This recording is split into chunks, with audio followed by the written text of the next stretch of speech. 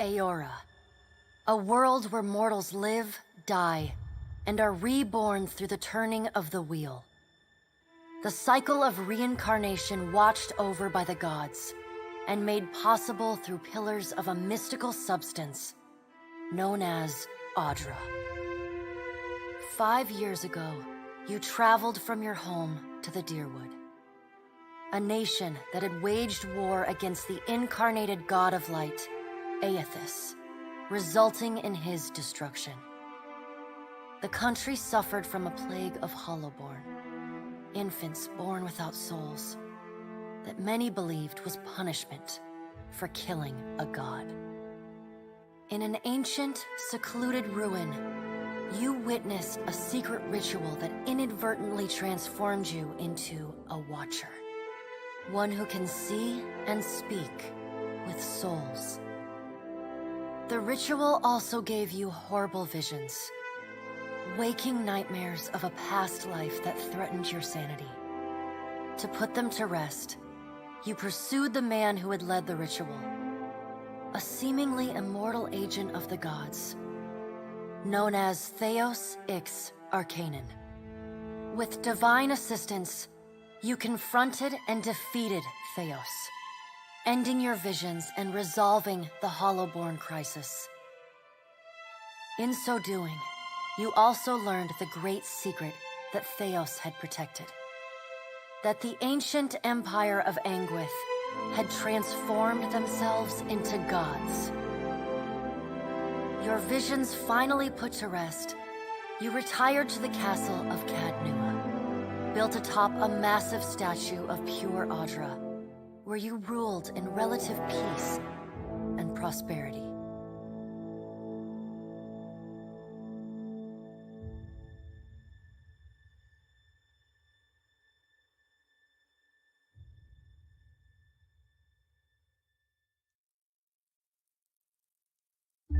Made a nice story. You fixing up that old keep? Lifting the curse? Must have told it 100 times. But something got to gnawing at me. Thinking the spirits there weren't really at rest. But maybe the gods weren't finished with us.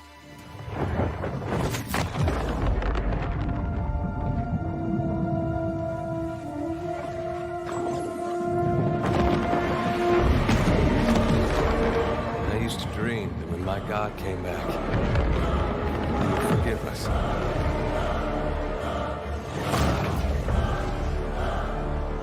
Last the trouble with dreams. Sooner or later, we all have to wake up.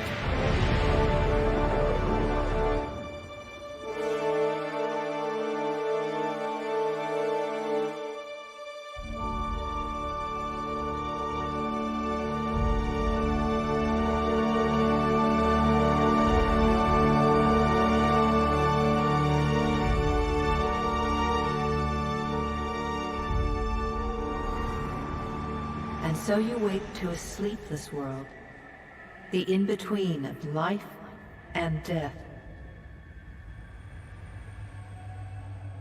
Follow your memories. You have been here before.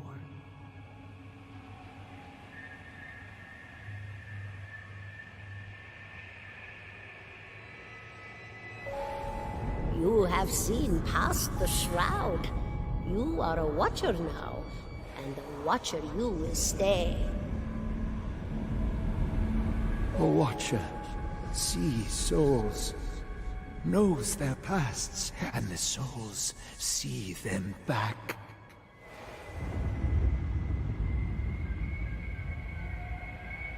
A dubious honor, inheriting a fortress both broken and cursed.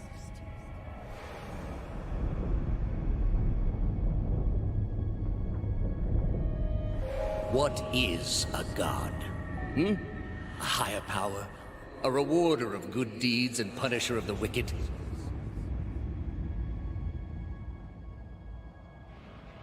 The gods aren't real, but something else entirely. Something created by people.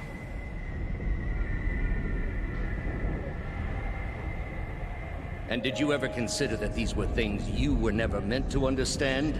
That their comprehension is beyond you?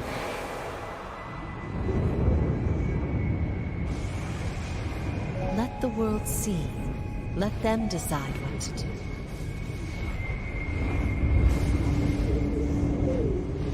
The wheel has turned again, Watcher.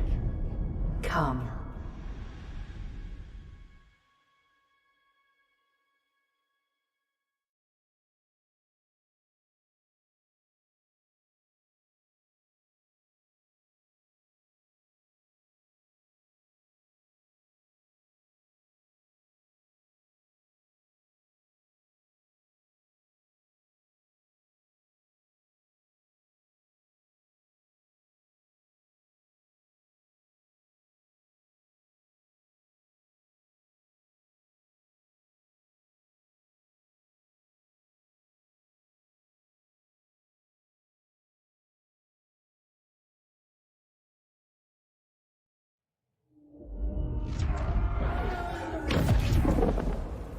An aged dwarf shares this strange floating platform with you. His face is creased by so many wrinkles that his features lie buried amid shadowy pockets of skin. Still, the dwarf's well-practiced habits have left telltale tracks of a welcoming rictus across his visage. You can see his smile coming before it blooms, reshaping the dwarf's face from a hanging sack of flesh into something resembling an oddly carved, merry gourd, replete with unhealthy bumps and discolored splotches.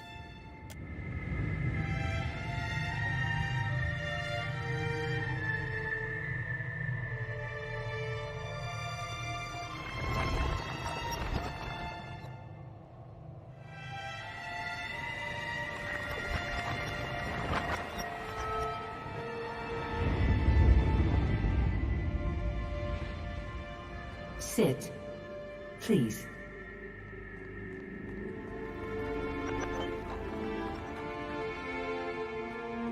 Thank you for joining us, Watcher of Cadnua.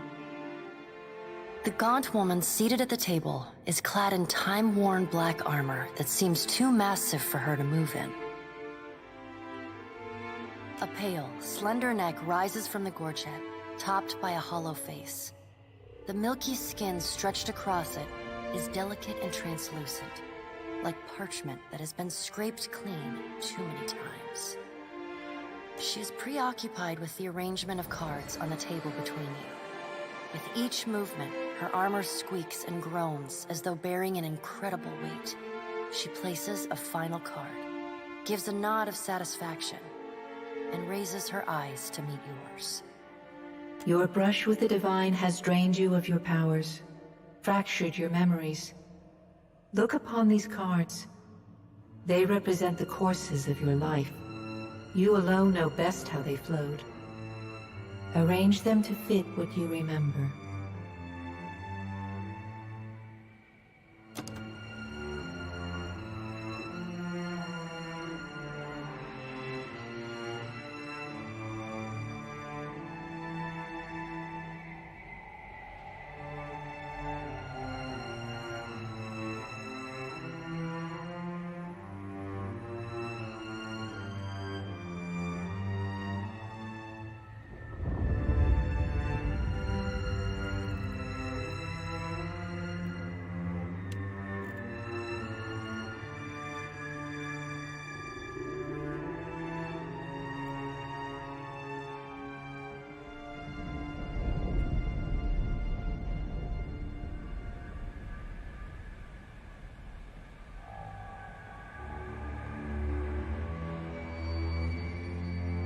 Does everything appear to be in order? Good. Welcome to the Beyond. I am Berath. One half, anyway. She points a finger in the direction of the dwarf who led you here. Though the movement is slight, her gauntlet squeaks like a rusty hinge. The dwarf's rictus returns as he nods in the woman's direction. Tell me, do you remember when we last met?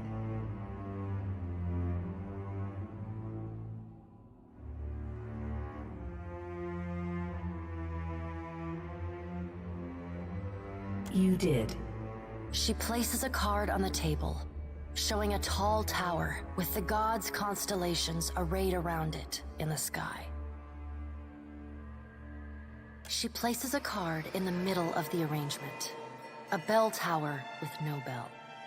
Her fingertips slowly drag away from the card, faintly creaking as they retreat across the table. You had need of the gods once before. Now it seems we have need of you. The being that occupied Odnua's statue beneath your castle was the dead god, Aothus. Of this we are certain. What we do not know is what his intentions are. Though Aothus stole a large fragment of your soul, you were strong enough to survive the onslaught and enter the in-between. You and he are still connected. He has chosen a body made of living Audra, perfused with the power of thousands of souls, including yours. It should be little difficulty for an experienced watcher to find him. No, but neither is your body truly alive. Your lungs draw breath, your heart pumps blood, but your flesh is as soulless as a hollowborn. That is, until I return you. She delicately places a card upright on the table. The art depicts souls flowing out of a pillar of Audra.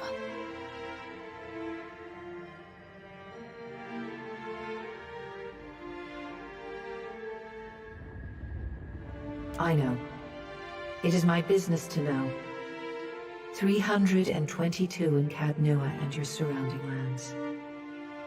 Their souls remain in Aothus still. You have the power to save them. Serve me and I will return you to your body. Or don't, and return to the wheel. Good. Before you return to Aora as my herald, you must remember who you were, the last whisper of life and death. For a moment, the sockets of her eyes darken, leaving the pits of a death's head gazing out at you. When you can picture your own face, the Beyond will lead you back to your own kind, to the world of mortals.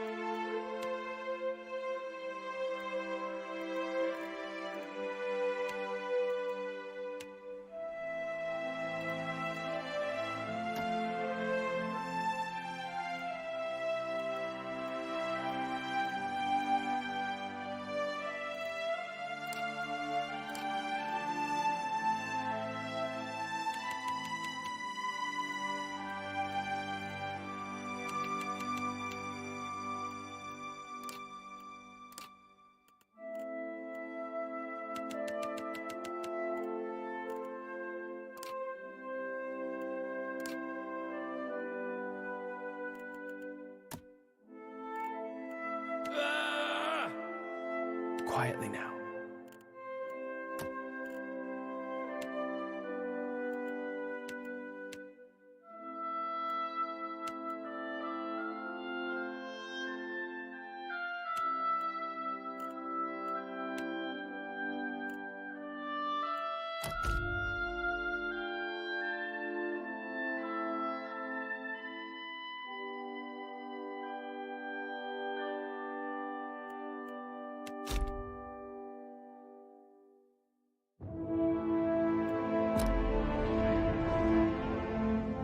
Go forth now, Watcher, as my herald.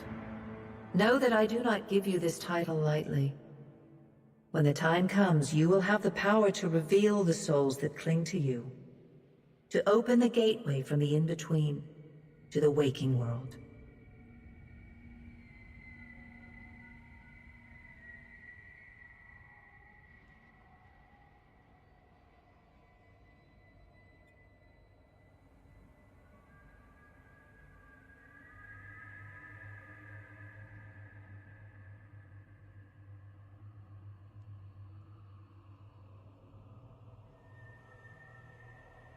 Find Aethys. Learn his plans. When I have cause to talk to you, I will summon you.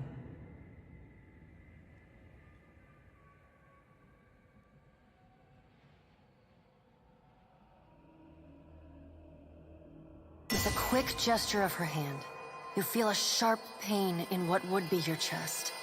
The pain continues, intruding deeper into your soul. Looking down, you see a small lump of darkness roiling within you. The darkness lingers there, but the pain abates and fades entirely within the span of a few seconds.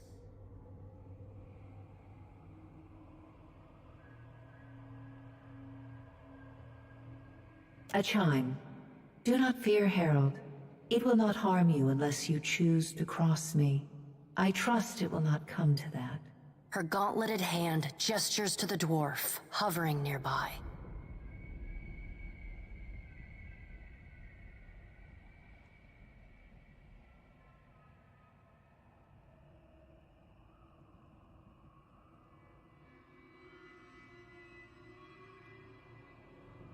The dwarf nods, contorts his face with his odd smile, and gestures to a new door.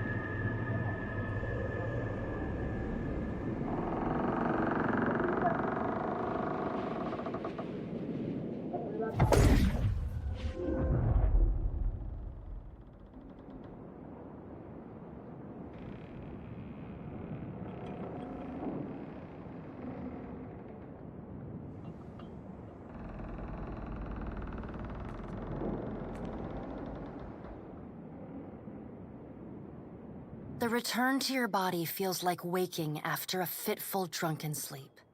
The rocking of the ship sends pain jolting through your limbs. Crashing waves hammer inside your skull. Adair watches over your body with a glazed look, taking long, even tokes from his pipe.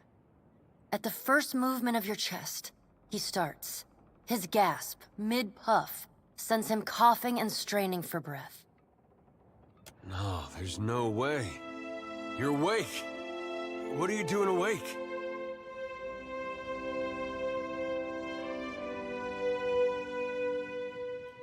How are you feeling?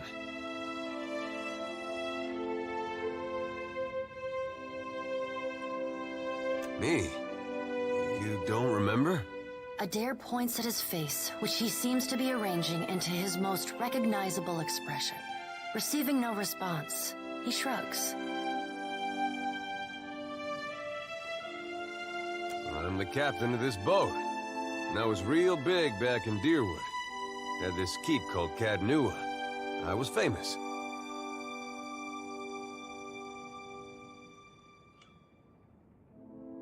And I was what you'd call a watcher. I'd go around talking to dead folks and creeping out just about everyone who saw. He holds up his hands with fingers curled to mimic claws. Yeah, don't worry, it'll all come back.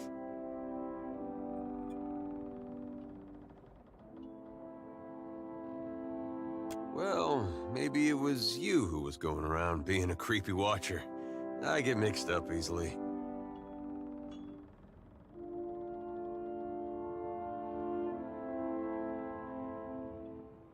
But that fortress was mine. I remember that. Anyway, you didn't answer my question. How you feeling? Alive's a big improvement.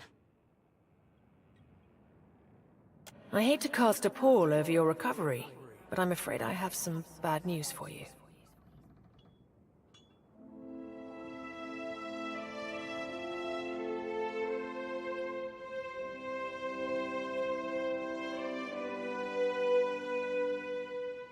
The voice echoes from inside the bust. The remains of the steward of Cadnua. Cadnua has been destroyed. Aethys possessed the statue of Maros Nua and rose from the ground, consuming the souls of all nearby.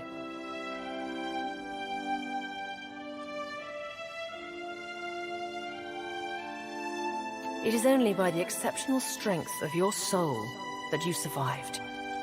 And even then, just barely.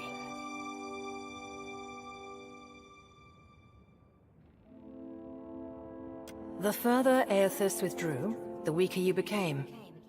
We chartered this ship and followed him to the Deadfire archipelago.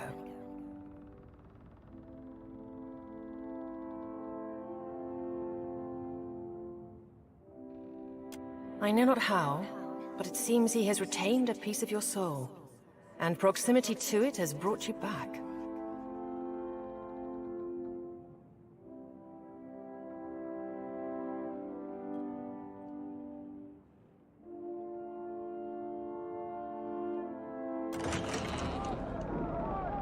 Misfortune's brewing topside. Wait. Magrans fires, the captain stirs. An older man with ale-sour breath rubs his bloodshot eyes and stares at you.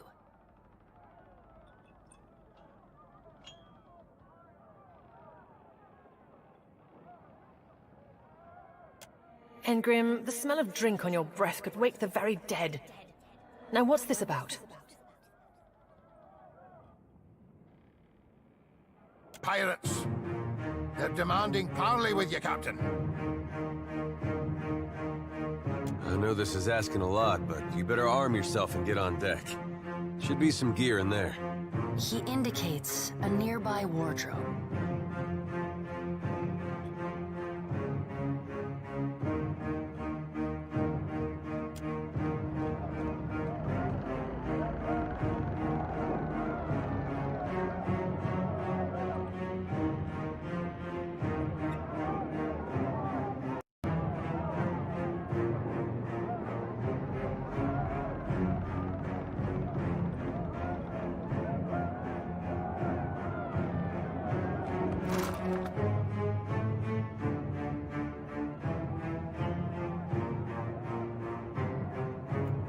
All right, now make some use of it.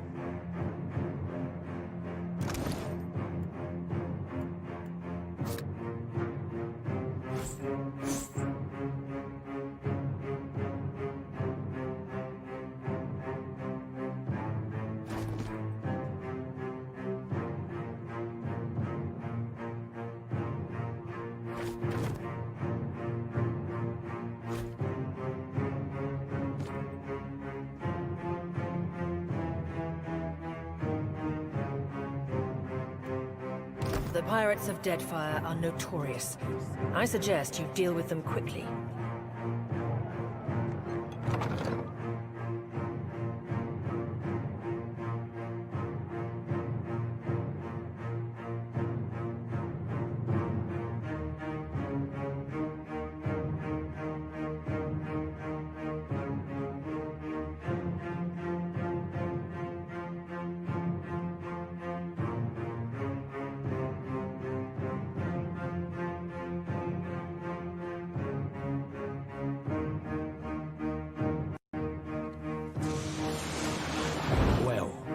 What have we here? A little sloop? Lost and alone in the storm?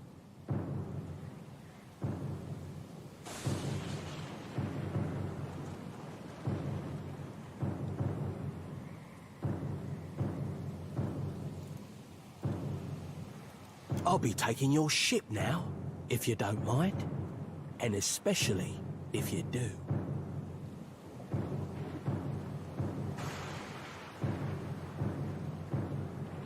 Well, at least he asked.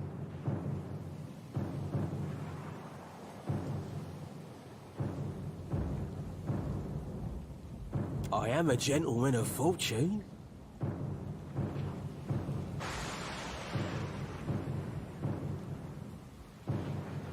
Give her up easy, and I'll see you get a swift death. It'll be bloody and agonizing, sure. But at least it'll be quick.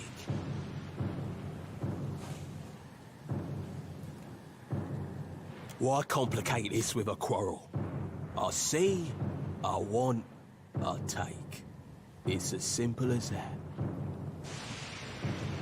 Now then, me and my mates will be helping ourselves to your ship. There's no need to see her sunk by the storms, or my culverins.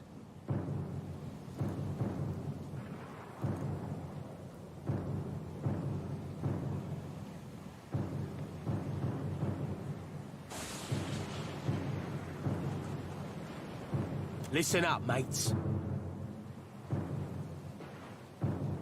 I'm off to spear me a bigger fish. One with sharper teeth like. I'm trusting you lot not to cock this up. Don't damage the sloop when you take it. Play with the crew if you'd like, but don't bring me any prisoners. None that are alive. You had bandwidth! After... Defend the ship!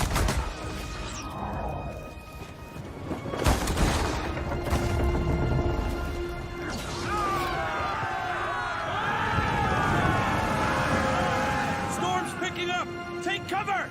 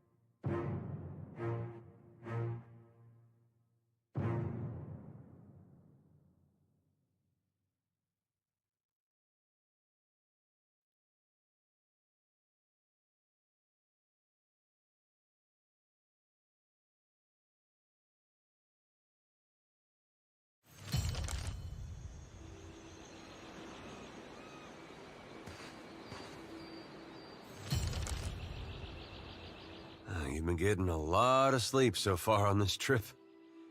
I'd have woke you, but you look so peaceful with your face in the sand.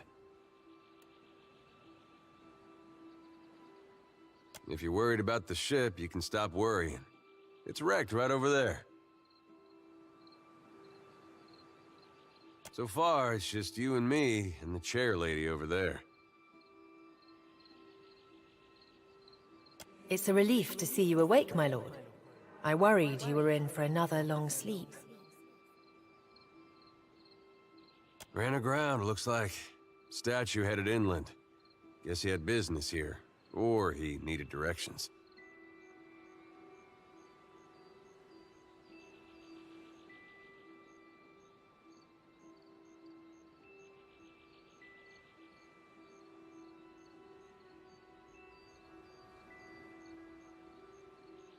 I do sense a few survivors close by. The rest... You could give them guidance, but they are beyond any other help.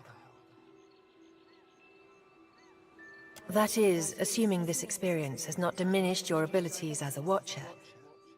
If you can see the souls of our dead and speak to them, it would be a great comfort. The view's better than I would have thought. We better go see if they're all right.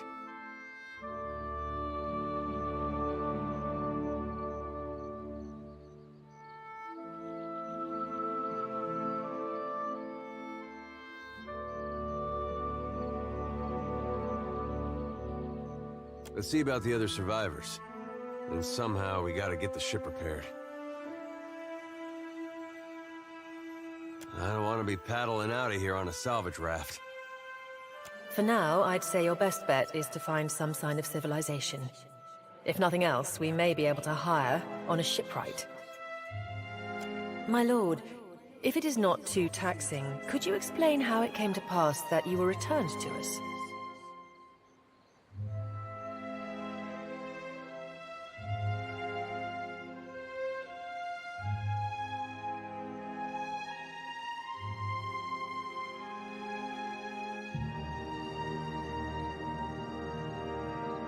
These gods. You make one deal with them to stop a madman, and the next thing you know, they're threatening your soul. That isn't much of a choice. But castle or no castle, you are still my lord, and I will aid you to the best of my ability. Well, I suppose we better get a move on.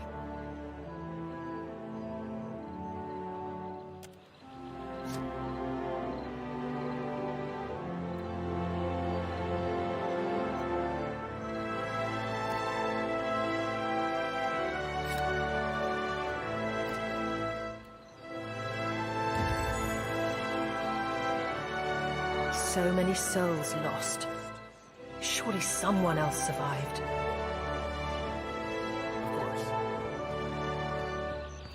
Help! Somebody!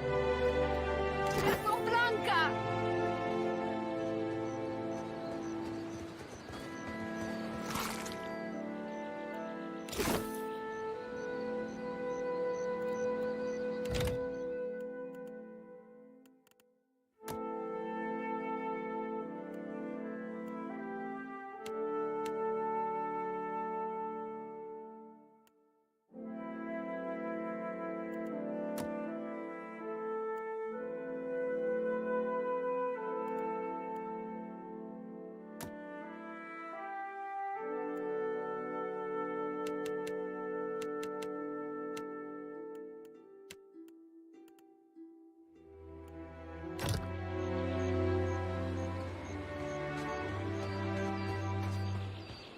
Hope the rest of those sodden bastards made it.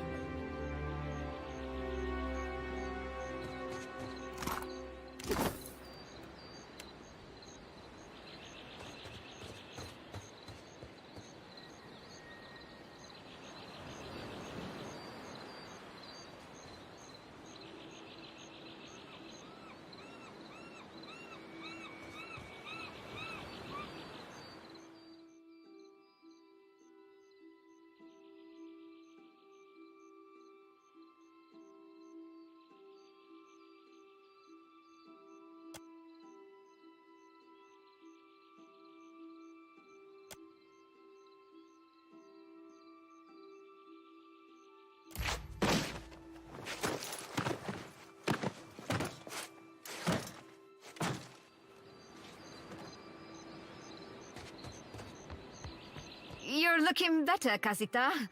That, or I'm worse off than I thought.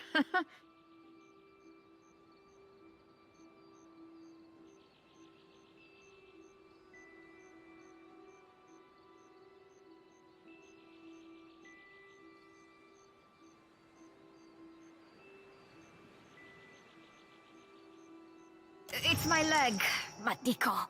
It hurts even worse than it looks.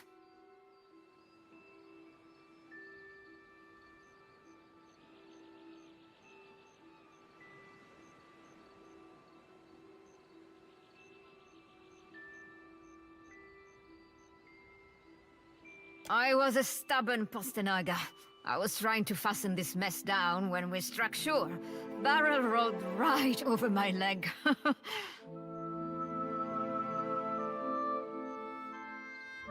Everything we've been through, and I'm nearly done in by a cask of rum.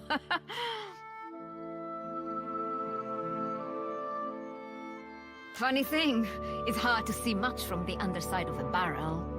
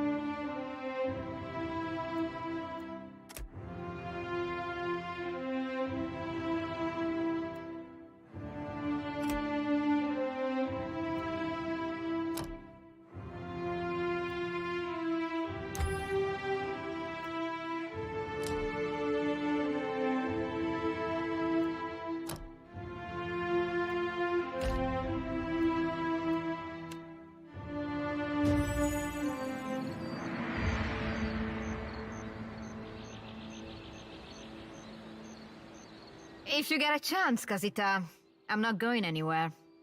It's my leg, Matico. It hurts even worse than it looks.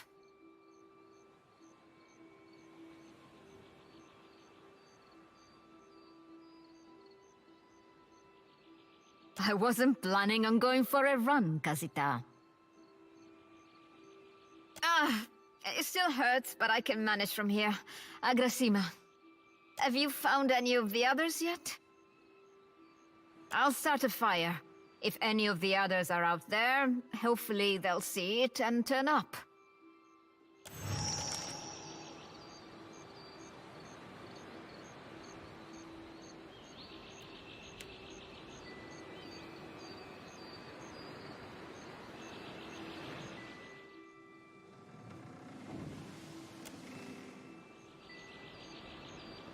Indeed. Of course.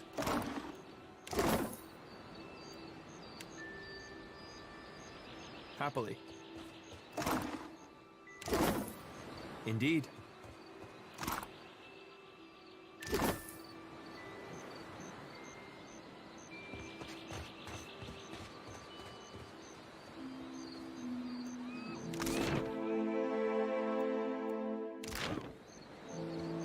Could be trouble. Sui? Sui? Beyond City.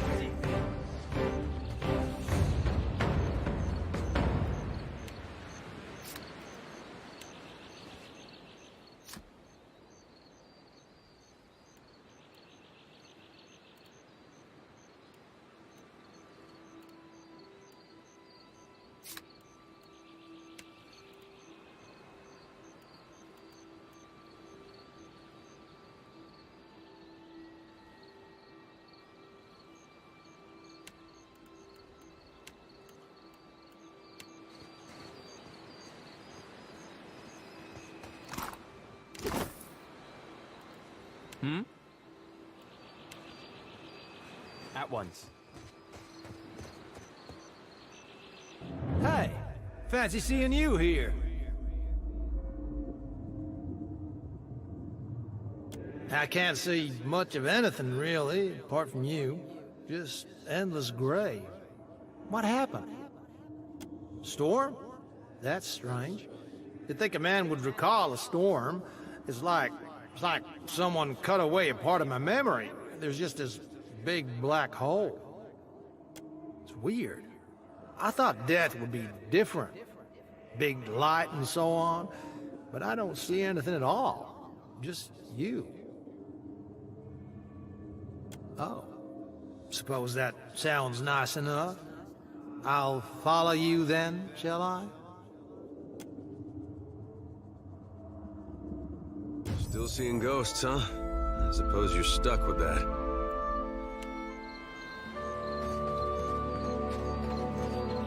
Watcher, over here. It is good to see you well, Watcher. I believe the boars were hoping for easy meat. The bosun, Beadle, is in that cave over there. Ran in after a boar. Stubborn old dwarf. I was able to calm one of the boars with a spell. For a time, at least. By the time I was through, I had lost sight of Beadle. I remained here, hoping he would return quickly. He has not. After we made landfall, you mean? I woke and Beadle was close by, swearing fit to bring Andra's wrath upon us a second time. We began to search for supplies. I came over this way in hopes of gathering some of that blood moss over there. I thought it might be of use. I imagine the boars had the same idea. I will make for the campfire. I must get this pistol cleaned if it's going to be of any use. Be careful.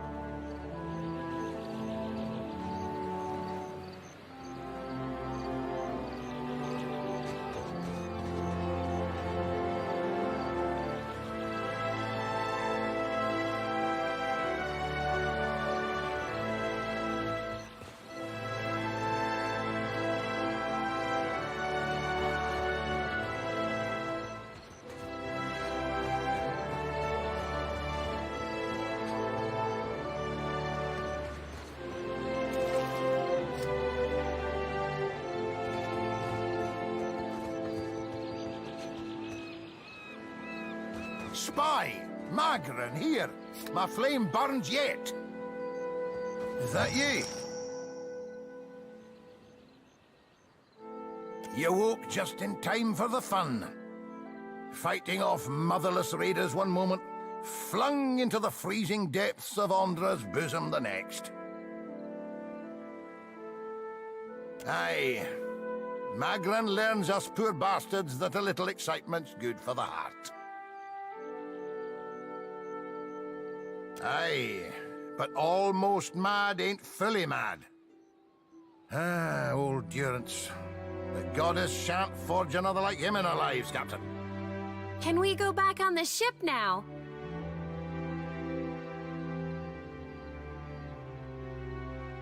That's unkind. You're the one decided to pluck this wean from the wilds of Aer Glanfith. Blame that stone steward of yours for bringing the furry maid along. Uncle Engram, you promised me ale. Later, sweetie. Uncle Engram's thirsty too.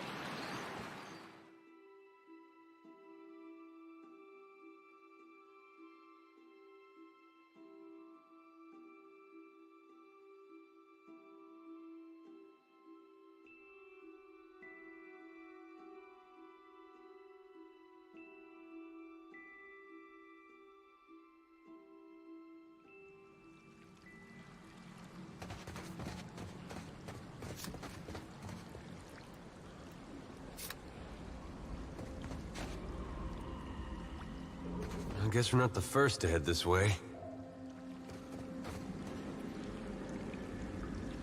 Of course.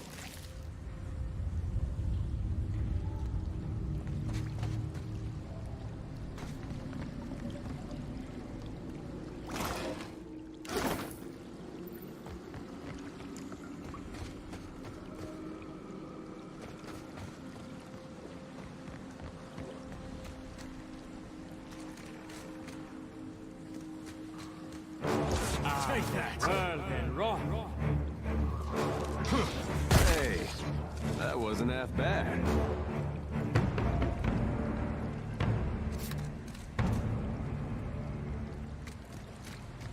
Could be a fight.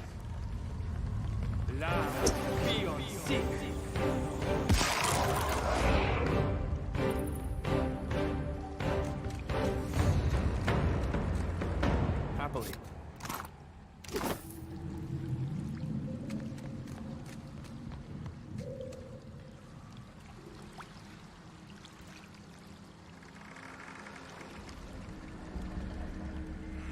Indeed.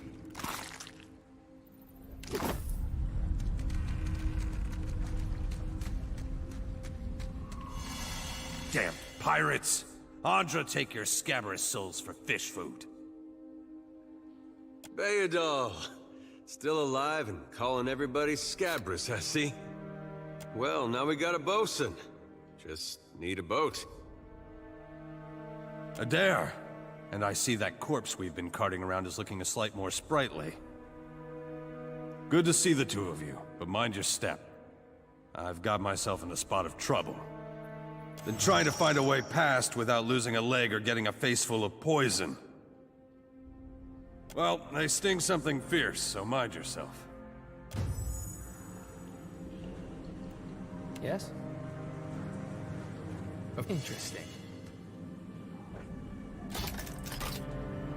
Happily. Indeed. Of course. Look there. Indeed. Happily.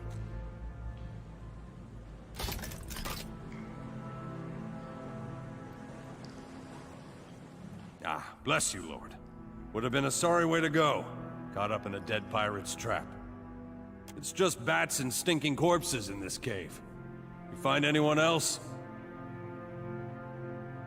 Then I'll head that way myself. See you on the beach, Captain.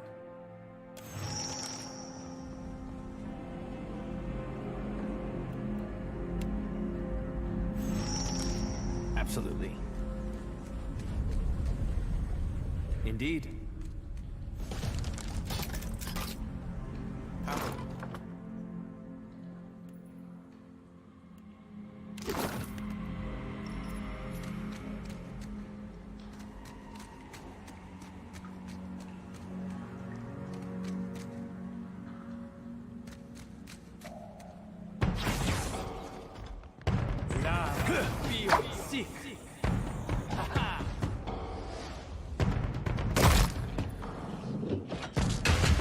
What's a metal killing machine doing out here by himself in a cave anyway? Collecting his thoughts?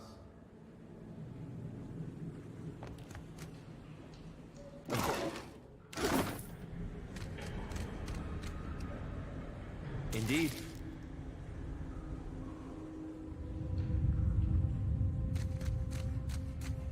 That R looks about as good. Well, that's gonna be hard to clean. Of course.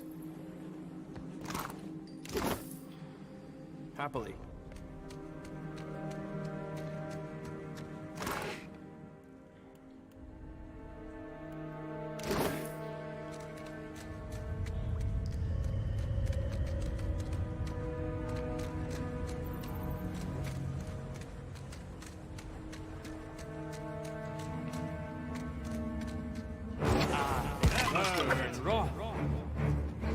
Hey, watch it.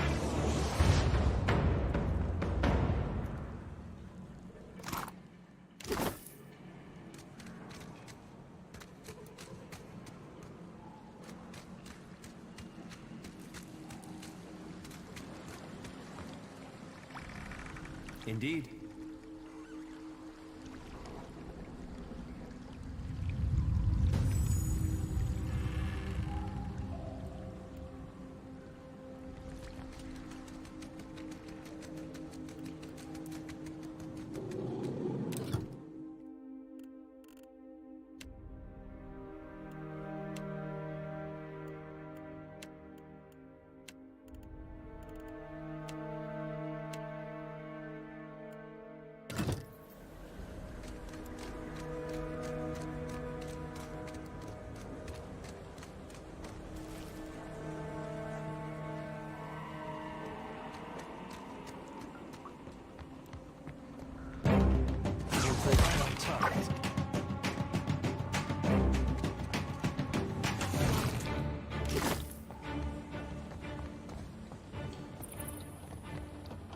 Of course.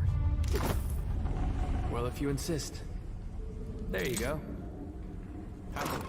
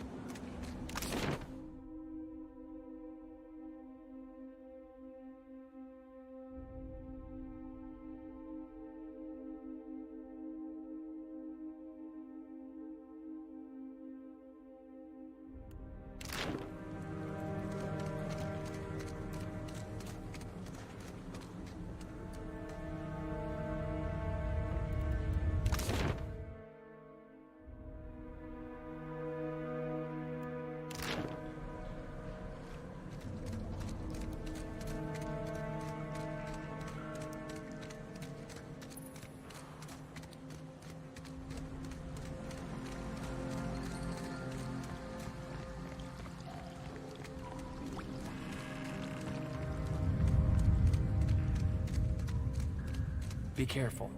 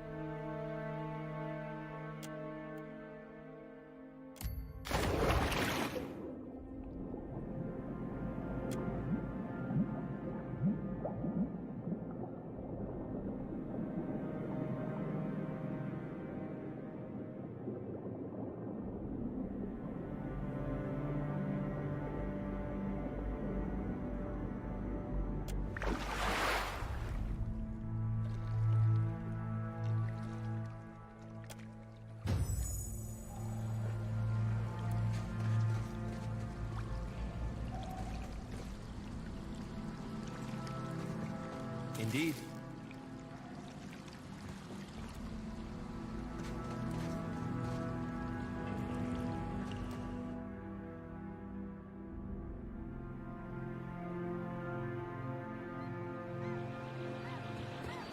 Told him not to bring that thing in there. Didn't like the look of it one bit. But no one daren't speak poor of his precious animancy tech.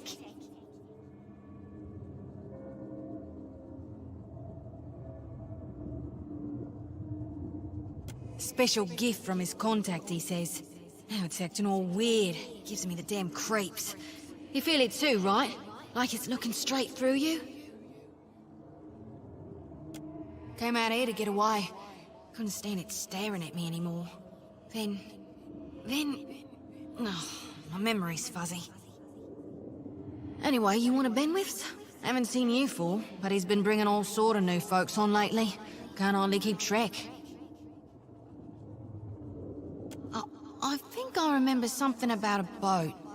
Yeah, and some screaming. Look, maybe we should stick together. Feels right, you know? Well, with you being the only other thing around and all. I can give you a hand with, spirity stuff. I tell you, mate, I'd take anything over this endless grey. Even Remagon's frosty ass crack.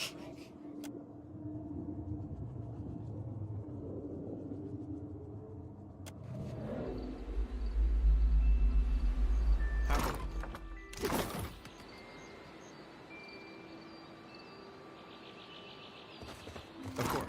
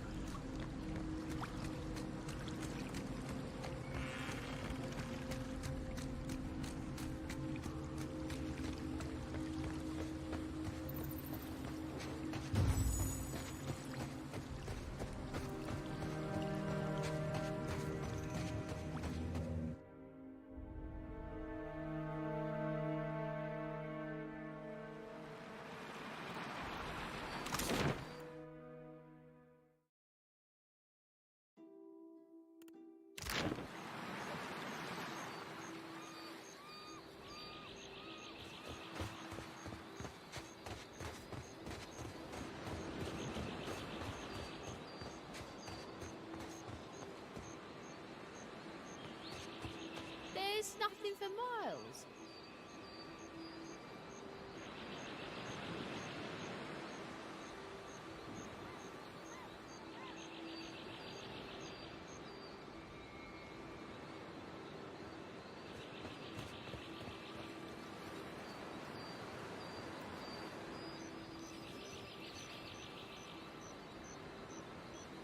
I'll boil up some water.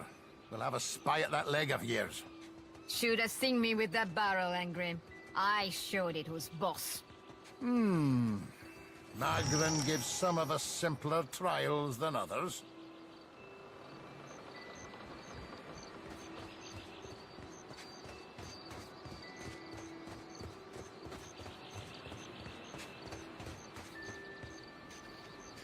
Indeed. The Yodel said you had to bail him out of trouble. Diverus? Was he crying? You can tell me. Oh, quiet! Good news, Captain. I found some supplies must have washed ashore. Even better. I've located some spirits. The mundane kind, I mean. Nothing that requires your talents, Watcher. Not a one. We've come away from this one limping, Captain. But we live to see the next battle through. It's just the lot of us now, Captain. You'd best head into town, see about supplies and repairs. I'll keep an eye on the ship. Kith live here. I ken that much. Means we're a sight better off than we could be. Of course, it's surely pirate territory. They've a number of bolt holes out this way. I'd nae be surprised if that cave up north is one of them. Could be they lie in wait for us even as we speak.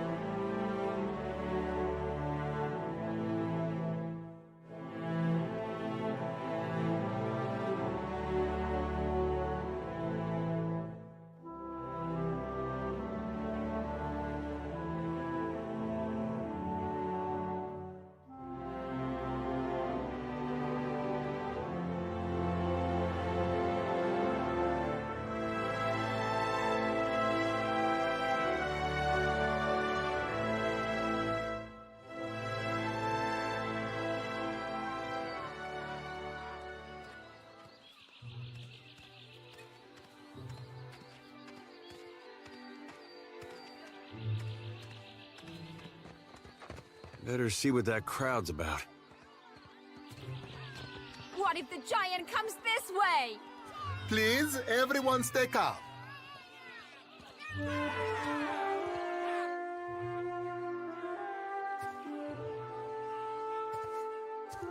Please, everyone remain calm. I assure you I will do everything in my power to get you the answers you need. Our friends among the Huana have offered you hospitality and safety from the storms. Yes, I think we are all keenly aware of the debt of gratitude we owe to the... I have personally seen to the safety of your homes. Now you will do the same for our families. What about our families? What about the ships? How are we supposed to feed ourselves? If everyone would... It's one of the pirates.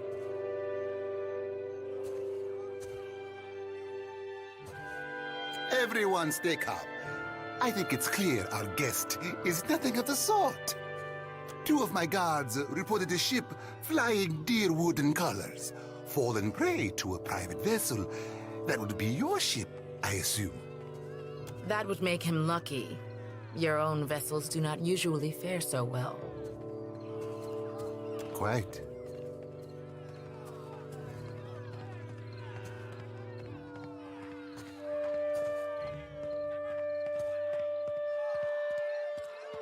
Percamblanca, everyone, forgive me. I believe this matter requires my attention. You have my word that I will keep you apprised of any changes. Especially you, Mr. Ikawa. Do not flatter me with Valian titles. You are distracted with your newcomer and wish me gone. But I will not go far, Governor Clario. Grande. As for you, stranger, let us speak at my estate. We'll discuss your predicament.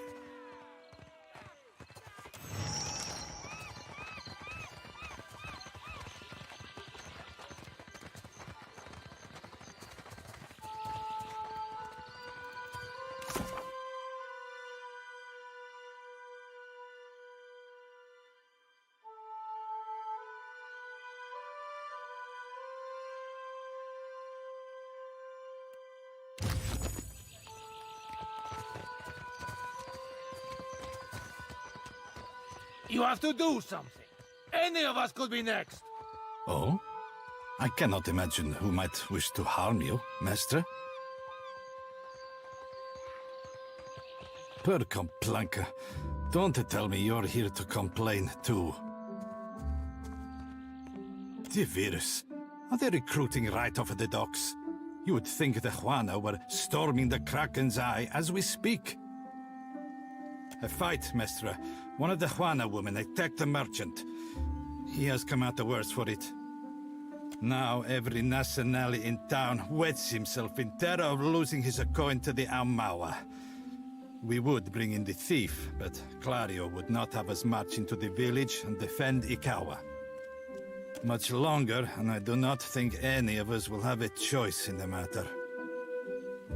If you wanted the details of it, speak to Rinko himself. He will delight in telling you the tale.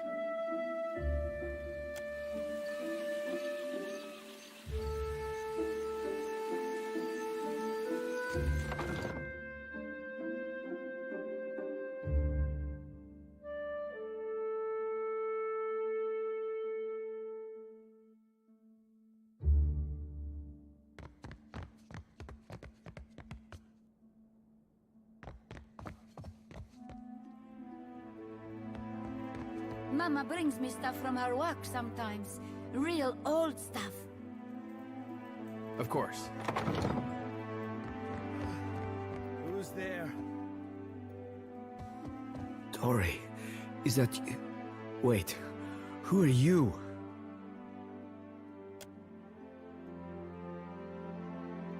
I know exactly how he feels. And I beat up a lot of folks just the same way. Come to laugh? Madiko, this would not have stood in Ozia.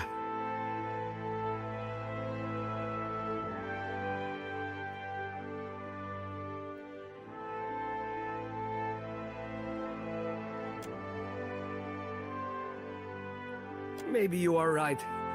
So you are visiting. What do you want? These Juana. They are an unreasonable people. I was enjoying a night of cards when one of them attacked me, out of nowhere. I had not spoken a word to her, the mad devil. Look what she did to me, my ear. When the fighting is over, she takes my coin purse and strides away, bold as anything.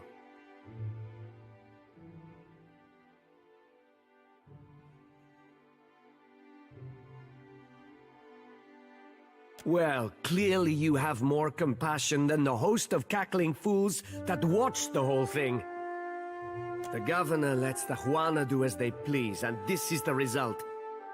I should be out there, helping to find our people.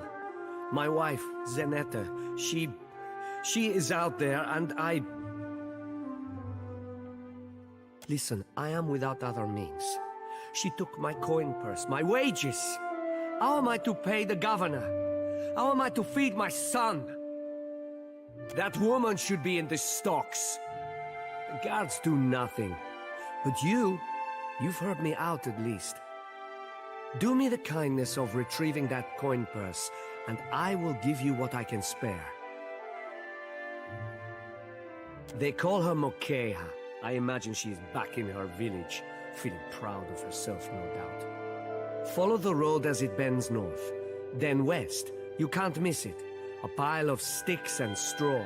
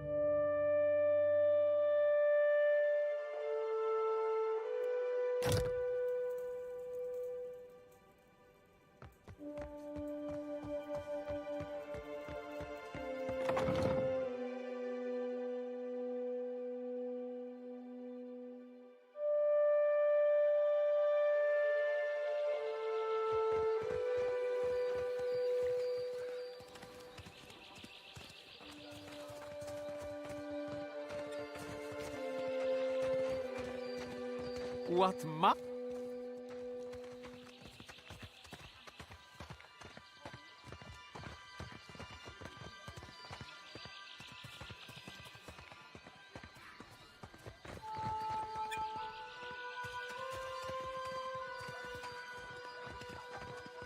Here you find civilization, amigo.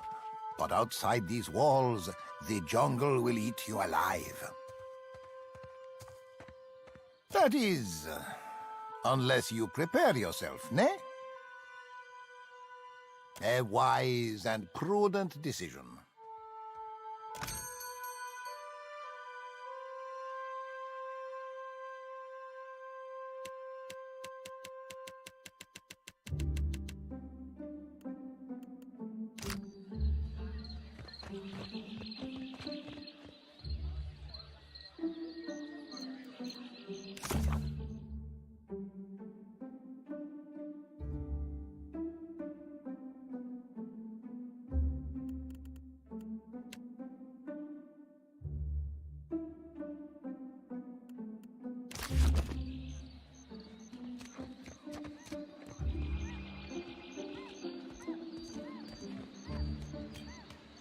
Fresh fish!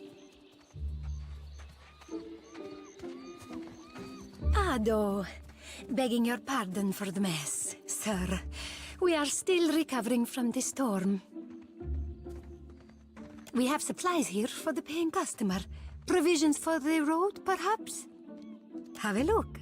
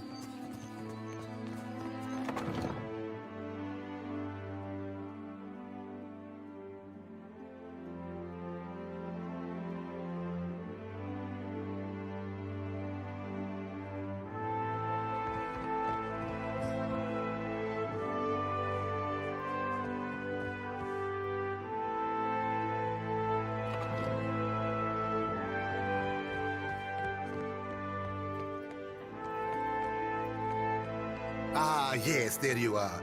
As governor and under the auspices of the Valiant Trading Company, please allow me to officially welcome you to Port March. Apologies for that little drama outside. These are confusing times, and people often react poorly to uncertainty.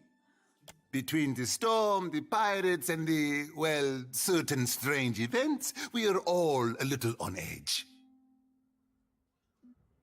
A few, well, quite a few people here in Port Marge claim to have seen a giant of some kind during the storm. I would call it a flight of fancy, but unless something has tainted every well in the region, I do not think it can be ignored. But then, the Deadfire is a land full of such things. You must have heard the stories.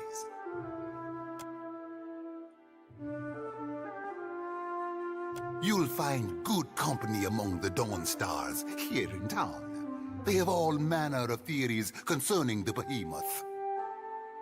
Now, to the matter of your ship. You're stranded, are you? It was a rough landing by all reports.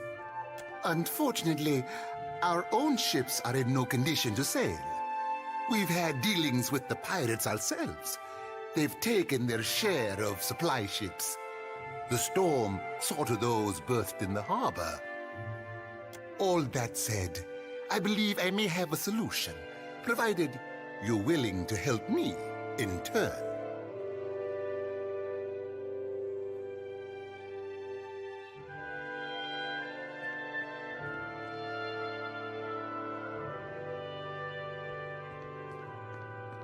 Indeed, which means I can spare you, whereas I cannot spare the guards. I have the guards on the lookout for pirate vessels looking to take advantage of whatever damage the storm caused. We've cannons enough to see them off, but I need every man ready to use them. There is a site of some considerable value elsewhere on the island. A value to the trading company, you understand. In point of fact, it's the very reason any of us are here. You're familiar with the luminous Adra trade?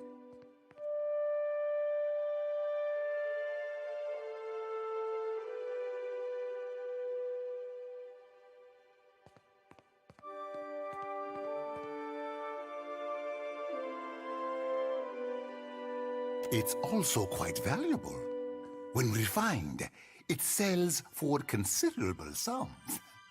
The trading company has invested a lot of time and money into locating sites suitable for mining and processing. How indeed? That, I'm afraid, will remain a trade secret. We, and I hope you understand that these matters require some discretion, have one such outpost on the other side of the island. A successful venture, up until very recently. We sought to improve the refinement process. To that end, we hired some of the brightest minds in the field of animancy and brought them out here to lend their expertise. And then one evening, a storm rolls in out of nowhere, and my scouts begin to report that a giant has marched its way across the island towards my dig site. What am I to make of that? We haven't heard from Mestre Odorisi since, nor any of his assistants, or the workers. I must know what has happened. If Odorisi, if his work is lost, then everything that we have worked for is at risk. Which is where you come in. You need a ship, I need information.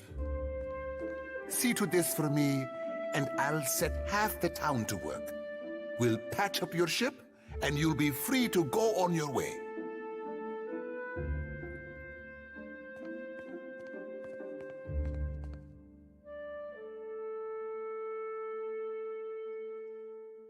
Why, take his report on the situation and remind him that he's under certain contractual obligations.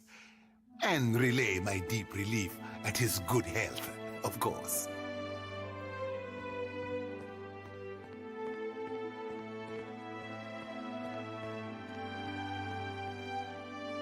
Galard. Then we are agreed. I will assign men to keep watch over your ship. You will find the dig site on the eastern side of the island. I'll mark it on your map here. One more thing. If you should recover Odoris's notes, know that they would be of great value to me.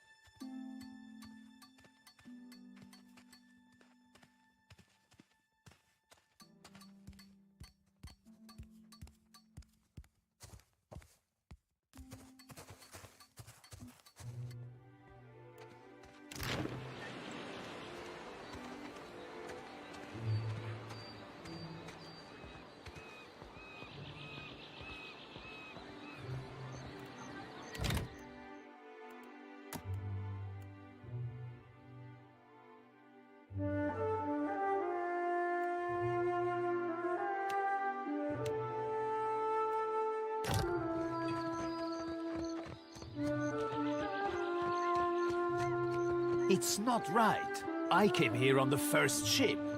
Why does an islander get paid the same as I? They're big.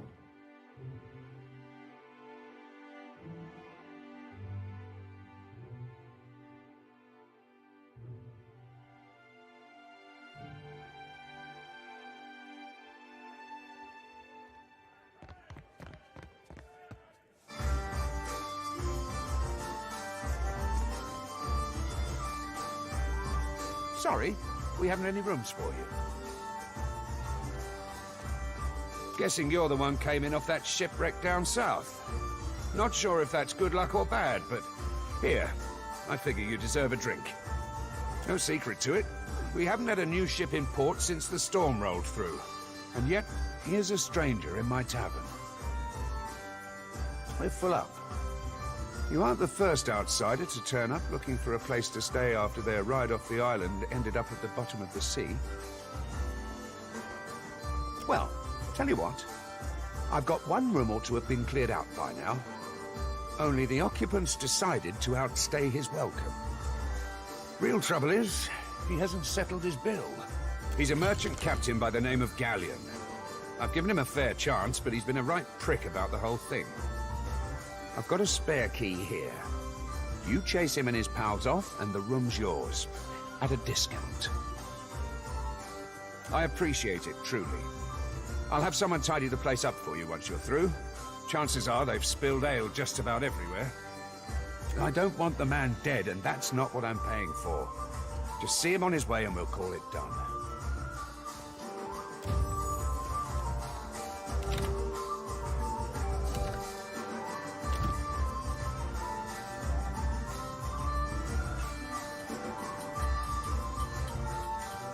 Crew's getting antsy.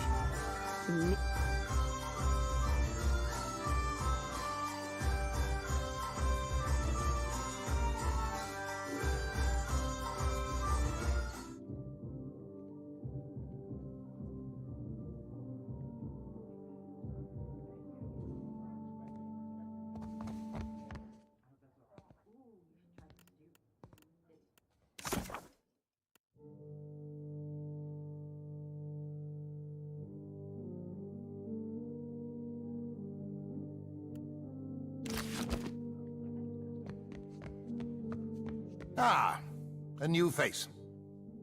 You've heard, of course, that Norgund remains the most reliable and discreet supplier of mostly legitimate wares.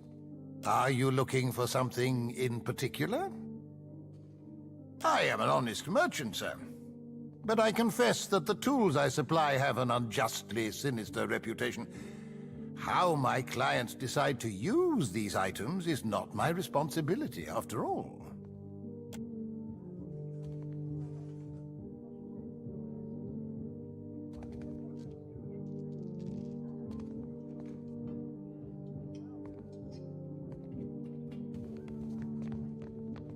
How does it work? You inhale. It isn't complicated.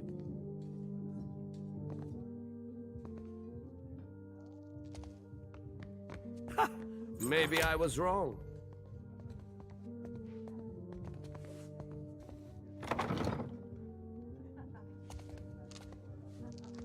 Don't remember ordering more drinks.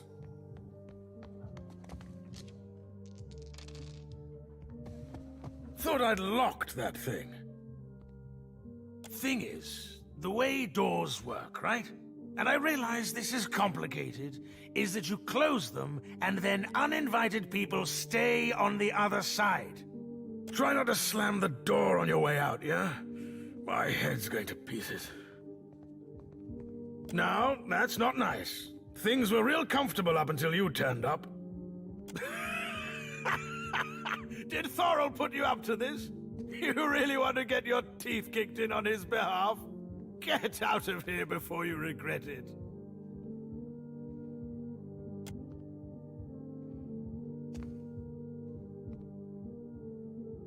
All right. Just keep your boots on. We're leaving. Thorol wants us out on the streets so bad, so be it. You serious, Galleon? Where are we supposed to go?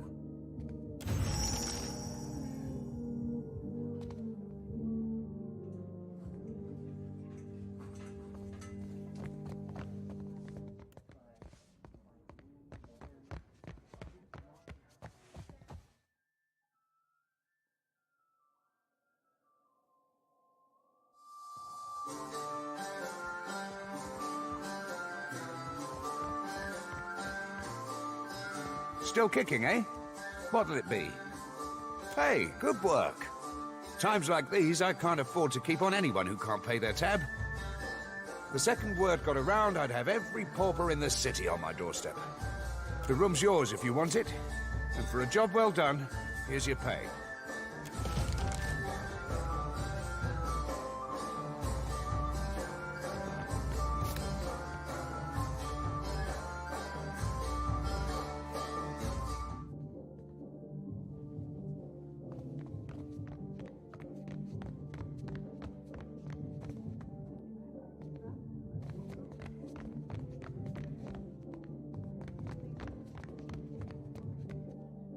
Indeed.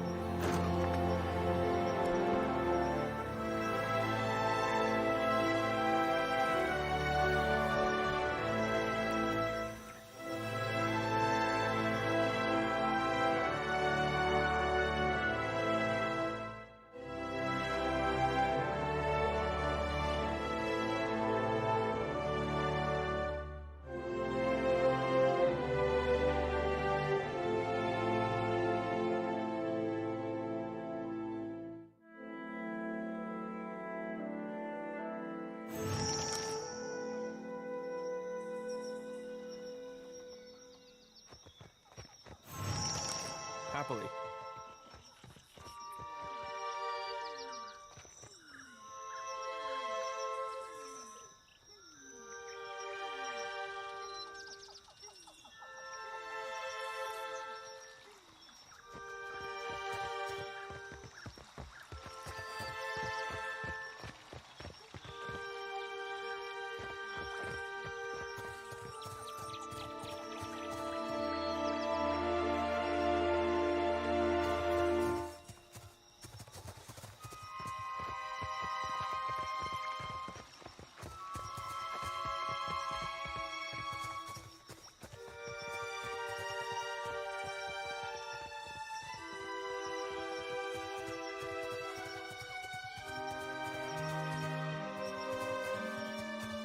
Of course.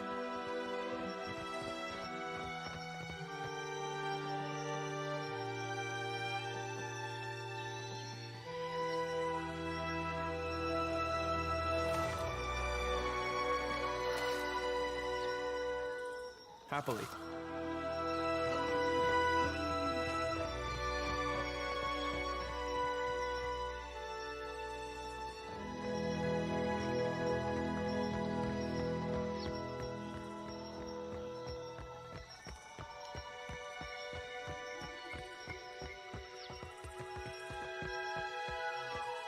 Of course.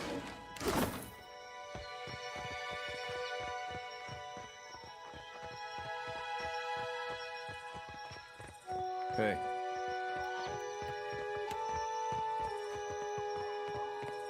Well, don't see why not.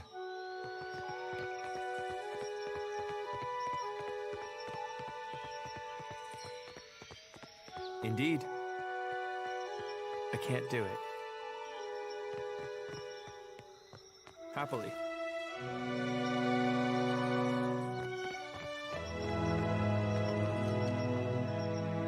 Indeed.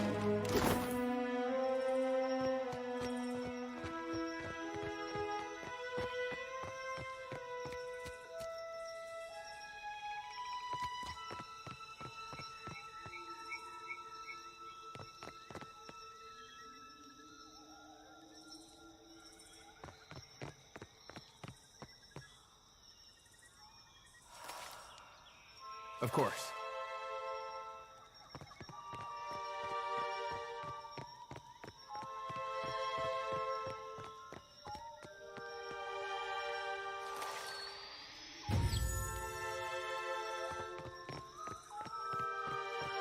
Indeed.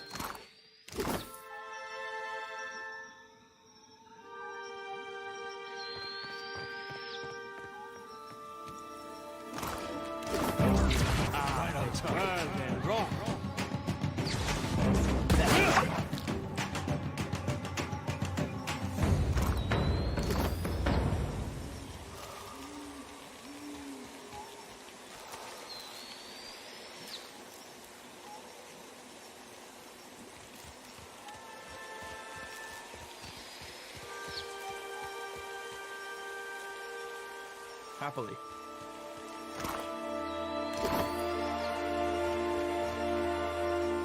Indeed.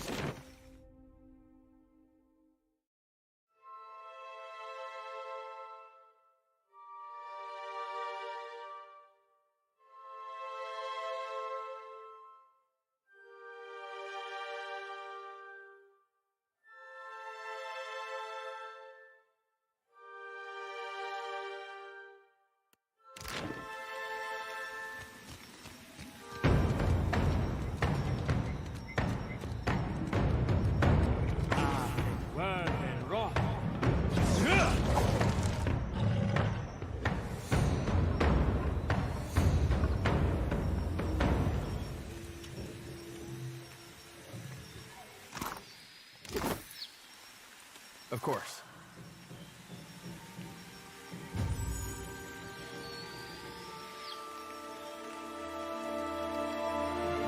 Indeed.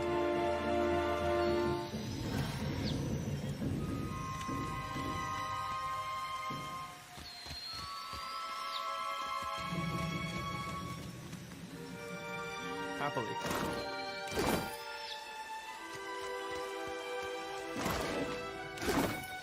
Of course.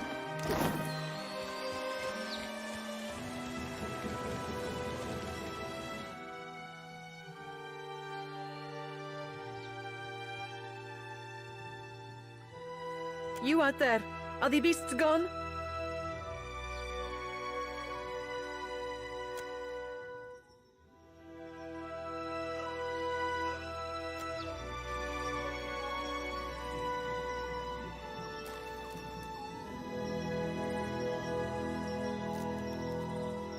Perfetto! We are saved! Governor Clario must have sent you to rescue us, no? But you do not look like one of his guards.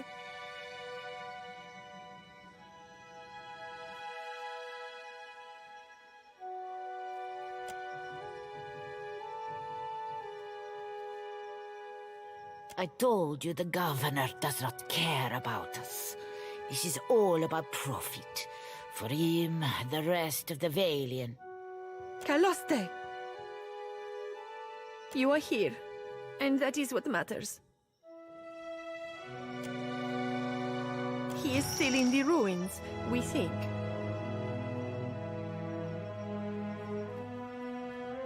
We were taking measurements of the luminous Adra when something strange began happening.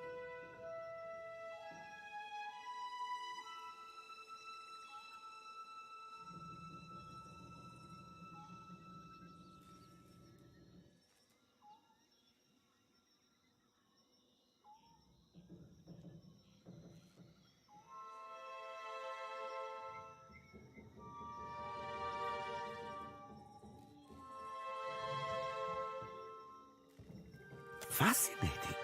The pillar started to dim, the ground shook, and our instruments showed unusual variations.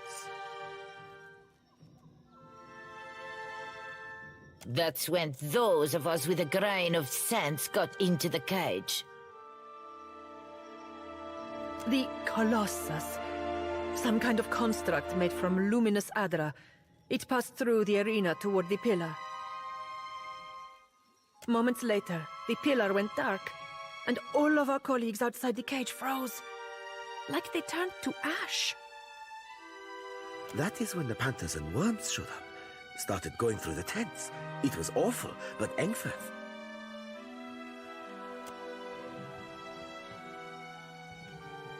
Some of our people are still missing in the ruins, including Oderisi, our lead researcher. It is possible he managed to hide. Most of the ruins are that way, through the door next to the ramp. If you're going below, you should take Engfirth with you. Hey, he looks just like...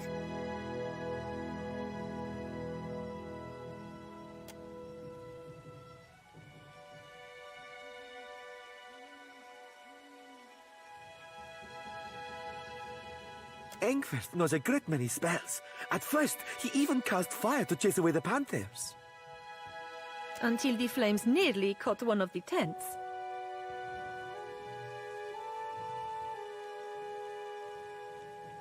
We then decided it would be better to preserve our remaining supplies, in case we ever got out. I do not expect the ruins will be any safer. Many of our people remained behind, which has surely attracted more wildlife. It would be prudent to take help, as long as Engfirth is willing to go. I would be happy to assist. I don't think that's really... He has only been with us a few weeks.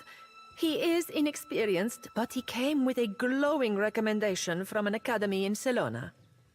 That is surely a generous overstatement. Surely we don't have time for A pupil of unnatural talent is the phrase I recall. It seems he was loved and regarded by almost all his instructors, though misunderstood, I gathered, by his fellow students. I cannot imagine why. Really, this helpful stranger surely has more important things to worry about.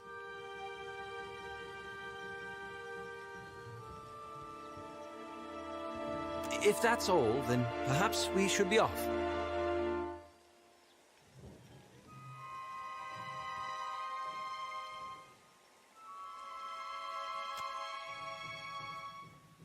Be careful, amico.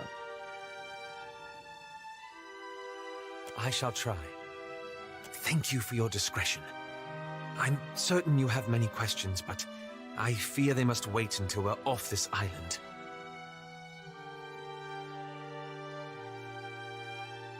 Indeed.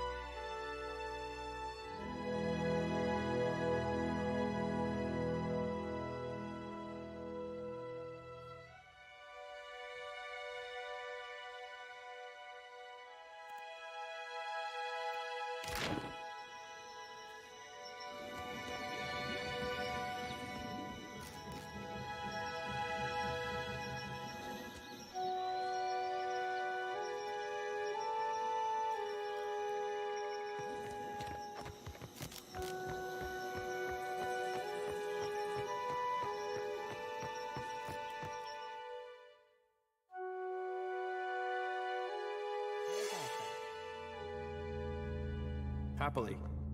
Interesting. Look there. Hey, that wasn't that bad. Hey, I'm sorry you won't.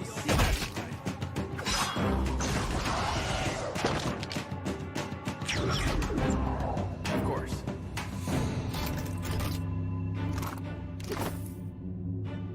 Indeed.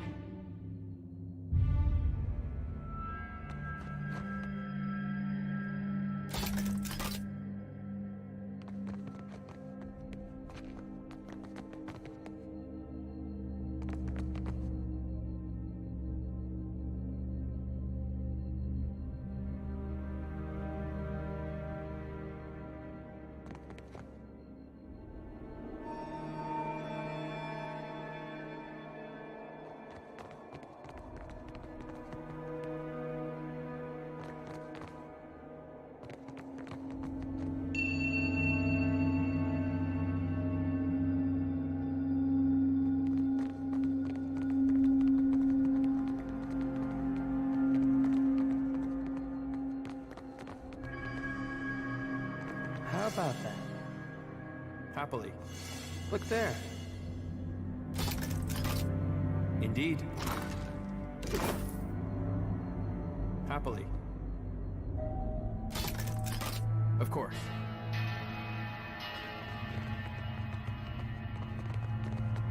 I may have broken something.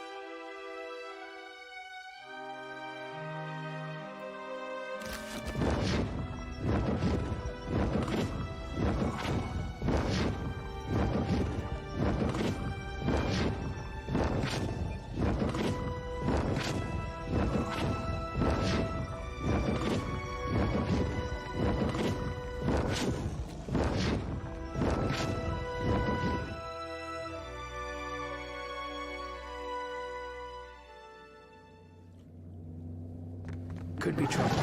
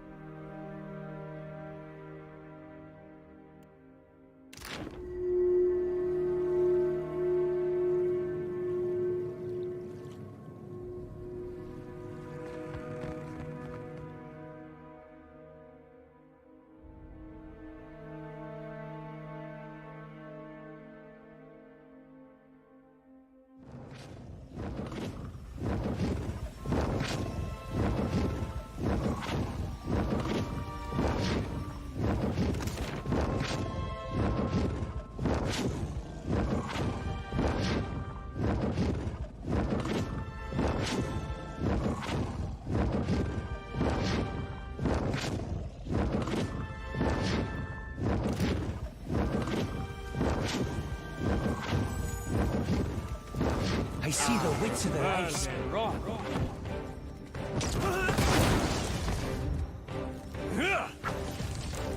Lava beyond sea.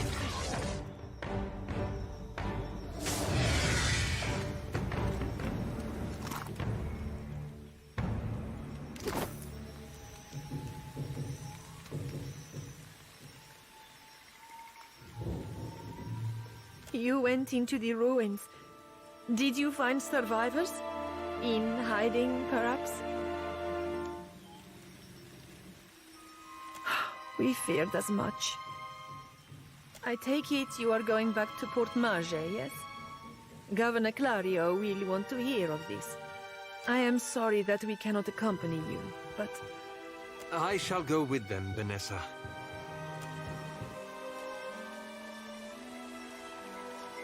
After all, the jungle can be perilous, and the beasts that were here could not have gone far.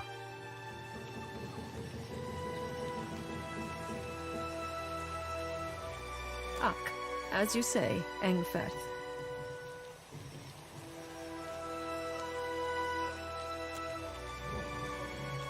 Be careful, I'm Nico. I shall try. Thank you for your discretion. I'm certain you have many questions, but I fear they must wait until we're off this island. Indeed.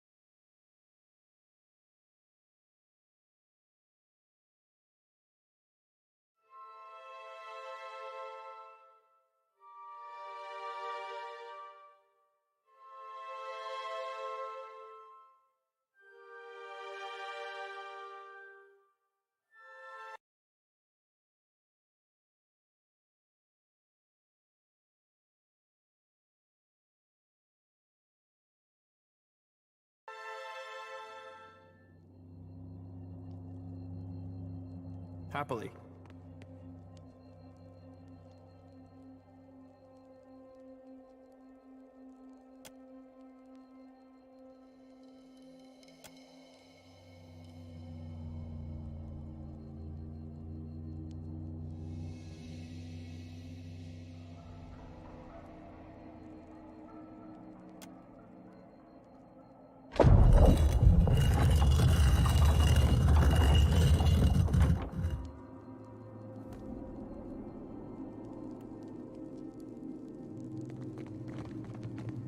Poor fools.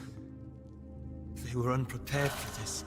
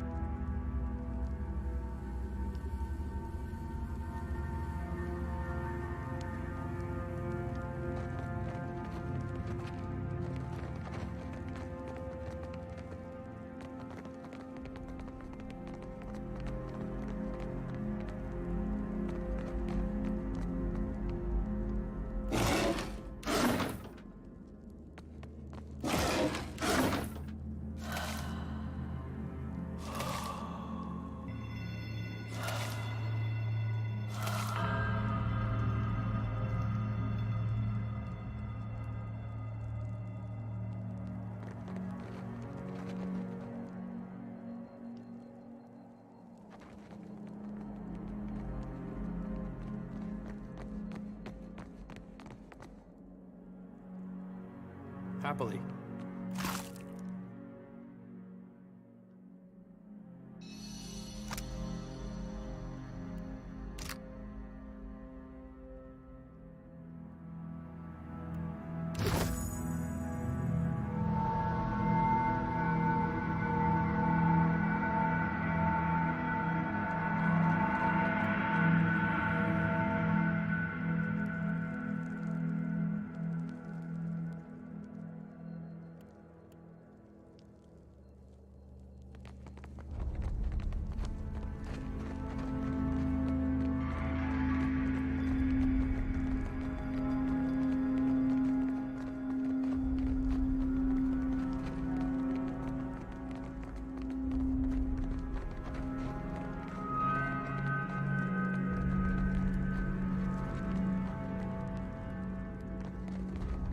I see the whits of their eyes. That must have hurt.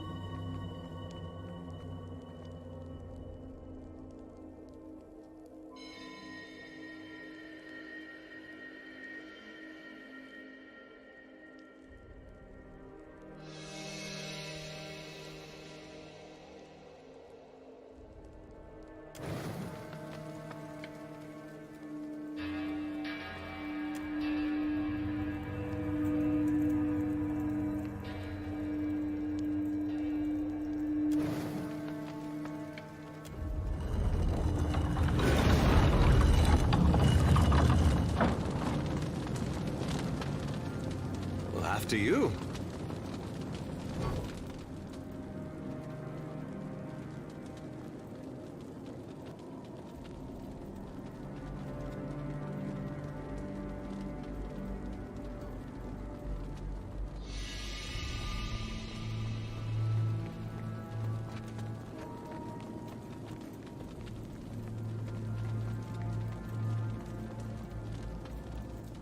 What can I do?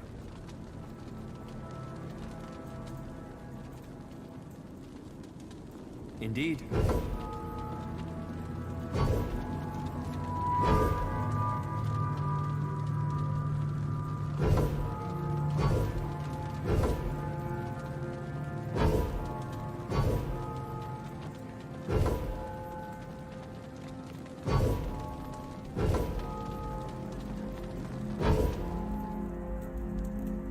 At once.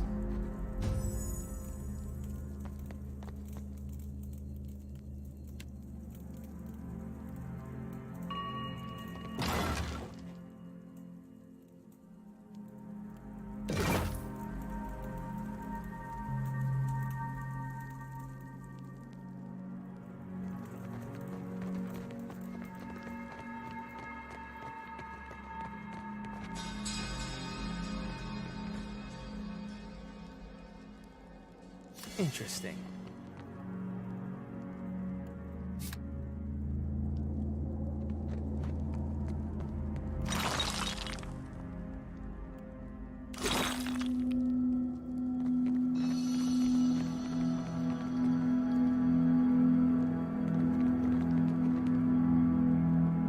Be careful. That must have hurt.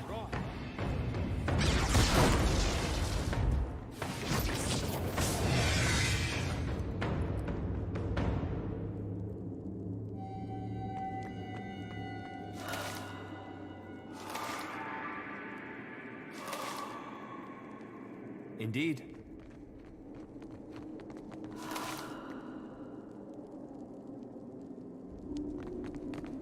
Someone's up ahead. Well then, run.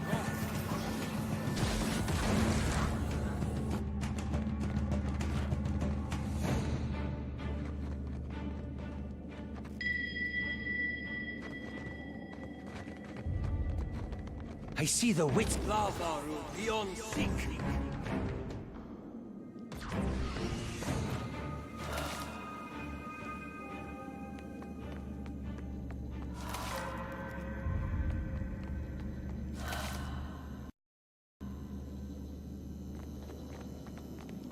Looks like trouble. Take that and run.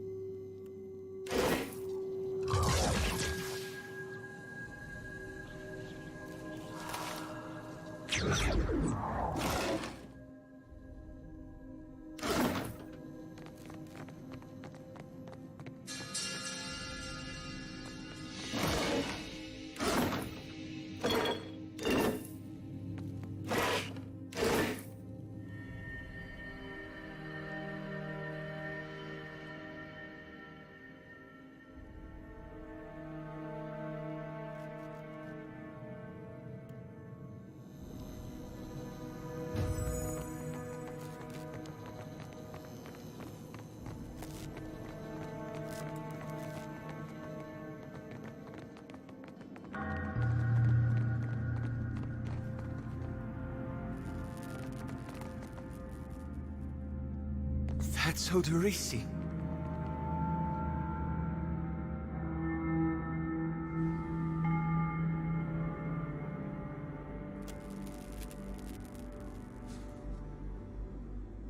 Odorisi was always a bit obsessive, but he was a good enough fellow. I hope this was quick, whatever it was.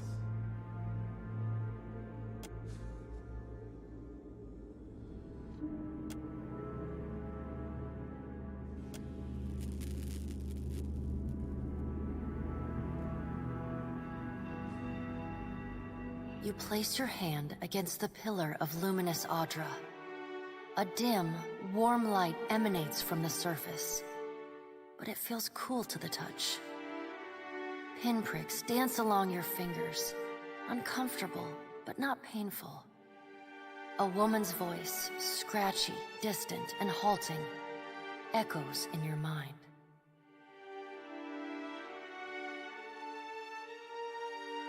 Find your soul in him. You concentrate, peering into the Audra's energy as you would peer into a soul. Its inner light is blinding, but as you become accustomed to it, you perceive the core of the Audra itself, a churning mass of millions of soul fragments. With a jolt, the energy reaches out to you. The Anguithan ruin fragments around you, breaking into incoherent shapes and dissolving to dust, falling into an infinite well of dark gray vapor. Even the ground itself disintegrates into nothingness. All that remains is the murky expanse of the in-between. The Audra Pillar, and a skein of golden threads rooted in the pillar that extend far off into the distance. You focus on the threads. You catch glimpses of memories, your memories, mingled among the memories of thousands of other captive souls. The filaments begin to cohere, rapidly twining into a golden cord. With a muffled crack, the cord ripples outward in a violent wave toward the endless distance. The cord undulates over a space so vast that you lose sight of the wave before it finds its end. Then, a heavy creaking, like the sound of mountains shearing under their own weight, washes through the dull gloom of the in-between. A violent force yanks you along the cord at an incredible speed. The murk of the in-between warps erratically, as though you are observing it through an ill-ground lens. Just as quickly as you were pulled forward, you stop, suspended below a massive figure of ancient carved Audra.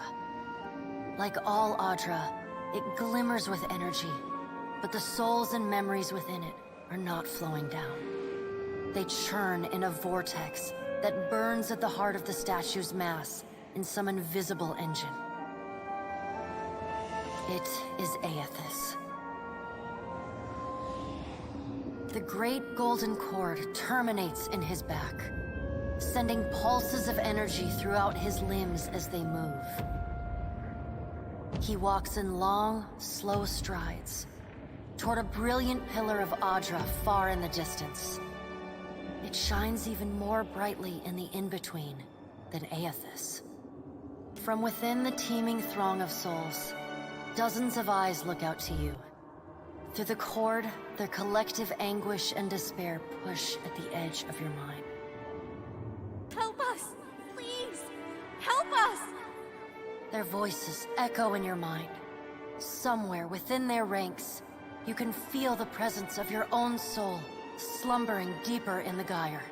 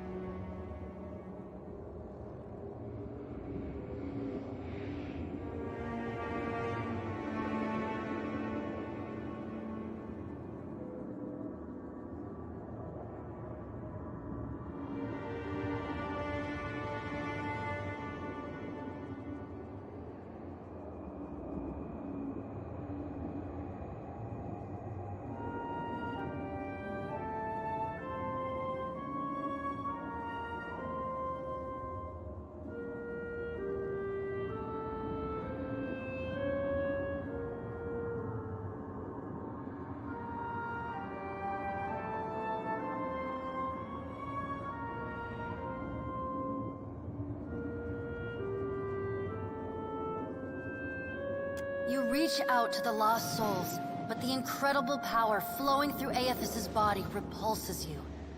Not even your Watcher powers can penetrate the massive tides of energy crashing through him.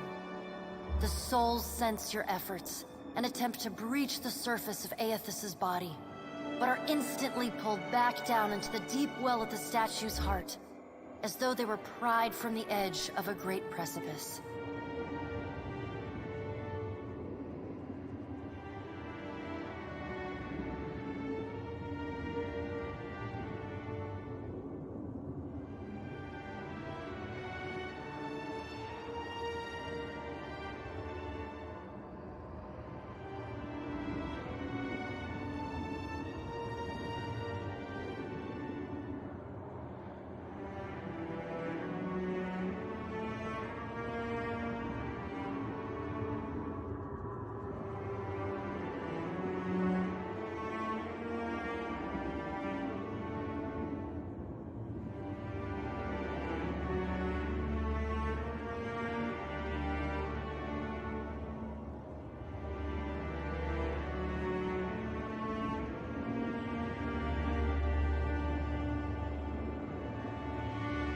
Aethys's stride slows and stops. His head slowly pivots until its great burning eyes are cast back along the cord. As his gaze meets yours, you feel an overwhelming rush of incredible joy mingled with profound sadness. You have sensed similar anguish in lost souls, but never with this intensity. A soothing voice drifts into your mind.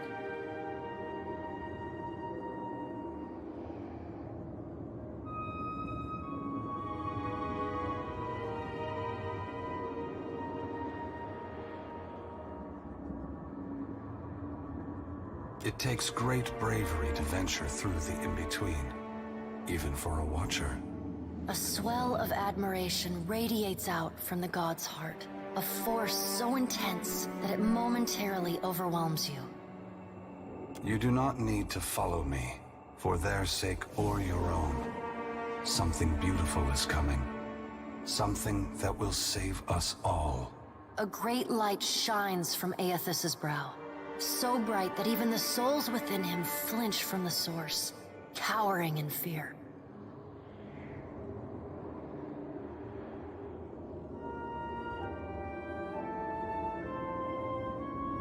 Through the glare, you see Aethys's massive arm reach up to grasp the golden cord.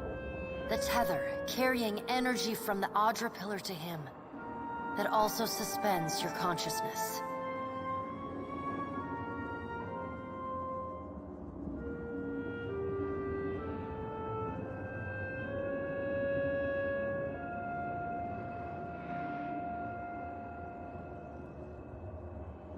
The sun will yet rise, Watcher.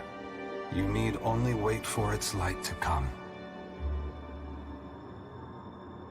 Aethys yanks on the golden cord, pulling it from his back. The cord tears into filaments that blacken and dissolve to dust.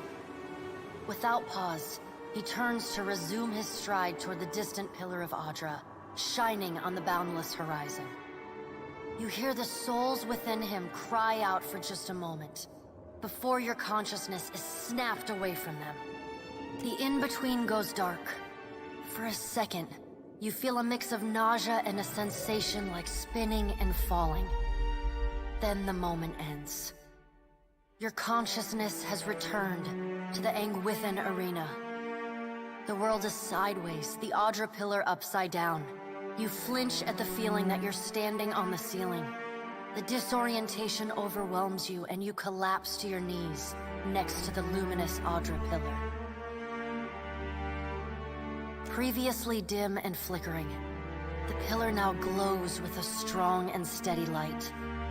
You touch the Audra again, but the chill and prickling sensations you felt before are gone, replaced with a comforting warmth, like the embers of a fire that has just lost its flame.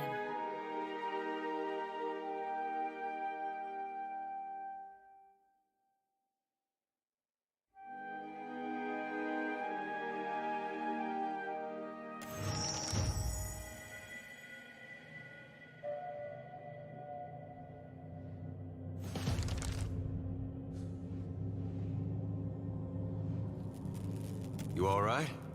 Come on, we just got you back.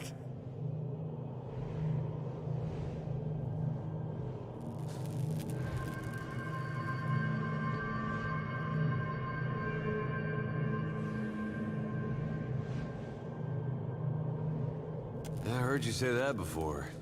Had something to do with a 2,000-year-old lunatic talking to you in your dreams. I've seen you commune with souls of the dead, but this looked altogether different. What happened? Already? Moving things along rather quickly this time, aren't we? Don't suppose he told you what he's up to, did he? Or at least where he's going?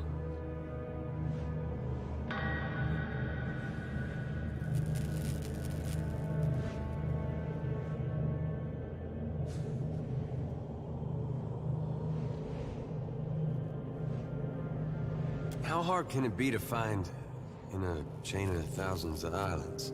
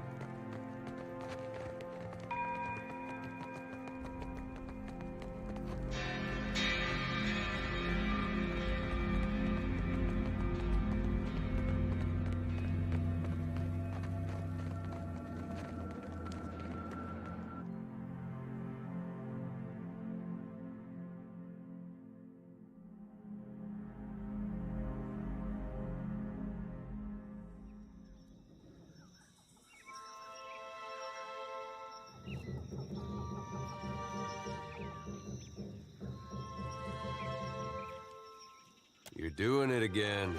That look. Like you couldn't beat a Hollowborn in a personality contest. You want to share what you're seeing, or do I gotta guess?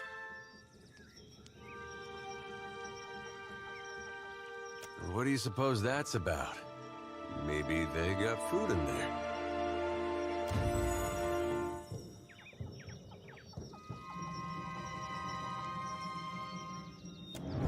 Watcher, we'd like to come with you.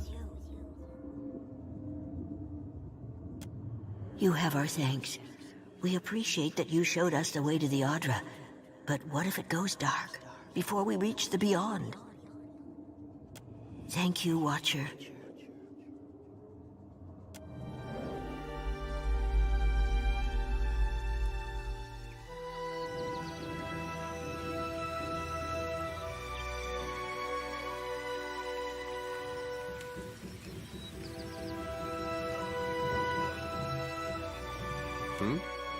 How may I help? Yes?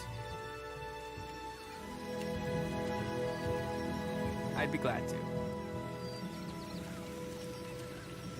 Of course.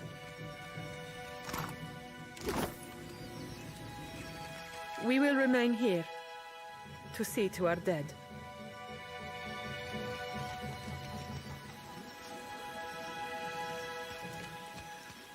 Echoes, but I must take stock of our supplies.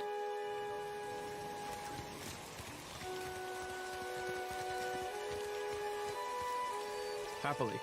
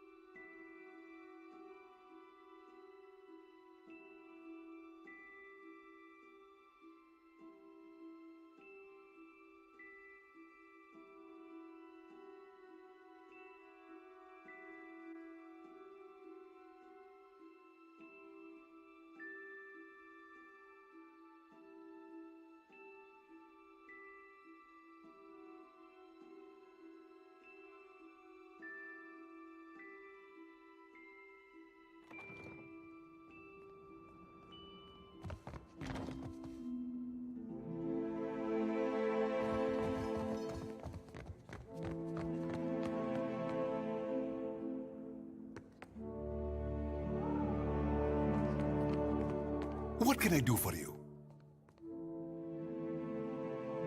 At last, Belfetto, tell me, please, what has happened? How much have we lost? I must know. I see. And the work? Odorisi's notes? You did? Gods be kind. Belfetto! Belfetto! We are saved! That is, Odorisi's legacy is not wholly lost. I like to believe the man would find that pleasing. You say this is all the work of the Titan, of Aothis, and you still insist on looking for him? He destroyed your ship, killed my people. Would it not make more sense to sail to the far side of the world and away from all this?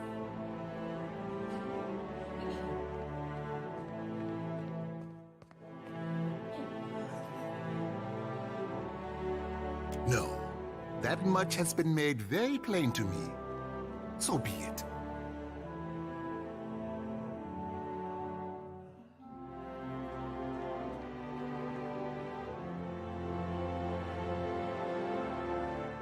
It would explain why the giant went for the dig site, rather than attack us in the town, wouldn't it? Merda. He will ravage every outpost in the Deadfire. That Adra is why we are here, why everyone is here in truth. The Valiant Trading Company, the Royal Deadfire Company, countless mercenaries. You'll want to go to Nekataka. Queen Onekaza II rules there at the Kahanga Palace. Anyone seeking to do business in the Deadfire Archipelago must negotiate with her first. The Queen knows every Adra vein of worth in the Deadfire. I'm certain she can help you. That is, if she agrees to see you at all. The most powerful tribe in the region, now that Onekaza II has united a host of them under her rule. Ikawa would disagree, but then Ikawa contents herself with a spit of land and a handful of followers. And for that, you need your sheep. I'll arrange it with Ikawa. Between the two of us, I'm certain we can gather the workers we need. Head down to the beach once you are ready to depart. Bompiacco, it is only right, after all you have done for me. I won't keep you further. You have a long and very strange journey ahead. Some advice. After you have had your audience with the Queen, seek out the Valiant Trading Company. They make their headquarters in Nekataka, and the company always appreciates a good help.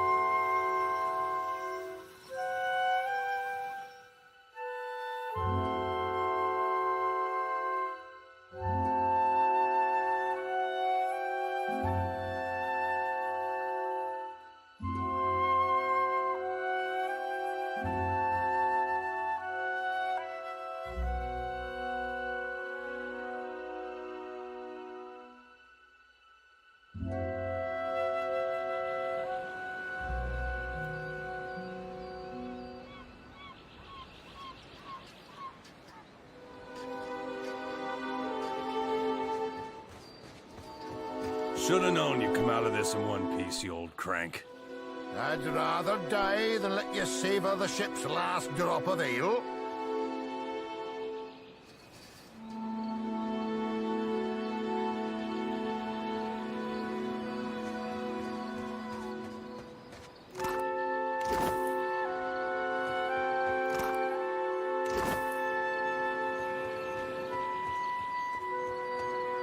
At least my leg don't hurt anymore. Happily. The governor promised assistance. I'd say it's time to take him up on the offer.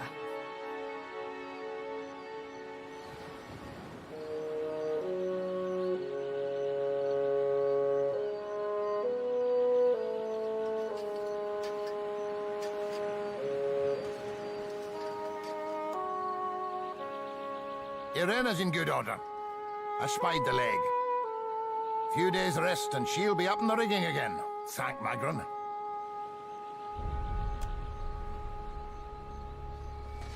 What a mess. We'll be needing help getting the Defiant off the ground.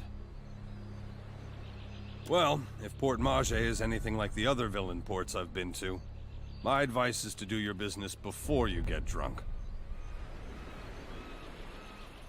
Sooner we're off this island, sooner I can put a fist in that pirate captain's face. Can't do much about the Defiant until the tide comes in. In the meantime, if you're serious about chasing that giant, we'll need a heading. They warned me strange things would come following you, Watcher.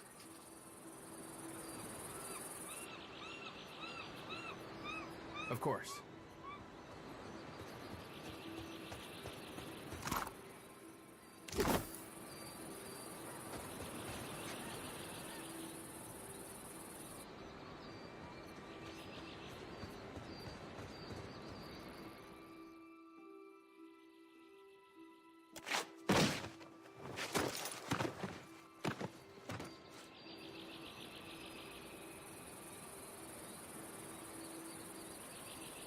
Indeed.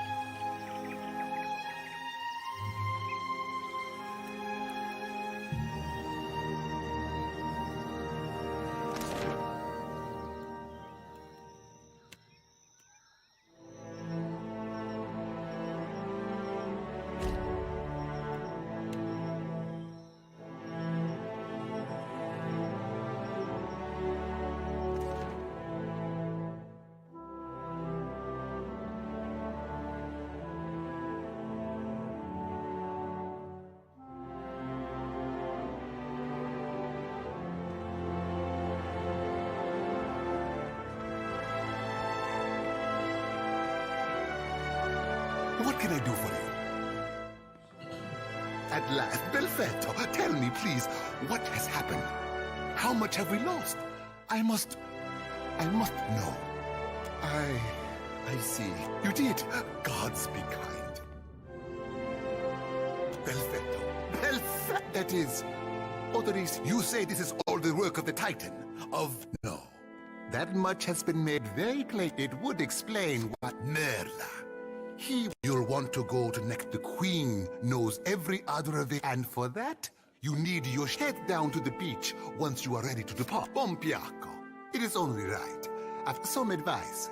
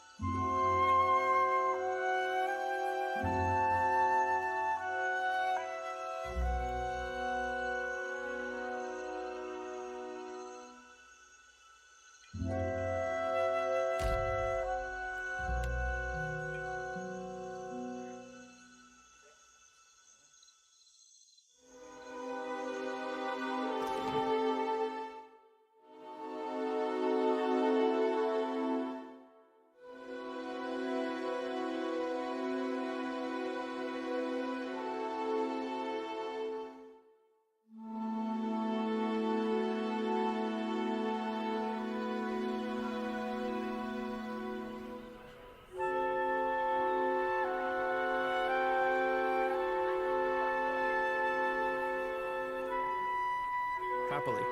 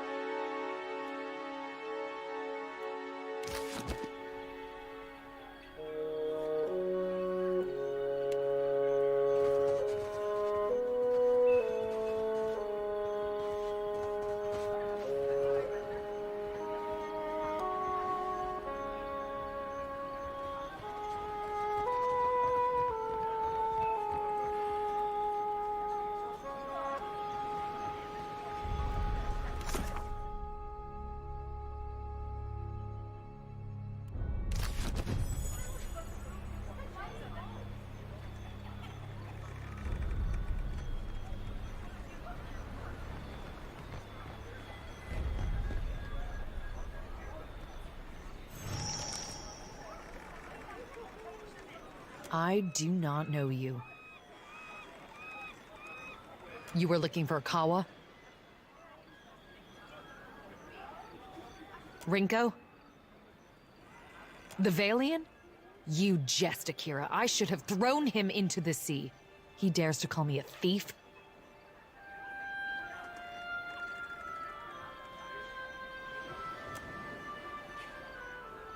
You come to our territory under the Elder's Eye to threaten us? When you are dead, I will throw your carcass to the sharks.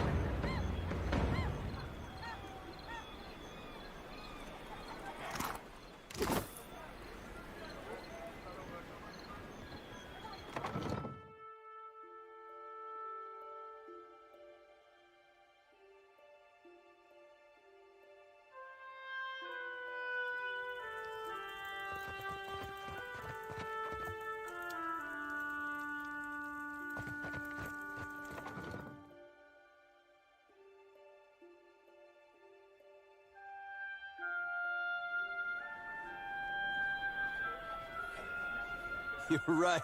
He does do that with his hands. Fie, 'tis roughing his precious spelling book that scares the lad. Or maybe 'tis notching his wee finger.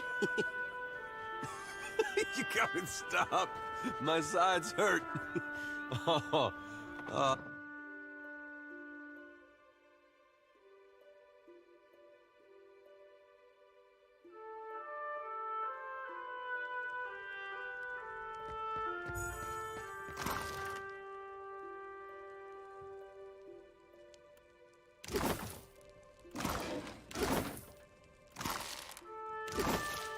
Indeed.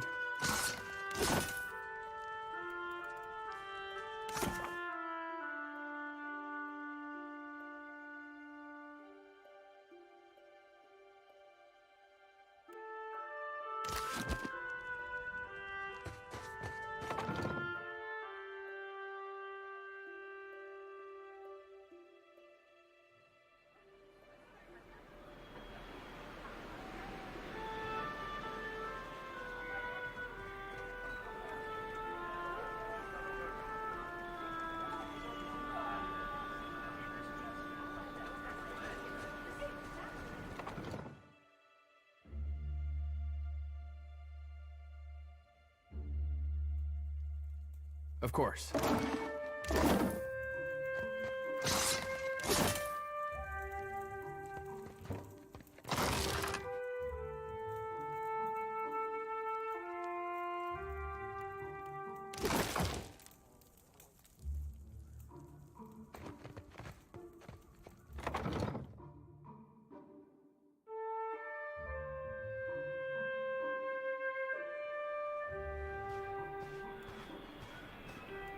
I heard you and Isilmir again.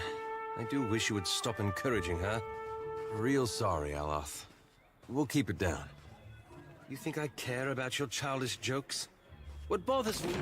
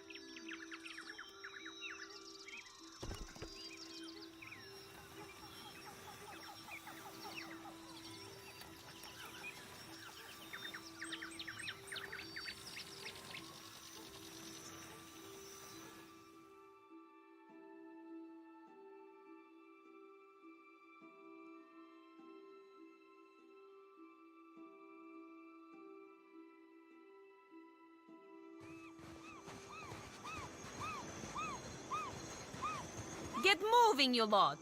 And you there, keep an eye on the supports!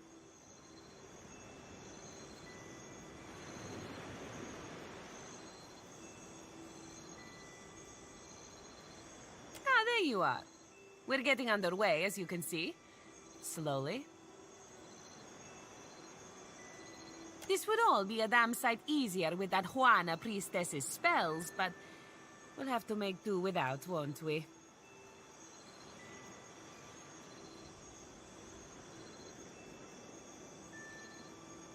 Well, on you get. There's a dinghy over there with your name on it. We'll have the Defiant out to meet you quick as we're able.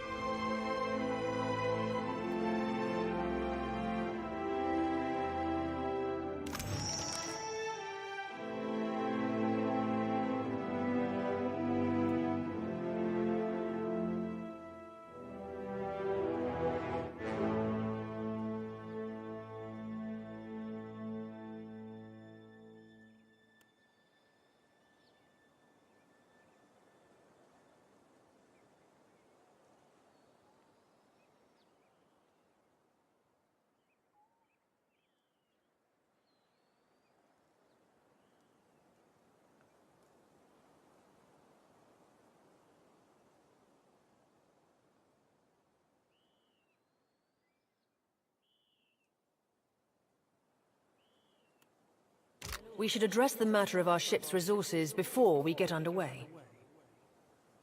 It saddens me to inform you that we lost several crew and most of our provisions during the storm. However, Port Margé appears to be well supplied, and I expect the recent disaster has left several sailors in want of a ship. I suggest we contract for additional supplies and crew before we return to open water, or our voyage may indeed be a short one.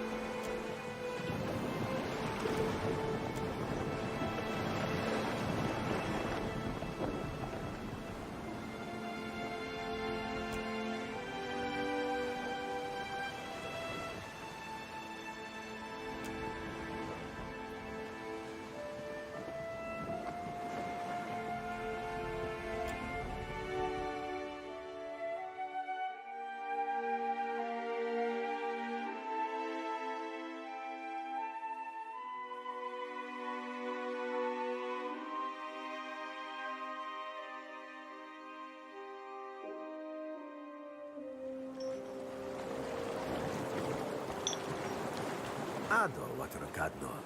On behalf of the Principes and Patrina, I must request we meet in parley.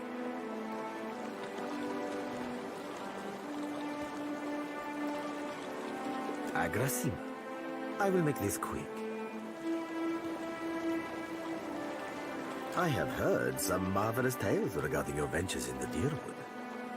In fact, you are the first dragon slayer I have ever met, outside of a grave.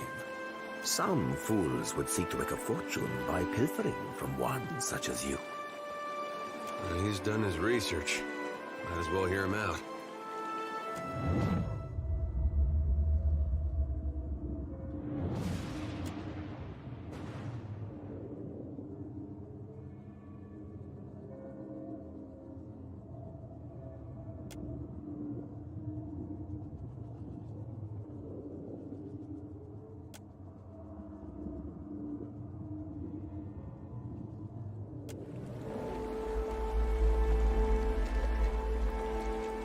I believe you have met such a fool. Captain Benweth of the Drake.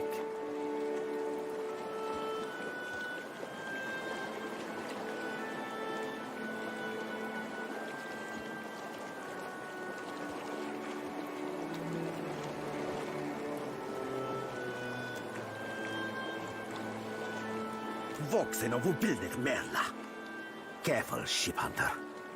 Mind that you do not confuse a useful skill set for a non-expendable one. My apologies.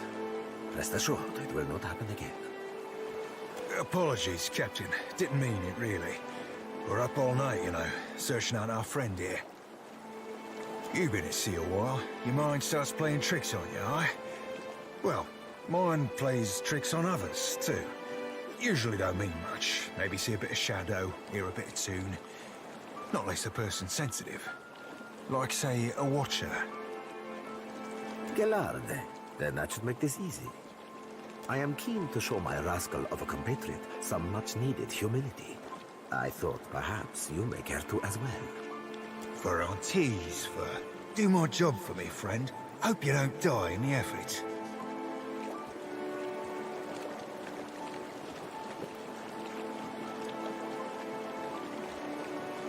Benwet's Drake took damage during the storm. Eventually, he will need to dock for repairs, and when he does, Seraphin can find him for you. He is rather an unrefined creature, but he is a most skilled shipper, I assure you. Unrefined? Begging your pardon, Captain, but I'd be the high fucking model of the gentleman of fortune. As for Benwith, that sucker of squid tits be as predictable as the tide. I'd wager all my furriest bits that he'd set sail for Deadlight. That would be felicitous indeed, as I believe the traitor Remaro hides there as well. I quite enjoy killing two men with a single bullet. Wouldn't have even thought of it if you hadn't brought it up, sir.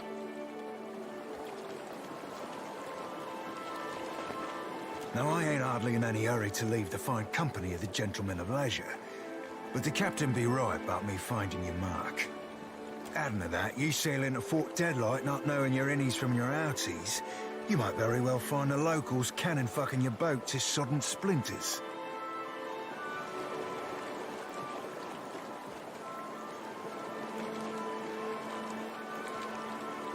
Oh, you won't be regretting this, Watcher. At least so long as you keep us heavy in grog and light on the onions.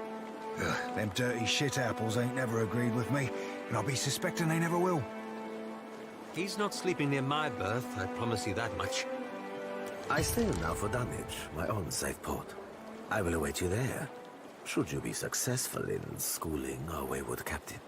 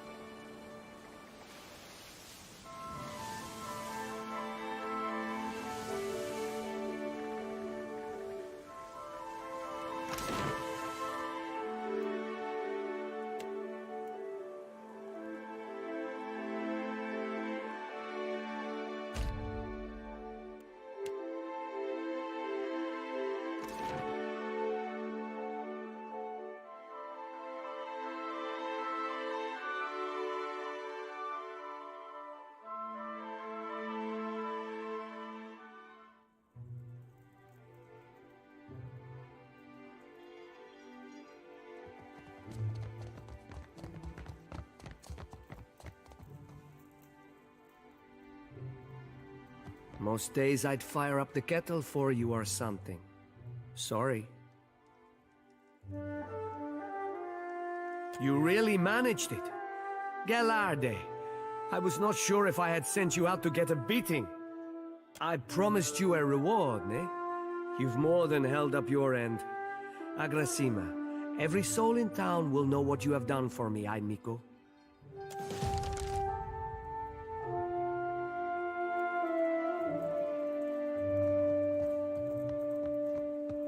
Mama brings me stuff from her work sometimes.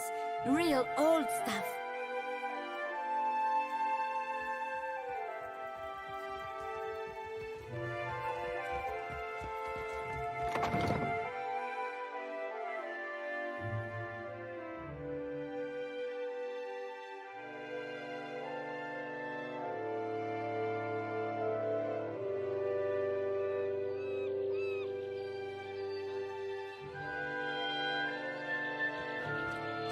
All this trouble to keep the peace, and for what? Ikawa is dead, and now the Juana will never work with us again.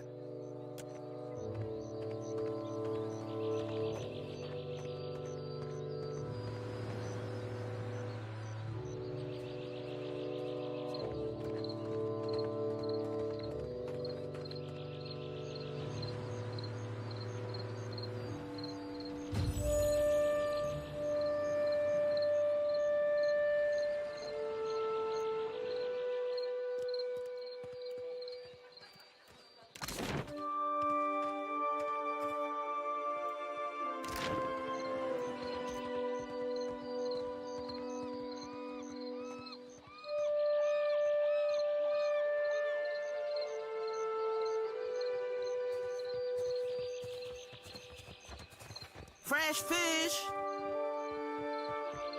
We have supplies here for the paying customer. Provisions for... Have a look.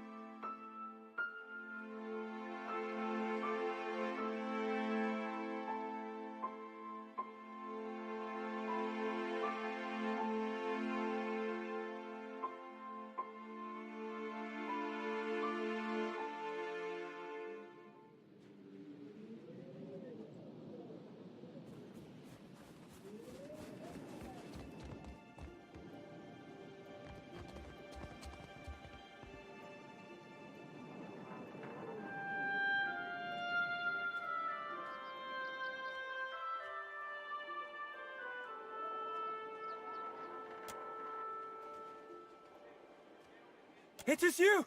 Come at last!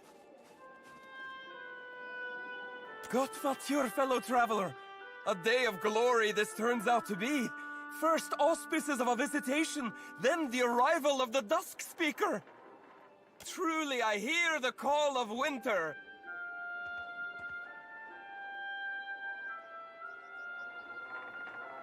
You know, the final chorus. The lure of nothing, the dusk of being. The part in each of us that knows when the end is coming, that point after which struggle is meaningless, and what remains is only prelude to naught. Vatnir, our mentor, foretold your coming. He described you perfectly from toes to top. Praise be to Rimmergand! Did you see the ships? We came on them.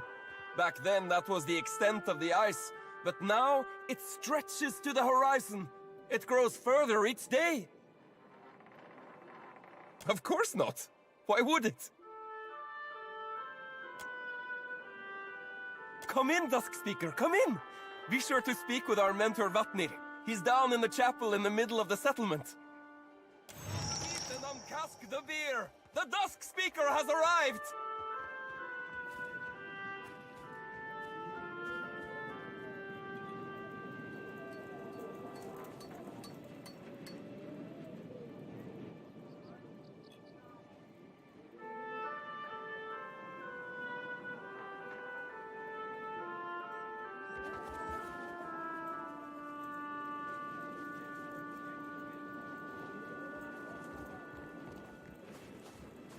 I always thought of the beast as having 4 legs. An aurochs, yes. But with the torso of a man. Exactly. Wait, what say? How can God have torso of man and body of orcs? He is a god. He can be anything.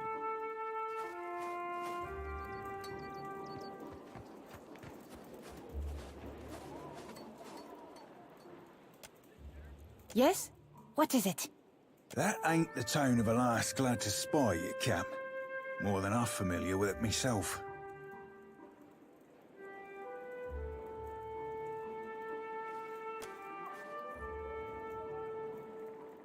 From my mother.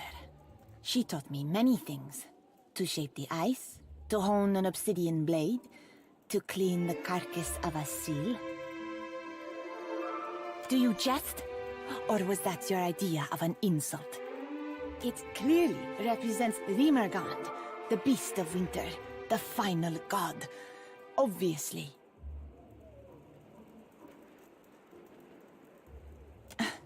Because the gods are limited to a single form. Is there something you need?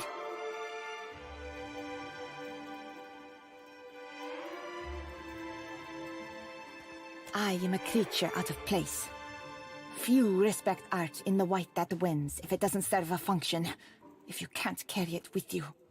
Elsewhere, there would be little interest in an artist whose work is made to melt. Only here is its impermanence understood. Here, the final song crescendos into its final verse.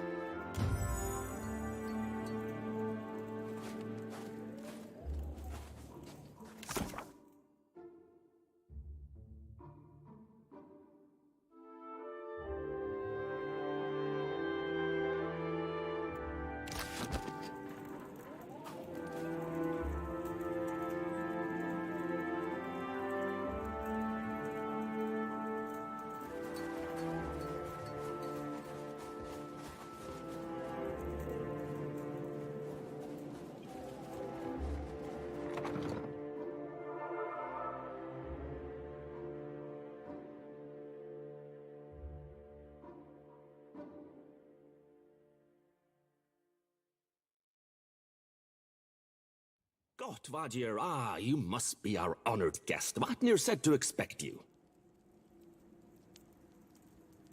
Not that he said I should expect so many. No matter, room will be made.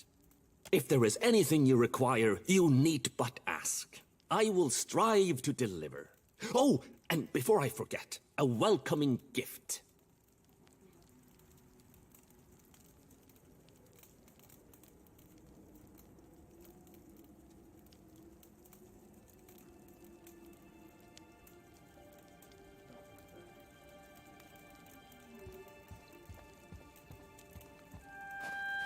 What I have is yours, for trade or coin, until the end comes.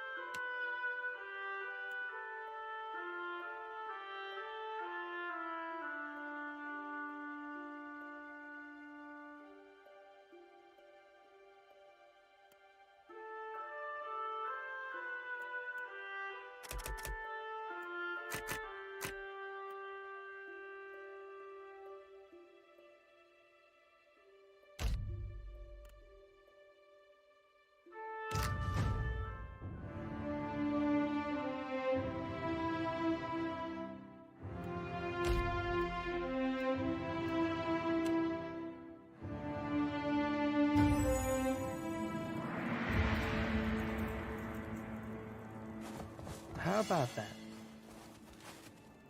Indeed.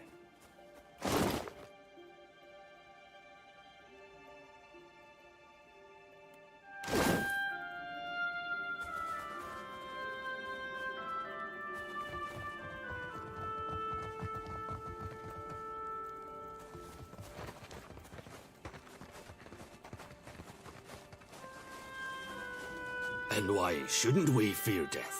What offers death save erasure? A return to life cleansed of experience and understanding. Ignorant, set to suffer again. To repeat our mistakes endlessly. To fail. But the beast would spare us this suffering. Would offer us succor, mercy. But it seems our guest has arrived. Come, Dusk Speaker, join our circle.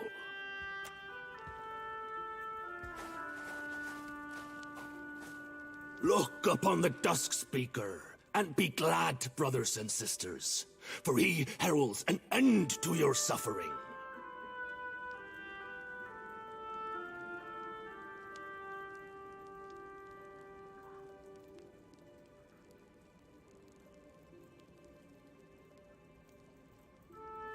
I present to you the Watcher of Cad Nua, father of the Defiance Bay riots, in whose wake fell the Hollowbone curse upon the Deerwood.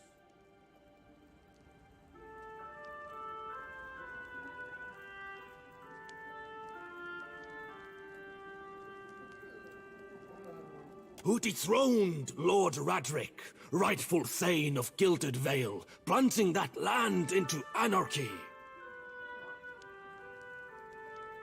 You mean there's alternatives to government by brawling? We don't get to see a lot of places that have their act together.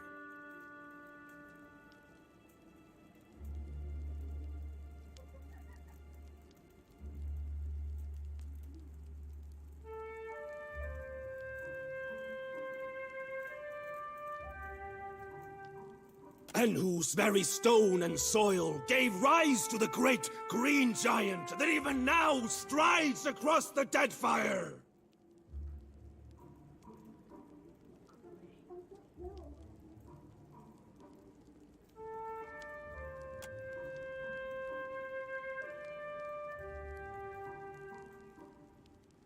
Full glad are they to see you, Watcher, for they came to pay homage to Rimmergand and bear witness to the final dissolution of Eora by his hand.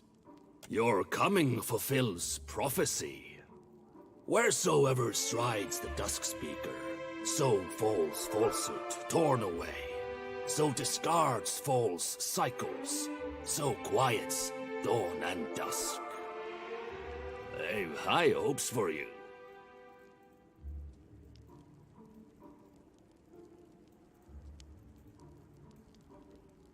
It's not death we seek, it's oblivion.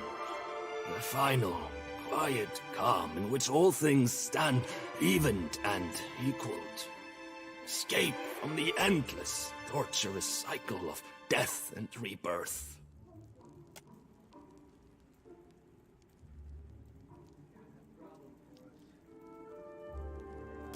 I think perhaps more to put your role in it to the test. Prophecy fulfills itself by its nature.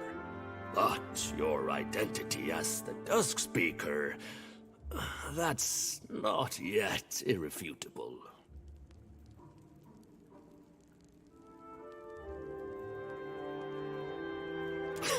We did not title you baselessly. You seem destined for great things. Terrible things. Now, if we may have the pleasure of your company, Dusk Speaker, we've prepared a feast, at least by the standards of our humble means, for your...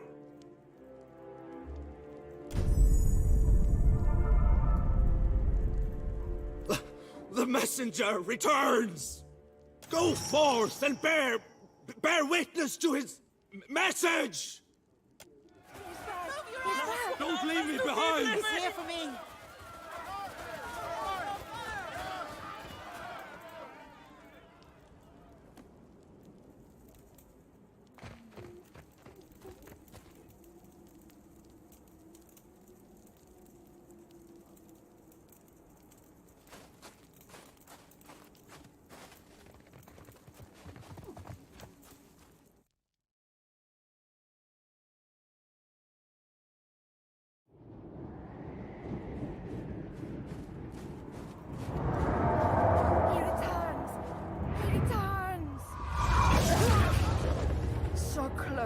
Such grace!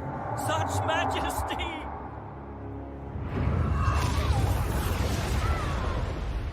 No! Don't leave! Come back!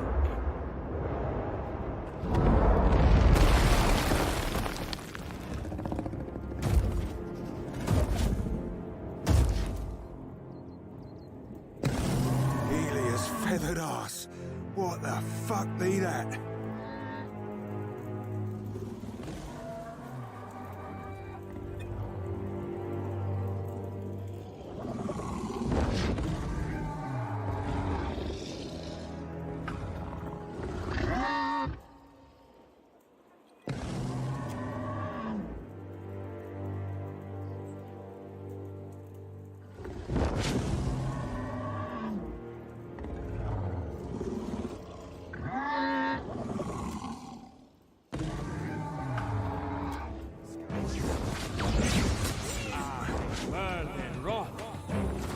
This thing isn't doing the job. There's no weapon! Lava, feel sick!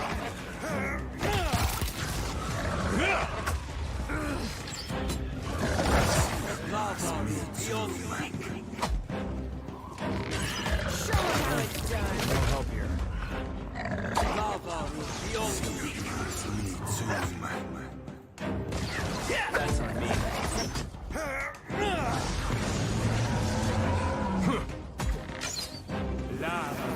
That's not very helpful. That looks like it hurt. Yeah!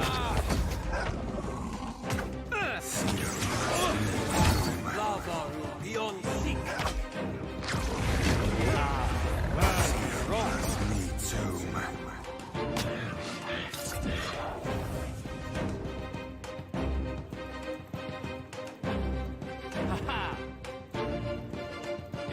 Stand together beyond sick.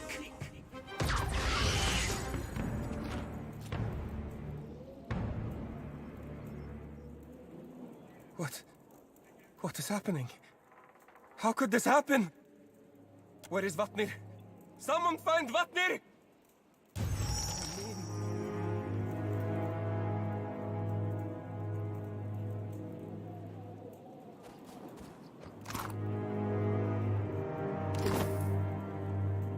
Of course.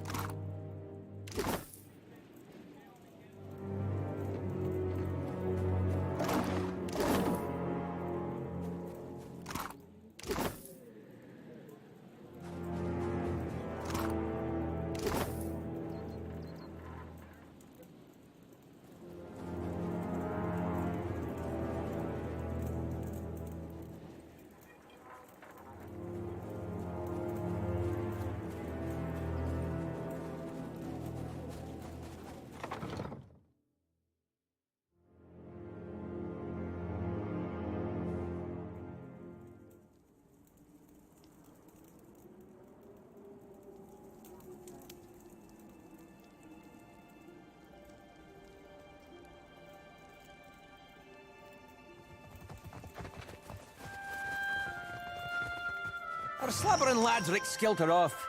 Are you spying, Watcher?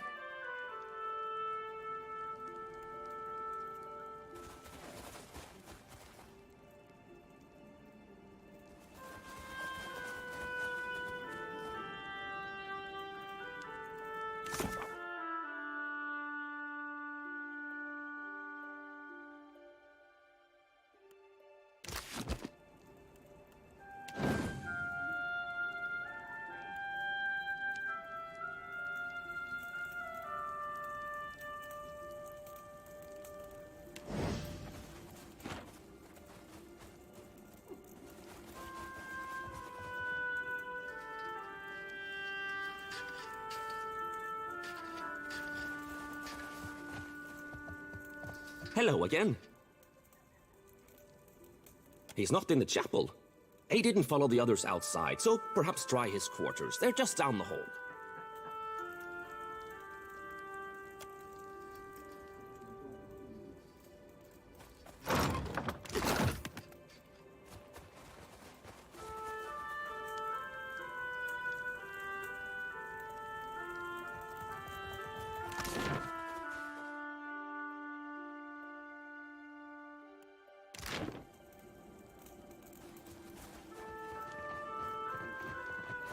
Indeed.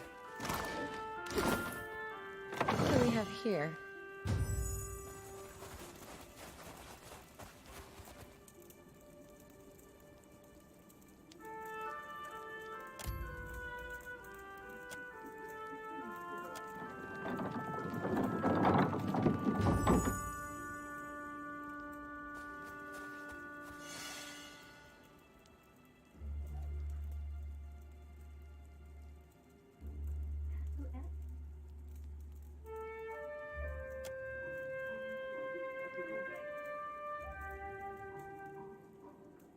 I'm not hiding, I had to sacrifice something that I was saving for the messenger, and I couldn't find it, so I was looking for it.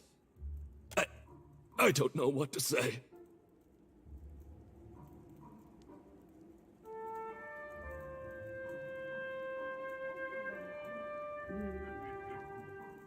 You killed it? That's good, that it's dead.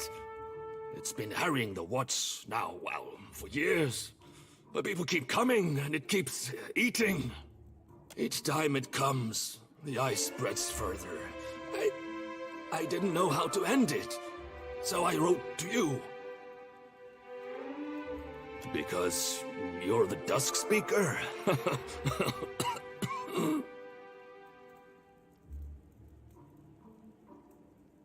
Oh no, that's certainly happening. It's simply not my, the focus of my attentions. The dragon's the more immediate threat. You have a reputation, don't you? You overcome things, you triumph. You're coming to the Deadfire. It seemed too great an opportunity to ignore. It's not that... I'm not an... We're rare, the god-touched. More so, those changed by the Beast of Winter. Growing to adulthood in the land, in the white that wends, it's difficult enough without the numbness, the stiffness, the pain. Those of us who do survive, our communities expect things of us. Leadership, wisdom. I became the leader they expected me to be.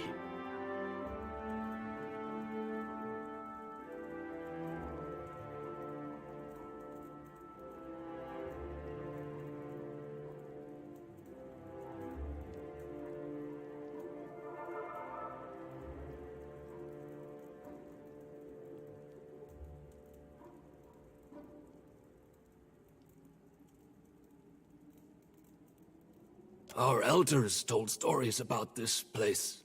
The Wheatmouth, the White Moor, and about the endless void beyond.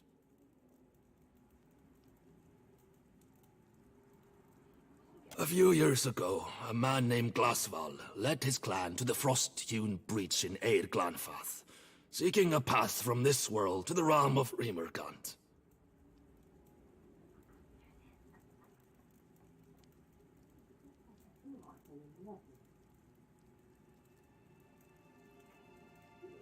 They never returned.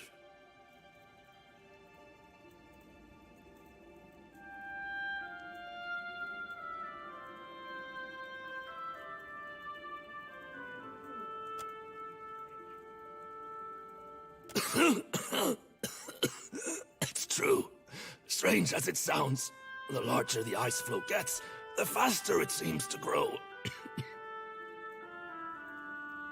The tale passed from mouth to ear to mouth again, and people began to think, if Glasval could escape, why can't we?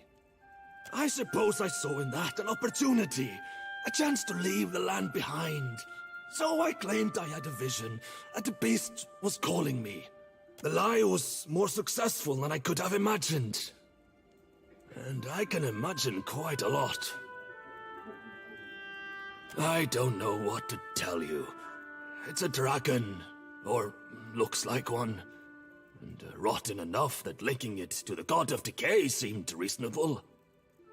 This place is holy to him, so perhaps I'm not wrong. No. Whatever answers you seek, you will likely find within the temple. The temple beneath the ice. I don't know. I think maybe the iceberg formed around the temple. Perhaps it's because of the Wheatmouth. The closer you get to it, the colder everything becomes. Like the frost-hewn breach, it's a passage through the walls of the world. From this one to the next. To the White Void, specifically. Seat of Rimergant himself. So the stories say. None who has gone in has ever returned to confirm it. But you wouldn't expect them to, right? Right, solid thinking, lad. As stable as the sea. What? I'm not... I'm needed. My people need me. Here.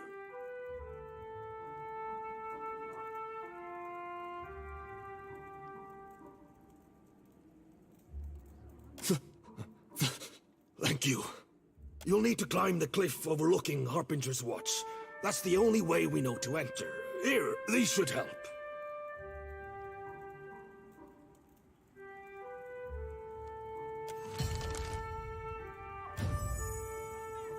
The messenger has fallen! Dusk Speaker? What? Where are you? What is this room?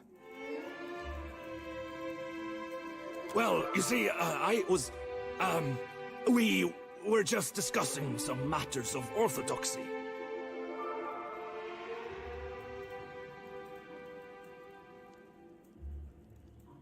What? No, of course not. I just, well, apologies. And, never mind. What, Rimergant's messenger has fallen. What should we do now? Survive and keep our work going. The Dusk Speaker and I will set everything aright. I swear it. I should probably get back to the surface to do surface things.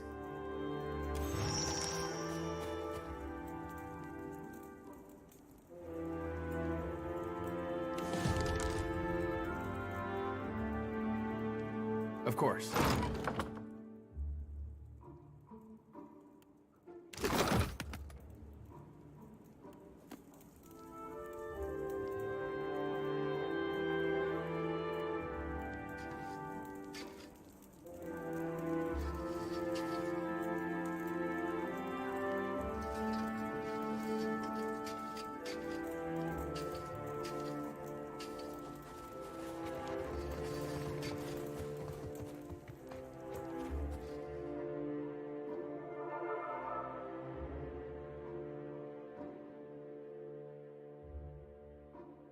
Returns!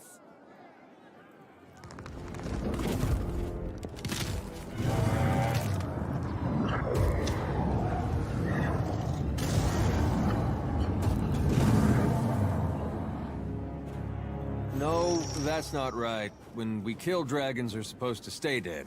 Pretty sure there's a law about it.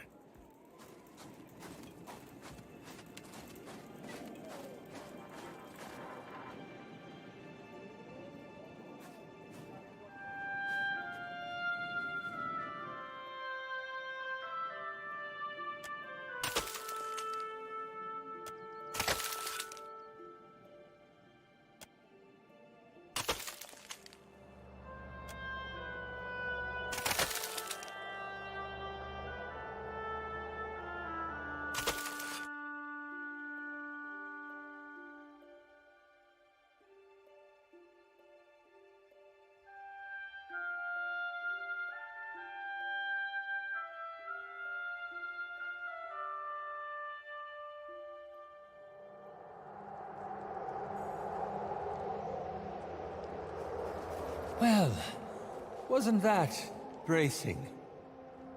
Interesting. I may have broken something. Happily.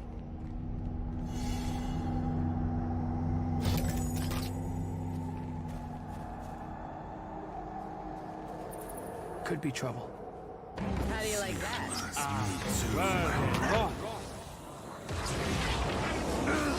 So that's how it's gonna go. I'll teach you. Can't make it dead.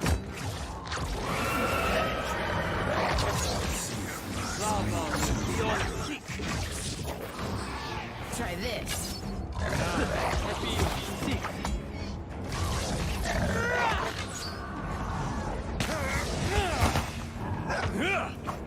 Nothing I can do. Worse than rock.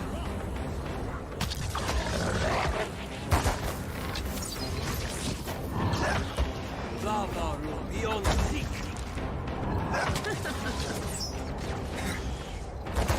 There's a wallaby. Seek.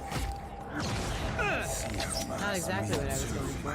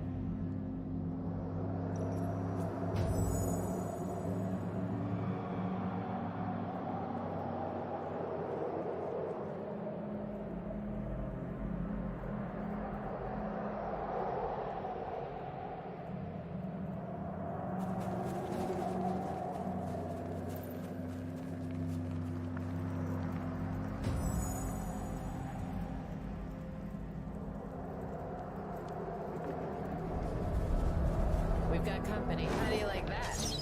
I'll teach you a I think I can pull that off. That's for my friends. It's not very helpful.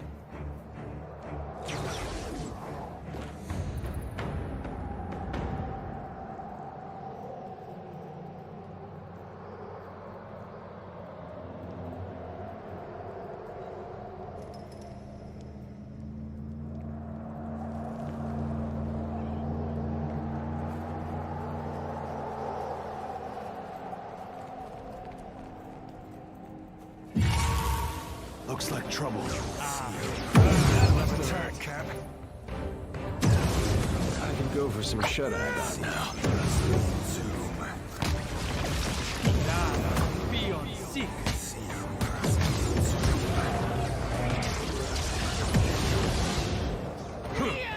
Can't make a dent. Lava. Be on seek. Now where were we?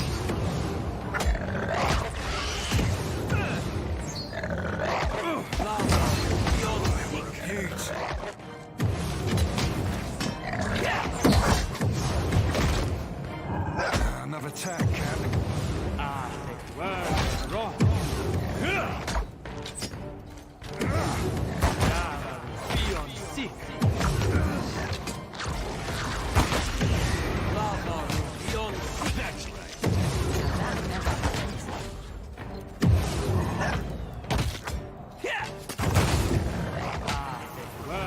Wrong. I'll teach you a lesson.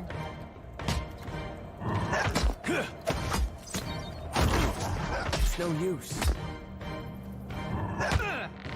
Lava. Beyond.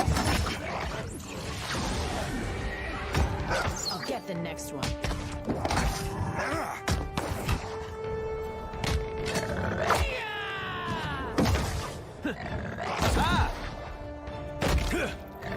Can't make a dent.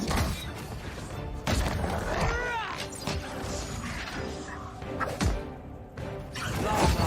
Beyond seek. Show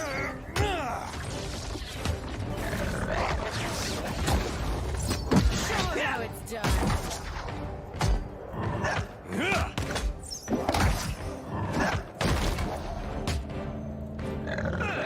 Now you be right screwed. Where were we?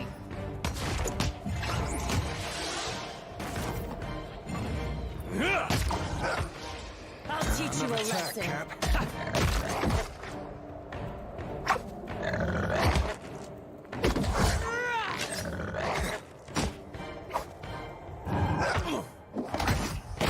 That's it!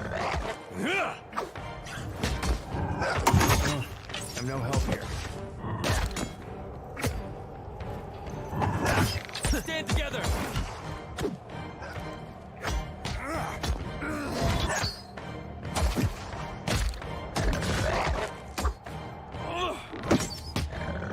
Another attack, Cap. Very well. I'll get the next one. There's something else here. Been delaying us for a rest, Bonnie. Nothing I can do. Show 'em how it's done.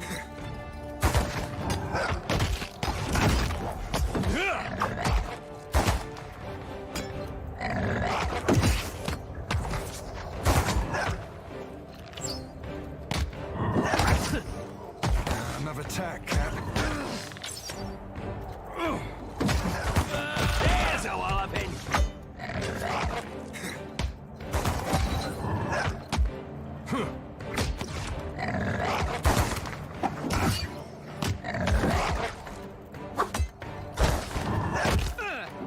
No use.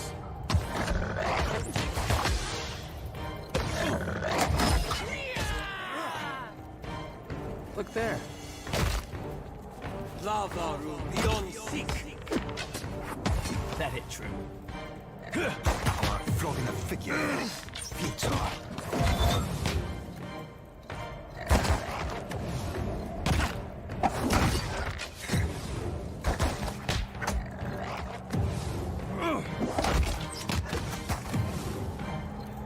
Need something stronger.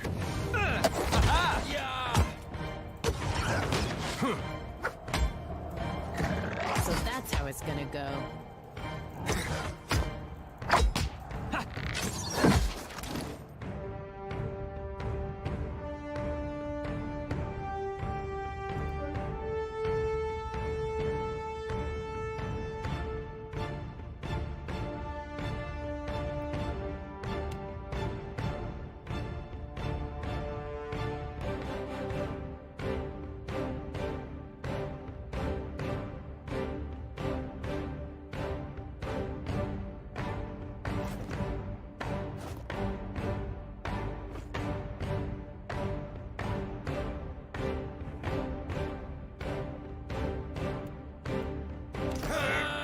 Frog in the figurehead.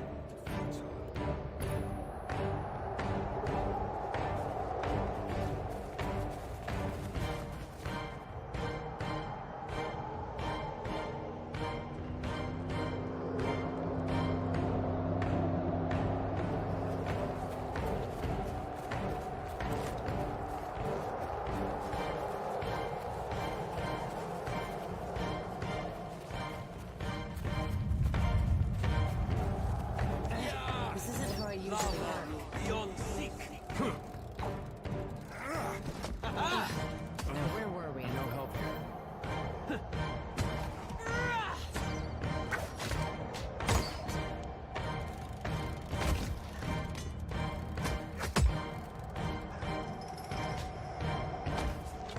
I'll teach you a lesson. How may I help?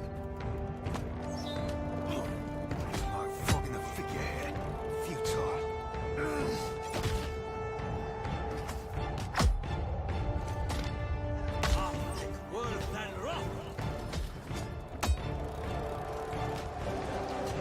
Show them how it's done.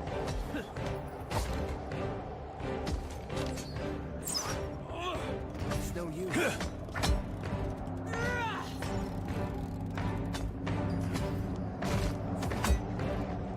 I'll get the next one.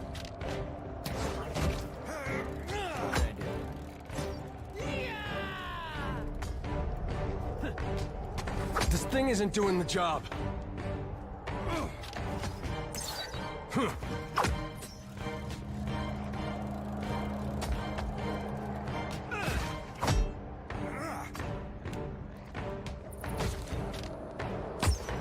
I'll teach you a lesson. Frog in the figurehead. Futile.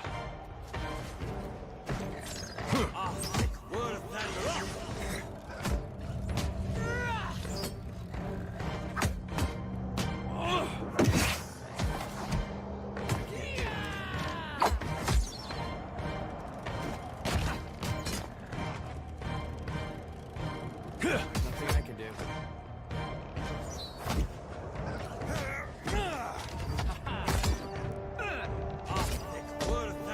As you wish. That's how it's gonna go. Stand together. Frog in the figurehead. Futile.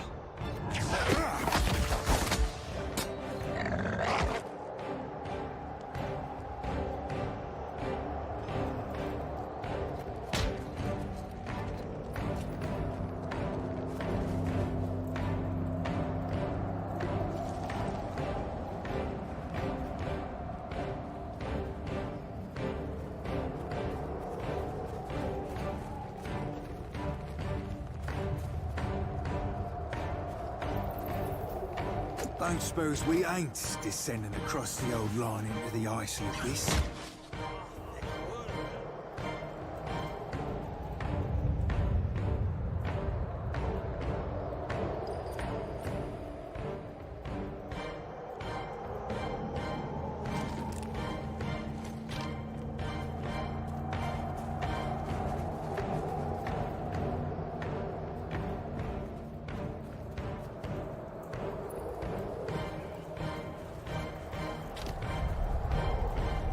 Interesting. I'm not at my best. Now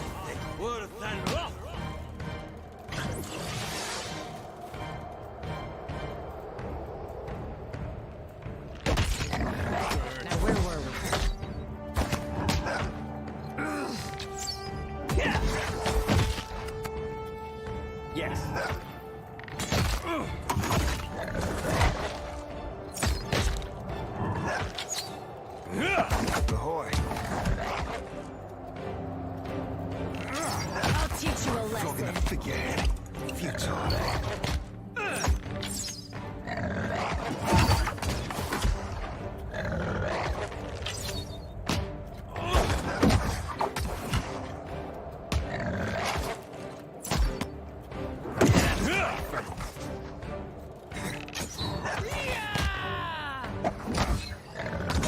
something stronger.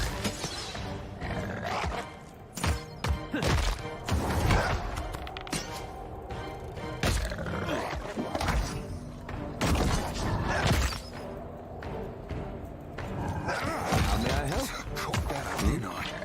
Show him how it's done. Another tack, Cap.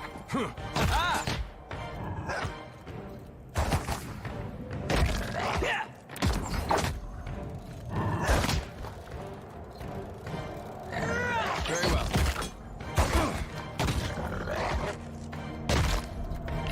I'll teach you a lesson. Need something stronger. That hit true.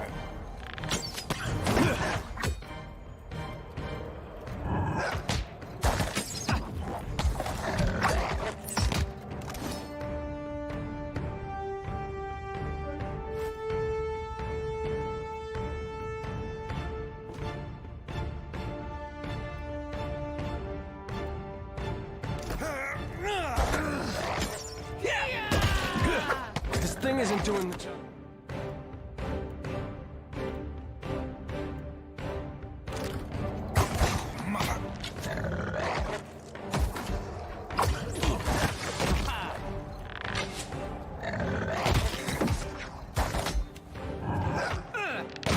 Show him how it's done. Like flogging a figurehead.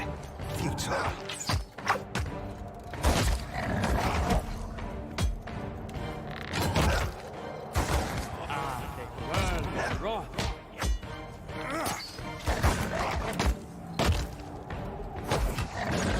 This thing isn't doing the job. I'll teach you a lesson. I'll get the next one.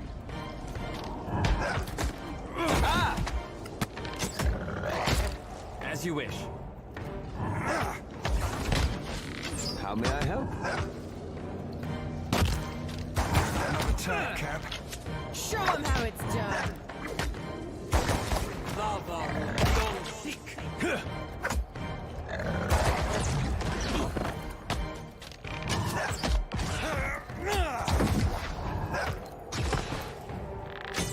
That's for my friend. Need something stronger.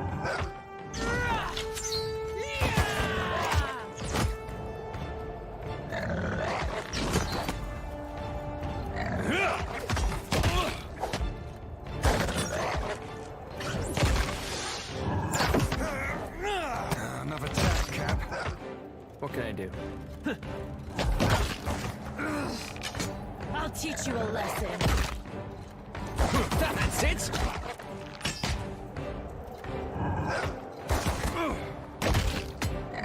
So that's how it's gonna go. Need something stronger. Yes. Yeah.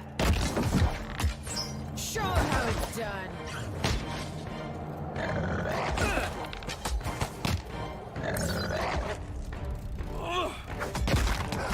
Another tack, Cap.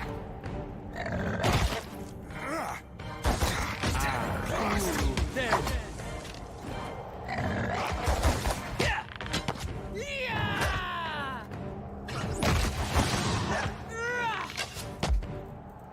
Need something stronger.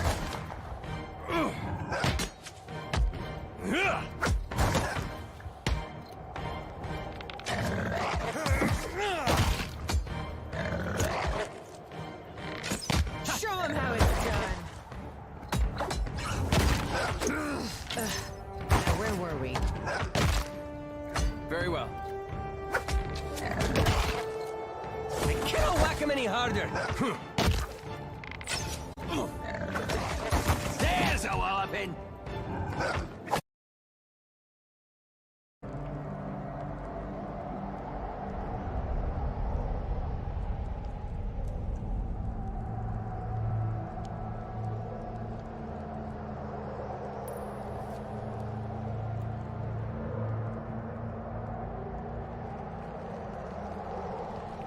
How about that? Of course.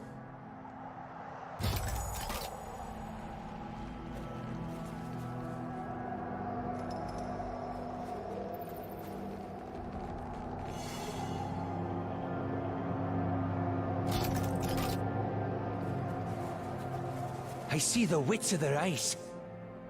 That's not very helpful. That's me too.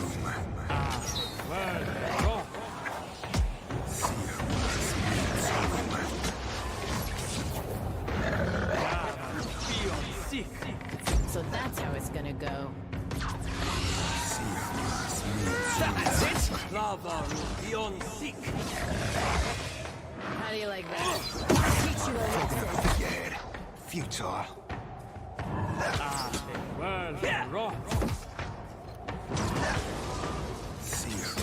Me too. Lava beyond seek.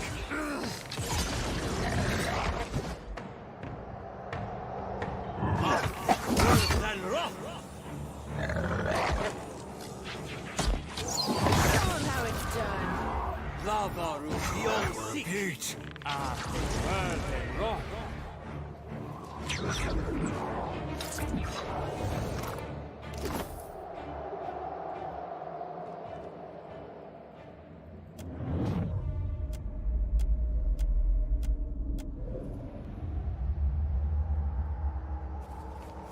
Interesting. I got this. I got this.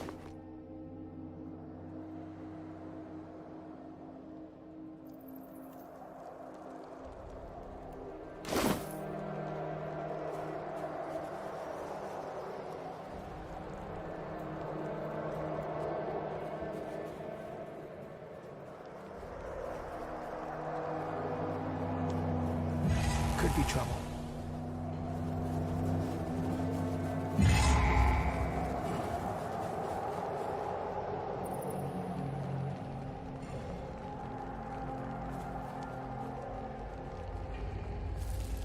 Sure, might as well. I mean, if I were the leader, like a watcher or something.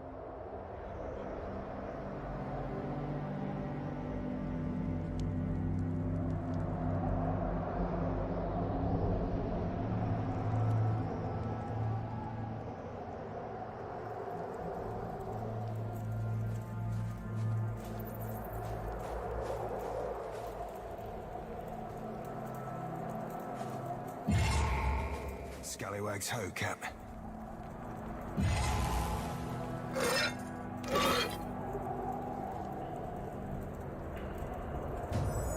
How about that? Well, if you insist. I'll try it. Yes. It's no trouble.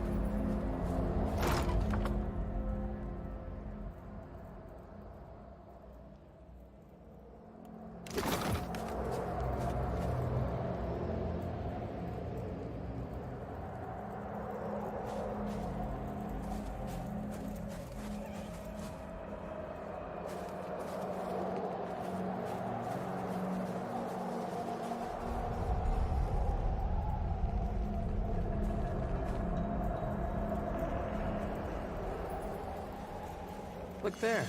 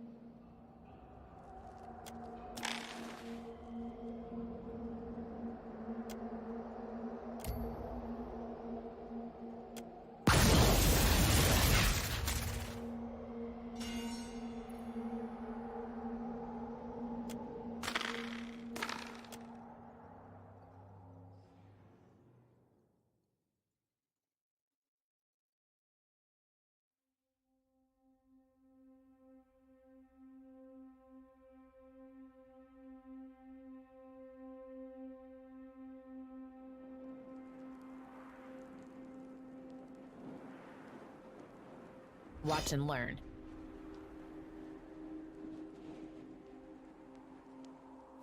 How hospitable.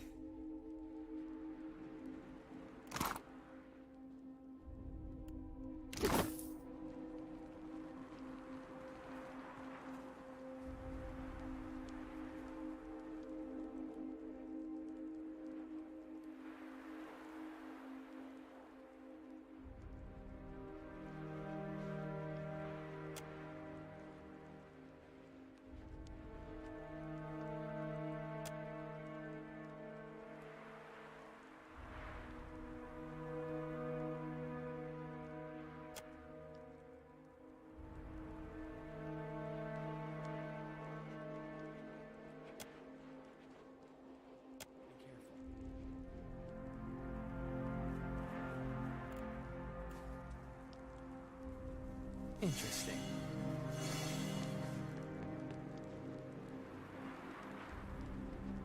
Give me a real challenge.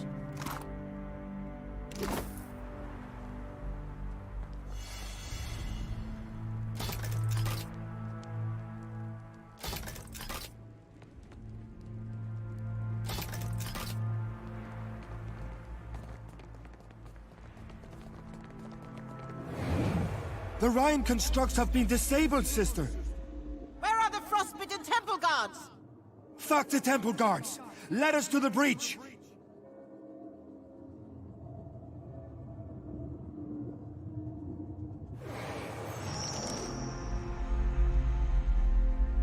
Consider it done.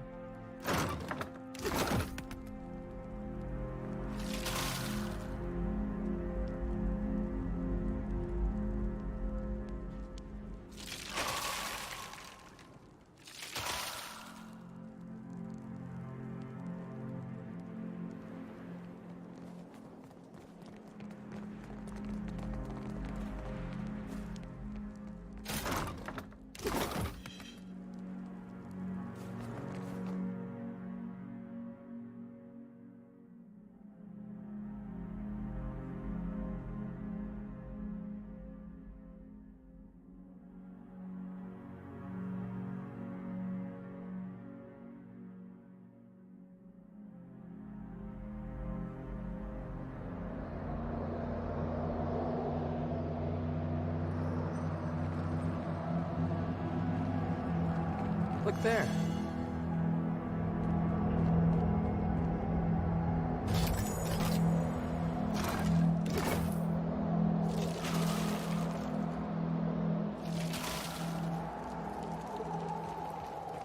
Happily. The dragon breached the chapel walls. Greenhide is there! She turns her prayers to Rimagant! With me, sister! We must to her defense!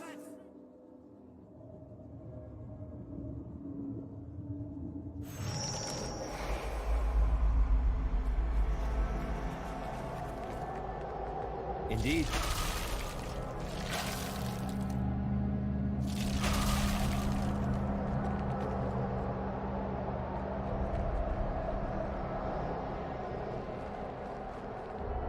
Looks like trouble.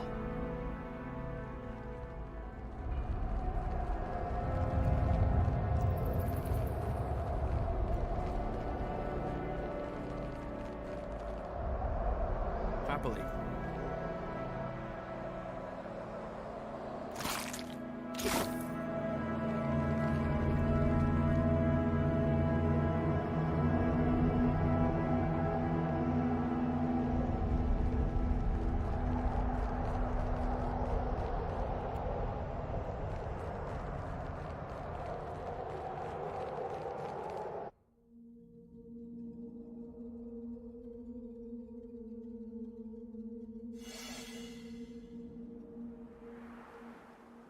Of course.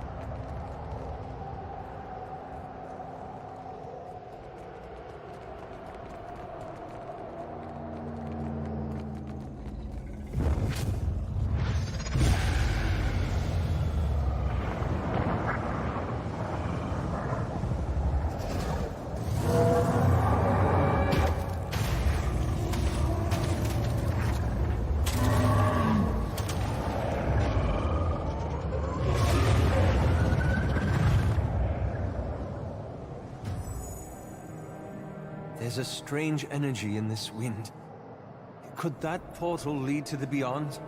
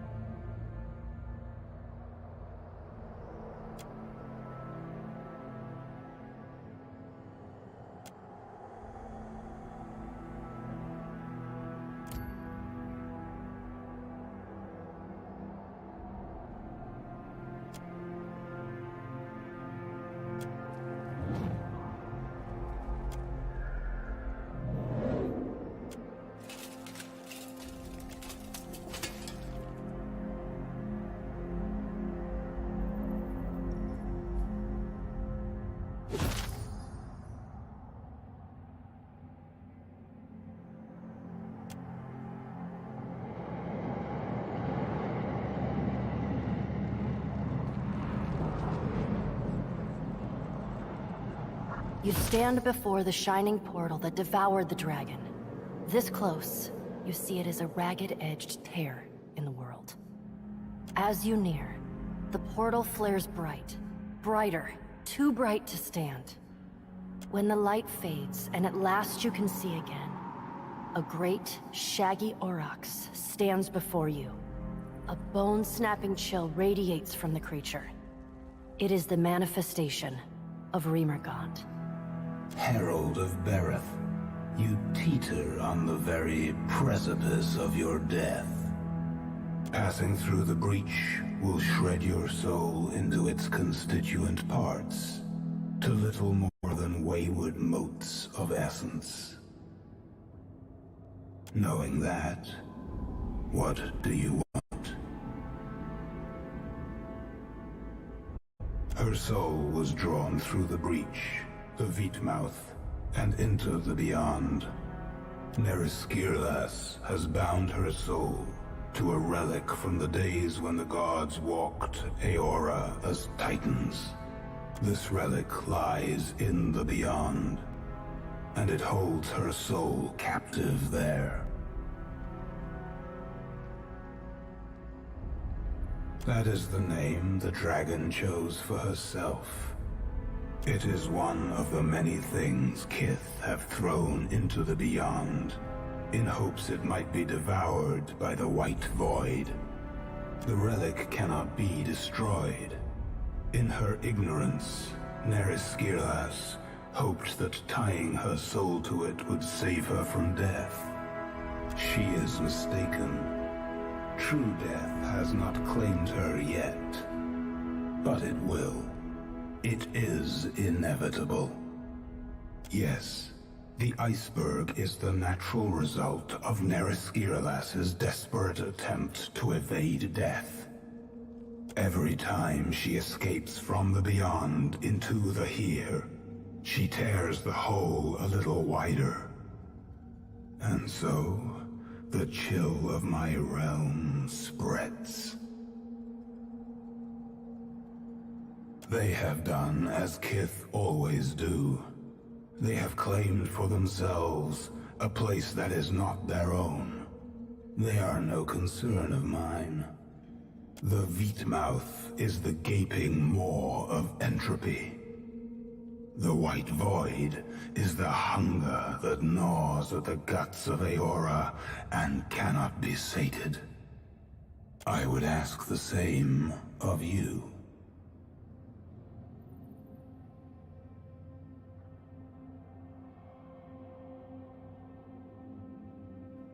That is unfortunate for you.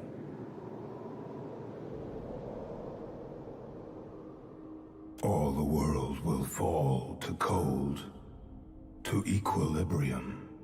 It is inevitable. I would not delay it. However, there is something you may do for me.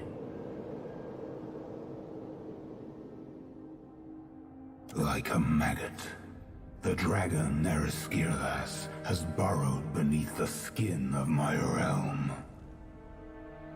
Destroy her.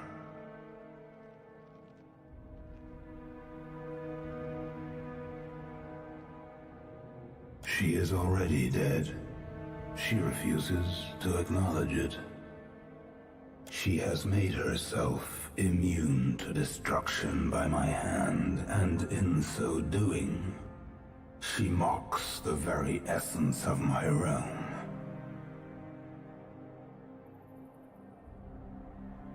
The relic she bound her soul to has proven impervious to my influence. Destroy her. A low rumble shakes the ground beneath your feet. I would rather watch you fail than bar your entry. But you lack the means to enter the Veetmouth and survive the journey. You must seek the Eye of Remergand, a relic that once belonged to my vassal, Reinhider. It is a cold, blue stone, and it lies somewhere within this temple. Approach the Veetmouth once the relic is yours. It will grant your soul safe passage into my realm. The White Void's only purpose is to destroy souls, and it is adept at doing so. I will not stop my servants there from their work. They will treat you no differently than any wayward soul. Should you fall to their predations, not even Bereth will be able to save you. Remergand pauses, his dark cluster of eyes watching you intently. One final thing, Watcher. You must destroy that dragon. When his words fall silent, and only the shriek of the wind through the breach remains, the light flares again, then quickly dies. You open your eyes and find the beast gone.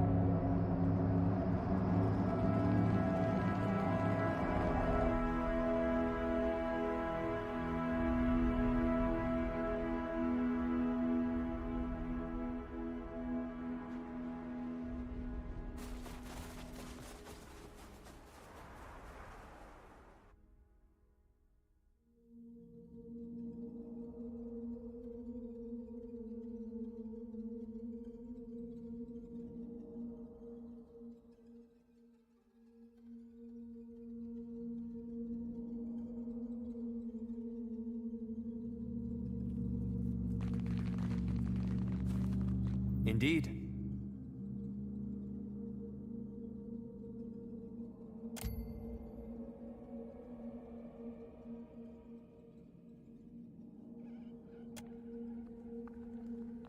It would appear to be under some form of enchantment, but I sense nothing of the sort. Curious.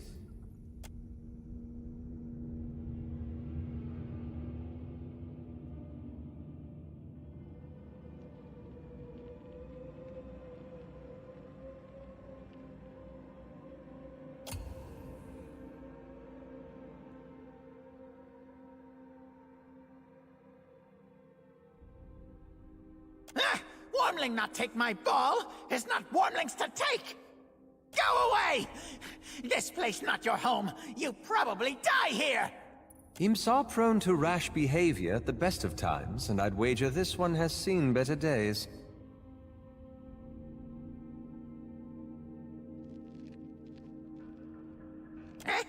Don't want Wormling's things. Already have Ball. Ball everything Imp needs.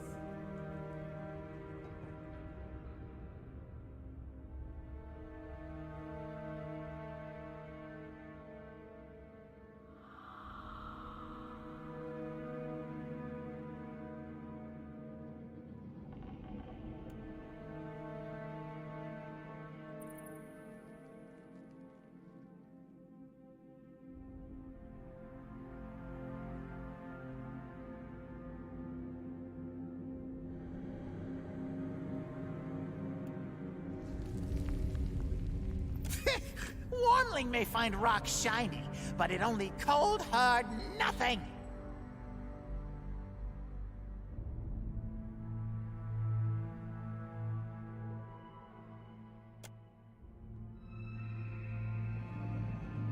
No! Wormling thinks itself so smart with its big words and fancy words. Ah, friends, time for Wormlings to leave now!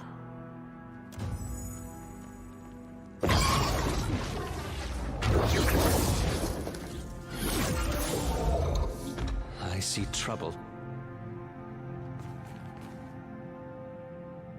Someone's up ahead. Need something stronger.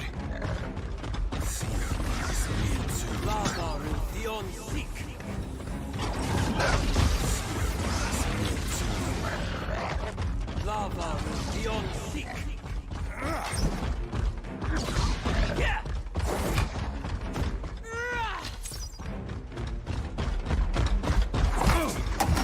Try this.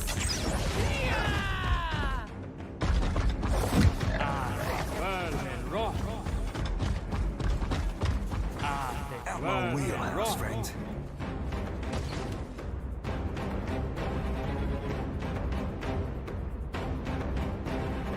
I cannot whack him any harder. I'll teach you a lesson. How do you like that? Lava beyond seek.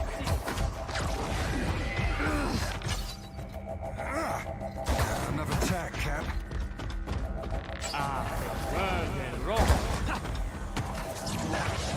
I'll get the next one. Lava beyond seek. Show him how it's done. True. That looks complicated. Nothing I can do.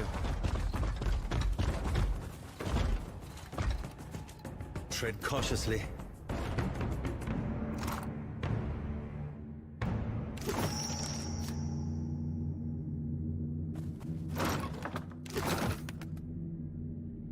Watch and learn.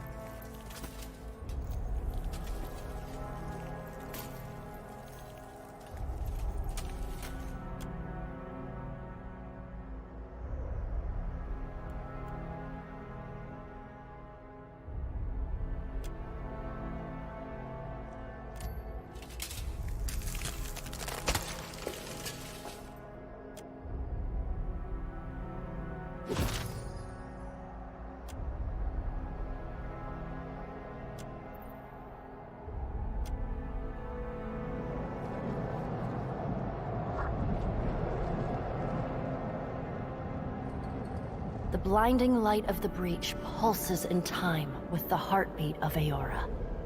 You're...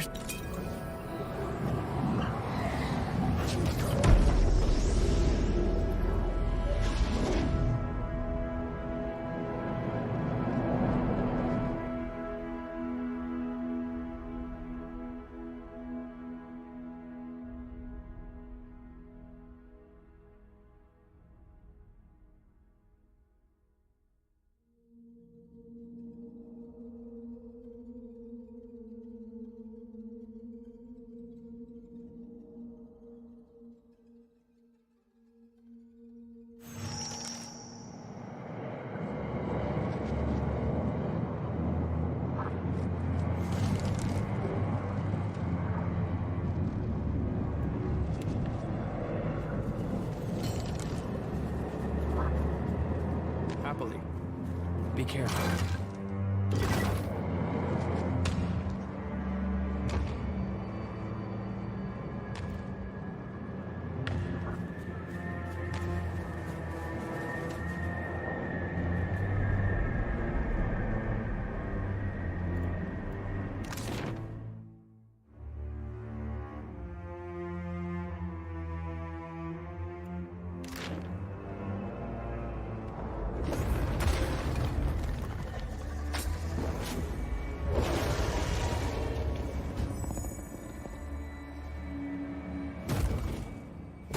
You followed me into the abyss? Have you so little respect for the scant years your fragile form affords you? I know not why the short-sightedness of Kith continues to surprise me. Leave while the option remains, lest you be bound here as I am. Circumstance does not afford me time to address ridiculous queries.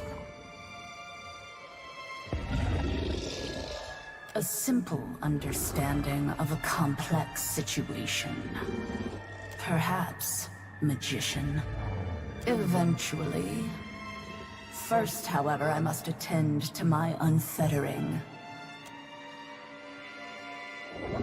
Descend into the void or do not. I care neither way. But know that within its depths do all things encounter their endings.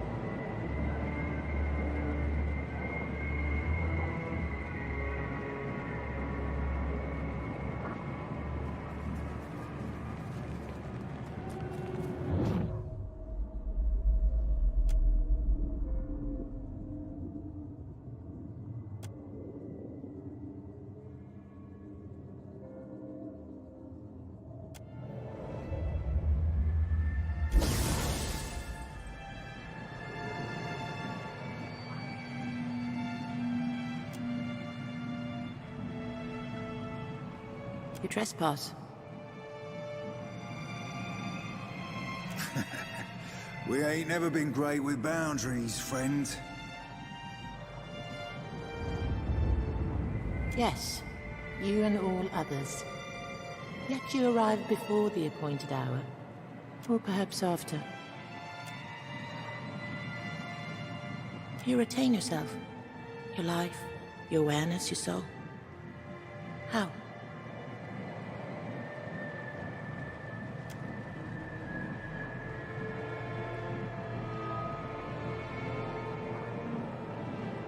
Your presence suggests that Remagund has chosen a new guardian to put the worm to the blade. To succeed where I have failed. Before it came here, it was a dragon. What it has become since, exactly, I cannot say. It fell upon our temple wielding powerful wizardry. I believed that it desired the temple itself, or our accumulated lore. I was mistaken. Remagund gifted our people with a beat mouth that we might yield to him. Those objects or individuals that persisted beyond their value to the clans. In its desire to dominate the Deadfire, the worm sought to retrieve one or more of the sacrificed relics. Even if it claimed the relics, the fool cannot return. Its body long since destroyed. Still, its soul persists against the power of this place, and I would see it ended.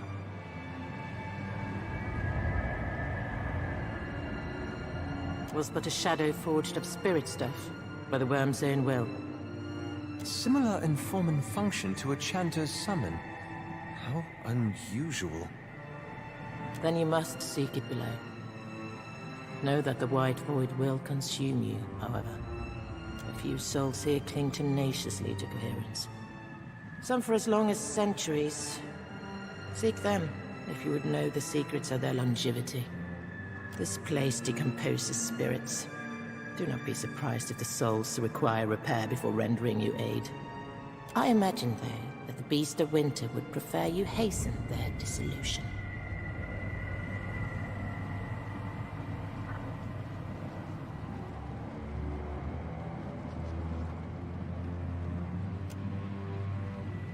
In its desperate thrashing, the worm has scattered this ruined realm. You may find your way stymied as you proceed. Do not fear to forge the path you seek.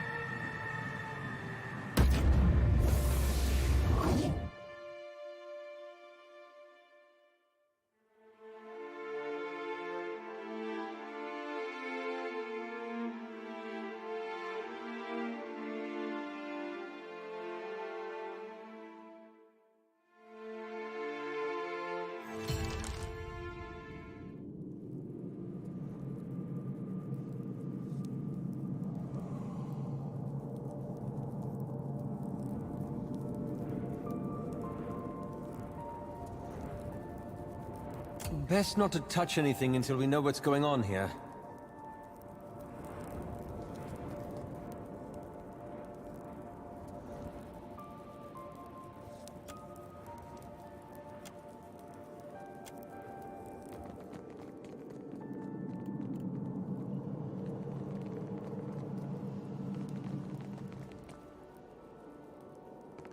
Interesting. Of course.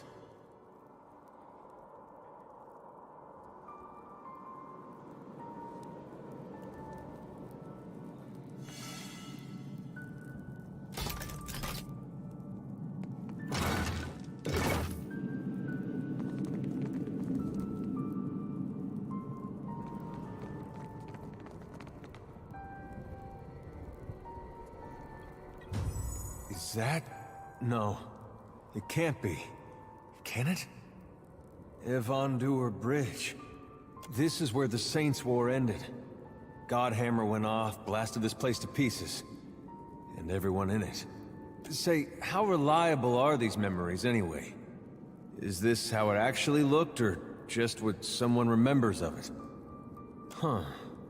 Well, it sure looks convincing enough. Thought this bridge was supposed to be older, though.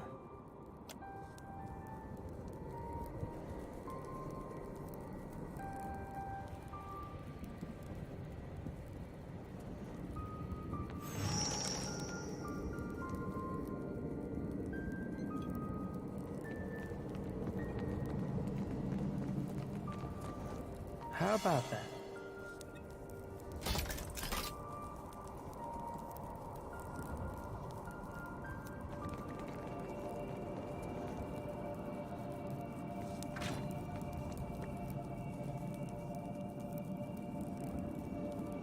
Black Sun.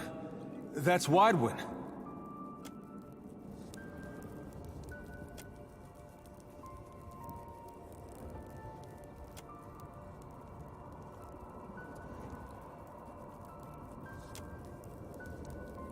I'm sure he would have heard about it if Durrance were actually here at the time. No, building the bomb and gloating about it from a safe distance? Yeah, that's more like him. It's not something you see every day. Not even on your worst day. I suppose for the dozen, this was their worst day. And I always figured the stories were exaggerations. Head alight and all that. People always make things sound worse than they were, but... And this...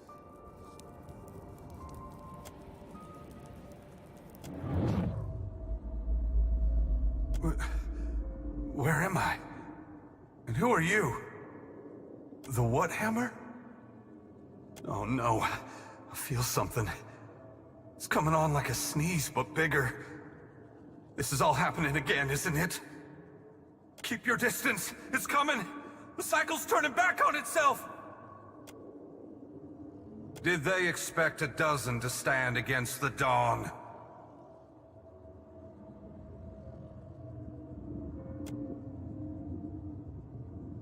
Resist and the light will extinguish you. Surrender and be redeemed by the coming of the day!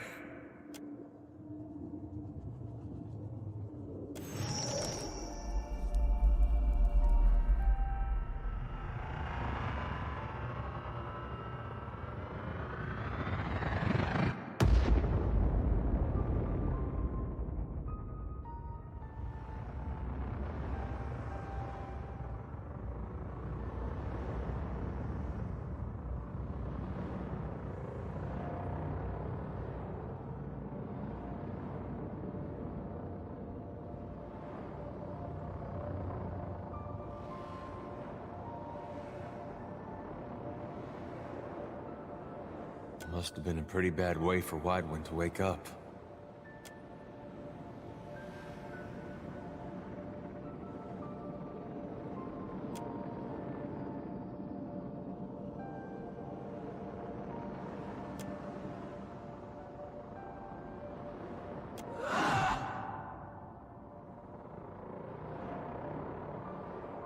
Looks like trouble.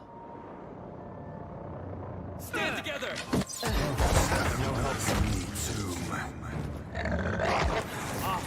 Worse than rock! Me, too. Lava will be on seek.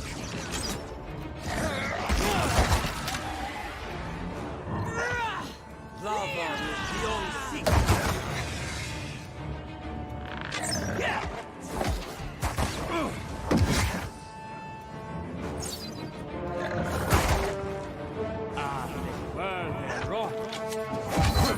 This thing isn't doing the job. Me too. Lava will be on seek worse than rock.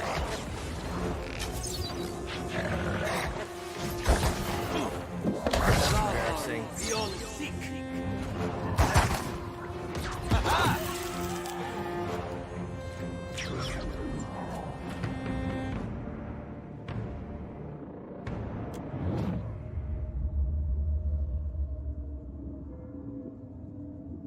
Grieving. That man, Widewin, he had a life that I invaded, delivered to death, and consigned to this culvert. I left him to stand and accept punishment in my stead. I am the piece of the dawn stars that lingered, delayed by grief.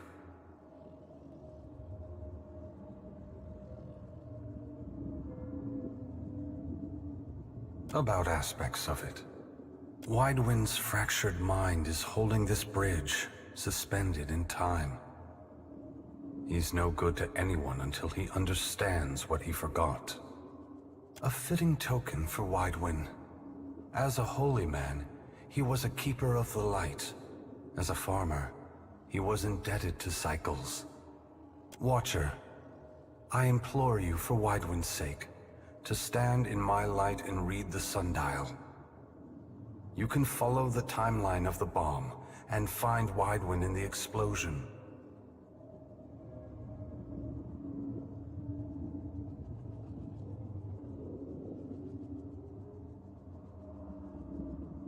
You can count Widewind among the broken and trapped.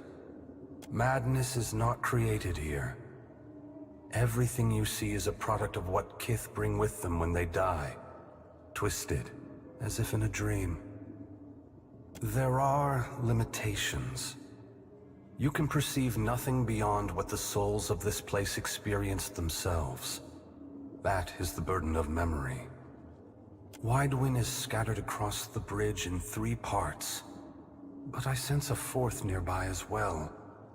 A piece that detonated with the bomb. Find him in the Godhammer. Make him whole again.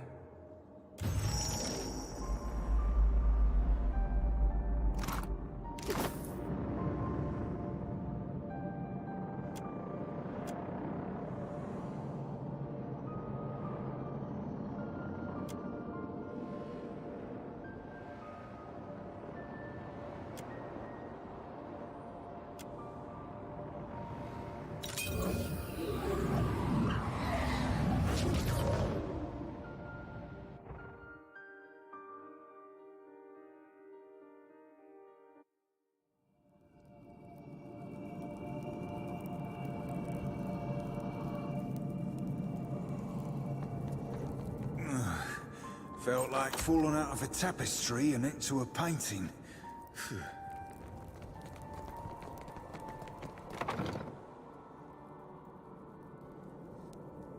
Of course.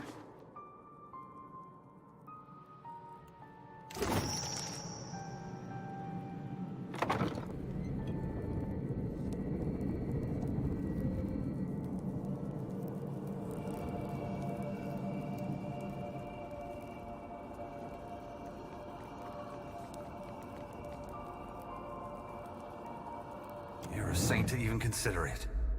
Whatever happened here scattered me in body and mind. I can't leave while I'm shattered. Gather enough of the pieces and maybe I'll be strong enough to be some help.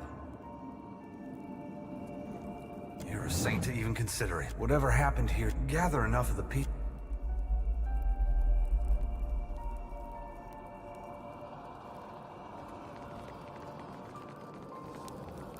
Look there.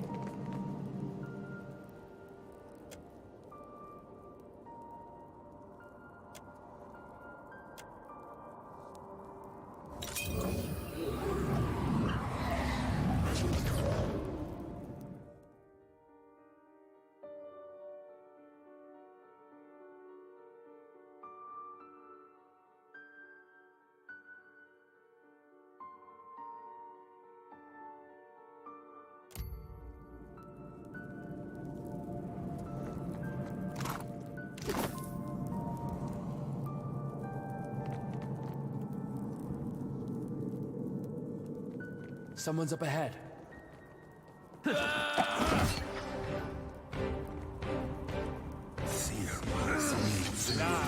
Be on sick. Ain't not my thing, savvy? Bravo. Be on sick. I'll get I'll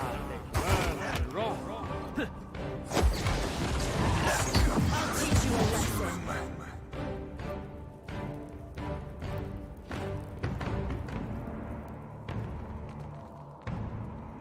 Interesting. Indeed.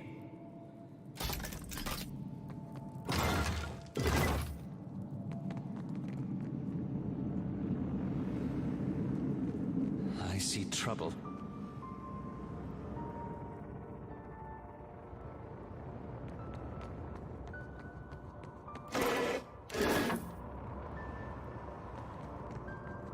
Stand together.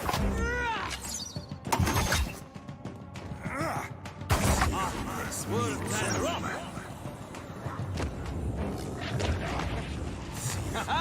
Me too. Lava will be on sick.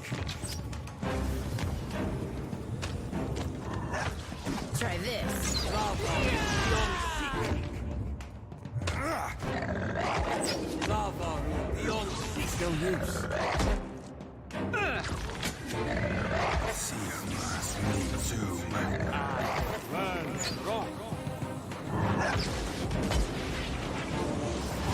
So that's how it's gonna go.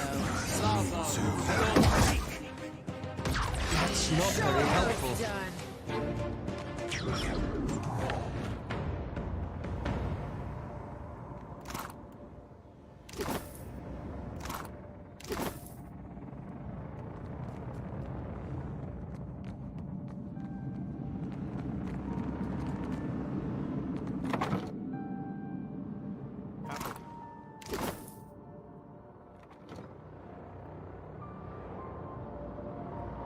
Isn't this something?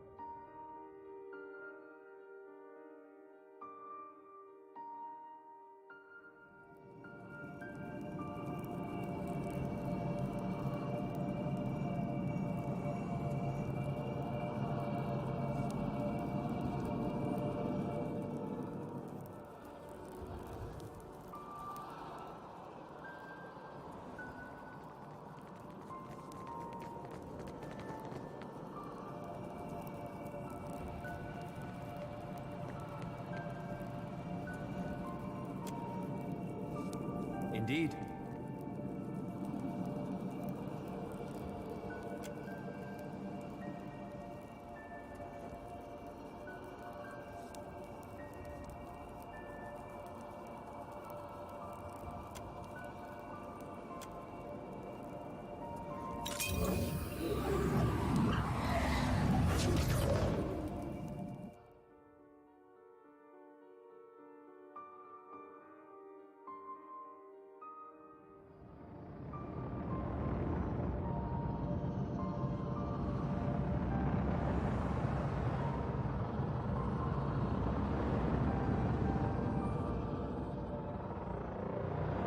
Of course.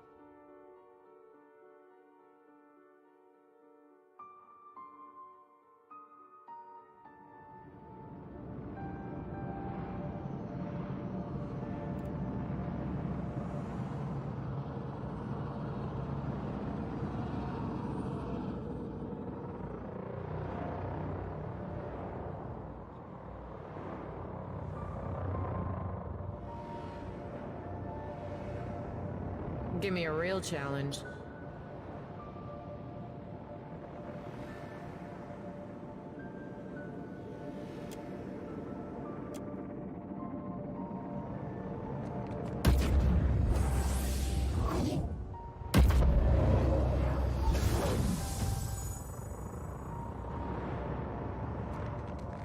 Look there.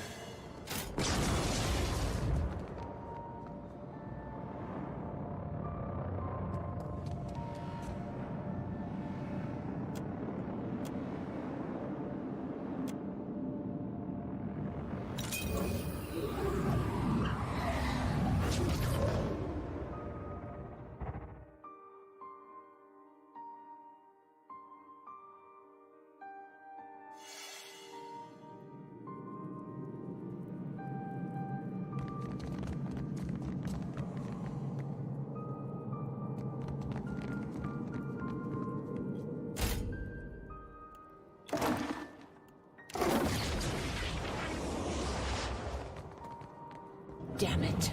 Why can't I remember? I memorized that illusion spell. How can it be gone? Another second and Wide One will know the bomb is here. Damn it, girl. This is your chance. The whole point of the thing is that his soul finds him first.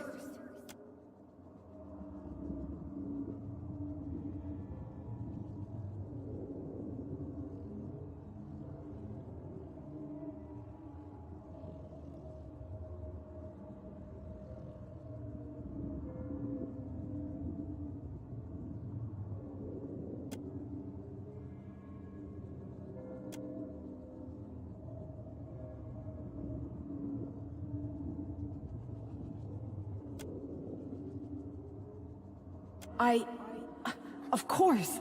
Simple. How'd I forget a thing like that anyway?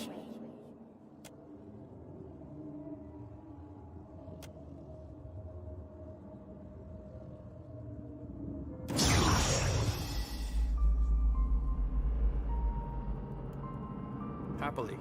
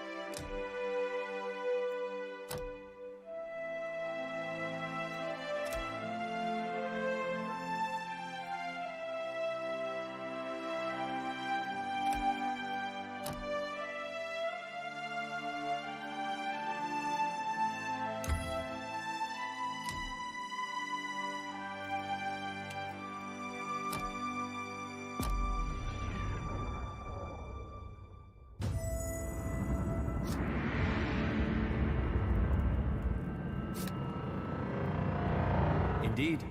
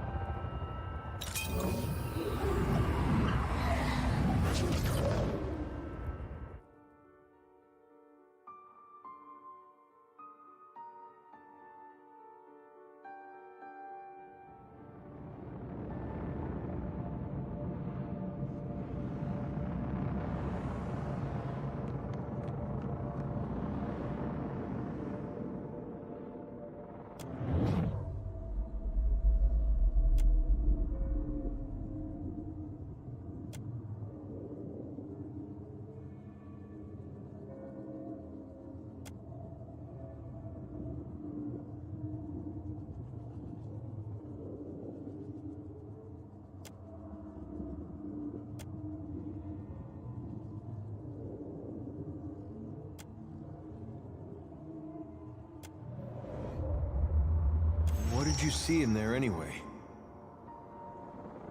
Strange thing to think of right before you get blown to pieces, don't you think?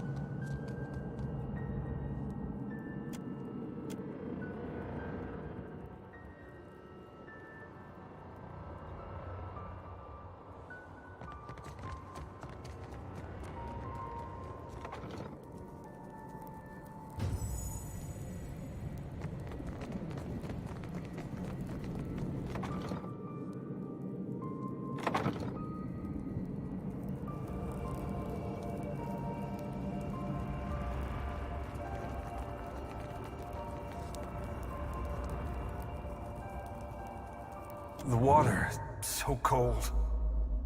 This day I believe Father wanted me to drown. If my faith was untrue, then I wasn't worthy to be his son.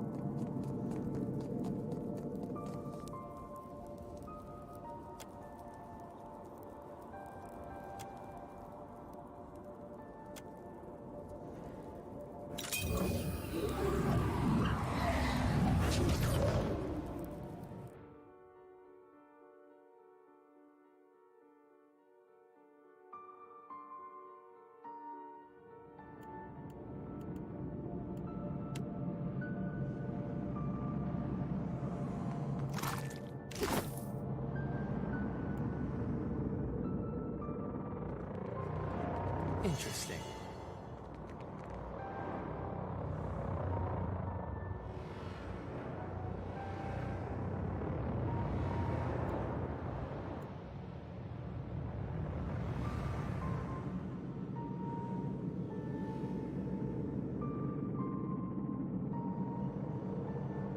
I see trouble.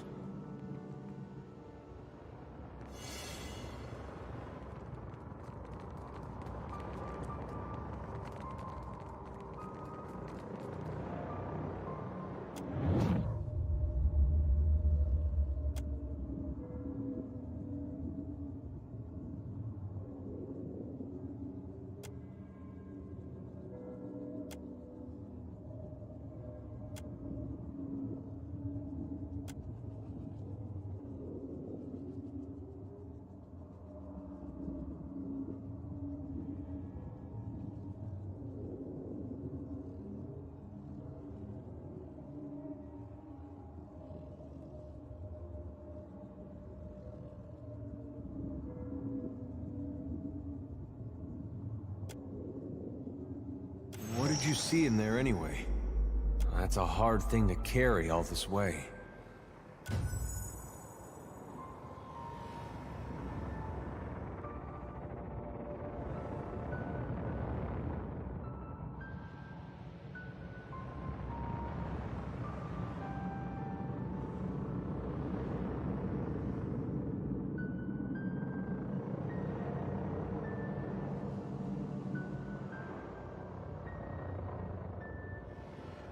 What do we have here?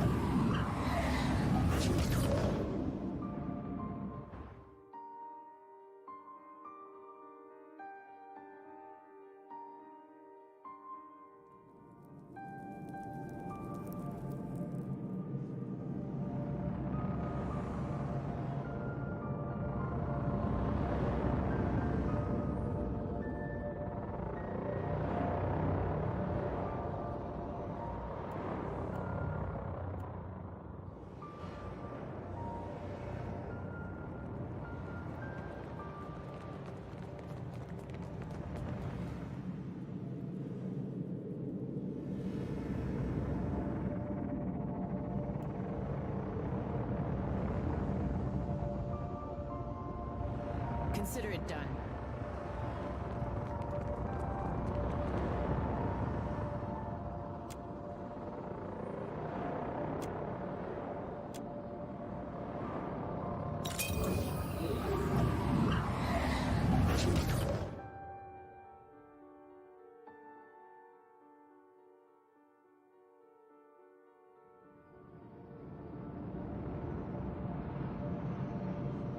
I got this. I got this.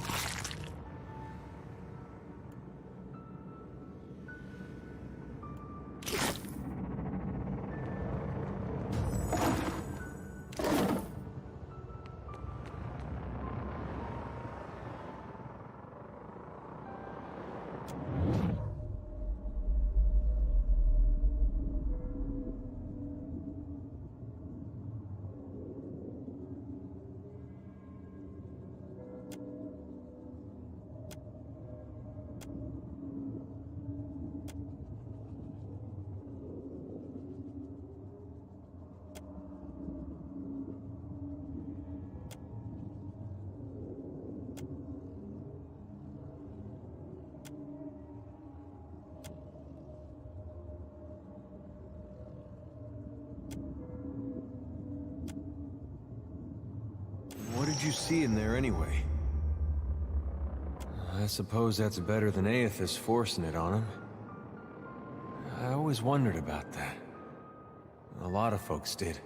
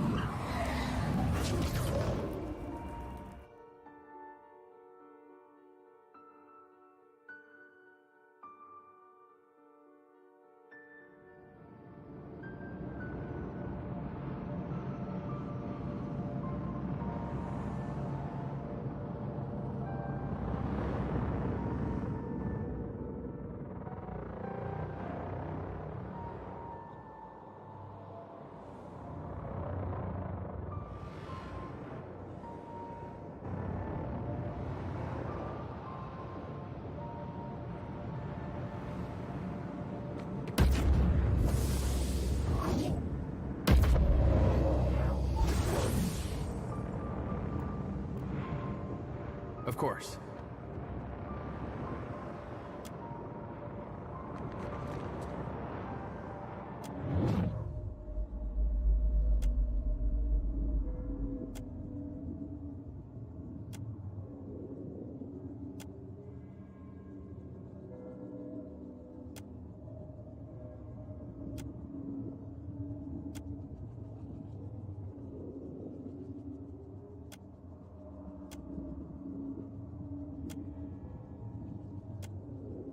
What did you see in there anyway?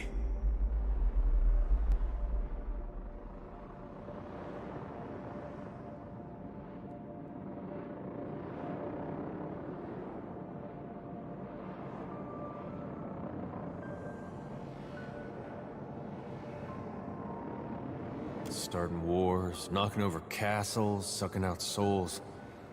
He sure has a strange way of showing us.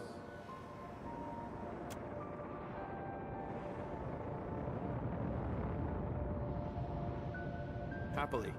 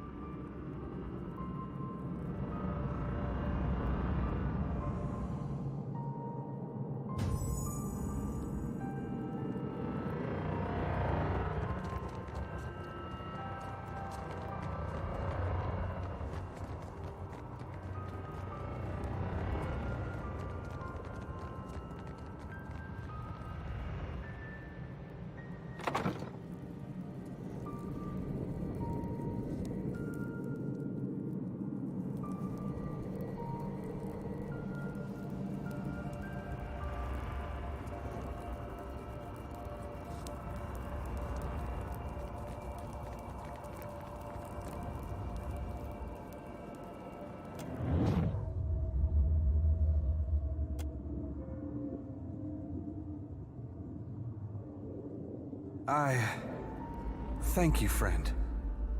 I'm struggling to understand it all, but my thoughts are clearer now.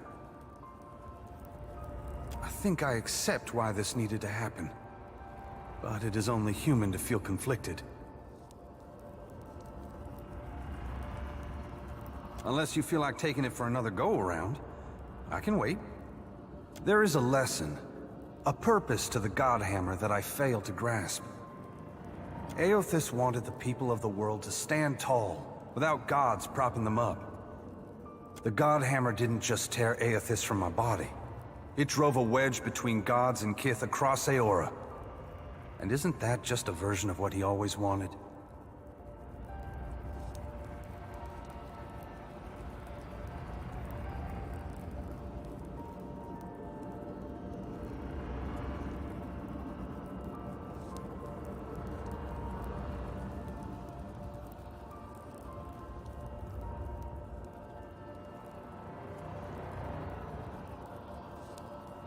Taking on that burden of suffering wasn't in Aothis' original plan.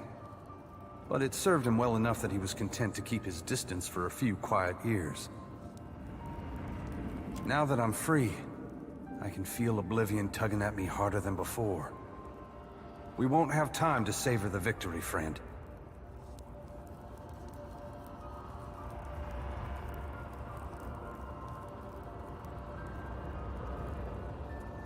I might have guessed you didn't come this far just to pull me out of a bad situation. At the risk of sounding ungrateful, it's been ages since I took up a pitchfork against anything larger than a bale of hay. You'd do better without me. Really. What are you saying?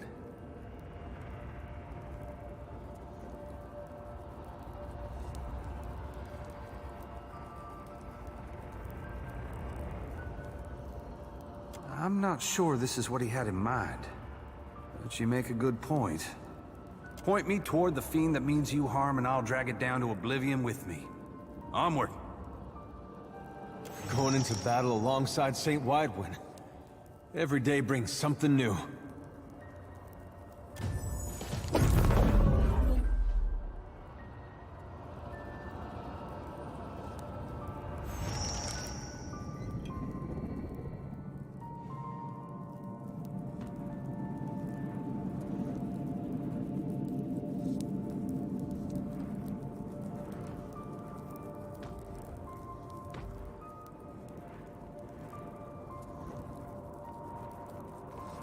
Could be a fight.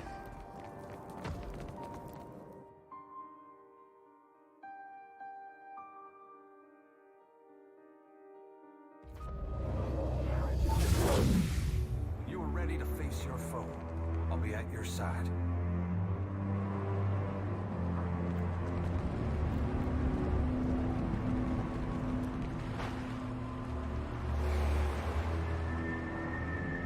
You stride forth from the Inferno unsinged, and have armed yourself with flint and steel. It should serve well against a corpse.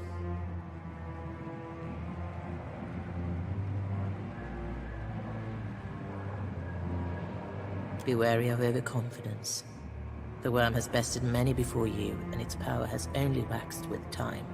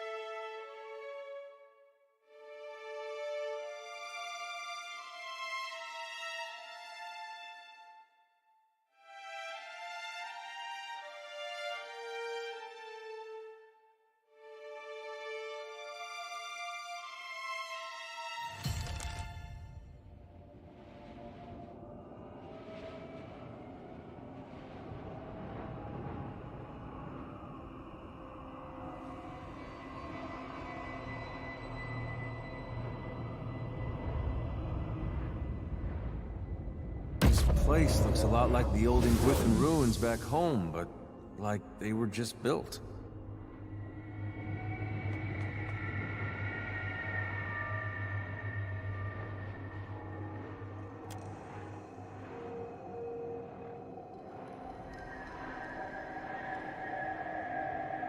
You've returned to me. Please, please release me. This place, the agony, so much worse than anything I suffered at your hands.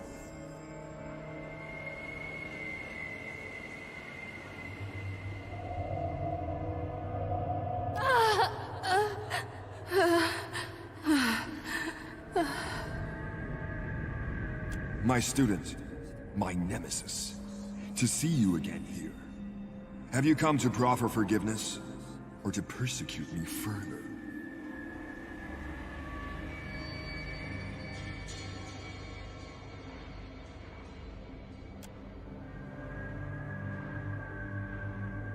See you, do I? Come to kill old Merwald?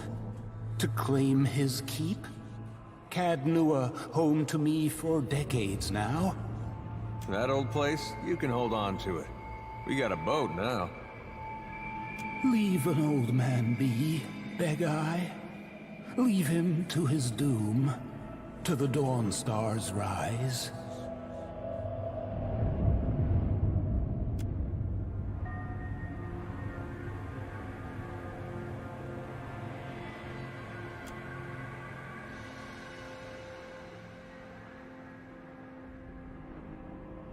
You see through it then? You must be special. Like they were. Are. I'm uncertain. I've lost so much of myself here. She tore my name from me.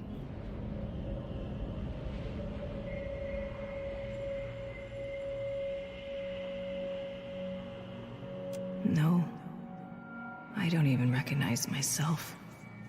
The interrogator. She's deep within, ensconced in her little court. You won't. She wards herself too well. In her labyrinth of Audra and copper. Perhaps with my help, if you found the pieces of me, returned them, I could lead you to her.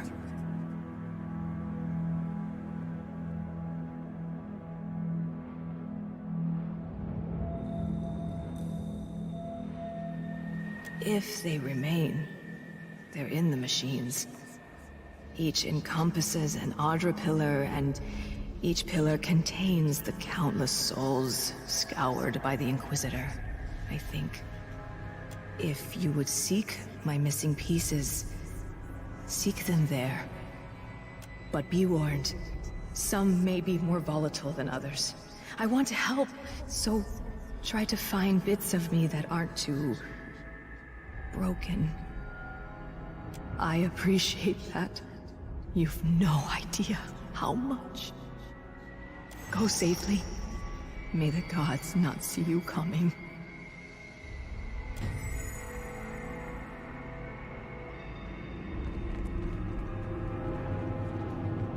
Scallywags ho, Cap.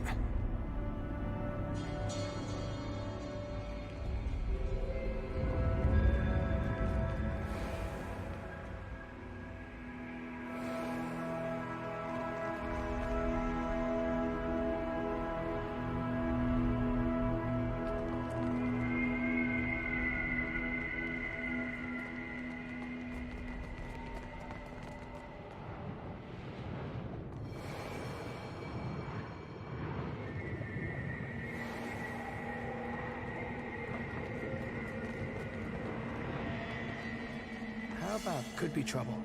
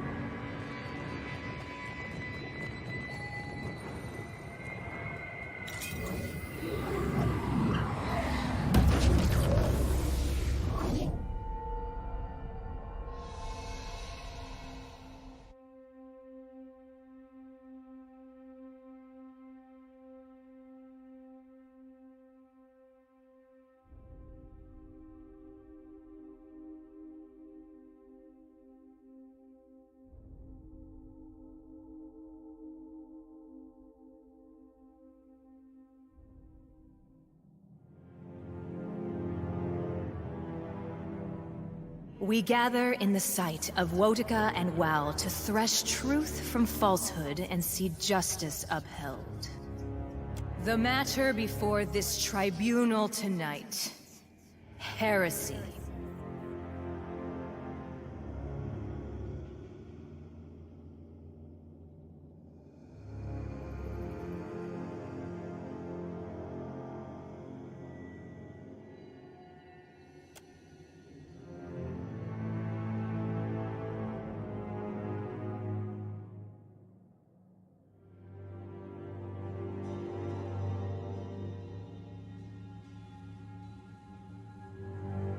You hereby stand accused of rejecting the orthodoxy delivered unto us by the universal divinities.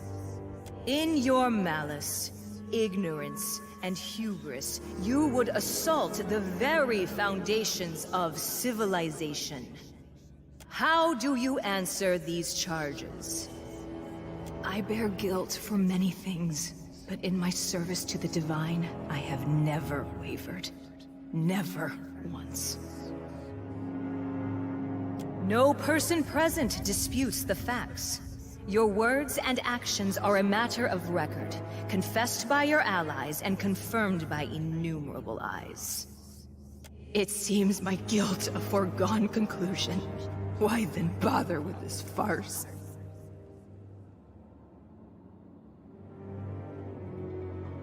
This body provides you with a final chance to ameliorate the sins you have heaped upon yourself. If you choose not to admit fault, not to display contrition, then you shall bear the full burden of your transgressions with you to the wheel. Then declare your sentence. What example will be made of me? Your eyes shall be plucked from their sockets and turned upon you that you may fully examine your deficiencies. Then you shall be chained within a copper tub and your skin opened at 27 points, that your spirit might better fly your corrupt flesh.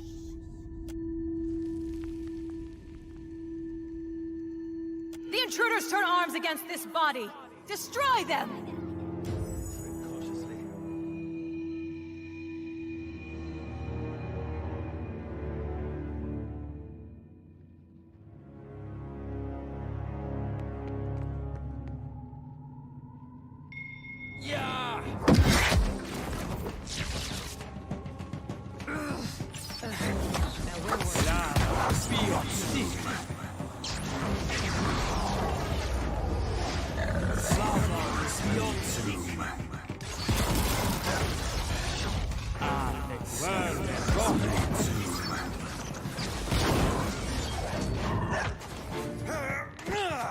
That's not very helpful.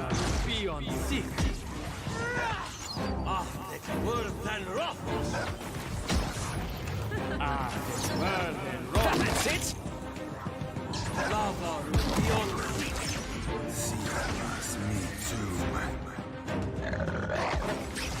Lava beyond seek.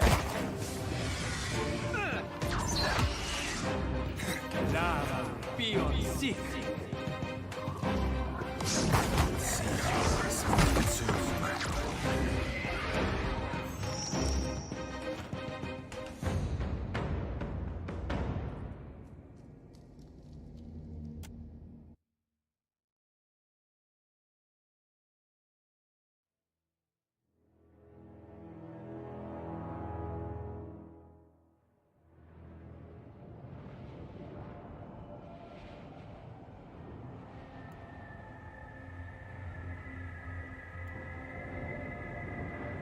Give me a real challenge.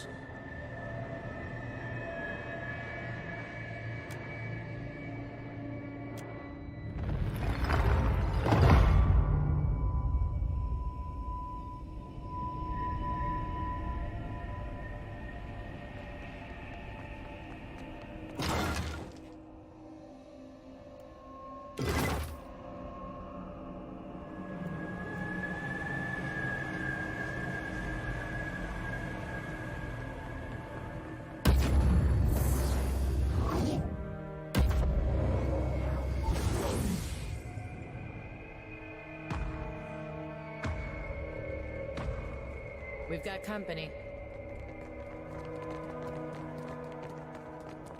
You must gather your party before venturing forth.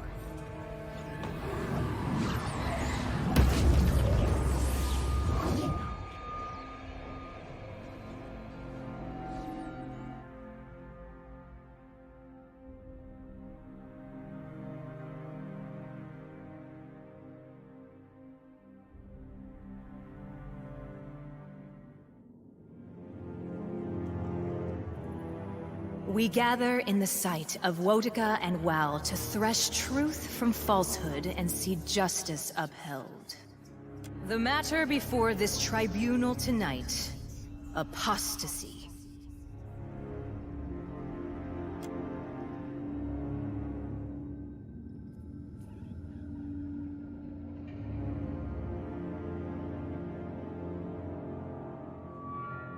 The heretic may transgress out of ignorance or misunderstanding. Far fouler the apostate, who, knowing full well the truth, elects to abandon it.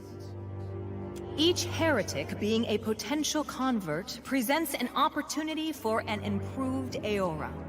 The apostate, however, blights the world around him, for from him does corruption stem. In abandoning the true faith, you corrupt not only yourself, but all with whom you share contact. How do you answer these charges?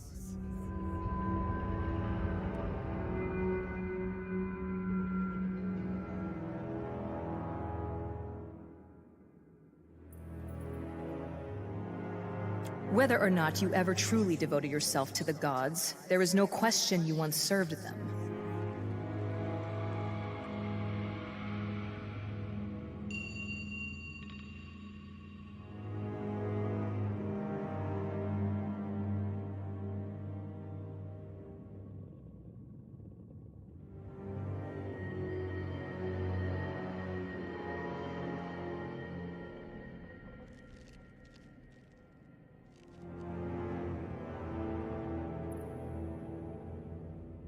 Many have made similar claims within these walls, if only words bore the weight of actions.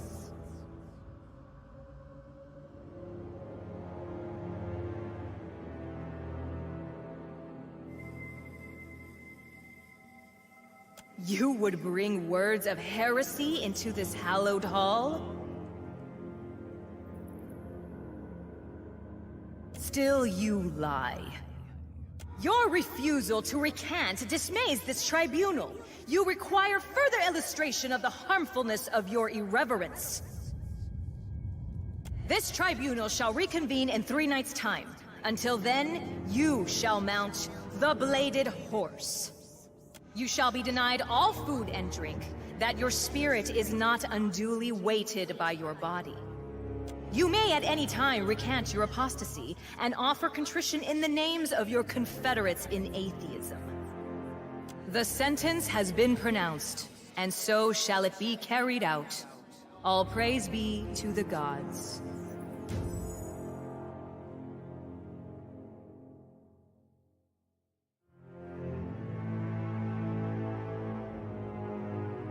Could be a fight.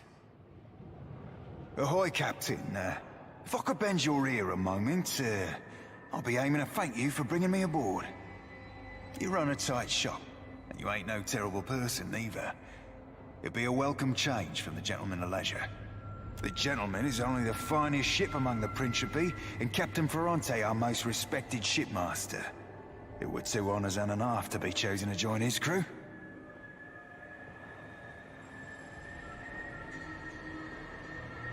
Aye. You ain't wrong. Joining the Gentleman meant leaving the Sorcerer, leaving the only family I've ever known.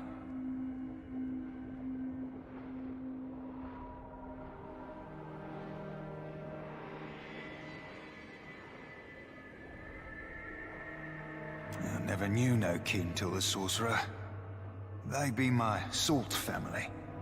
And to me, that'd be better far than blood. And don't sell yourself a Suole shortcap, nor me neither. I know an opportunity when I board it. I'd seen what there were to be seen upon the gentlemen, learn what ropes were to be learned. Methinks a watcher after a dead god'll thrust me into an whole new set of eye-openings. And believe you me, I do appreciate myself a good thrust. I've a gift for you. This trinket be from one of the first ships I hunted. Malnage would have snatched it had I not found the perfect hiding spot. I know right to tell you that you mightn't want it no more. Just a jest, Cap. Nay, I tucked it away in my beard. Didn't wear braids back then, so my hair caught about everything from feathers to fish bones. Malnage shook me down for plunder after each raid. I figured out she wouldn't go nowhere near my beard. Said my face were like a saw-rip fetish. You be entirely welcome. Now, if you'll pardon me, I've roundabout reached my limit for sentiment.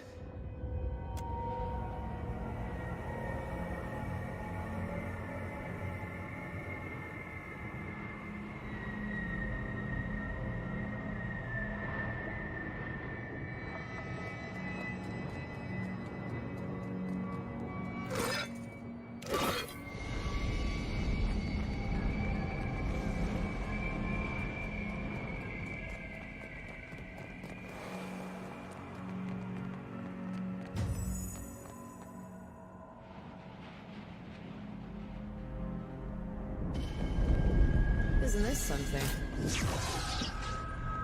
Indeed.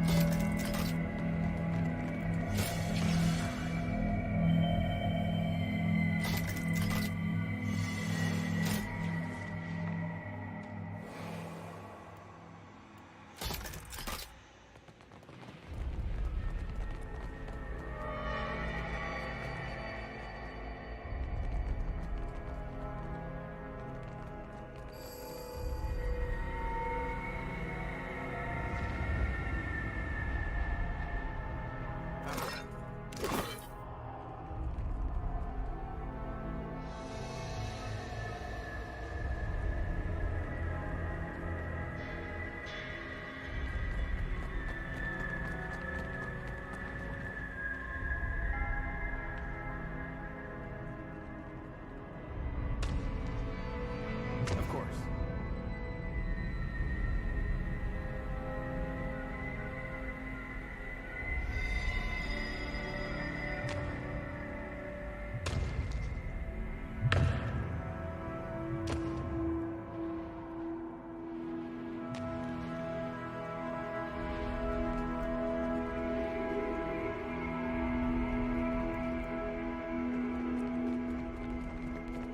I got this. I got this.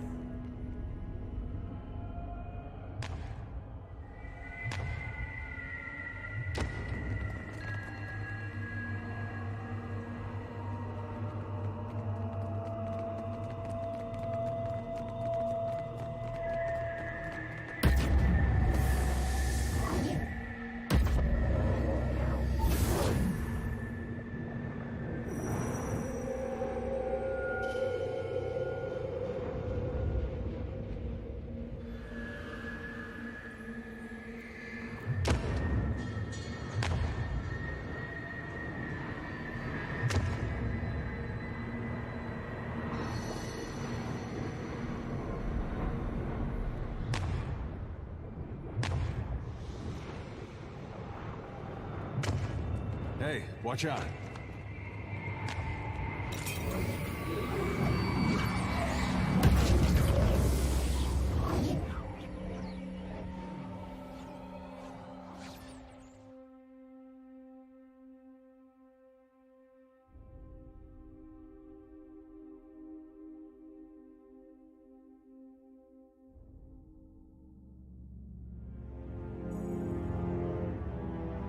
We gather in the sight of Wotica and Wal to thresh truth from falsehood and see justice upheld.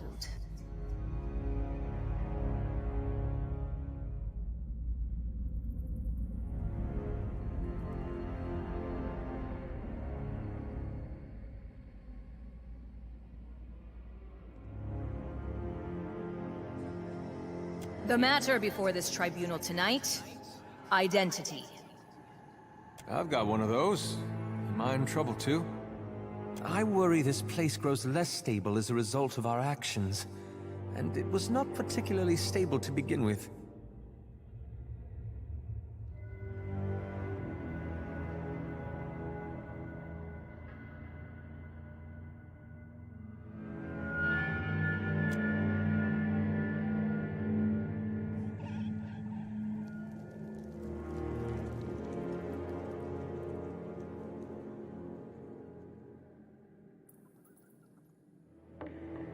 Of this charge, I bear no guilt. I am not but myself. How could I be other?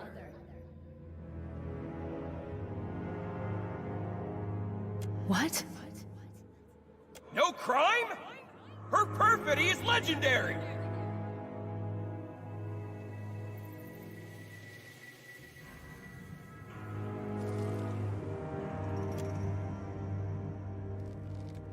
What?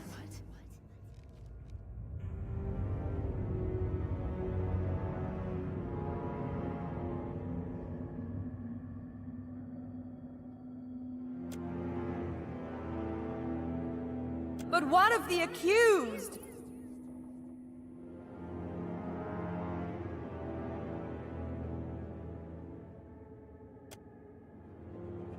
What do you mean?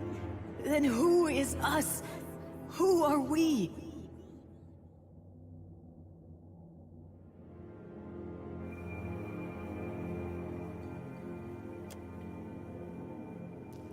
And yet, look at yourself.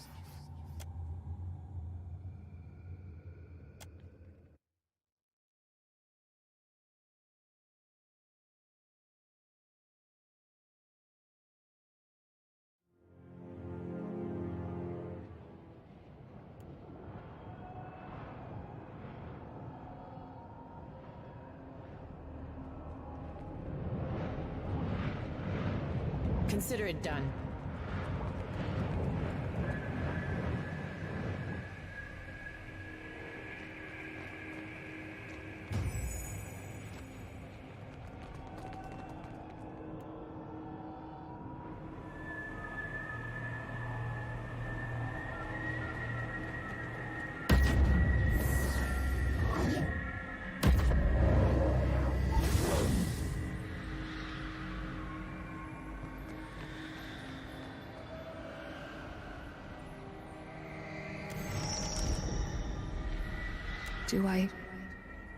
Do I know you? Have we met? Before this, before here.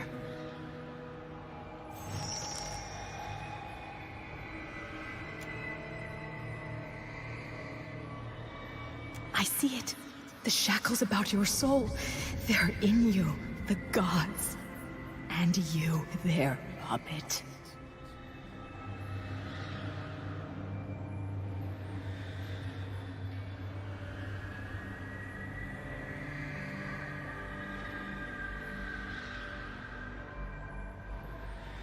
Hold on to that resentment. 'Twill serve you still where flesh will fail.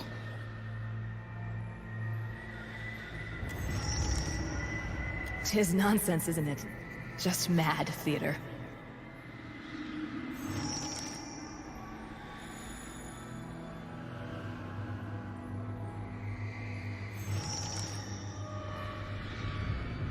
Agreed.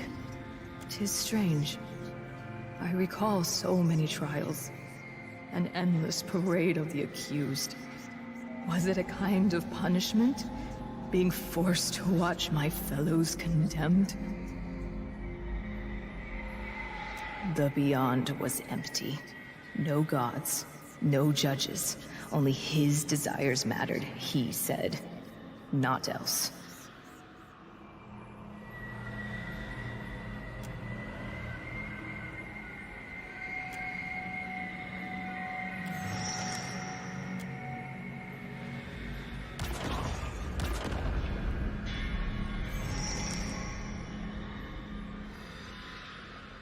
I am more myself. than I have been in a very long time. I... almost... like a word on the tip of the tongue. I have it, but I don't. I am certain, though, that I knew the Inquisitor well. I think perhaps that I loved her, and that she betrayed me.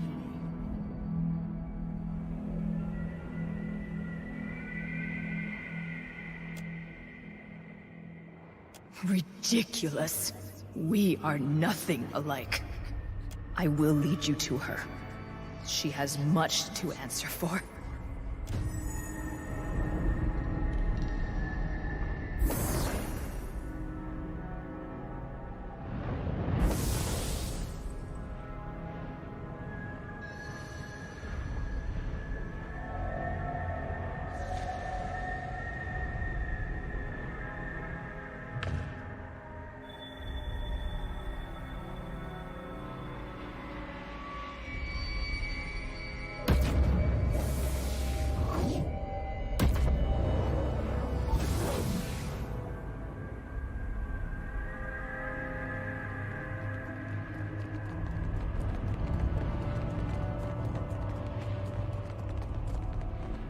The way is open. It pulls me towards it.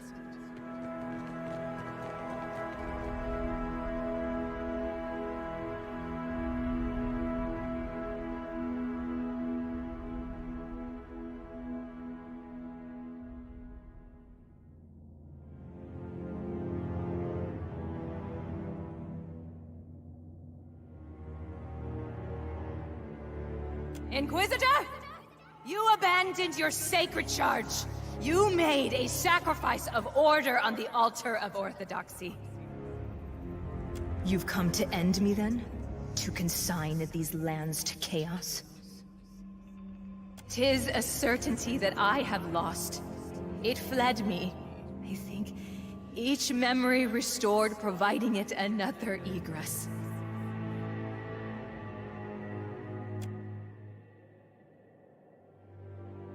Thank you.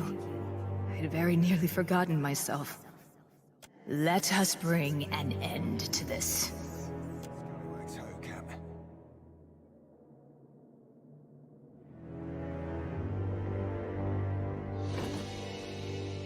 Be on your guard. So that's how it's gonna go. Another turn, I'll teach you a lesson. How do you like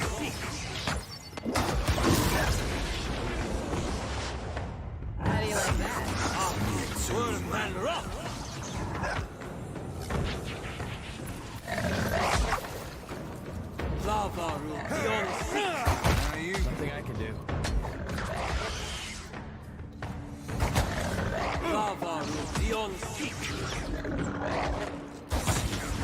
Me too.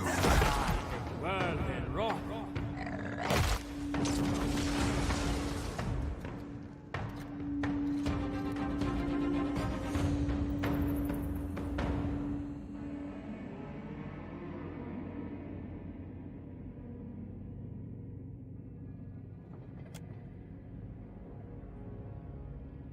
I appreciate your efforts here. I do not fully understand them, but I can appreciate them. I think not. I feel hollow. Flat somehow.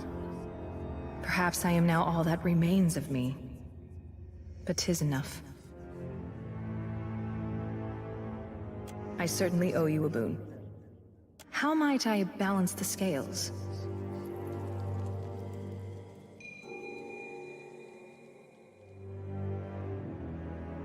You offer so much of yourself. You've no idea my gratitude. Let us go then.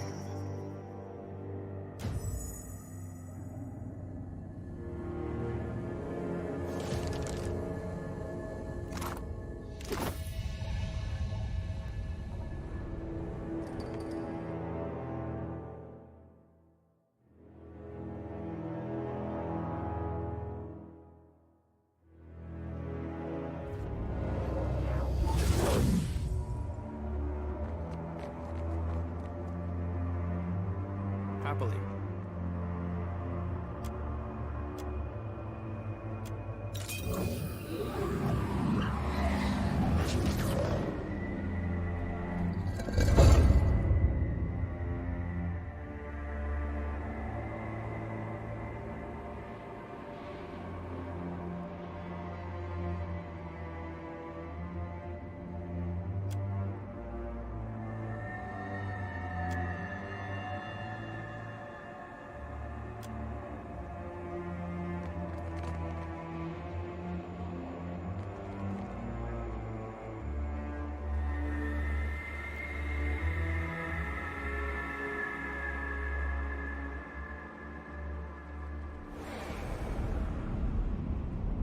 You return from your interrogation, and with another soul added to your collection.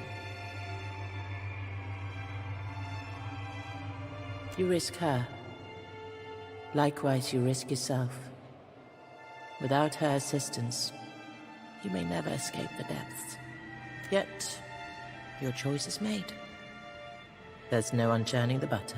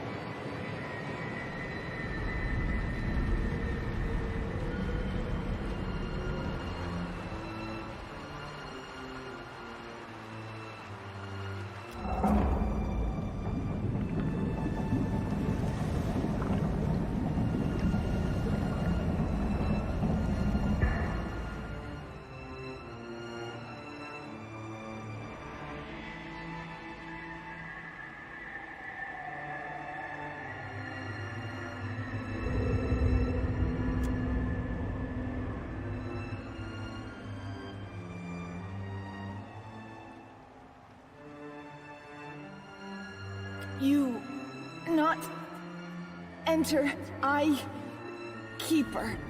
Relic. Block. Waters. Andres. Guidance.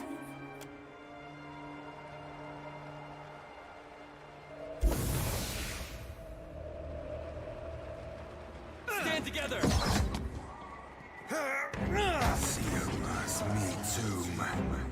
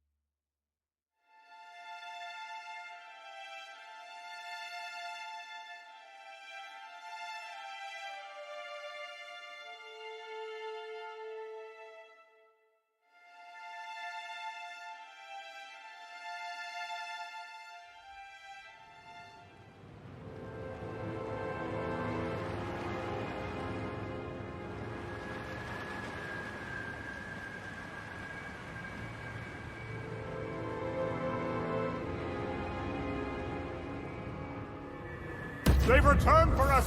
Run!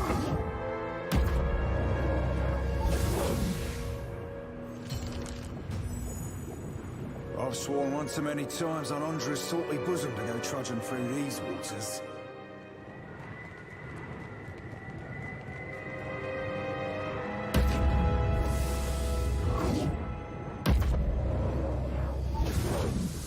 You! Stay away. Have your kind not done enough damage? Akara, I mistook you for one of those wretched outlanders. A strange people from across the sea.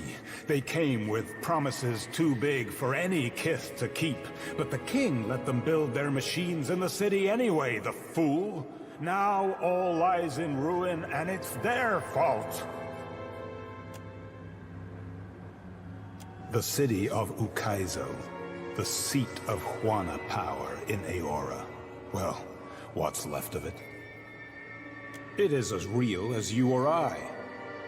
Was as real. Oh gods, what have we done?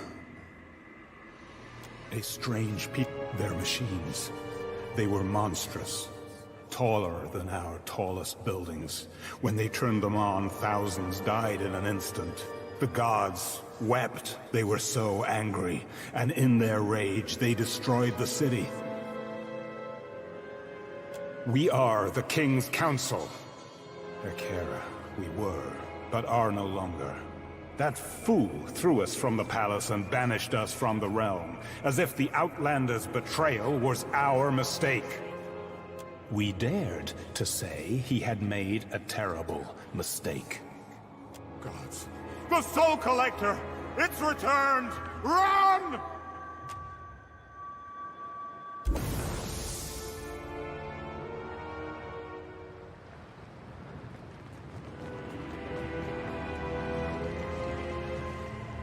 Looks like trouble.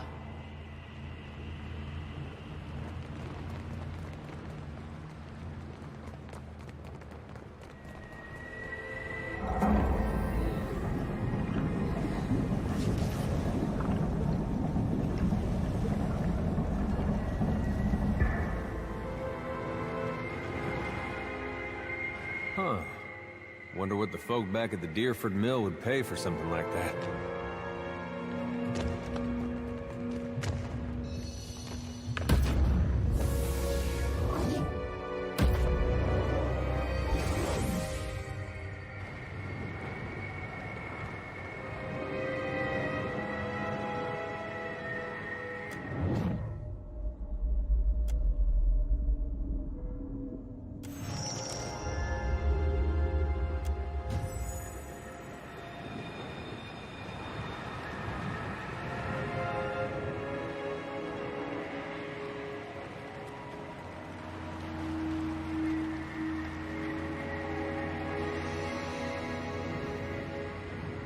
Watch and learn.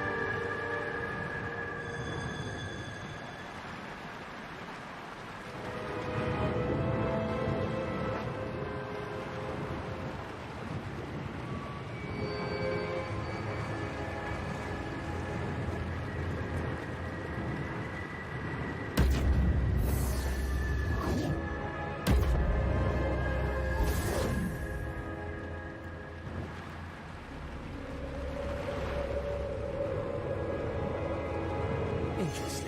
I see trouble.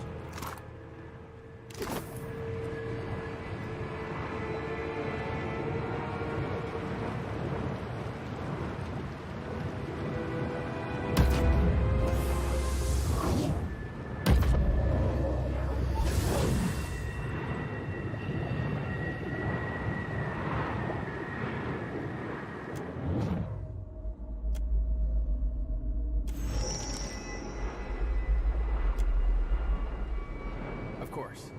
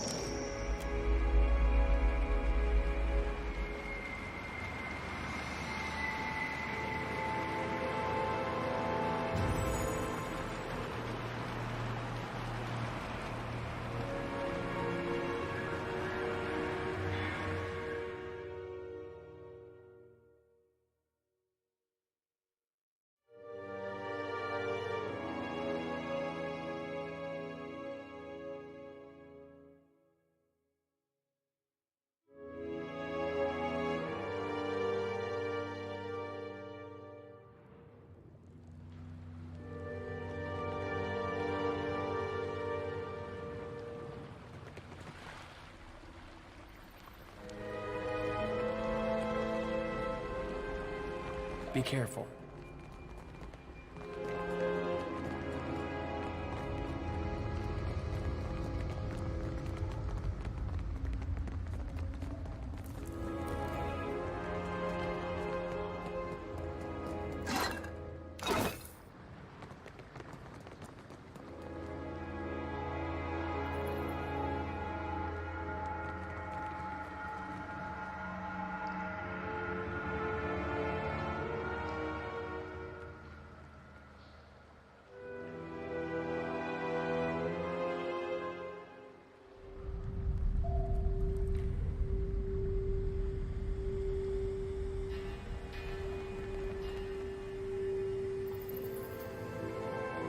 Could be a fight.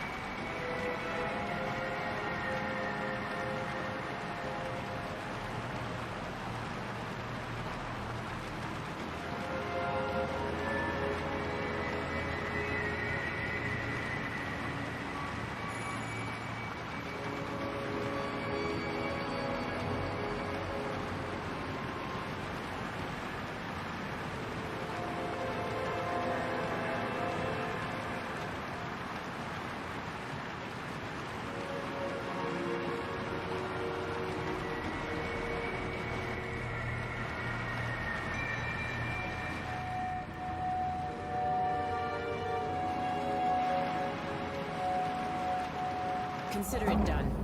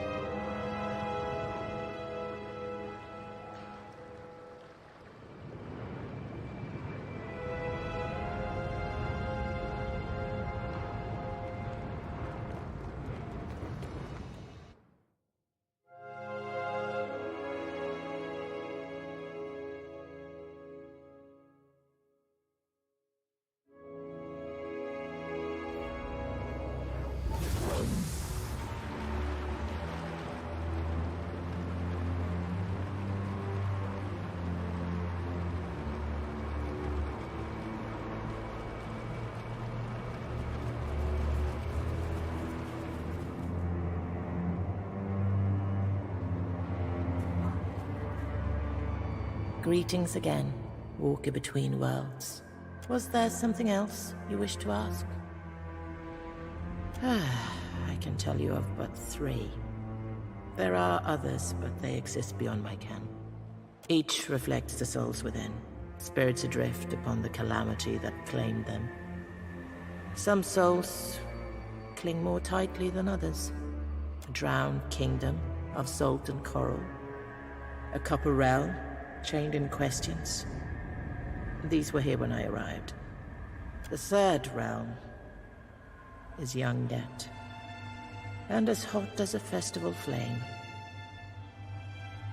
Yes, and also no, more the echo of the kingdom's end. The whole of it fell in one great calamity, I think. The stubborn blindness of its chieftain has kept it suspended above the void for centuries or longer.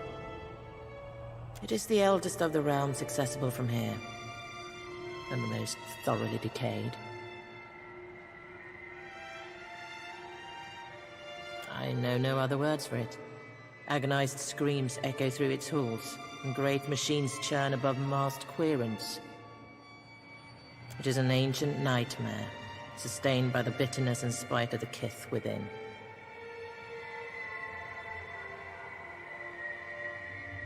Fresh and raw, that wound.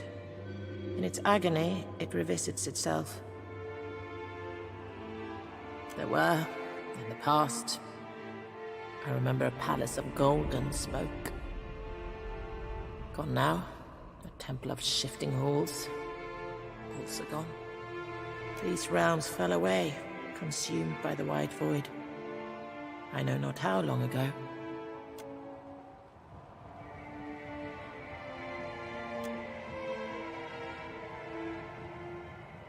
Rather than the deceased flame or the land of deer. I doubt there are many deer to be found in the white that wends. We Glamfellans simply call it the land.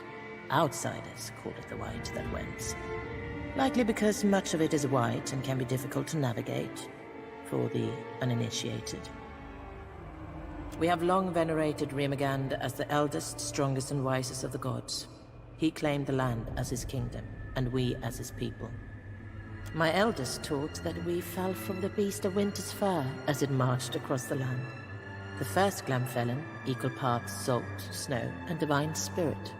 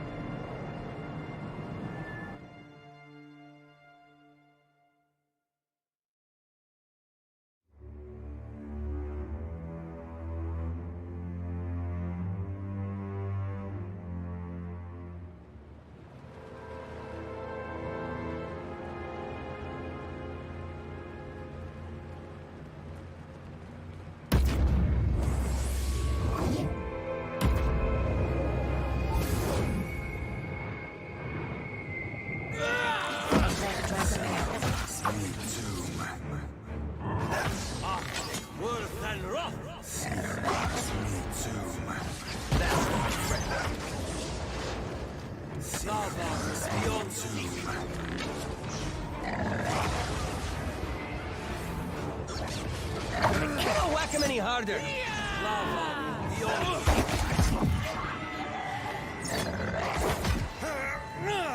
Cook that up, there.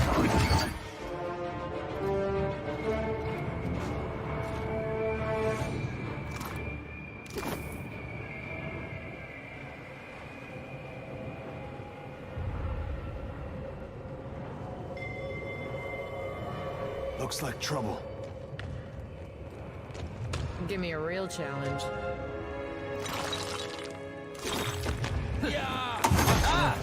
No help. It's me too. Get the next one. It's me too. Lava beyond seek.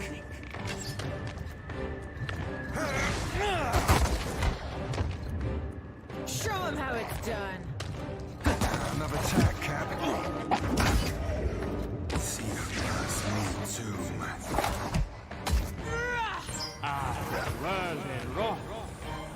Lava beyond seek. Now you be right screwed. Lava beyond seek. It's no use.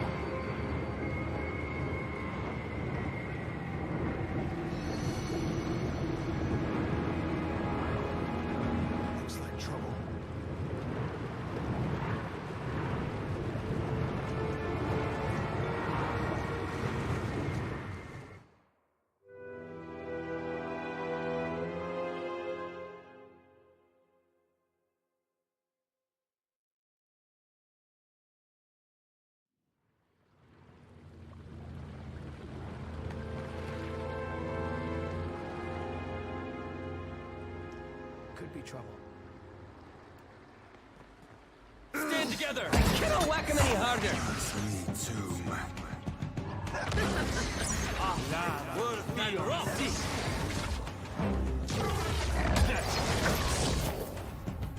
Lava beyond seek. Nothing I can do. Lava beyond seek.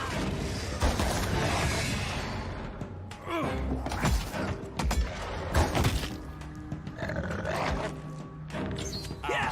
That's it! Another turn, can.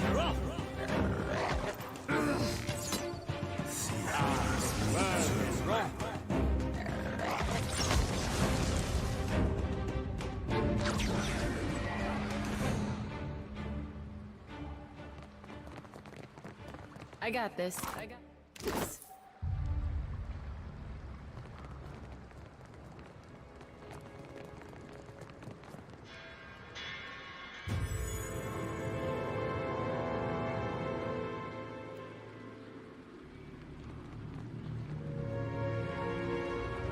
Someone's up ahead.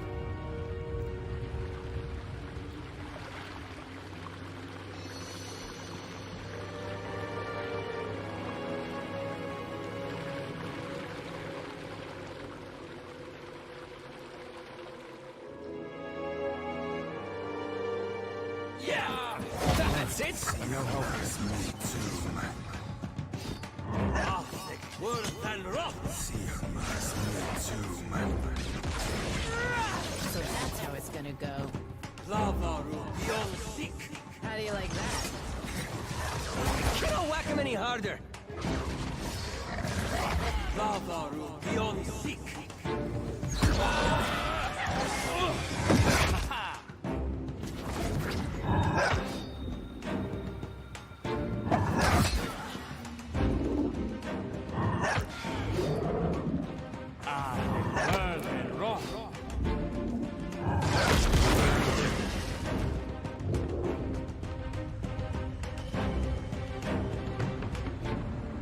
Stand together!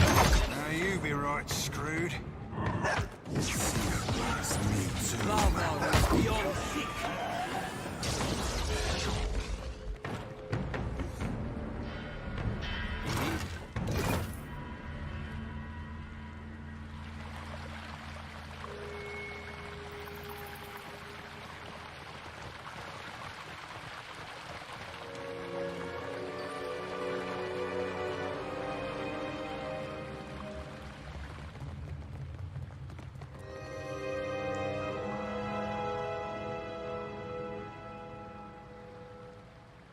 Consider it done.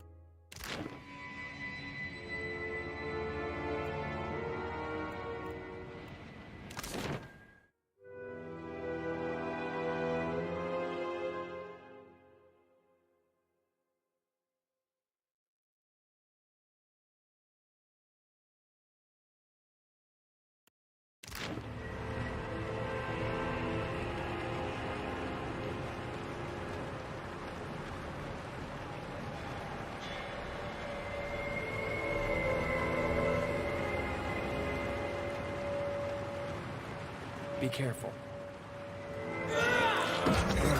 I'm no help here. Try this. Worse than rough. I'll get the next one. Lava room beyond seek. This is futile. There's a wallop. I'll teach you a lesson. Lava room beyond seek.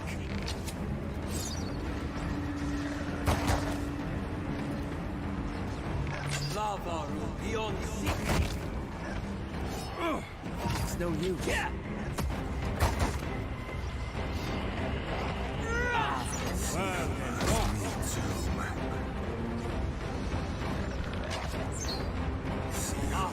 Worse than rock. Beyond seek. Another attack, Cap.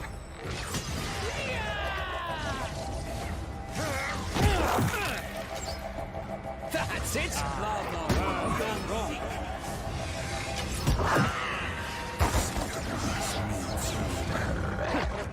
Not exactly what I was going for. Lava beyond seek. So that's how it's gonna go.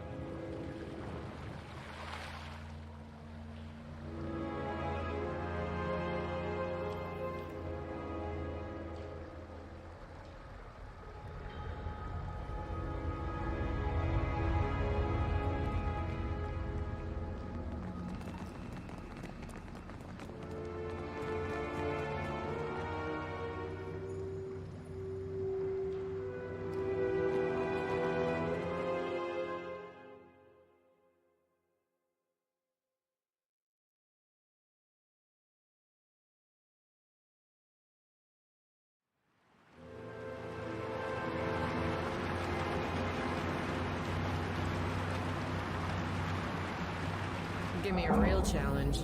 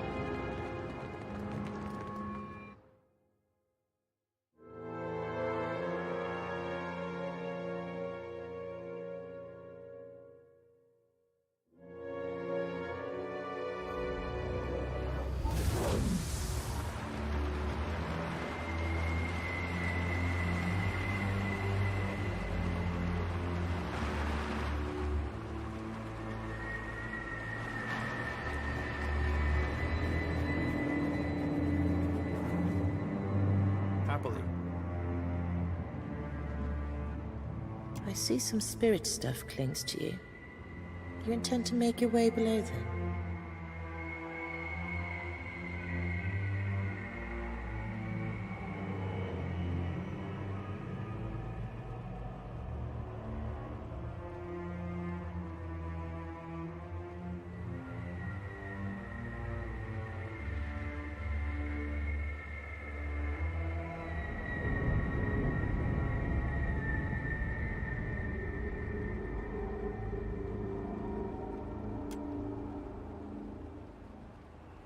I swore an oath all the more crucial if you fail.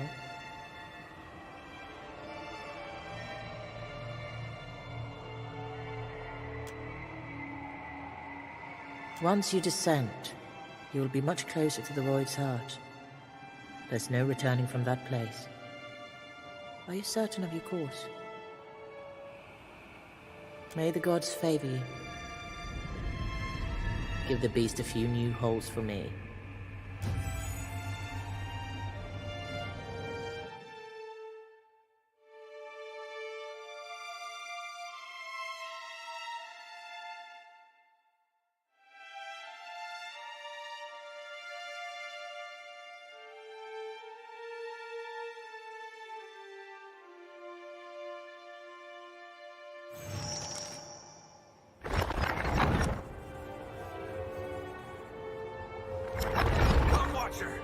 The fury of the Godhammer is ready!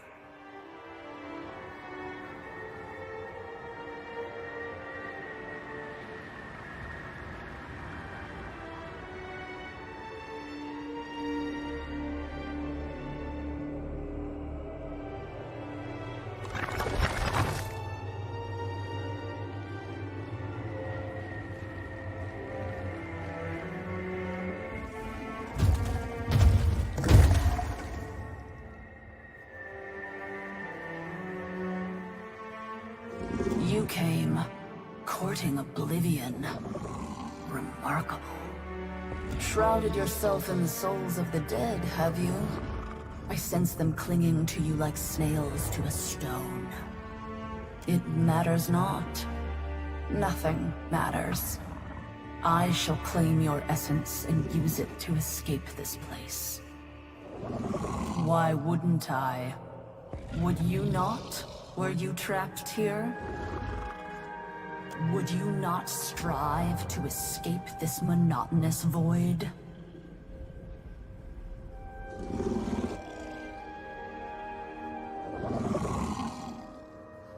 You witnessed the pull of this place. I cannot escape its gravity. Not without more essence. I've taken what I dare from the echoes. Despite their resilience, they remain victims of this place.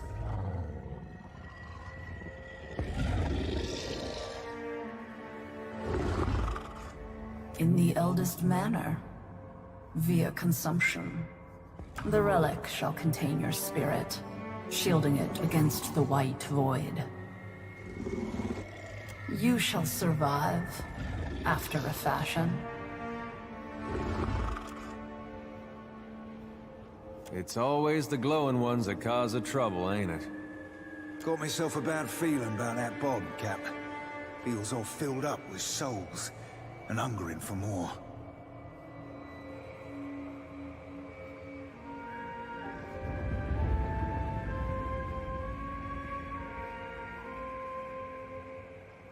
The anchor. It persists here, when all other things decay to dust.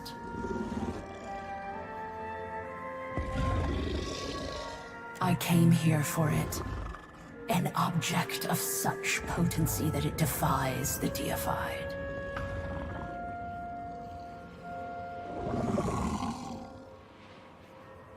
My own protection. They destroy that which threatens their dominion as they did those who came before me. As they would have you, had you not cast yourself into this void. My elders, when I was yet young, 3 dragons of inimitable prowess ruled these seas. So impressive were they that the gods enlisted them in defending their great working. The elders accepted, and then they vanished.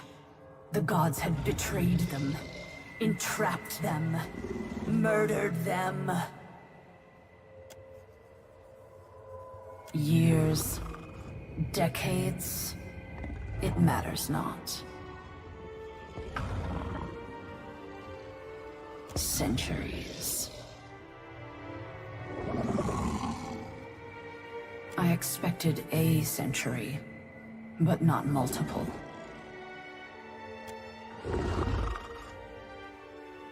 You ask why I do not allow myself to die? Are you so eager to meet your own end, knowing that nothing awaits beyond? I will happily introduce you, if you so desire.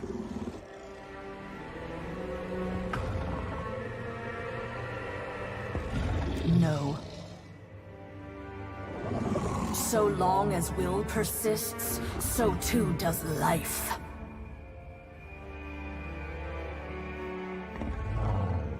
Do battle with the beast of winter? To what conceivable end?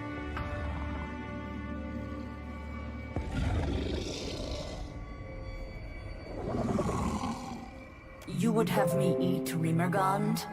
To pluck him from the void as I might a heifer from a field?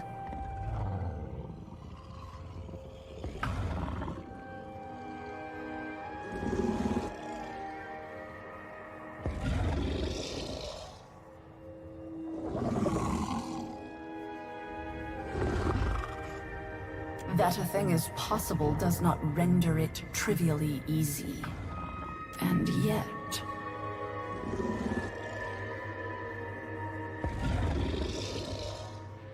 even you must understand that inaction is sometimes the wisest action.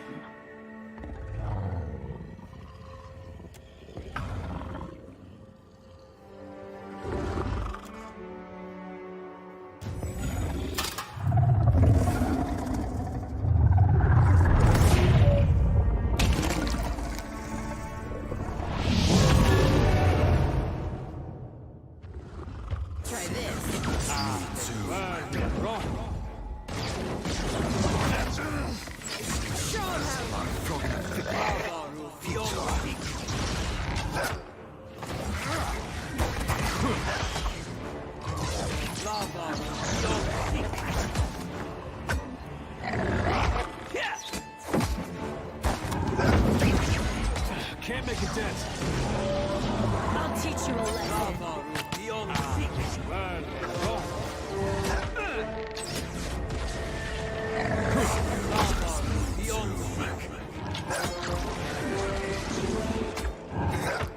Another attack, Cap. Yes!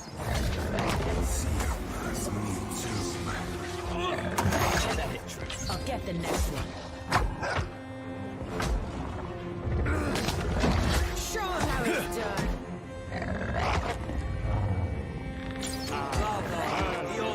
This thing isn't doing the job.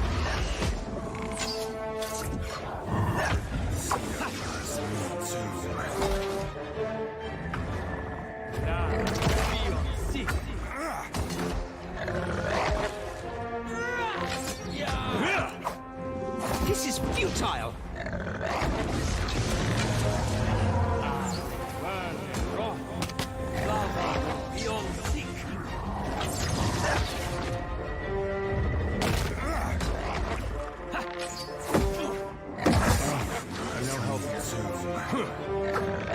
I'll teach you a lesson. Now where were we?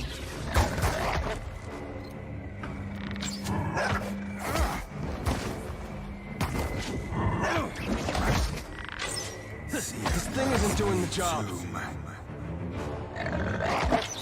Stand together.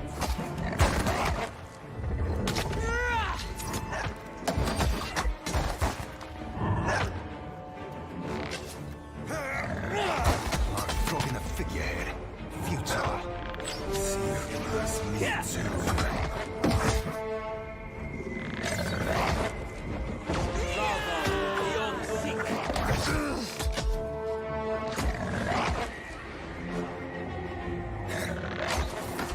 Nothing I can do.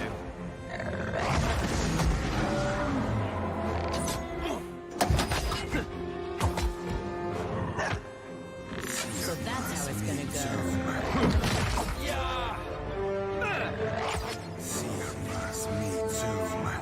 Need something stronger.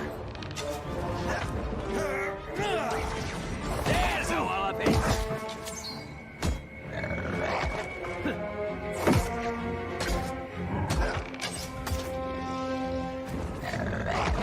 Show 'em how it's done. Another attack, Cap.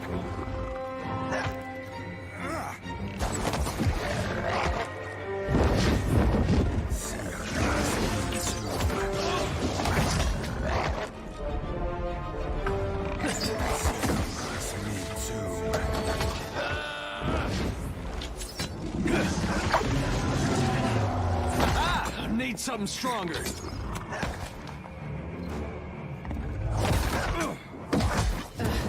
Now where were we?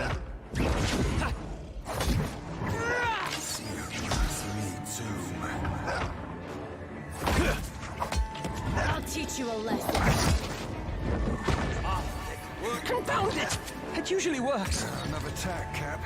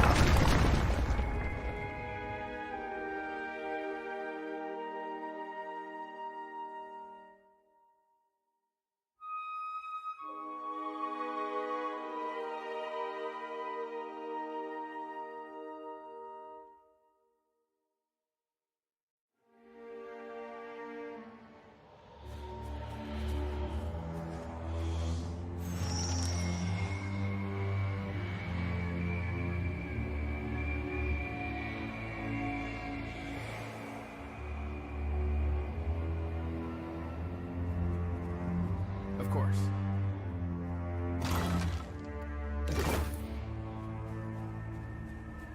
The entropic energies here are nearly overwhelming. We must find a way out. Quickly!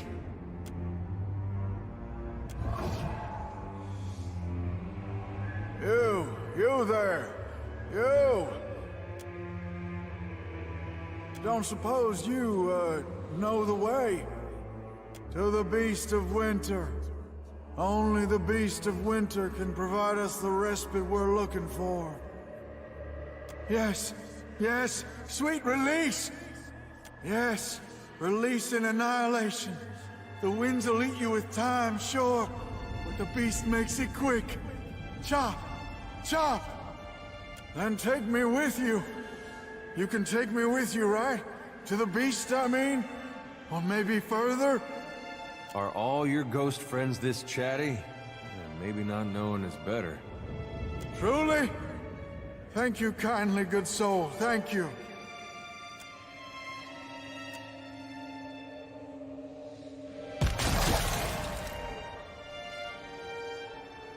Step lightly, Cap. That wind be colder than Remagon's frosty bullets.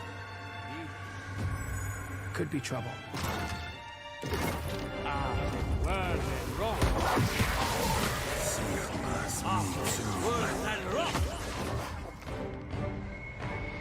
No use.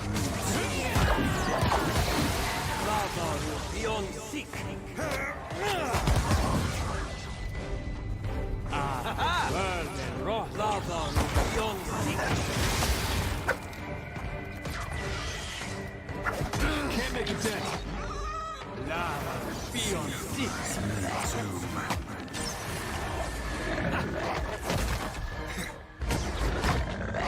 Show him how it's done. Nothing I can do. That must hurt. Zavaru beyond seek.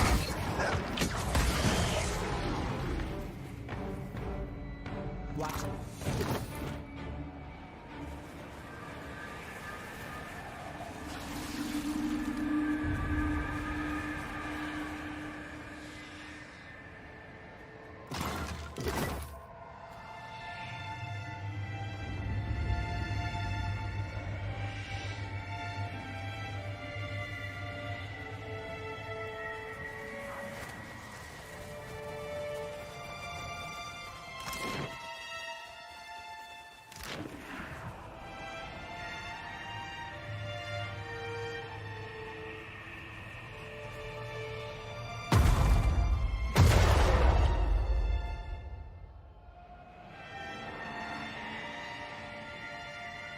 The creature is gone. Good. Give me the relic you hold. I will cleanse the stain from it. I did not make a request. The force that held the dragon's lair intact is gone. Lost to the void as all things are. Now you stand within my innermost domain, a realm from which none may return. I cannot permit a soul that has felt the chill of the white void to leave this plane. But I would strike a compromise. You may return to the mortal realm in recompense for what you have done. But within you will bide my chime. And when you die, your soul will enter the white void. Bareth will have no use for your chime once you've completed their task. And should you perish in the process, you will have no use for it in death. This realm is governed by immutable laws, and I will not bend them to suit you. You have your choice. Accept my chime, or remain here. So be it.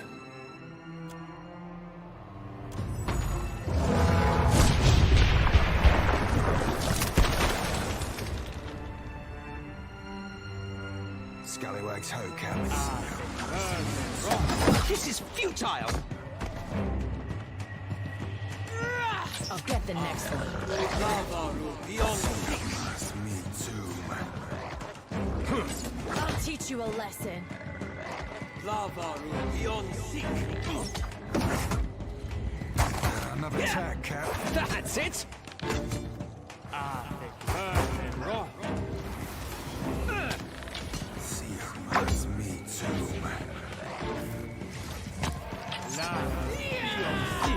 Confound it! It usually works. Lava beyond seek. Lava beyond seek. So that's how it's gonna go. Gotta have something here that works.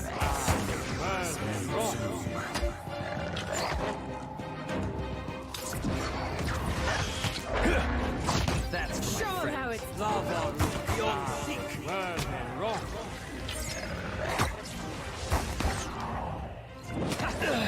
This won't do. I need something stronger. Lava beyond seek.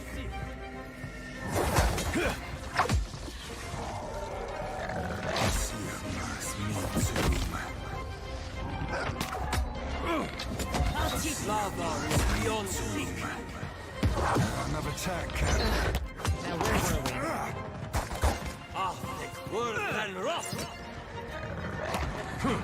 That's it. Get us out.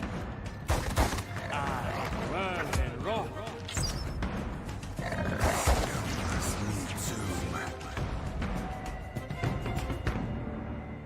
bright blue liquid drips from the beast's wounds.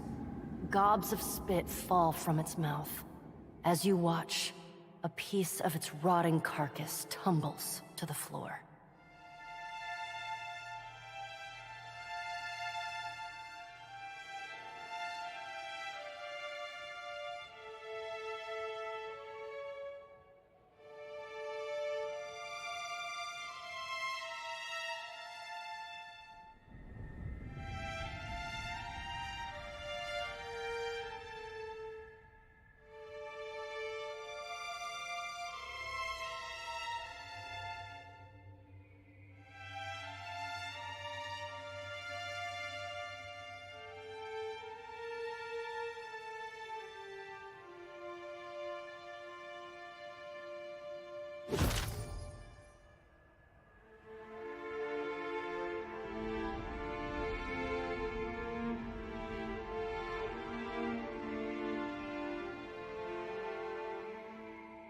The howling winds resolve into deep, resounding laughter that echoes within your ribs.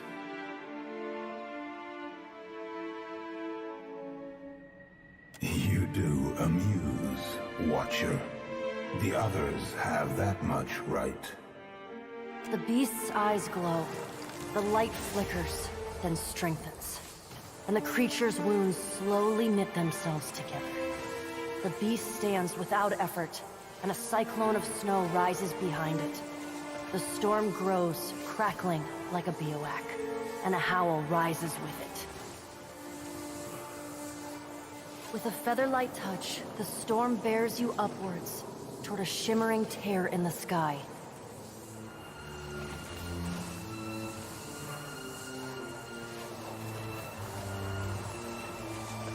Through the tear, you catch a flickering, indistinct shape you vaguely recognize as the Altar of Decline. Remergond expels you from his realm.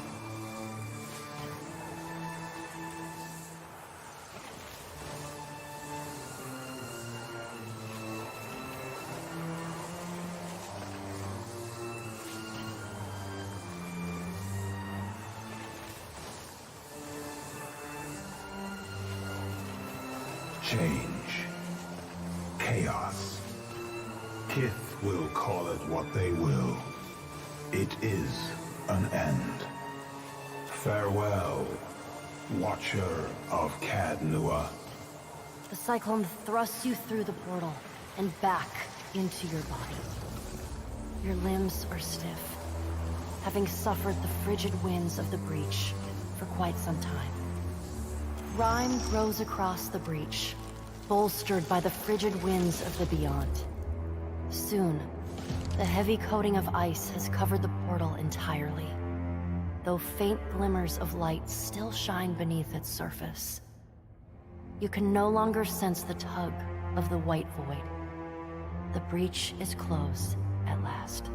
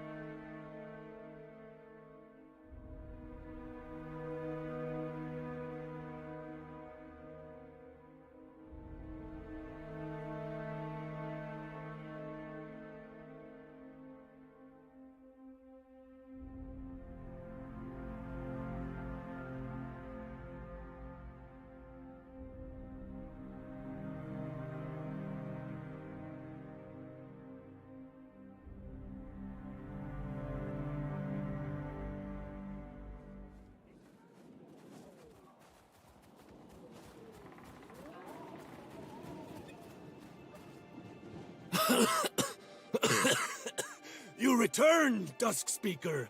Harbinger's watch, shuttered as if wounded. What occurred at the Wheatmouth?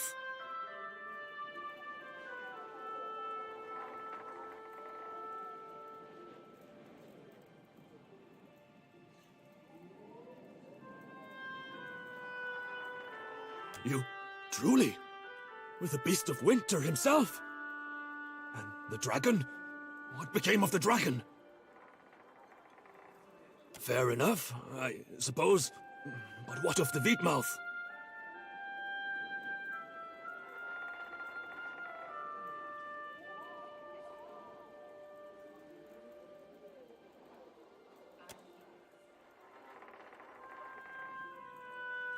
Then we have time. Remergund has not finished with us, brothers and sisters. We must prepare the way, for winter always returns.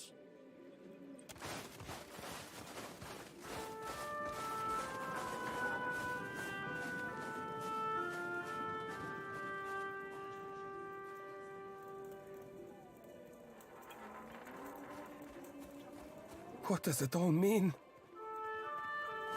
Of course.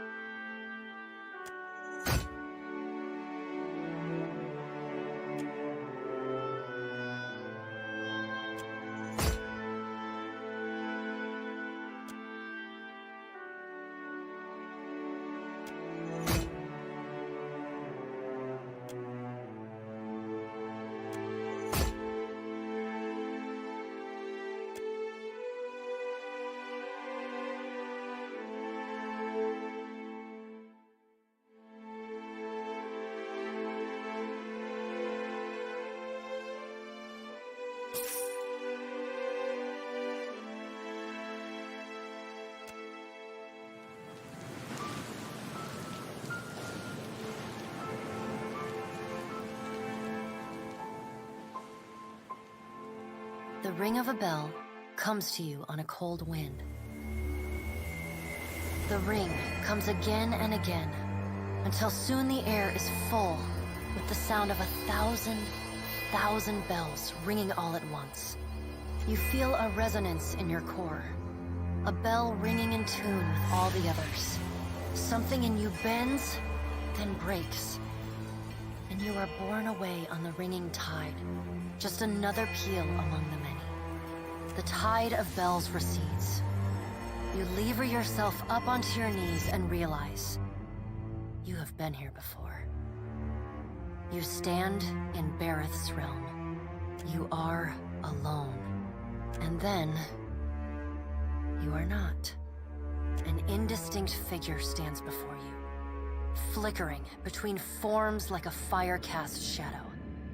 A fixed, taunting grin. Bottomless black eyes. A yawning chasm in the earth. The aspects of Bareth, the Usher and the Pallid Knight, shift in and out of focus. And at their back, 4 indistinct shades hover. You feel an eternity stretch out behind each of them, reaching back to places so distant and yet so near you cannot comprehend their size. The shifting image of Bareth settles on the aspect of the Pallid Knight. Watcher. Her voice is the discordant clangor of gongs struck out of time. I tasked you to discover Aethys's intentions. Tell me what you have learned.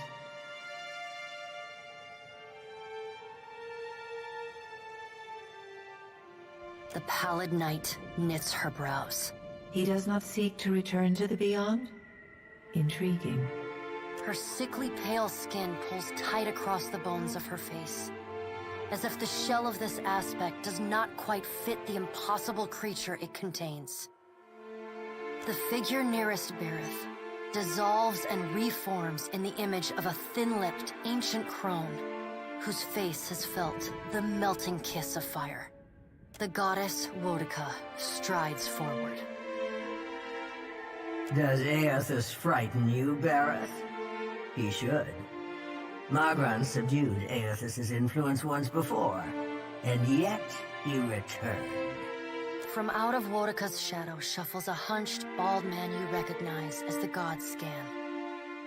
His skin is mapped with swollen lash scars, and breath whistles through the ragged hole in his face, where his nose once was.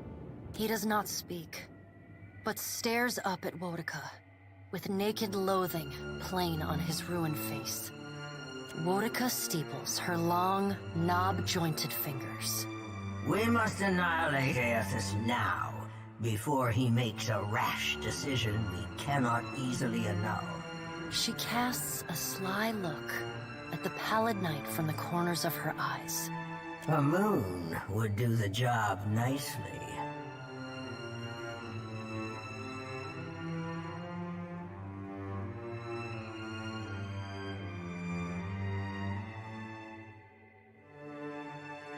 Wodika throws her head back and laughs. The sound is a dry, rasping bark. Andra could do with a new act.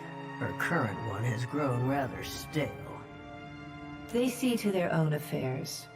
You will speak to them in time, should you have the need. The figure beside the aspect of Bareth flows forward in a swirling cloud of ash.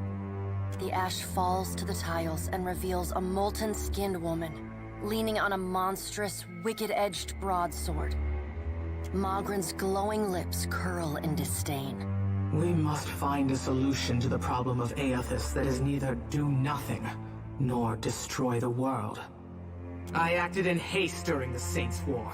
You will not goad me into doing the same now. To move against him while his plans are unknown would be the height of foolishness.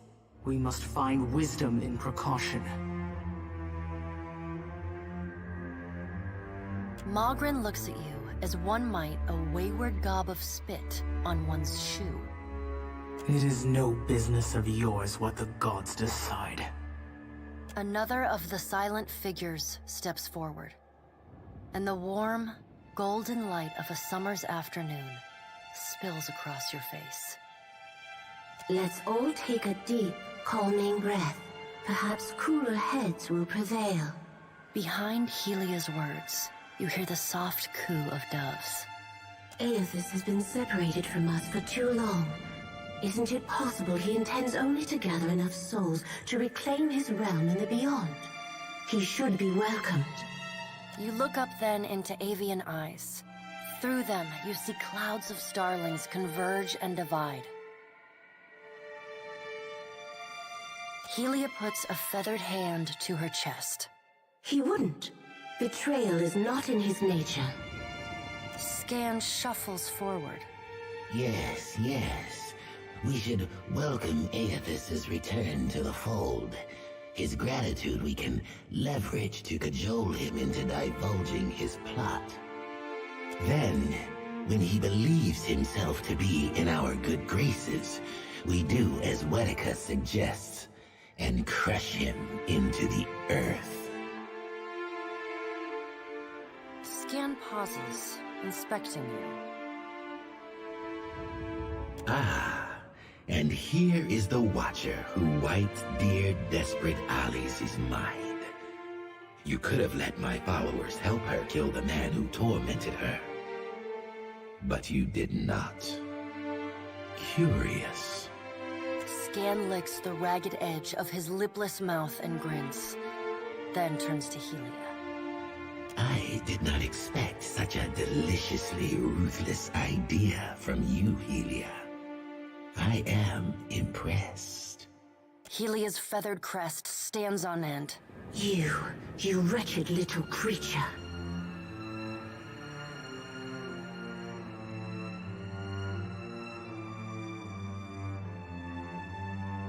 Your point is well made, little Watcher.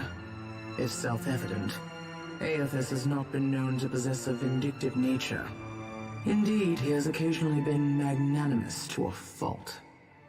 However, if we push him to the brink of reason, there is no telling what he may do. He is, as ever, unpredictable. Something akin to fondness creeps into her voice. The pallid knight gestures for silence. Aethys cannot be killed, but he may be subdued. Yet to do so will take immense power and time. Both stand in his favor. Magran grits her black glass teeth. That is why we must ascertain his plans before he has the chance to put them into motion. She begins to pace. Her steps leave little trails of fire in her wake. Magran stops and balls her hands into flaming fists. Even if we manage to destroy his current form, there is the possibility he could return, if he has not already absorbed all of his children. The pallid night casts a cold, cutting glare in Magran's direction. Magran speaks too freely. That knowledge is beyond your ken, Watcher. Wodika waves the gods to silence. Aethys gathers strength. His strength is a threat to us. Her voice takes on a sharp, almost panicked edge. There is no sensible answer to the question of a resurgent Aethys, other than decisive, final action. Your opinion is unasked for and unnecessary, but noted nonetheless. Though her tone is impassive, the banked fury in her eyes says well enough what she thinks of your interruptions. We will act when it is appropriate to do so, and not before. The Pallid Knight steps away from the half-circle of assembled gods. She pulls herself up to a great height. The words she speaks next come not from her mouth, but from all around you. Follow him, Watcher.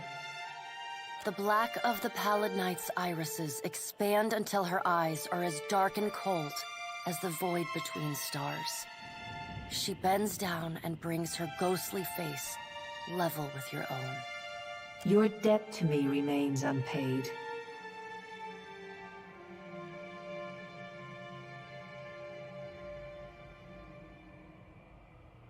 She stares at you, unblinking. Like a needle drawn to a magnet, you are pulled toward her one compulsory step at a time. Helpless to resist, you tumble into her impossible eyes. You fall wildly, endlessly, unable to find your bearings or slow your spin. And in the distance, above, no, behind you, comes an insistent ringing. You angle yourself toward it, searching for the sound. A small silver bell appears just inches from your fingertips. You reach for it, straining to still its interminable ringing. The moment you touch it, your soul slams into your body with all the force of a fall from the top of the sky. You blink open your eyes and find yourself on the floor of your ship's cabin, alone.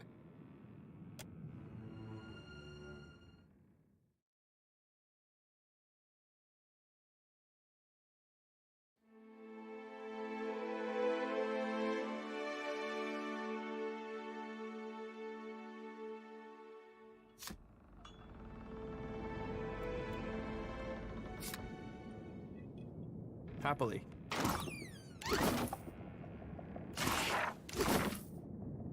How may I be of service, my lord? With Cadnua in ruins, there was little purpose in waxing sentimental over the rubble. I was able to salvage enough of your treasure and wealth to afford the purchase of the Defiant and the hire of a small crew. Unfortunately, that consumed the remainder of your once considerable assets. Under the circumstances, I hoped you would not object.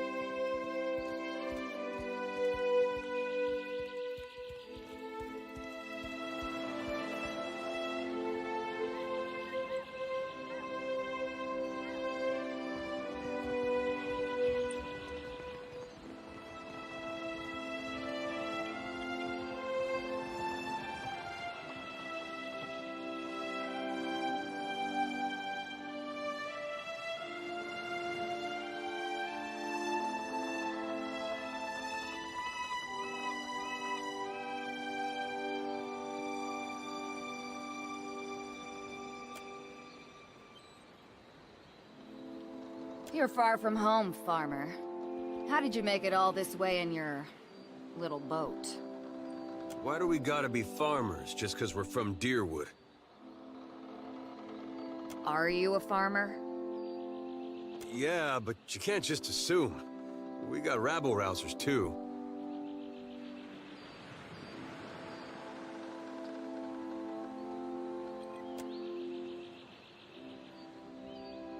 I'm the harbor master, Kauha. I must ask your reason for docking in Nekataka.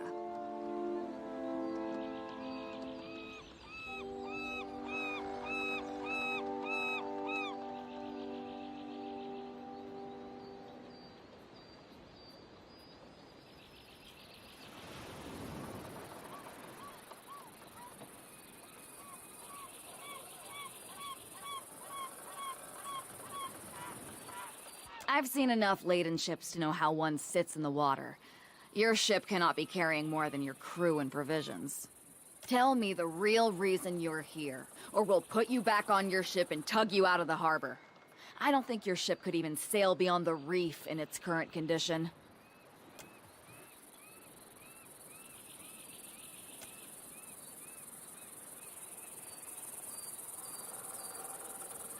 Show them. Show them what you are.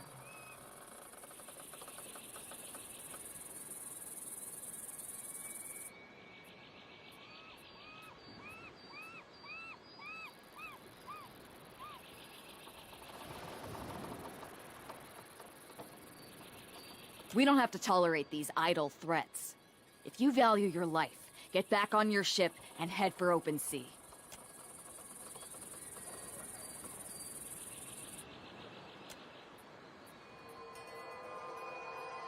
I will help you. What's the matter with you? What are you doing? If you're trying to scare us with some cipher mischief, save the purple flames for the tribes of the Outer Islands.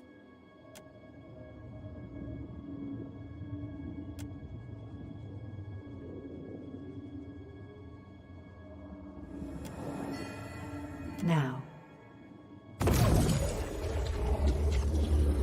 What? What is this?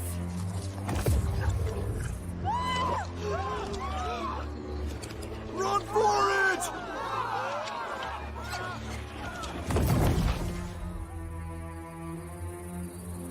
So much for discretion.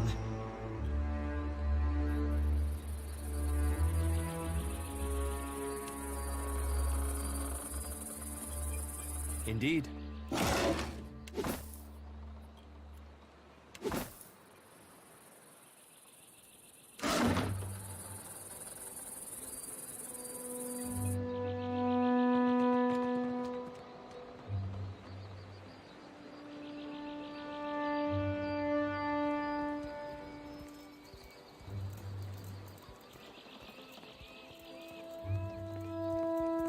And now Port Marche is behind us. I thought this would be a relief.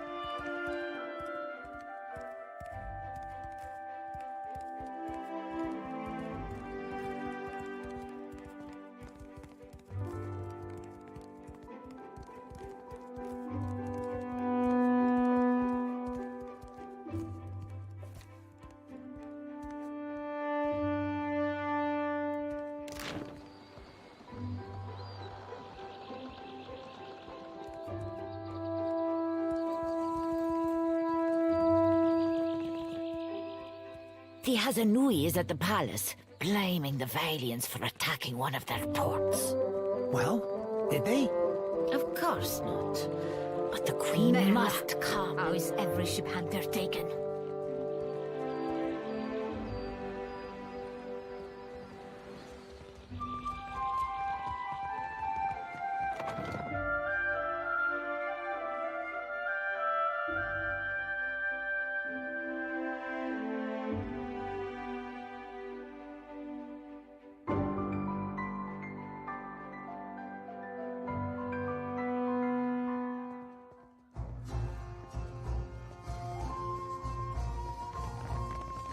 Hail and welcome to the Wild Mare, friend. Now, what can I do for you?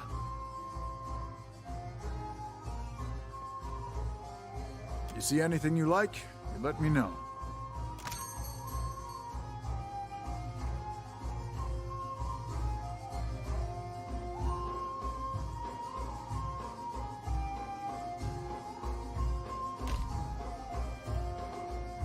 Do you enjoy coin, my friend?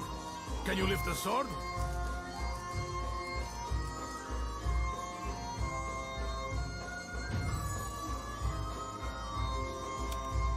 Now, what can I do for you?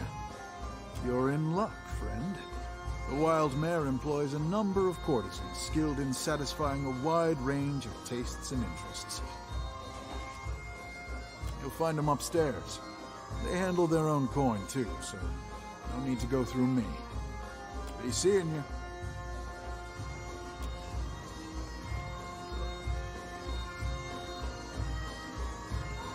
My one solace from the tedious bureaucracy. Ado, my friend. I knew our paths would cross eventually. Not yet, but I know that we will be fast friends. Tell me, you are the one who sails that fine ship, Huck? Terrorize the docks with spirits, Huck? I am Aboko, and I am positioned to offer... I have opportunities for... 1,000 times I practice my speech. Merda. Never did it go this poorly. Agrasima, do you know what my problem is, amico? I am supposed to be in the business of giving bounties, but I know no one who hunts them. No one will unfurl their sail for my humble payments. But I must start from the bottom and work my way to the top, Ak? You will take the job? You will take the job. Agrasima. Something special for my first hunter, then. I will start you on Maria, the mad animancer. She tortures her victims with unspeakable treatments before casting what's left to Berath's will. My contact saw her leaving Port Mage and heading west of Mage Island. Agrasima, you have but to ask. It is true that I have stumbled in my career path. Now that I have such an accomplished hunter, I can stand in the long shadow of your success. It's not all bad, but the momentum of meeting new clients over drinks and in such enchanting company, it drains the stamina, my friend.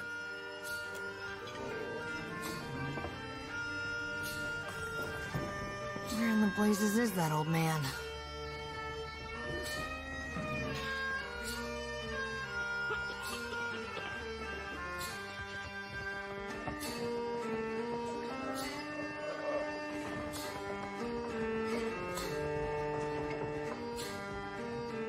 Have you seen an old elf hanging around here lately? Dressed as funny, probably drunker than an eel in a barrel of mead. Andra's crushing void, I thought as much. Listen, the guy I'm looking for owes me a lot of money. 5,000 coppers. You help me find him, and I'll give you 20%. I can't thank you enough. No one's been willing to so much as tell me the date until you came along. The man I'm looking for, Oswald, was especially fond of one of the courtesans upstairs, Inalis. Maybe you can get more out of her than I can. She refused. Come find me after you've talked to her. I'll be here, with my beer.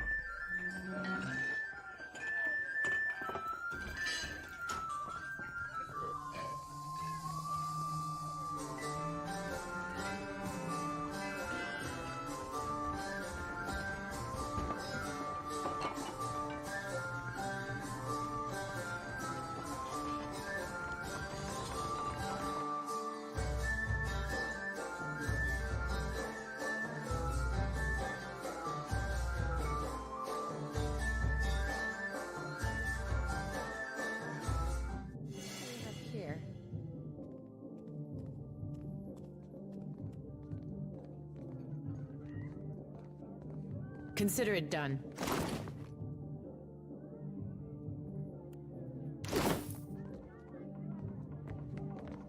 See something you like?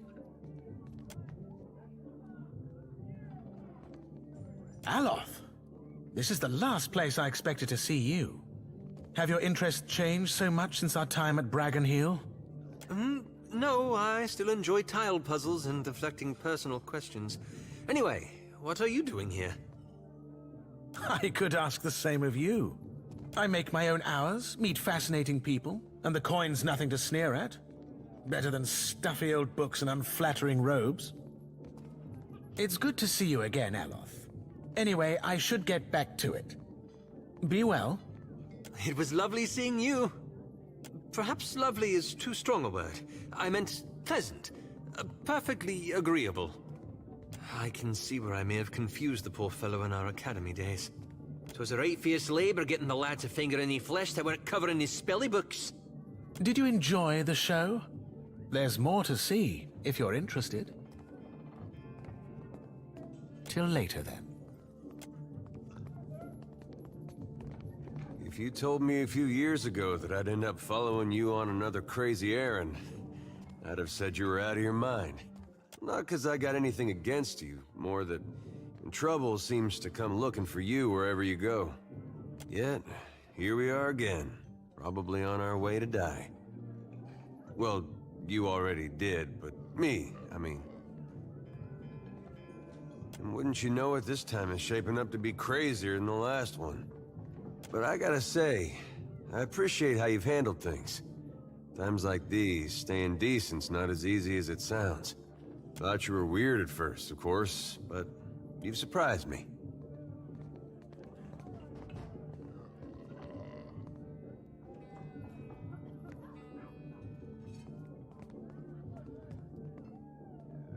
Well, that's why I mention it. Sometimes it's been anything but. I've been meaning to ask, though. How is it you never seem to lose your way through all this?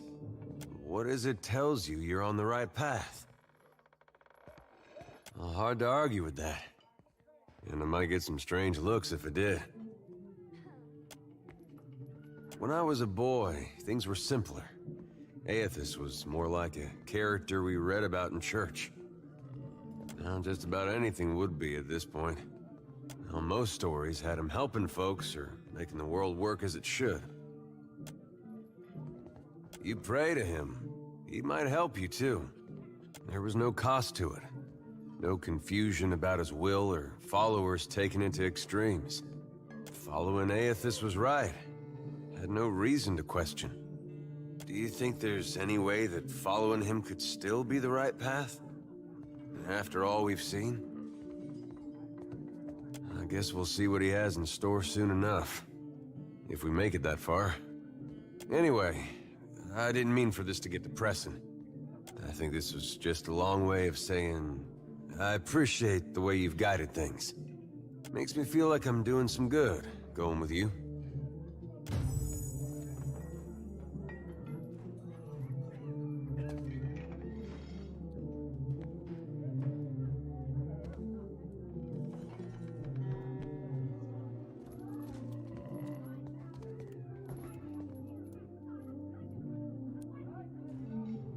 Happily.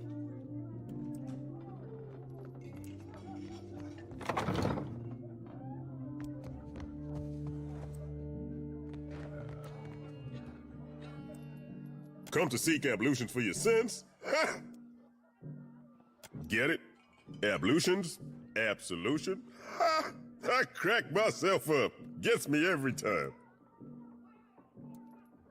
Massage? Bath? Whatever you need. Just ask.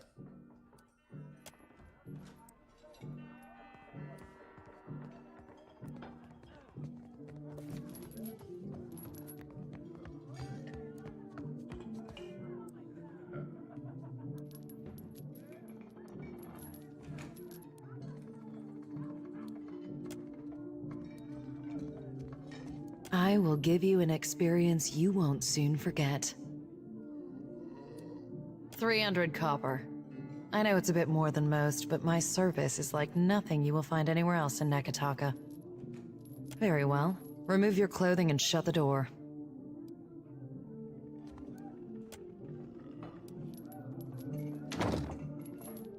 You may leave.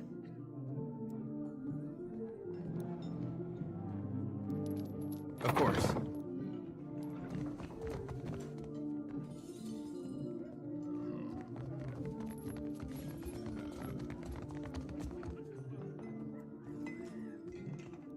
Come, lay your head on my breast. I will read to you the work of my favorite poet, Skilber. I'm sure I don't know who you're talking about. Now please leave.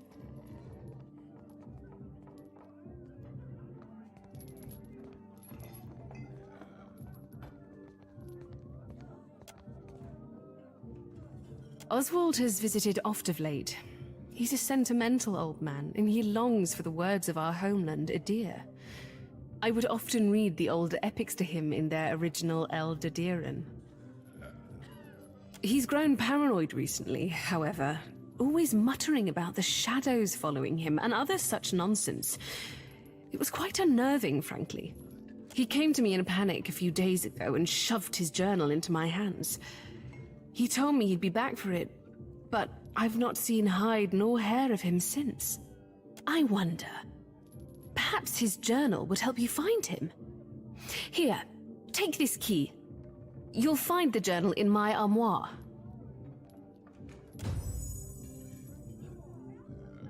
Watch and learn.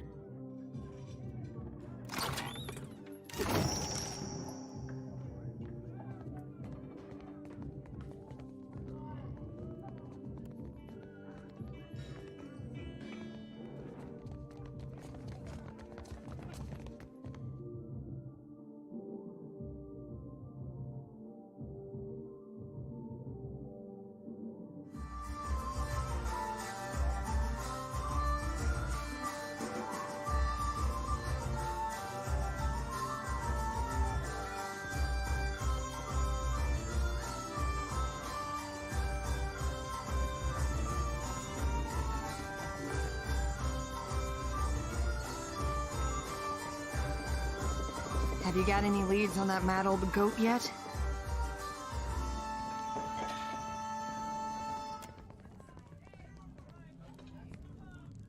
Oh, Oswald, you really stepped in it now, haven't you? Getting mixed up with Woodikins?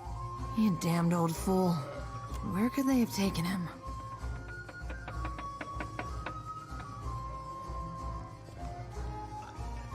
Not really. To be honest, I spent most of the trip out from Defiance Bay bent over the bulwark giving Andra a taste of my innards. I hate boats. Damn, if only I could find that captain who gave us passage to the Deadfire. Bet he'd know.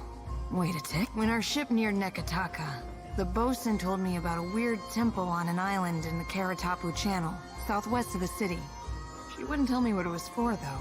Got real spooked when I asked. Go take a look then, and let me know what you find. With any luck, you'll catch the old goat there in one piece, and we'll both leave here with some weight in our purse.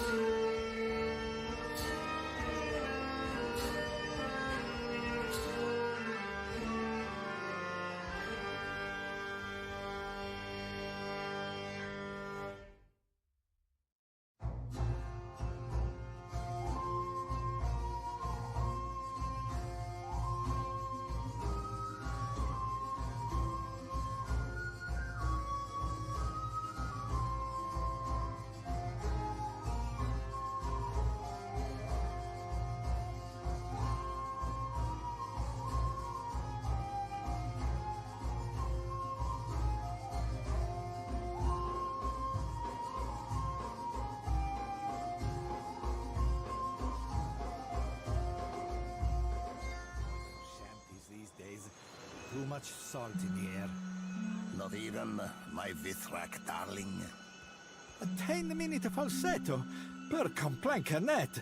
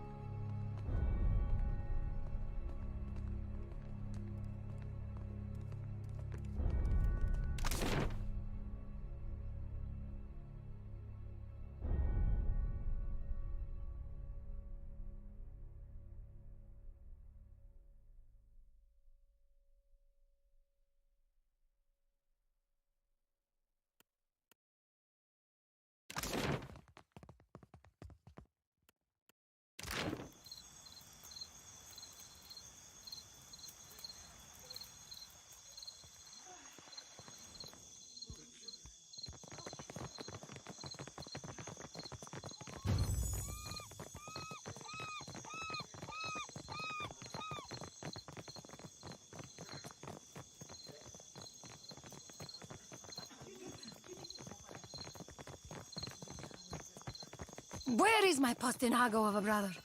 You there? Have you seen Laro Badato? Magdico, where is that spoiled brat? Laro is past due for a company meeting. Mother wants me to drag the elusive louse back by his ear. You'd think this district was a maze, the way he manages to hide. The spirit magnet? Sientere, that I did not recognize you. If you desire to get in the graces of the Valiant Trading Company, we can help each other. Could I persuade you to watch out for Laro? I'd pay generously for your trouble. Would you? I'll be waiting at the estate in case he happens to return. Laro and his miscreant friends carouse at the tavern, the falls above the Adra Mill, and the southwestern bridge.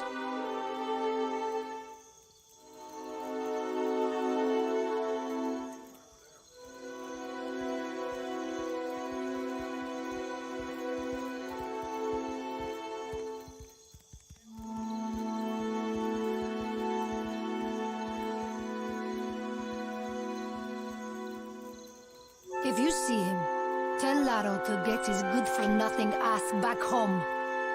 Well, we do have this thing with chasing a rogue god to the ends of Aora, but I guess if it's on the way...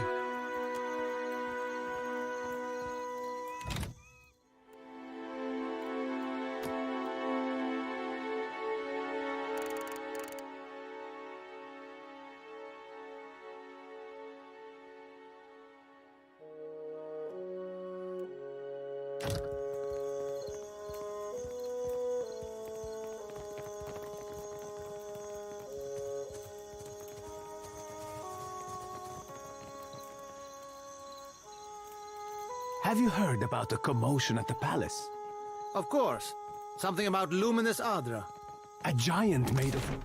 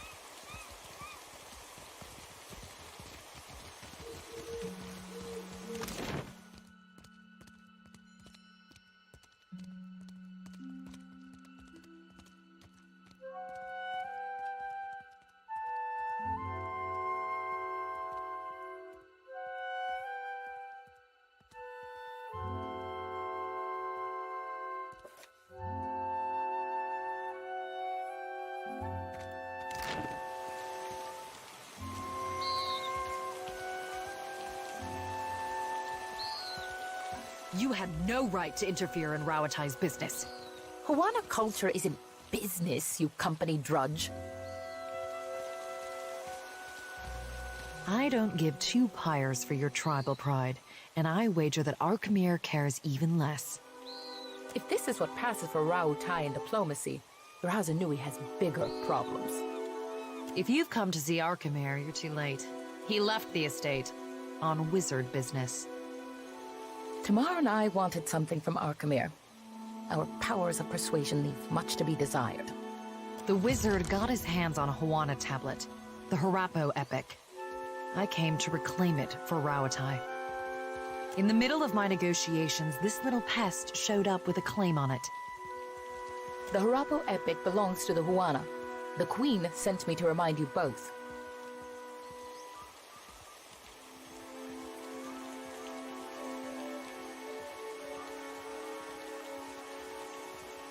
Akira, few outsiders can appreciate what such an artifact could mean to our people. Posturing about cultural value is worthless. We both want the tablet for the same reason.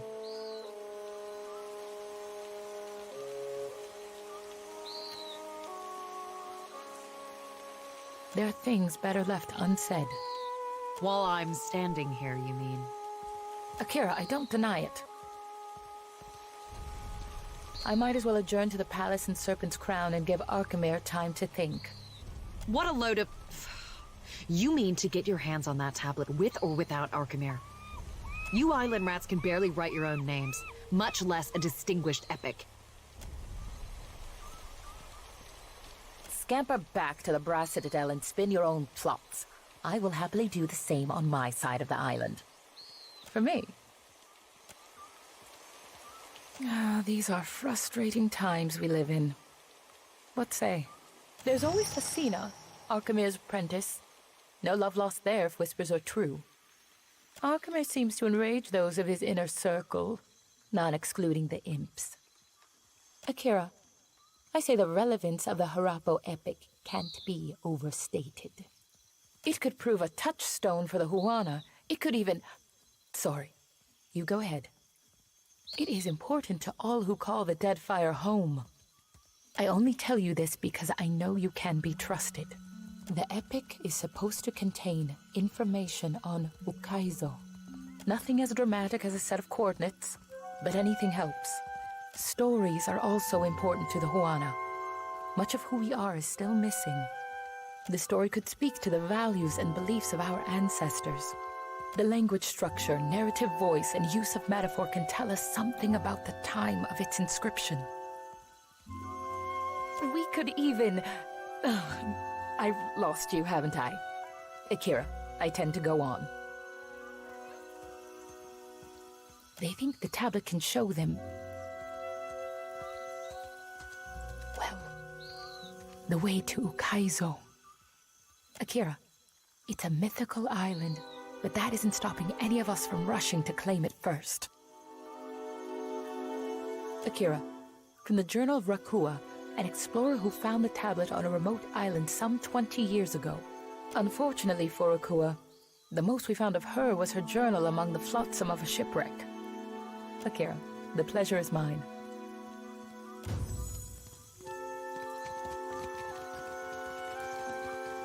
Did the Queen summon everyone to the palace? Akira, I've never seen Aruihi run so fast. Do you think the Audra Colossus would come here next? Pray to Kahopa, it does not.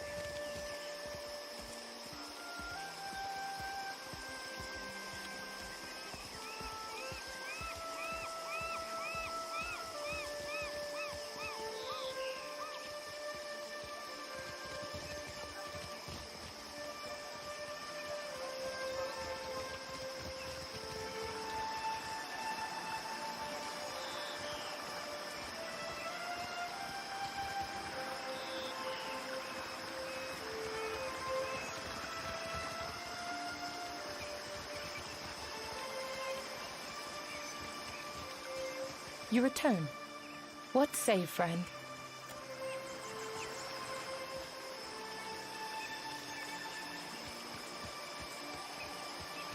Hold a moment. You may visit the palace and its shrine, but be warned. The Queen meets with trading company Vipers. Take care you are not bitten. You will find her in her throne room through the door behind me. Inform the guards of your purpose. Whether the Queen will hear you above the baying of her guests is another matter.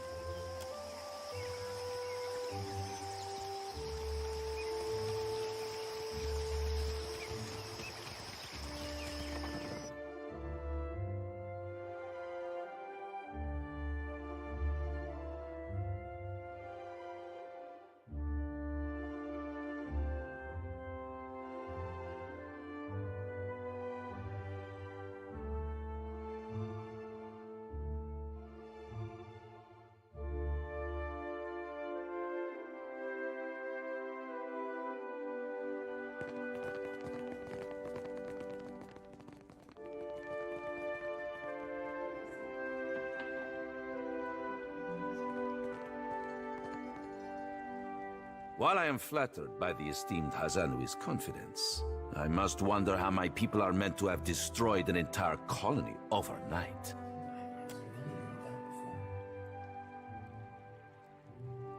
You tell us. It's no coincidence that your outpost at Port Mage survived the recent storm. You speak as if I could command the tides. While you are casting your blame in a wide net, why not look to our Kahanga allies? We do not share their talent for shaping water. I say our guest forgets himself. Brother, stand down. You are the one who mistakes my throne room for a sparring arena. I say this is beneath us. An interesting visitor in difficult times. You cannot be here to deliver a favorable omen.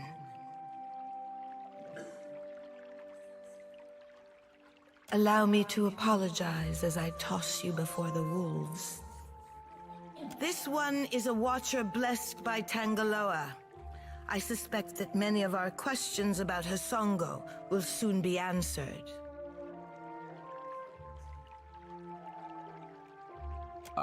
I know this one. His parlor tricks frightened 10 years of every sailor in Queen's Birth.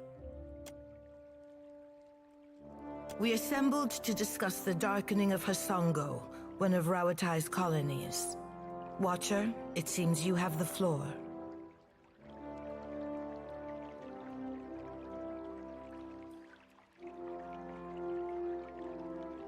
Huh. What sailor's tale is this? There's no sane explanation for what's been happening. You keep waiting for one, it'll be too late. Does tilling the soils of the Eastern Reach drive all men mad? You sound as crazy as the Dawnstar Dreamers. Have you not heard the rumors, Karu? An Adra Colossus marching across the sea. Sailor tales, but credible ones. Cantanichese. I'm acquainted with the Watcher of Cadnua from my assignments in Defiance Bay and Twin Elms. Diverus? It explains the colorful nature of your reports. I have seen things with him that are not even told in the most outlandish of sailors' tales. And I'm supposed to take two Valians at their word? How came a Watcher from half the world away to be involved in these happenings? Enlighten the court. The Lady of Doors must have great confidence in you. Tracking down a god who stands as tall as a mountain, a fisherman with poor eyesight could do this. My priests will trip over their feet to interpret his divine plan. Watcher, can you cut through the din and tell for what he comes to the Deadfire?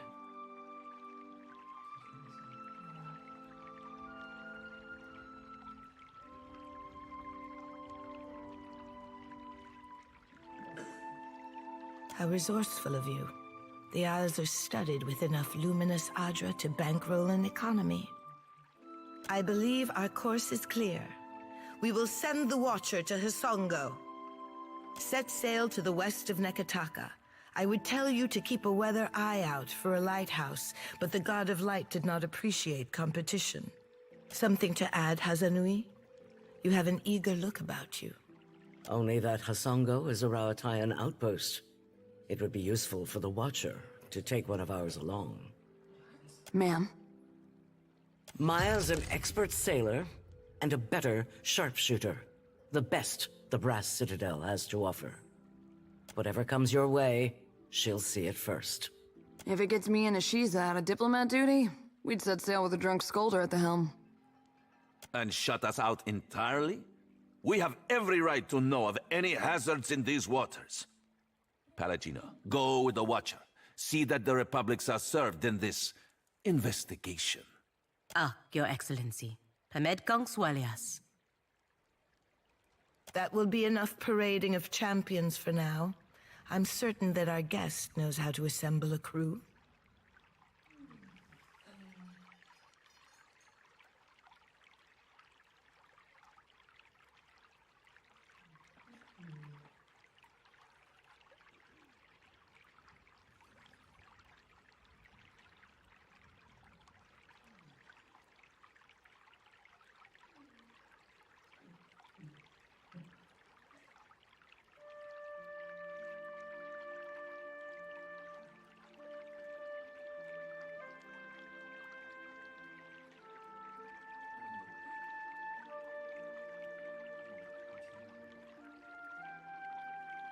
Of course. His Excellency knows how instrumental you were in helping the Republics in the past. If I can be of assistance again, I am honored for the opportunity. Don't take it personally, Ashiza. Even if the Watcher favors talking birds, you're still my number one. Are we supposed to sit idly by while this Watcher's Valiant friends plunder our outpost? And Watcher, I hope you'll reconsider. Deadfire is a dangerous place without allies. We'll be at the Brass Citadel when you change your mind. I believe we are finished here. Are we? Aren't we popular? Take care at Hasongo. The Deadfire was overfull before Aethys blundered in. I say it is beyond time our guests lick their wounds somewhere else.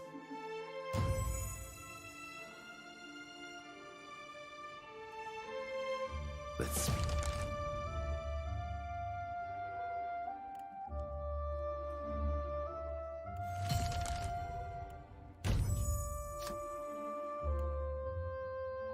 While we have the chance.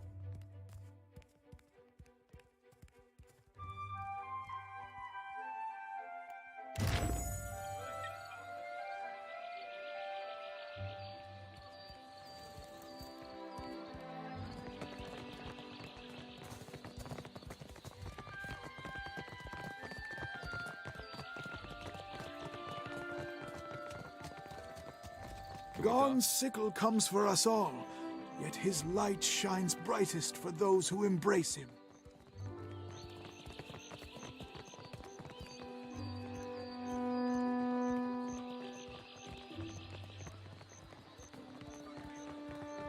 We can summon the guards if you want to be difficult.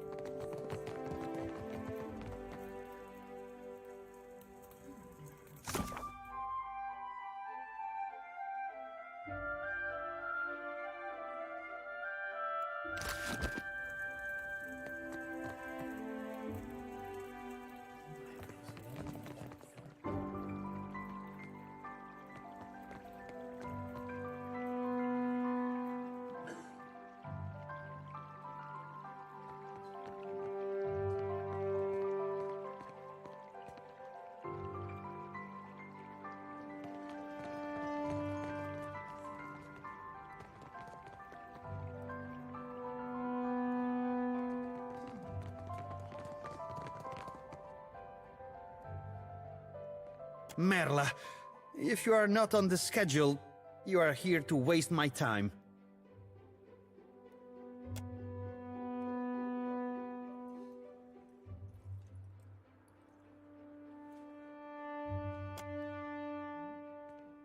The servers at the tavern are clumsy. Most clumsy indeed. Stumbling from the street, I see. This is the heart of the Valiant Trading Company. You would know that if you had a reason to be here.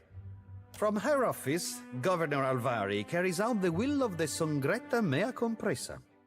We clerks are the fingers of their long reach.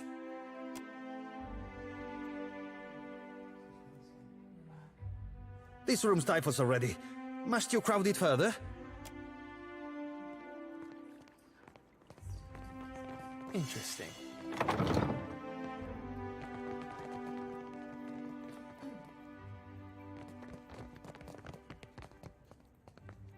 Corsi, you have business here? You are in luck. The governor is between meetings. Go on in.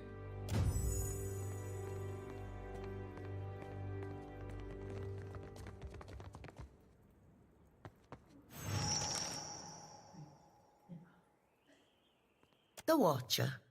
From the palace, yes? You made quite the impression on the Cantanechesi. He went on for ages. Welcome. Make yourself comfortable. I am Lueva Alvari, Governor-in-Residence of the Valiant Trading Company here in Nekataka. What brings you to my door?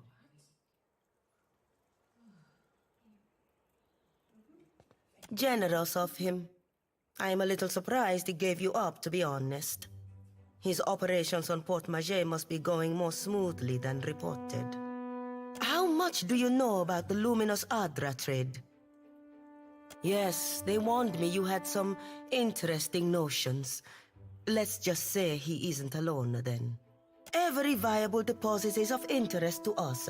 Cartographers, surveyors, at any moment we have a dozen expeditions underway. Some weeks ago, we received word of a large quantity of luminous Adra on a distant island. Pukokahara. It is not charted on any of our maps.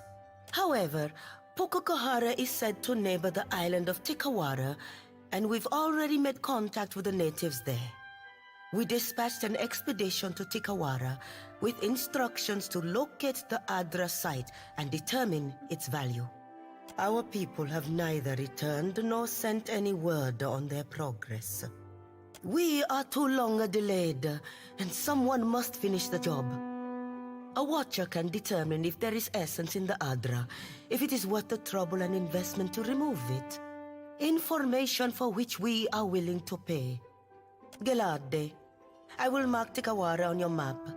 We have had no real trouble with the villagers in the past, but I always recommend caution. This will be of some use to you, I think. It entitles you to act as a commissioned agent of the Valiant Trading Company.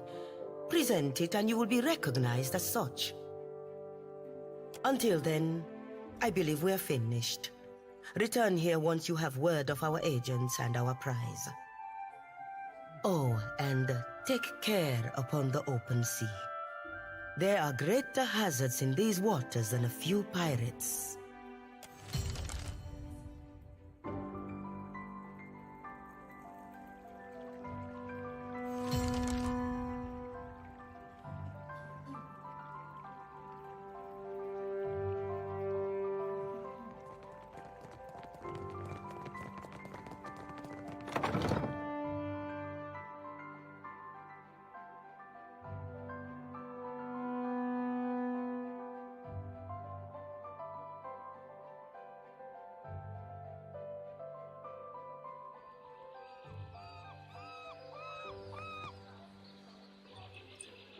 Please, I must ask a favor. What say? Do you have business with the Valiant Trading Company? My people of the Duape. We signed a contract with the company. We were not understanding the terms at the time. I wish to, what say, renegotiate. But the clerks turned me away. My father, the Ranga, took payment from the company. In exchange, they dig for Adra. He did not understand the Valian way. When he dies, the Outlanders will claim our island for themselves. Father has fallen ill, and the clerk, Luca, stands by the agreement as surely as if it was stamped in his skin. I made my appeals to Luca, but my words were as stones dropped down the deepest well. While I am barred from the company office, I can do nothing for my people. Akira, my thanks. I will remain here by day until justice is done. All right. Which one of us am I?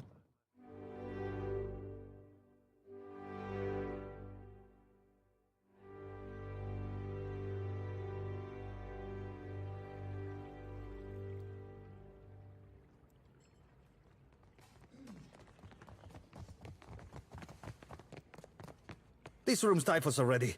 Must you crowd it further? Ak, a lawful claim, I might add. No matter what the native says to the contrary. He showed up with a forged contract, as if I wouldn't know the difference between our paperwork and theirs. Tawenu is lucky I only seized the forgery. The galley is too good for his kind. Sientere, it's no surprise the little cheat is an accomplished liar. I keep his cheap forgery locked in my chest. It's good for the occasional laugh. Diverus, and you have nothing to gain from the time and effort, Ak? The company is allowed to solve problems as we see fit. And right now, Tawenu is a problem. Besides, lying is second nature to the Ranga heir and his ignorant cliente. Simple enough. We take on the burden of caring for the tribe in exchange for luminous Adra rights. Tawenu is myopic if he thinks his tribe can thrive under a Ranga in this climate. Did those words really just escape your lips in broad daylight?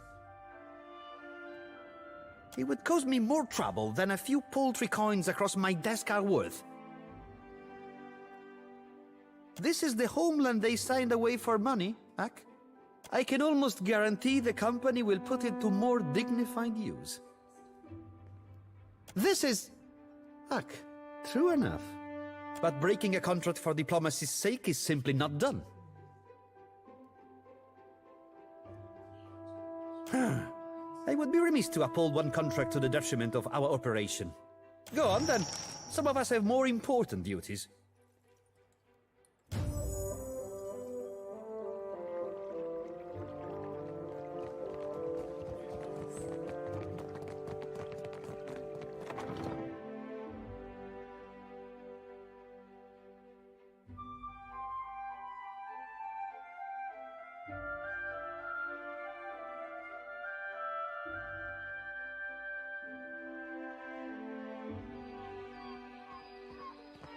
Akira, you return.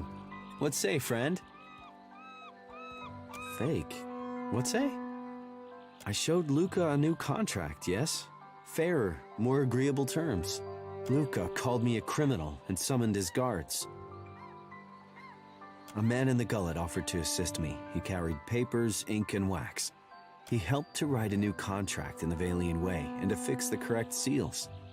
Luca, I say he did not like this. He took my contract and forced me into the streets. I do not know this word. I would fix, but Luca will not give me the chance. Negotiating with outsiders has not gone my way. Akira, I cannot believe. A light after our long sorrow. My village is modest, but I came prepared. I set aside a few gems for trading. They are yours by right. You are a friend of the Dwape. We do not forget.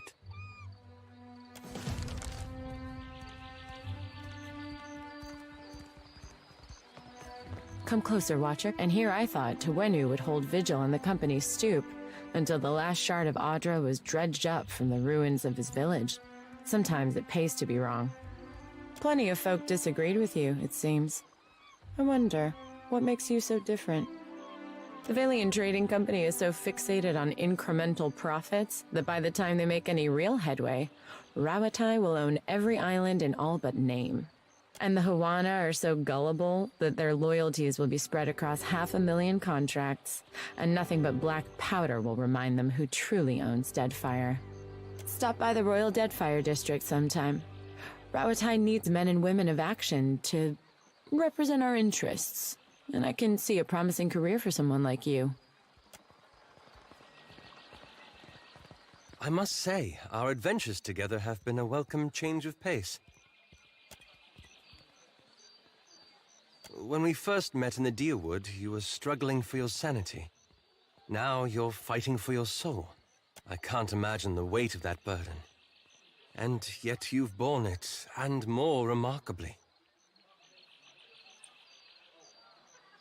That's precisely what I mean. The gods have sent you after Aethys, and every power of note in Deadfire has their own plans for you. That puts you in a position of incredible influence. I've known you to be a person of rare kindness. Still, I'm pleased to see that you don't take your responsibilities lightly. We all do, but so few of us are in the position to do so much. I hope you'll remember this in the days to come.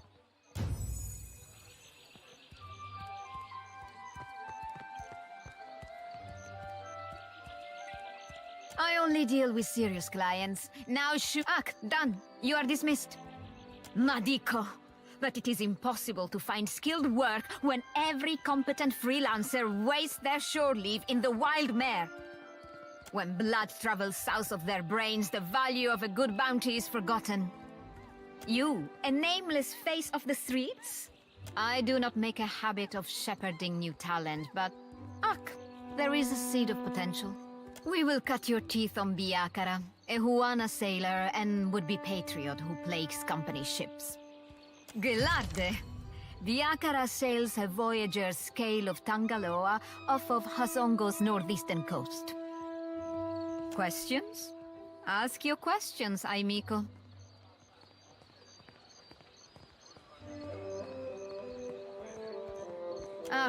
But I blame Luminous Adra. Our privateers are busy escorting shipments out of the Deadfire. Everyone is rich, no one is hungry. Where are the Casitas willing to sink their enemies for a bag of pies, huh? Drunk on success.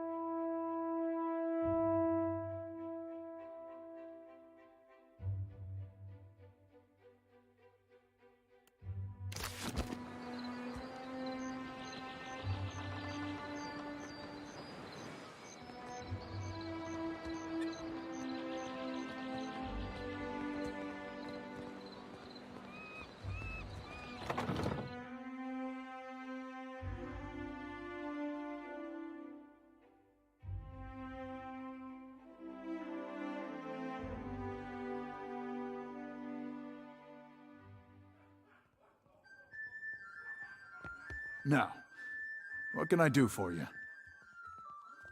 Be seeing you.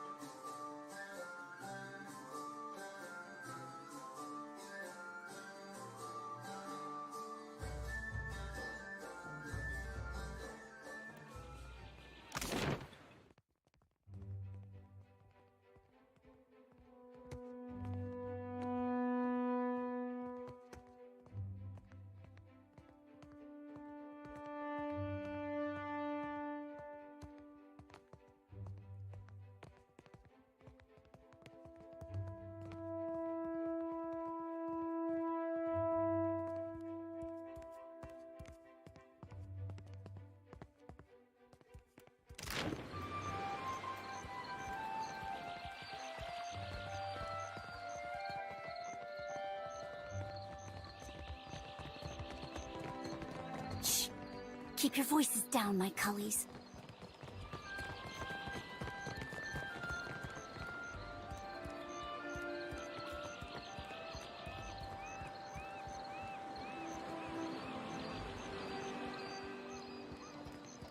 You want something?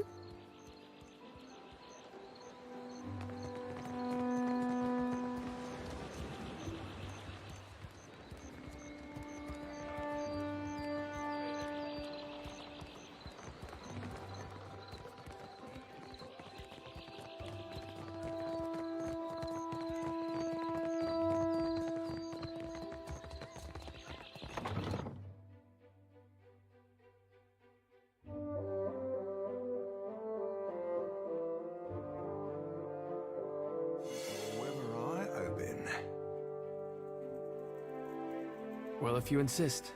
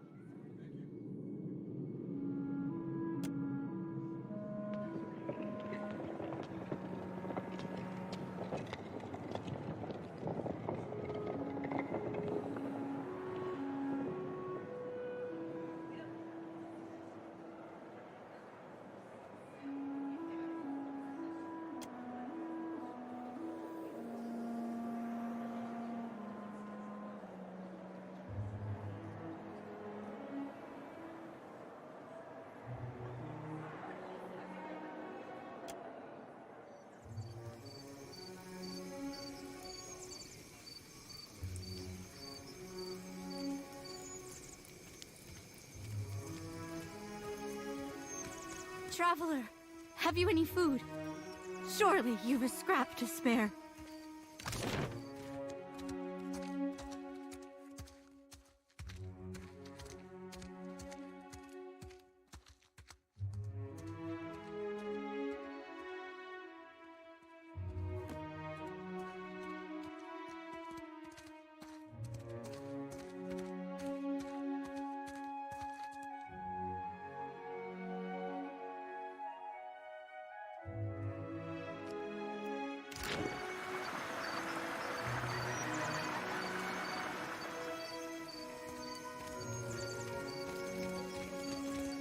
They took him. For what? Bataro's the second this month. And they say the pittings aren't increasing. Do they lie to themselves or just to us?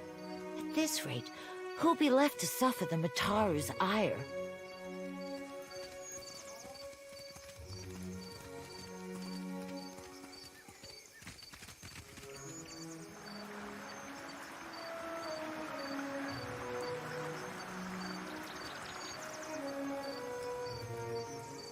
Please, I did nothing. Enough. Or do you wish to consign her to the old city as well? Let him go! Bia, I'm sorry. Your tongue flops like a dying fish. I tire of its stink. Lower him down!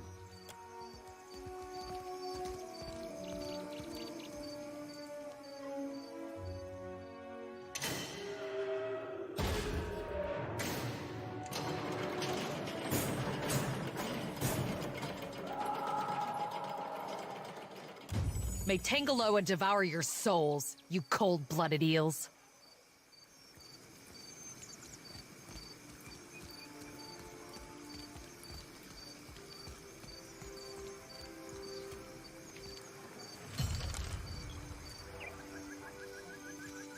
Be careful. The gullet is no place for outsiders.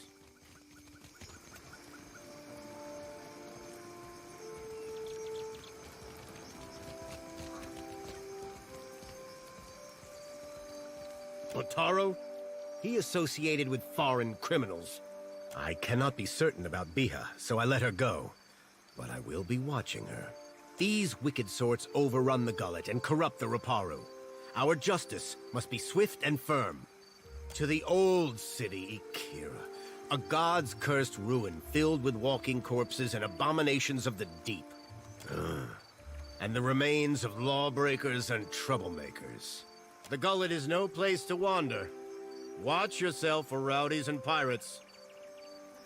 Hers is the first house you come to. Just there. You will probably find her there.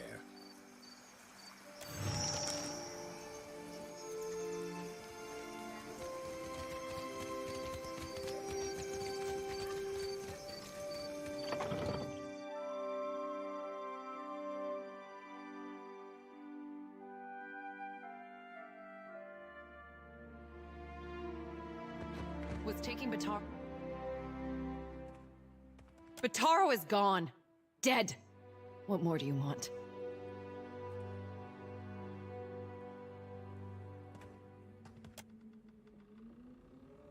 Forgive me. I thought you were one of the foreigners who sent him away. Outsiders here always go to the tavern. My village was not like this. Why does Queen Onikaza not send the foreigners away? Bataro is punished already, I say. Whatever offense he gave, do not hang it on our necks. More words. They did not save him, and we cannot eat them. I say, what good are they then?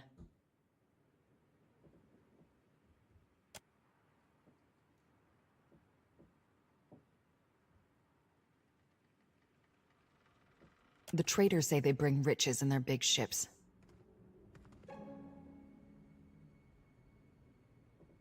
But what reaches the gullet?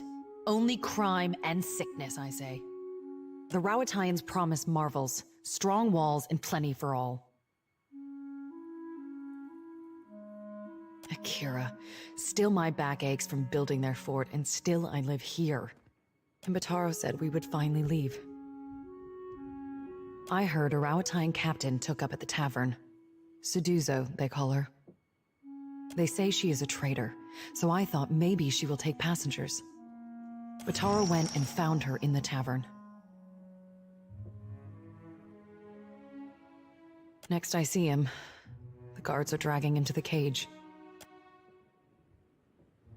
Everyone knows the Rowatayans are made of brass. They listen only to their commanders.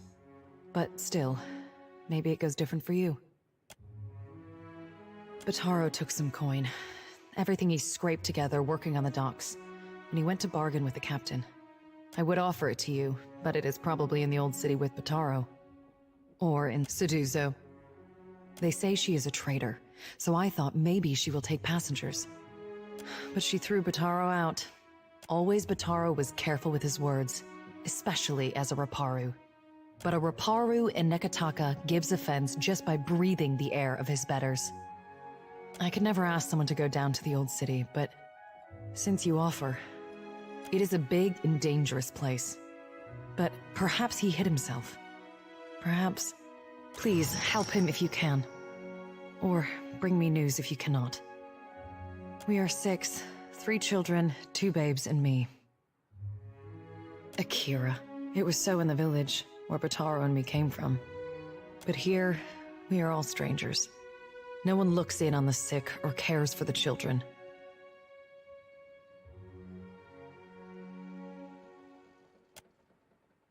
Many ships leave from Queen's Birth, but the Valiants take slaves. They say the Principe smuggled goods in the caverns below, but I cannot trust such people. But the Rowatayans have mighty cannons, and a big homeland they abandoned for ours. Perhaps there is more room for us there.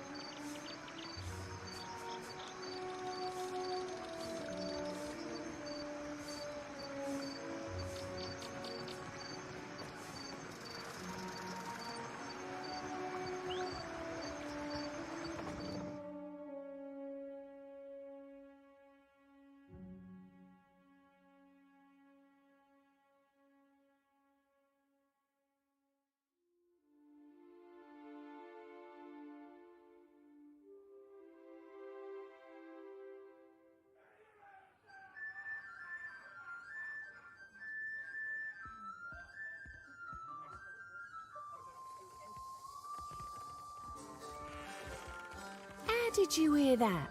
About the boss? With my own ears. Dario said there's treasures in that pit. Shh! Have you lost your wits?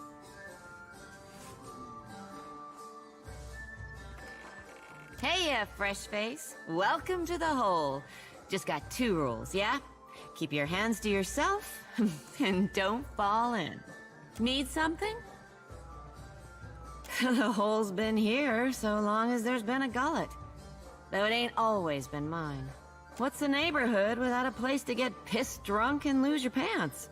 Well, it's a bit of a story. See, Berta found me face down in a pile of rot ghasts in the old city and asked if I was looking for work. Of course. What you need? Sure. Berta's cooked up the best grub the gullet has to offer. It's not actual grubs, though. Probably. You're not picky, right? Let me know if you see something that makes your stomach rumble.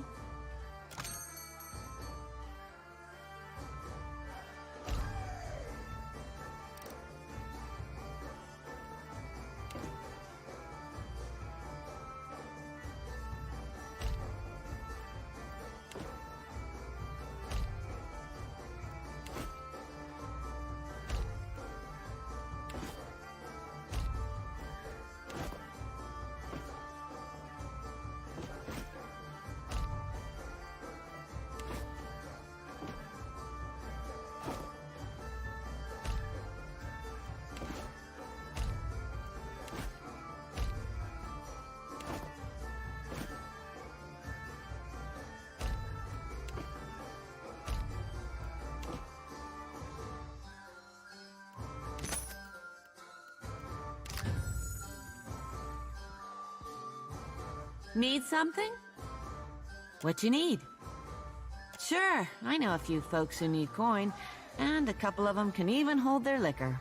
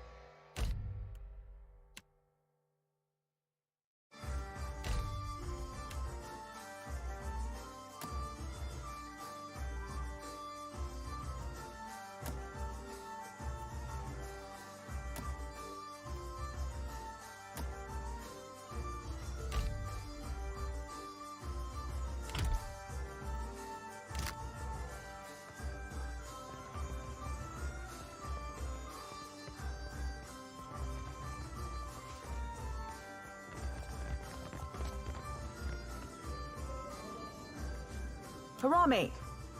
I am here, Seduzo Nui. Do we expect any foreign merchants today? We do not, Seduzo Nui. Then state your business quickly. I want to avoid another surprise. The one who threatened me. I shall not soon forget him. These Huana learn too many pretty words from the Valians. You cannot trust what they say. This fellow wanted passage on my ship, as if I were the village ferryman. I told him there was none to be had. Certainly not at his price.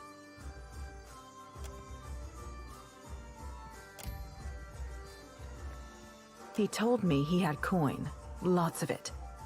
I did not believe him. How could a man who lives in a garbage heap have enough money for passage?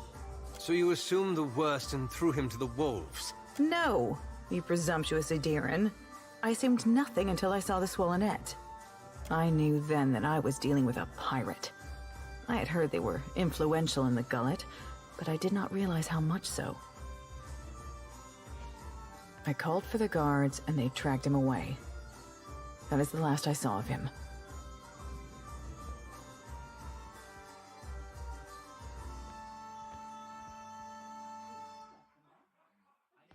There's nothing I can do. The passenger quarters have been reserved by a dwarf named Orin.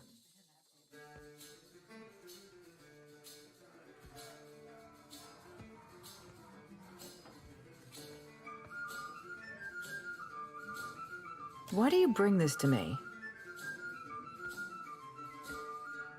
What did remorse ever accomplish? Besides, this Bataro brought trouble on himself. Yes, he should have known how to behave around civilized people.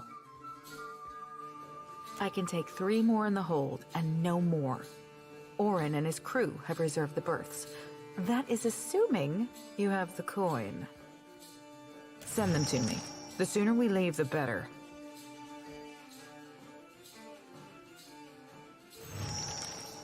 And I told you there is none.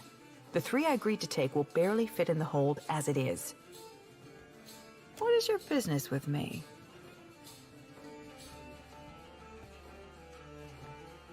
He and his people are gold-packed knights. Orin is... particular.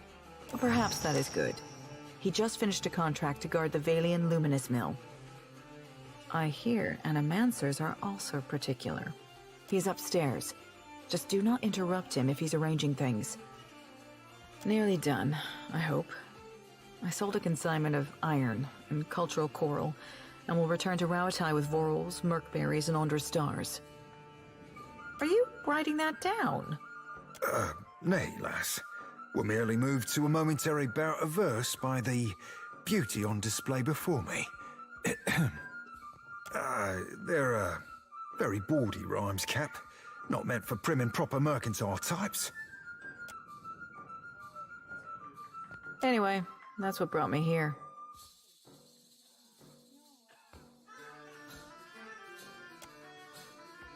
The Royal Deadfire Company would frown on business in this district. But there's no harm if they don't know. What is your business with me? And I told you there is none. The 3 I agreed to take will barely fit in the hold as it is.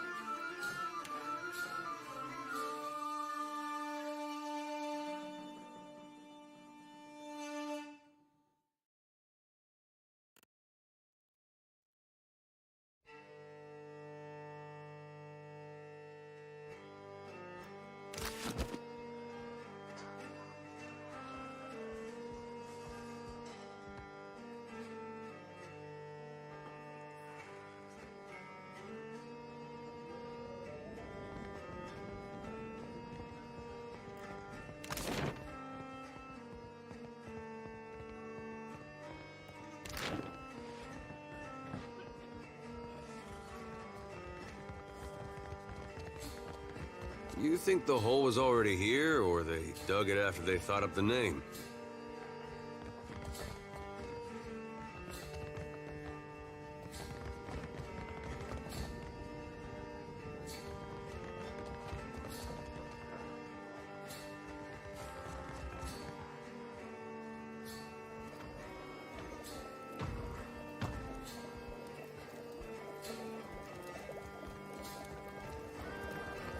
I'm starting to miss the gruel and gilded veil.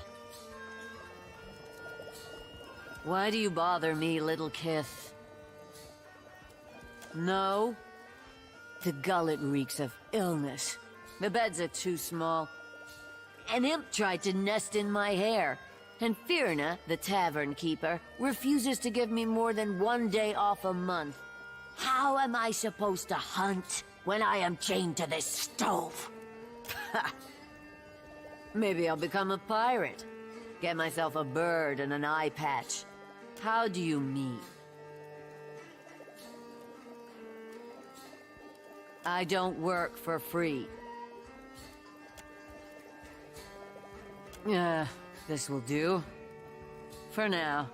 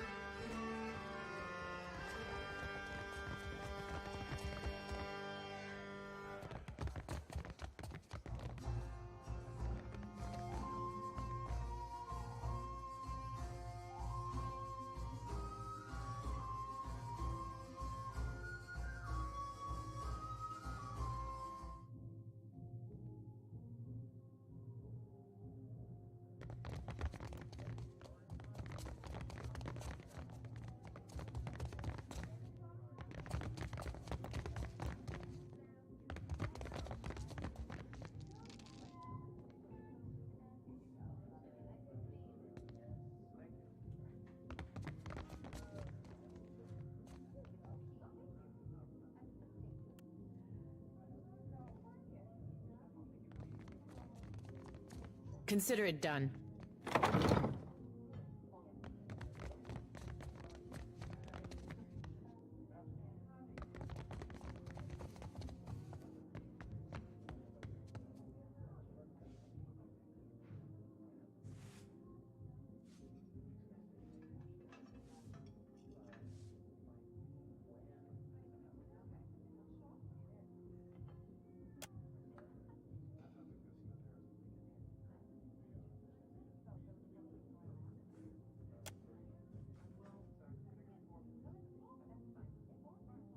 Don't see why you'd spend all that time arranging your food if you aren't making it look like a funny face. I didn't see what Sedusa was fussing about. Nothing wrong with being tidy. Cheers. What do you require?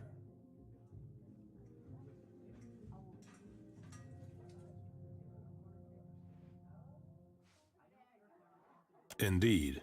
The good captain has 4 adequate berths, all equally sized, all facing the same direction, and she's promised to leave promptly. A most agreeable arrangement.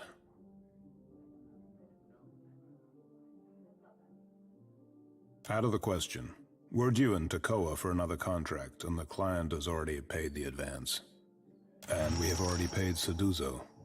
I couldn't possibly take back the same coins I have already spent. A gold-packed knight is bound by his contract, and ours binds us to make all possible haste to Takoa.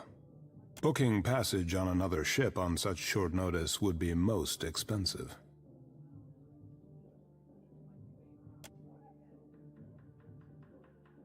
All ships leaving for Rauatai are laden with luminous Adra and other rare goods. Mercenaries, even of our skill, do not rate so highly.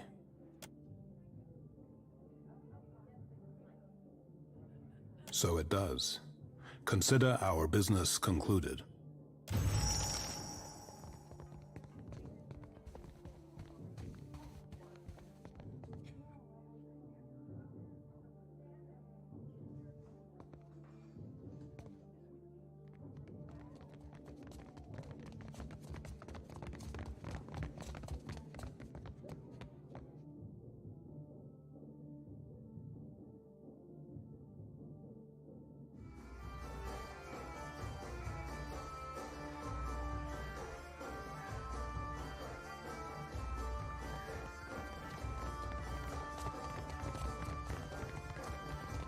What is your business with me? That is convenient for you, but never mind. If there's trouble, I'm staying out of it. The berths are paid for. You can send your friends as long as you promise not to make trouble for me. Just do it soon. I don't want any mess you've made to spill onto my decks.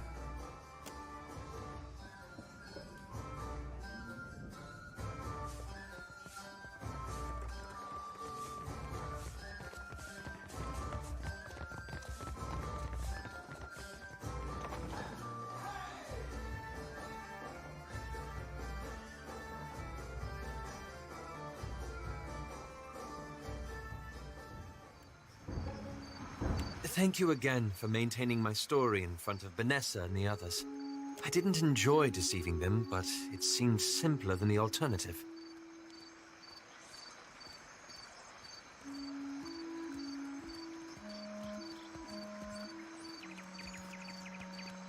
We've come to an arrangement of sorts. Hey, he lets me in on the bash and I'll leave him the join. For the most part, anyhow. Believe me, I take no pleasure in duplicity. After we parted, I set out to destroy the leaden key. It's controlled us for too long. I wanted to free Kith from it. So for 5 years, I've been tracking down leaden key circles, searching for the places where they operate in secret, trying to undo them. The task has been more difficult than I anticipated. I don't think I fully understood the weight of the decisions I would have to make.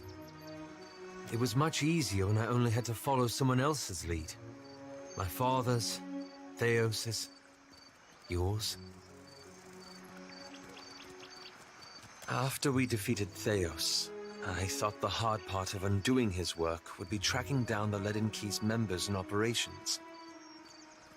Perhaps this would be easier with an example. I went to a village in Old Valia, a run-down backwater of a place. Aye, right home like it was. Centuries ago, the Leaden Key had intervened to end some heretical cult. The details were lost, but what had endured was a practice of ritual bloodletting. A gruesome, pointless tradition. You got an eye for charming little towns, I'll say that much. At every full moon, the villagers would feed the soil with their blood. No one, young or old, sick or hale, was exempt. The village priest administered the practice. Grim old fellow. Reminded me of Theos. Wicked El Bunbag, 'tis what the lad means. He was a tyrant. I was certain that if the villagers were free of his influence, they'd be free from the bloodletting too. So I arranged for him to have an accident. I thought so. At first, the old man died, and the villagers were terrified. They were convinced his death was an ill omen. They blamed it, and every other mishap that befell them, on their lack of faith. So they began bloodletting every week, turning on their neighbors for giving too little. Instead of a handful dying each year, a few perished every week. I had to do something, didn't I? I keep wondering what I might have done differently, or how I could have known better.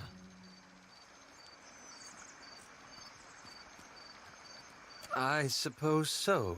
Thank you. It's a relief to share this burden. That. I'm looking for an old Leaden Key sect. I've found several references, but I want to be sure. Please, let me go over my notes again. Then I promise I'll tell you everything.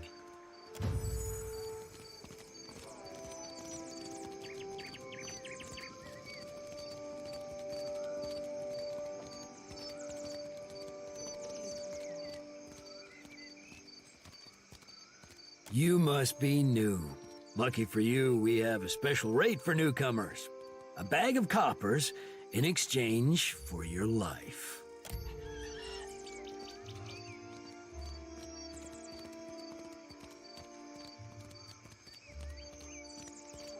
Told you. It seems we've made a mistake. Forgive and forget, no?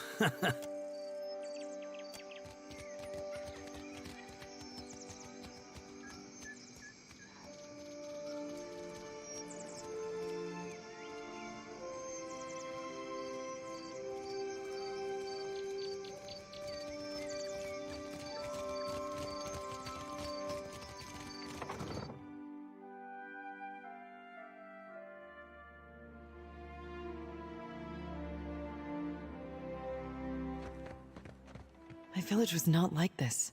Why does Queen Onikaza not send the foreigners away? What say, then?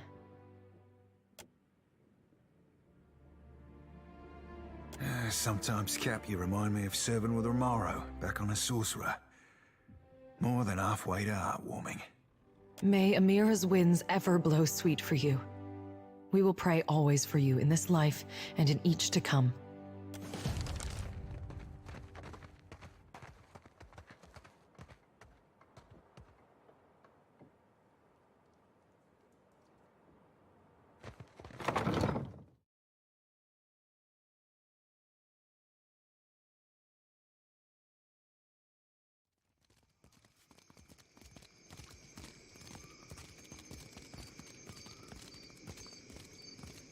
You've caught the eye of someone important. If you're interested in making good pay, and a good friend, head to the Narrows at the western end of the gullet. Once you reach the alleys, go right and right again, as soon as you can. Then, follow the bend to the left. The bullies guarding the door have a weakness for chewing Svev. You can follow their trail. Tell them Dario sent for you. And remember your manners.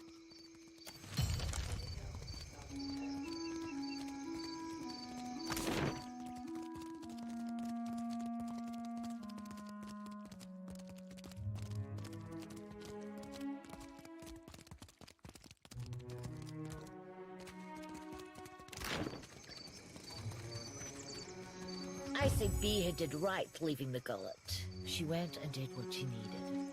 I'll miss Beer and her ilk. It's too quiet without them. May they go find fortune. Give me a real challenge.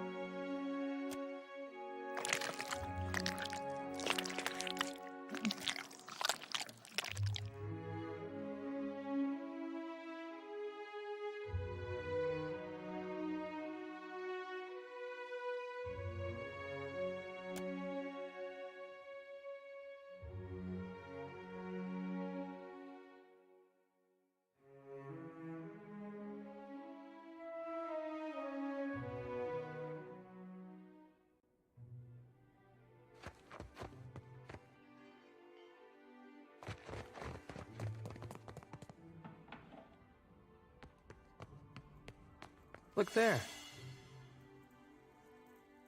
The hero of the Riparu visits me at last.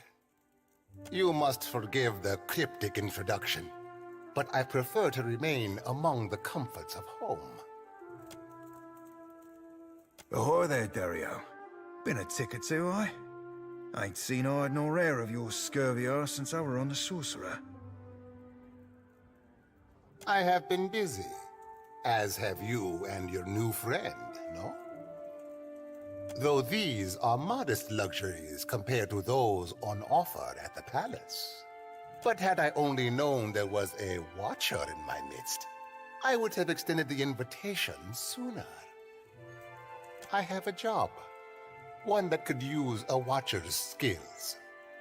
There is an artifact called the Cornet of Waves, which is currently in the possession of a Juana named Takano. I would like you to liberate it for me. Alas, none of my people are watchers, and you will see things they cannot. Takano is a man of many vanities, as your special gifts will no doubt reveal. His villa is on the eastern edge of Serpent's Crown, just downwind of the palace. The opportunist I first hired was too bold and found herself ejected from the district. With your genteel manners and unique talents, I am hoping you can avoid such complications and persuade Takano. After all, it would be best to avoid drawing the ire of our Mataru hosts. When you have the cornet, bring it to me. I will pay you well for it, and you will find my favor useful in this part of the city. It is an old Juana artifact, a musical instrument of sorts. Ages ago, it was part of a pair, but its companion, the Cornet of Depths, was lost when the old city sank. Both are said to carry the voice of Andra herself. I do not believe in such superstition, of course.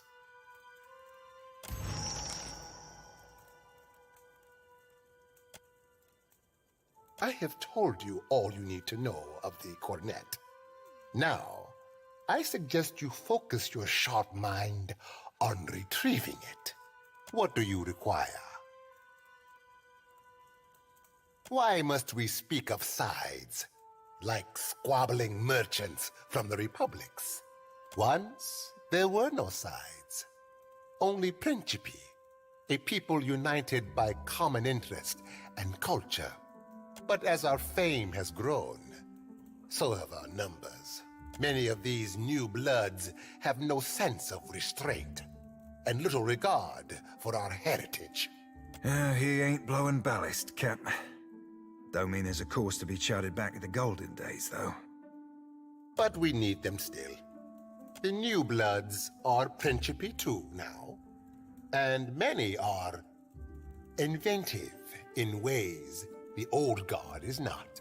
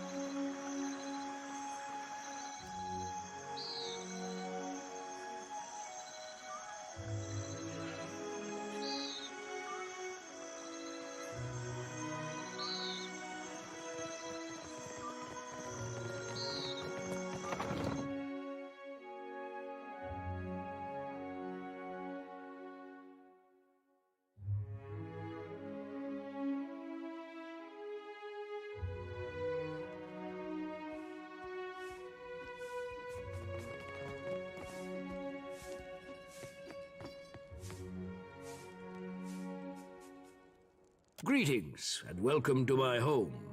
For what do you come to my villa? Is he going to do this every time?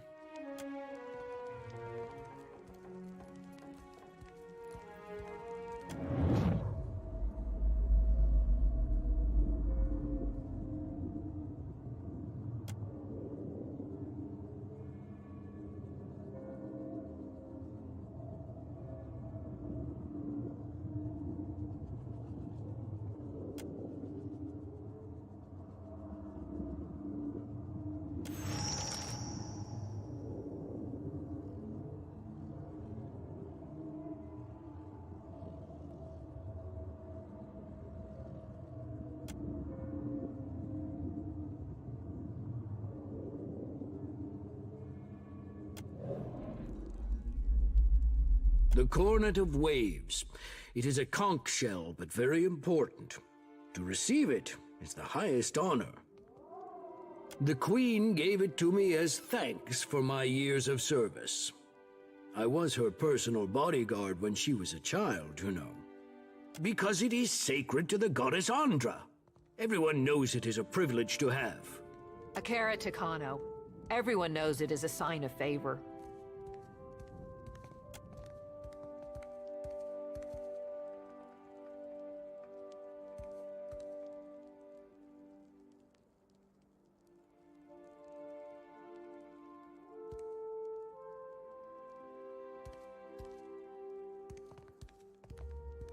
Truly? Then I must hope she calls nothing back from me. Generations ago, there was a similar shell. When the old city sank, Andra's faithful gathered around that cornet and prayed for deliverance. But Andra is not a goddess of mercies. Instead of lifting them from the ruin, she pulled them down with the shell and said they would rise when it did. That is the story, anyway. Macabre, no? But it was a gift from the Queen. It is unusual for a man of my standing to give such a thing away.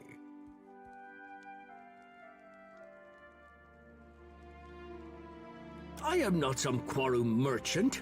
I do not sell my treasures.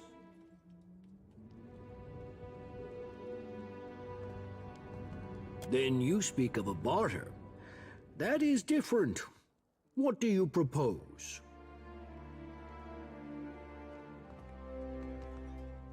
Very well, but only because I see you want the cornet so badly.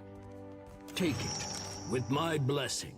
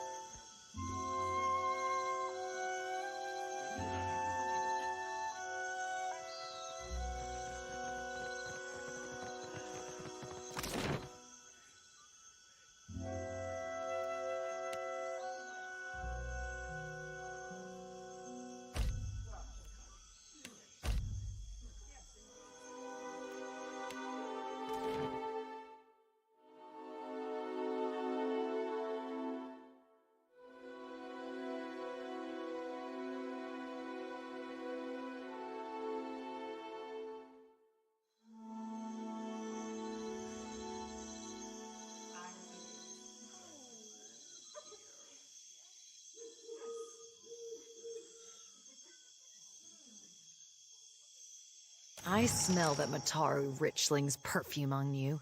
You've got something I want. Give me the Cornet of Waves. Now, lass, no need to sour that pretty face on account of us achieving what you done cocked up. I ain't failed just yet. Not when I got you cornered. Not without the Cornet of Waves.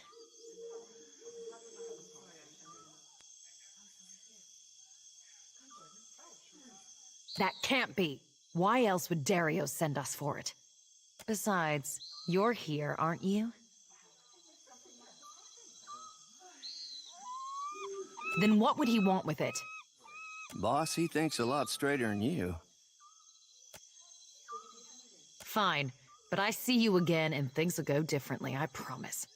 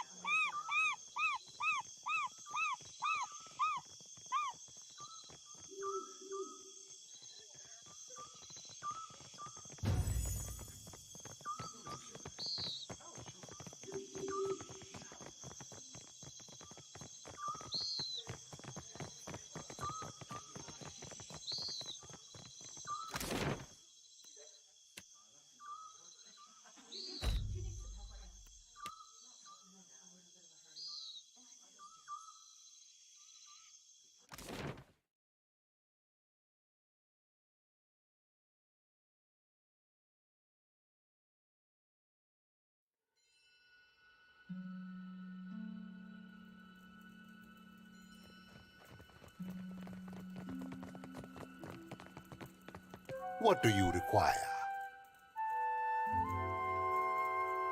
A storm, a rash decision, and an accident at sea.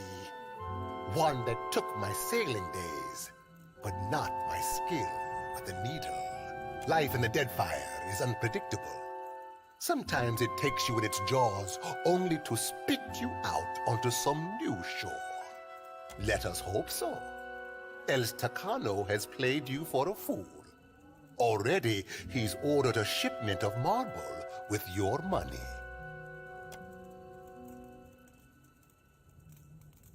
And now the real work begins. You must take this to the Undercroft. Funny how they never mention the real work up front. Ay, Miko. It is but a jaunt. It lies just below Delva's Row. It is where goods of questionable provenance originate. Take the lift from Delva's Row, not the lift in the gullet, mind you. My associate Gwenfen will await you outside a passage in the old Juana style. Then you explore the perils and treasures of the old city for something I seek. Among the ruins is a certain mosaic.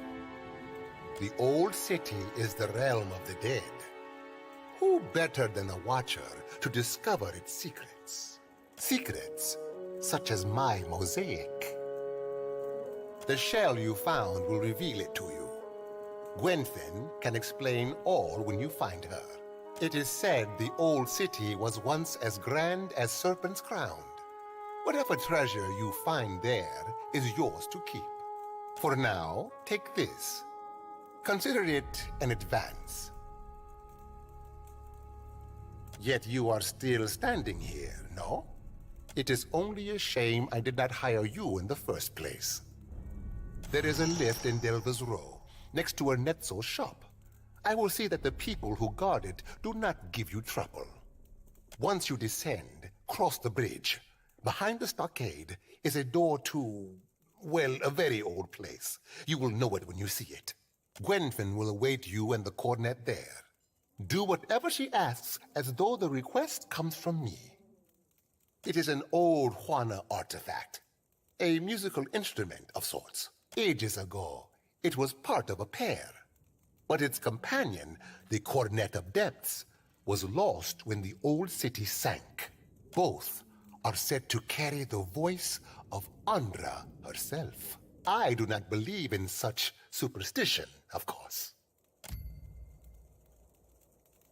I have told you all you need to know of the cornet.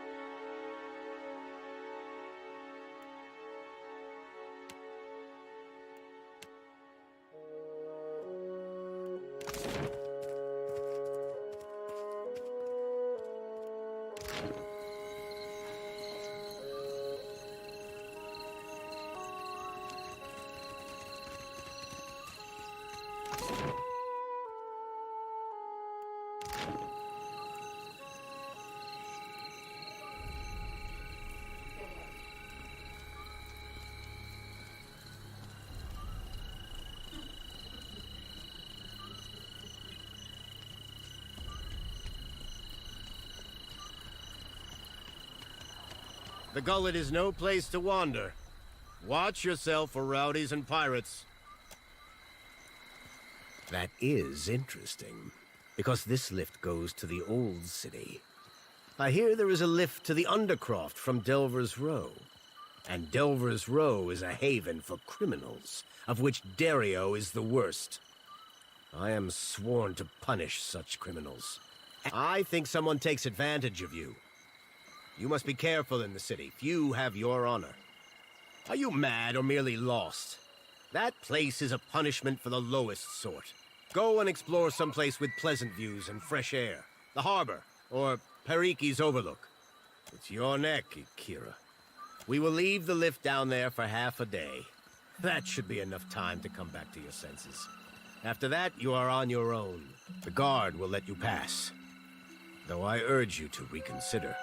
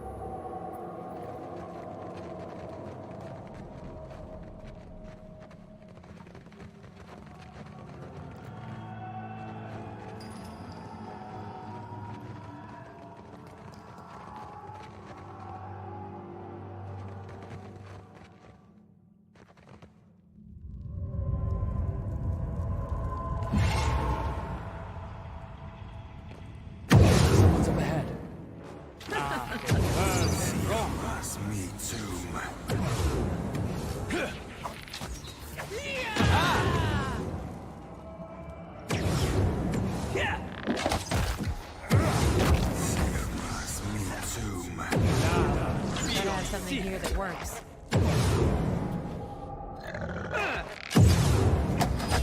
Indeed.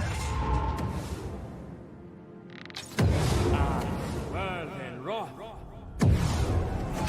How do you like that?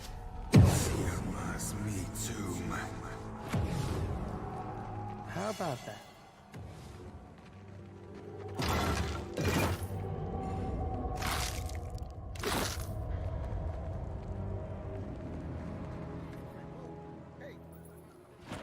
Wait! I'm not looking for trouble. Not anymore, I mean. And I've not got a weapon on you. See? It's just, you're the first body I've bumped into in days that's actually breathing. I mean, could it be you're delving for forgotten treasures? Same as me?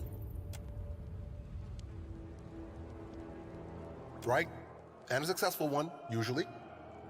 I'm loath to admit it, but look, I'm too desperate not to. I've found not a single trinket and no end to this pit since I first crawled down. I thought I scaled down from the cliffs, but midway, the rocks turned slick. Best bet's the rivers at the base of the pit. They flow beneath the outcrops, so they must dump into the sea. The trouble's been reaching the base. The western caves wind downward, but they're riddled, infested. Walking them's not been safe. I packed provisions enough for 2 weeks. Started rationing when things looked grim after the first odd days. I don't know beyond that. Andra's lure seems hardly worth it now. Suppose I fell for the bait though, didn't I? Fabled temple full of treasures, my ass. Right, I'll wait here and you'll return for me, won't you?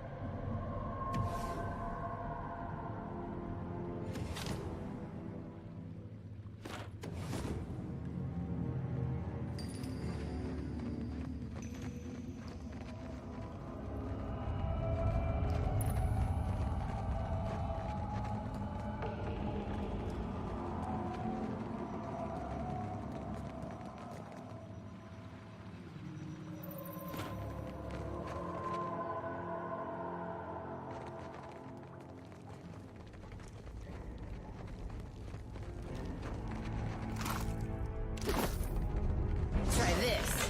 I'll teach you a off. Worse than rough.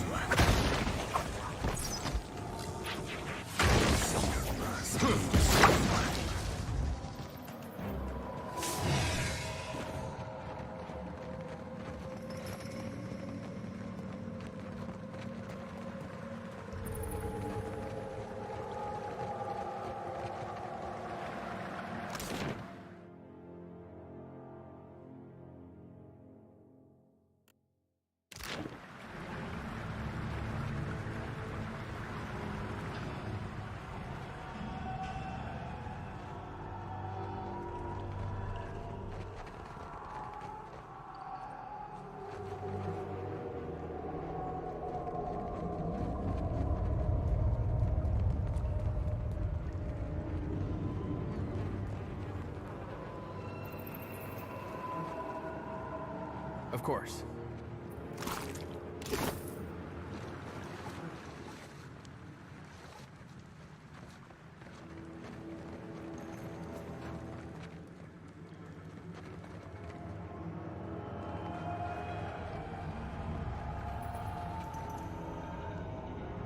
Could be a fight.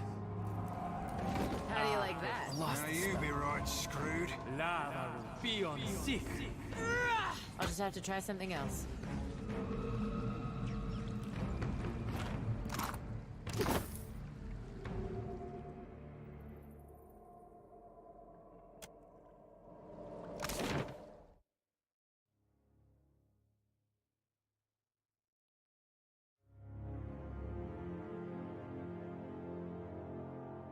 Hey, watch out.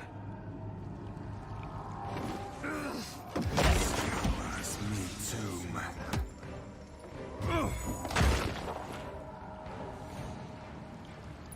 I'll try my best. There you go.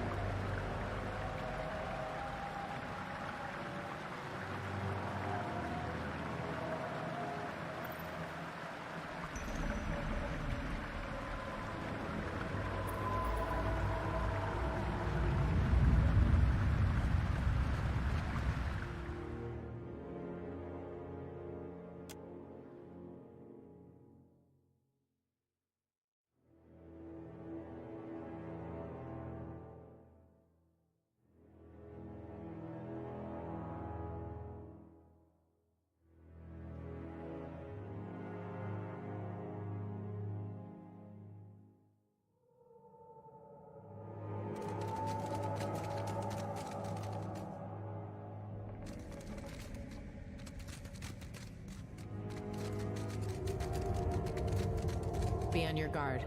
Try this.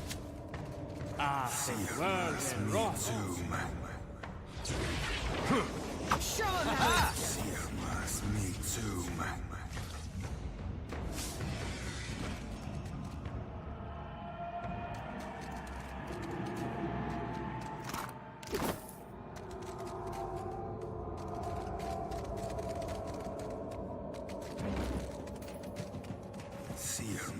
Me too. Indeed.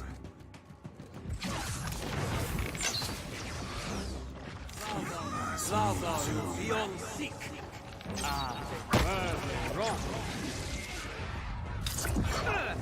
Lava beyond sick.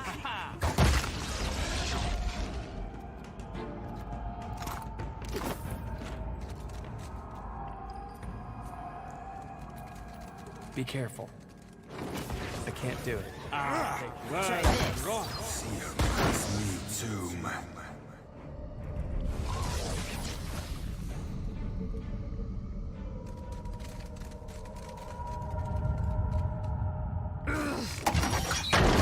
Hurt.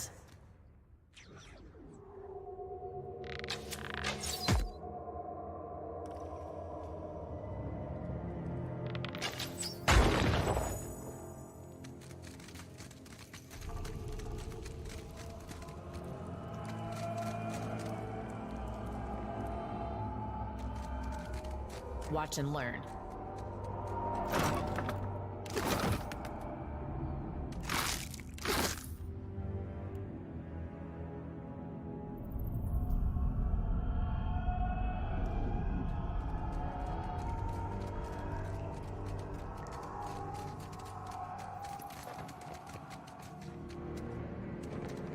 We've got company.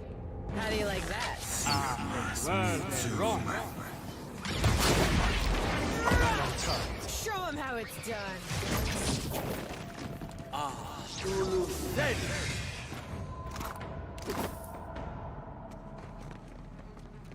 Of course.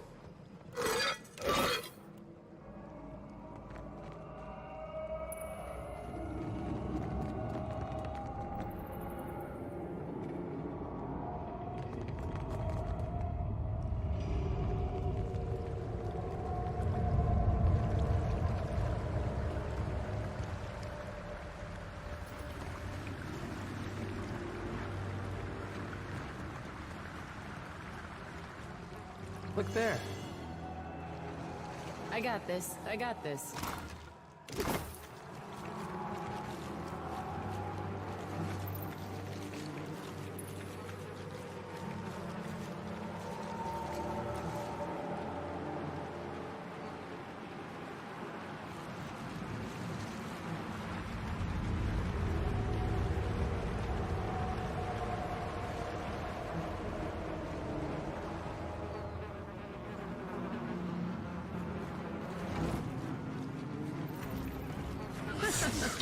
I'll teach you a lesson. Lava beyond sick. There's something you don't see every day. Me too.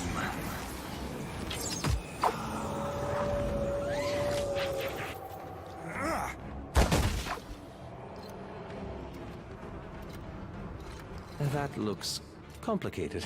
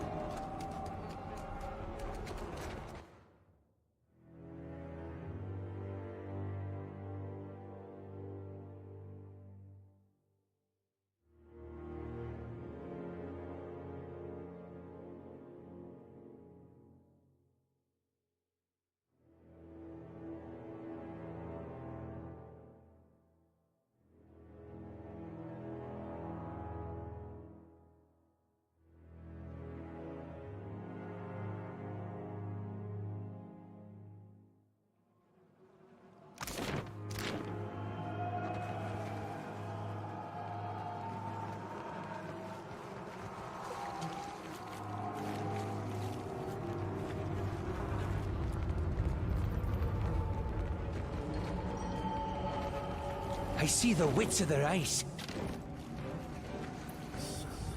Try this. Worse than rough. That's it. Lava beyond. So that's how it's gonna go.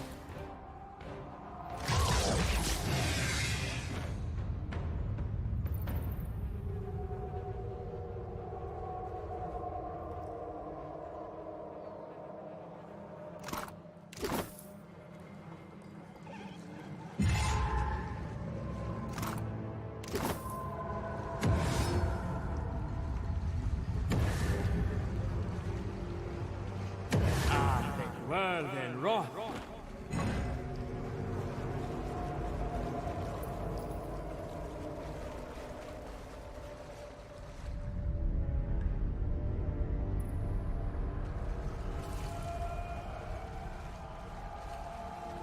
Watch and learn.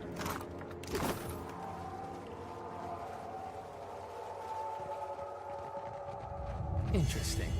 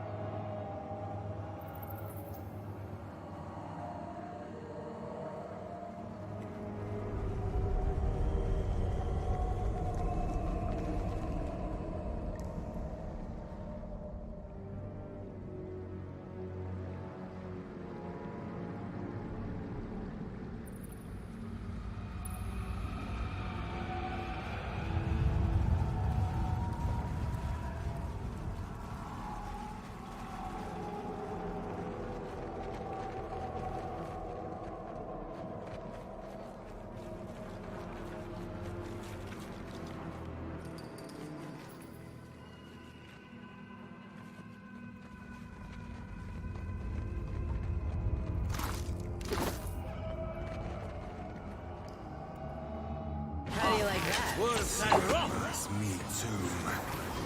Lava beyond sick. Me too. Lava beyond sick.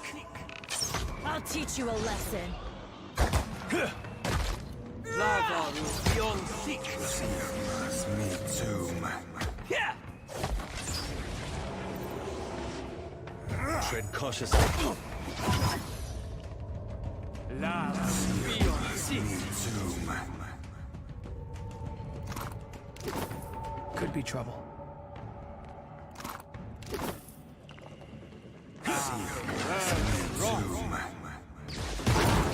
Lava Stand together. That'll teach you. Lava beyond sick. Me too. Give me a real challenge.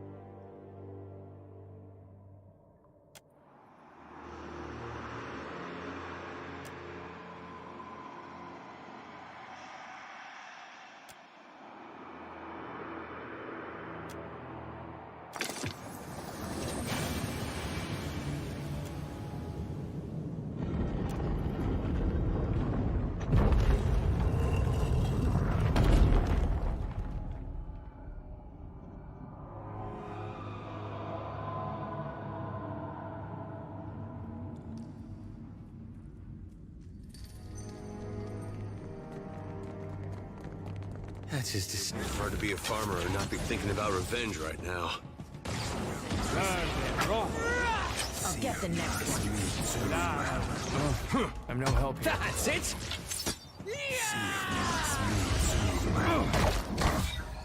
Lava beyond sick. How do you like that?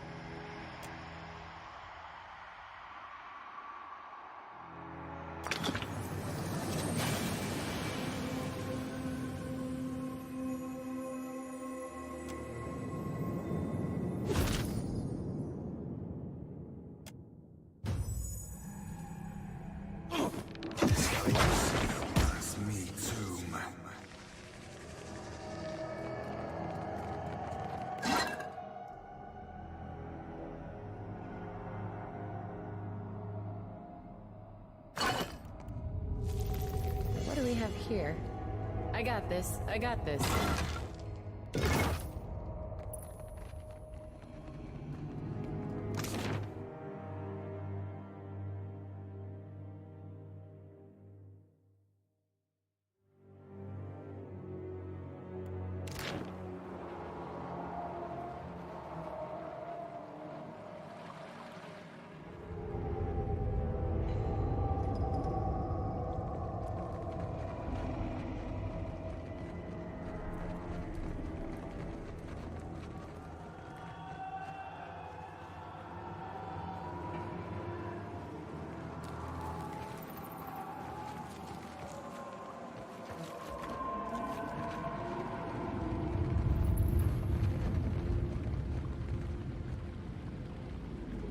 Consider it done.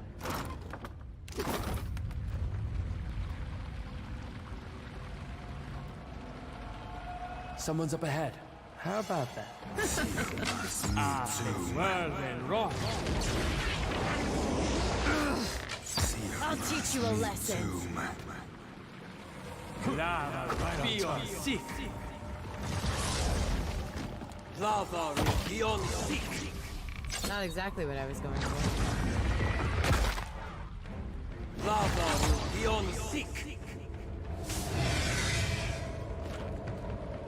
I got this. I got this.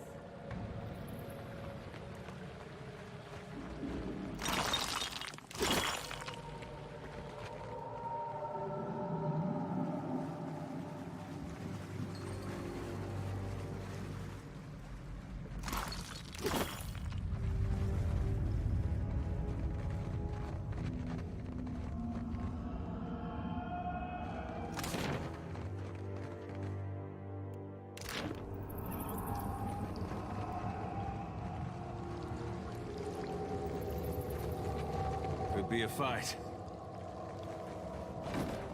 Lava beyond sick.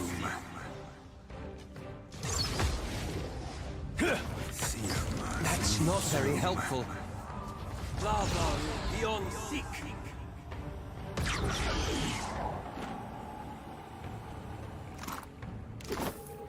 Happily.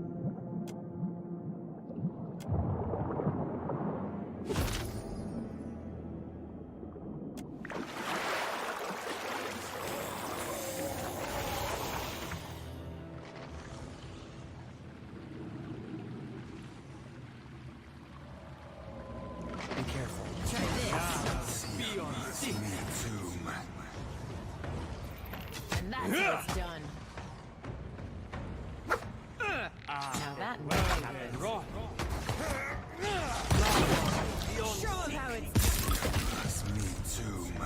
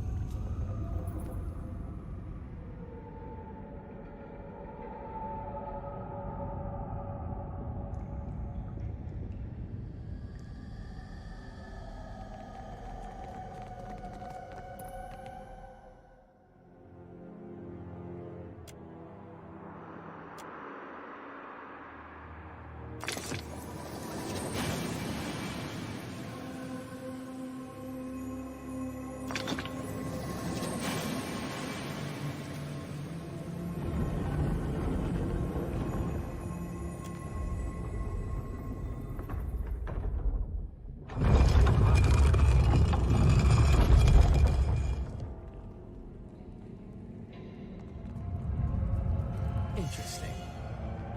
Just a moment, please. Hope that helps.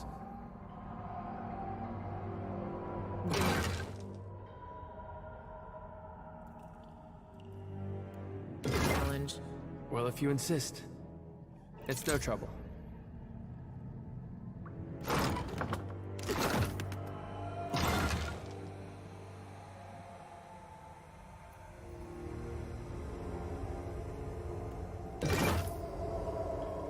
Indeed.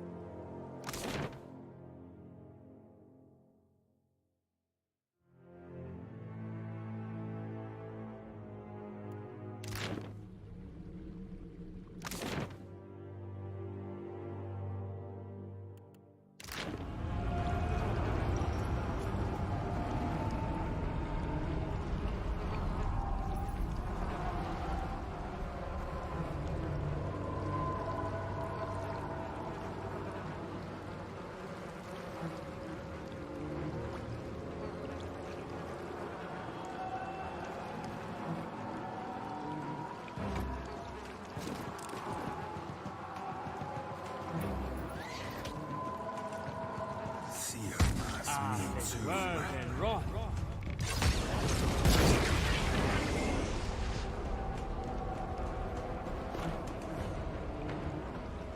Of course.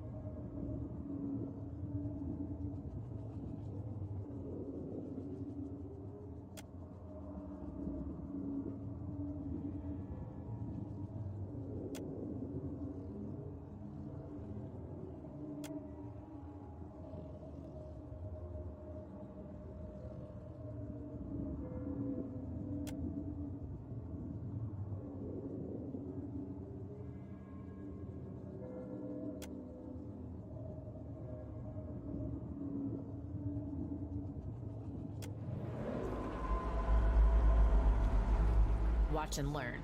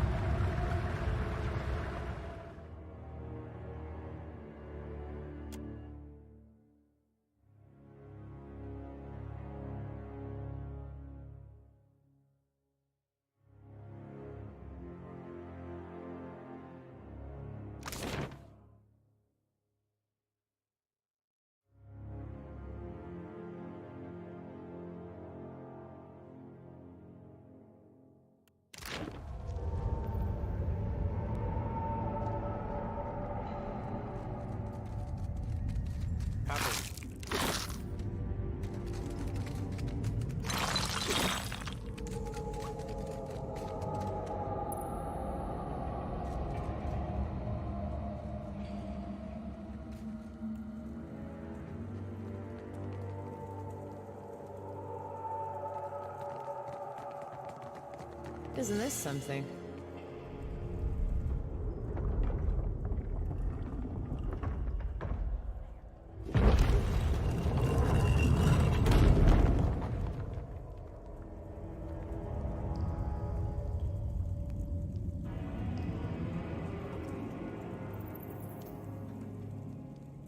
I used to court a girl who did that whenever I stopped by. Miss her. It's you. But how'd you get through there? Is that it? There's an old temple of Andra. Dario said it was just past this door. Good work. I'll make sure no one else disturbs it. Meantime, Dario will be pleased to hear the news. How about you go tell him and collect your reward? Dario's the only one to talk about Dario's business. If I was you, I'd forget about this and take my pay. But it's your neck. If Dario be sending his ships up Whitaker's ashy hole on an old bit of bait, who are we to be stopping him?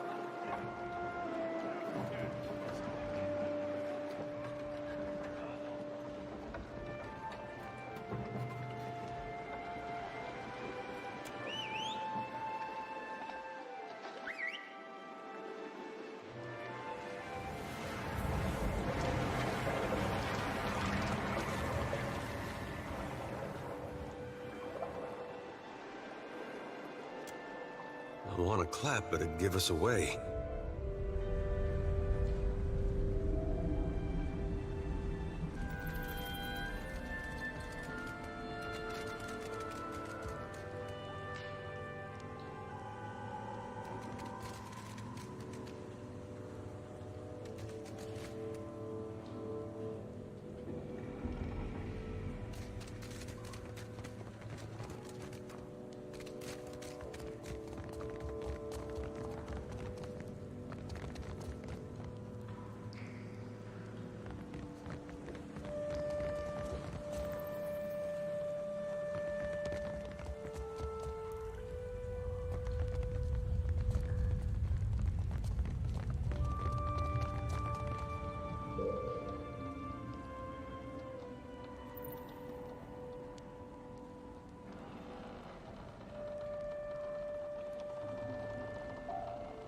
And who, or what, do we have here?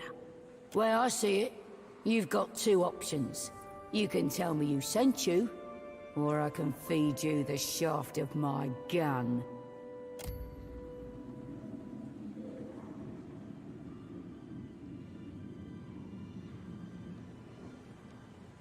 Blunt. I like that. It's too bad then that I've got to kill you.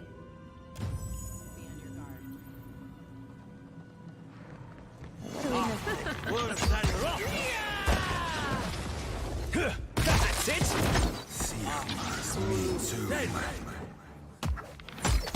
Lara, be on sick.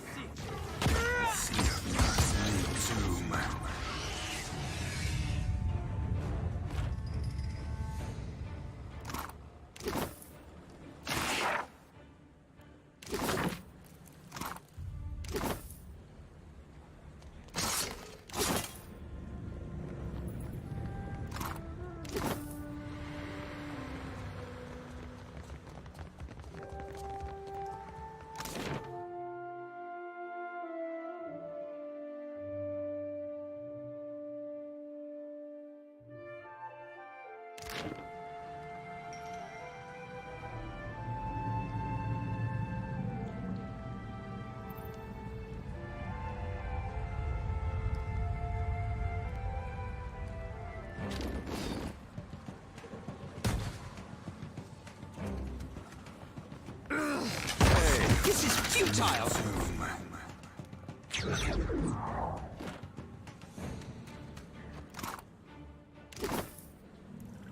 Consider it done.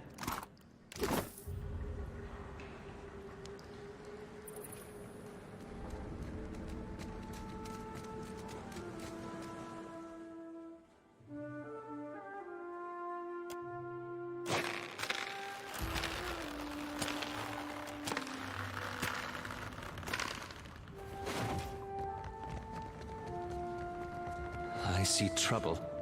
How do you like that? Show how it's Nightcap. Take world and rock.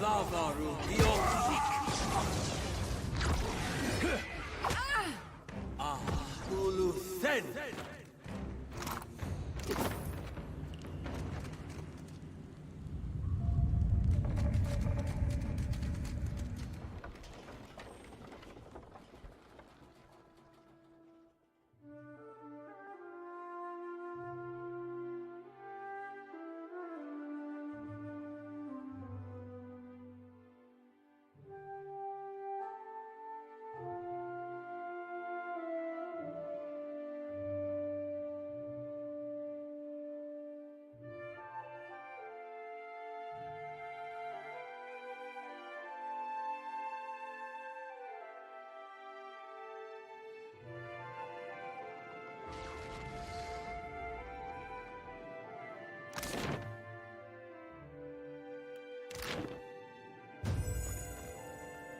You the Watcher? Dario said you can pass.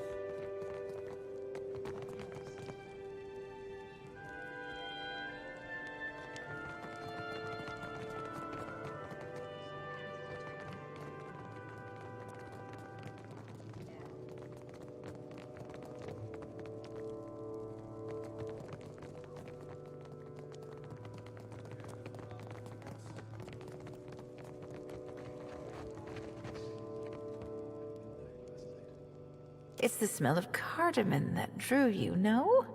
Oh, perhaps the sting of fresh pepper. Food, of course, and supplies for the road. Though I have plenty.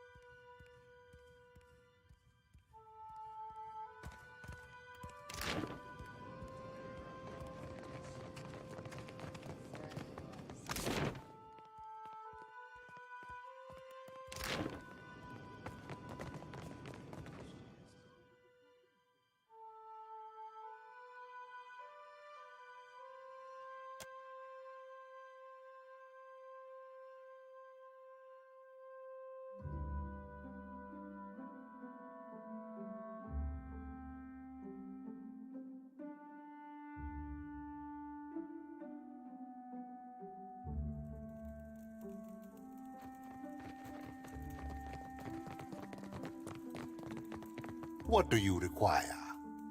A most agreeable topic. Or so I hope. Galarde! You Watchers truly are workers of miracles. The mosaic is an ancient work of art. Such marvels must be preserved. Let us discuss your payment instead. A suitable enough topic, no? Never let it be said that Dario does not pay a fair price.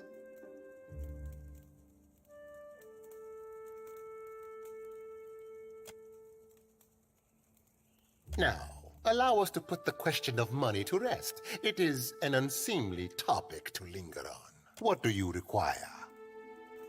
A moment, I almost forgot. Per complanca. Take it and indulge my vanity. It is not as grand as the sails I once made, but my fingers are ever restless.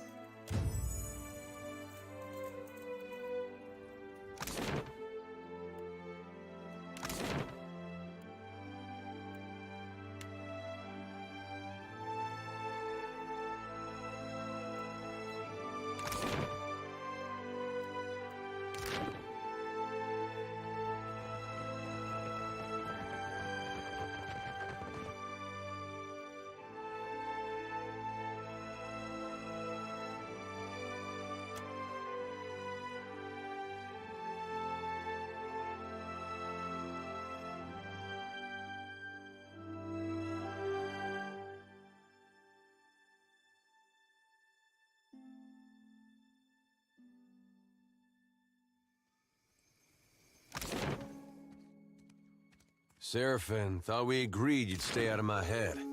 I weren't in your head, lad. You think like an ogre snores. Would be a fool and a half not to make sure.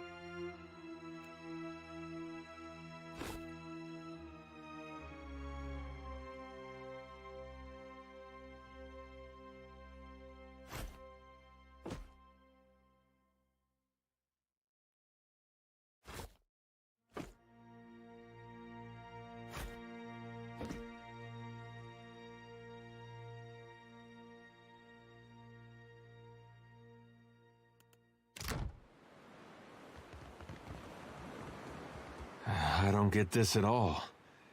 There was a Dawnstar settlement on Isongo. The place got trampled just the same. This is Widewind all over again. Only now we know it really is Aethys behind it. I'll tell you one thing. When we catch up to that unstoppable god statue, me and him are gonna have words. Be careful. Aethys was here. Gotta have something here that works. Right on top.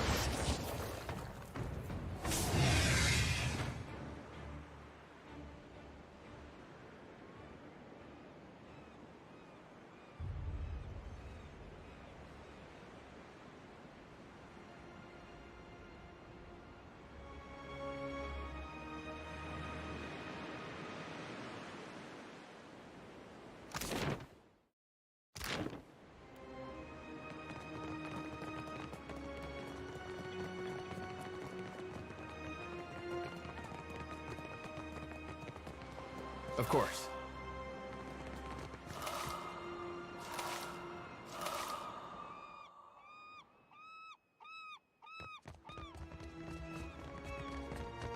Romaro had no end of tales about the snake folk. Why not one of them ended happy?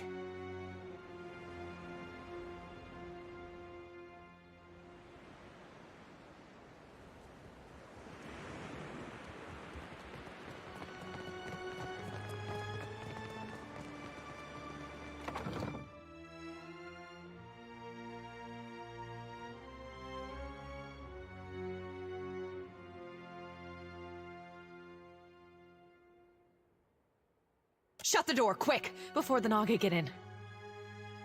We're the finest soldiers and cannoneers in Aora. We don't need anything.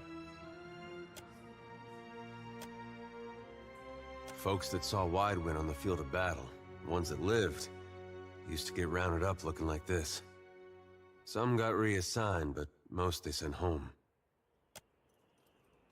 Wait, you're not the reinforcements. There are supposed to be reinforcements.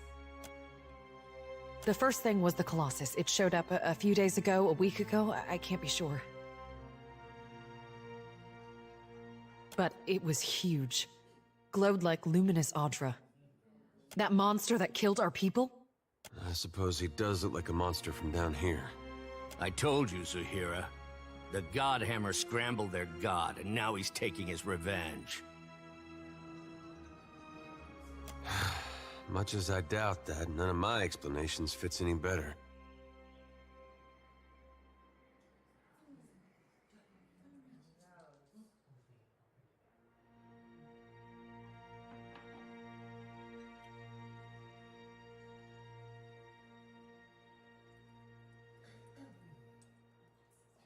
It's no coincidence your Aethys shows up just as Latharn storms out.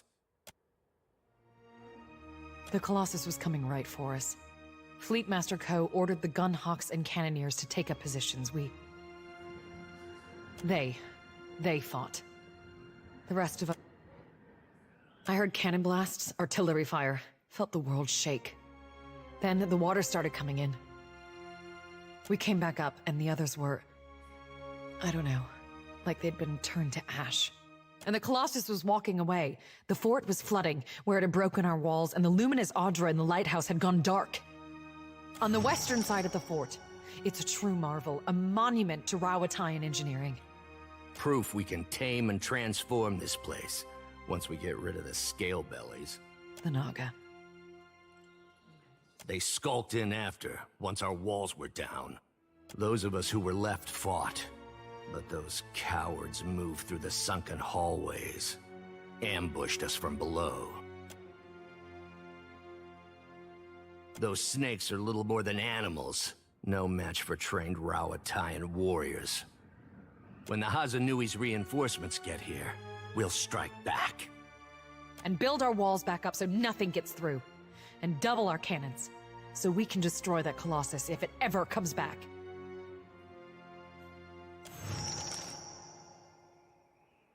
The finest cannons and bombards in the archipelago. Why, you can barely walk the ramparts without... There's still one. There must be one. They can't all have been destroyed. But you'll need a trained artillerist to aim it.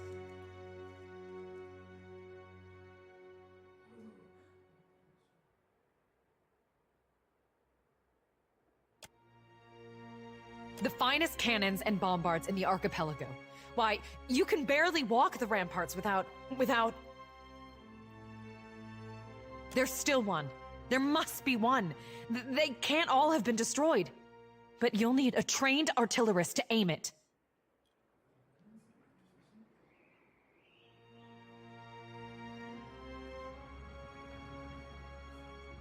Dawn Stars. Fleetmaster Co. hired them to tend the fields that supply the mainland, but they started acting strange, dreaming strange. One of them, Latharan, had a row with the Fleetmaster over it, left angry just before the Colossus showed up. You think that's a coincidence? I think their praying called it here, getting back at us for the Godhammer. Is there anything else?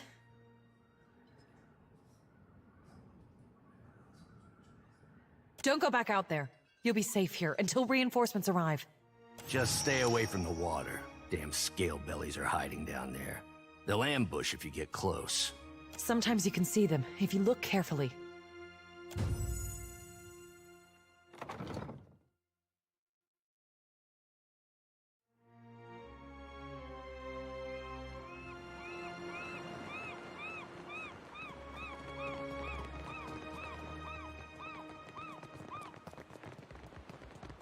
Be on your guard. Try this. Beyond seek. There's something you don't see. Show them how it's done.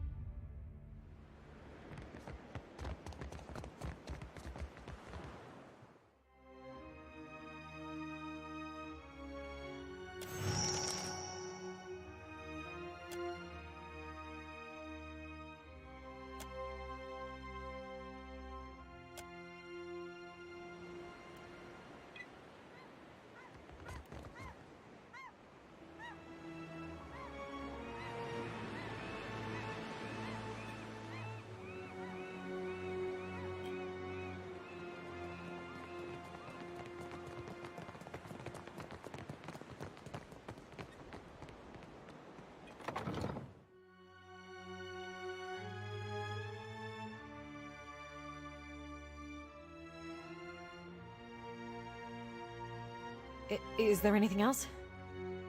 Ammunition? We keep lots of ammunition.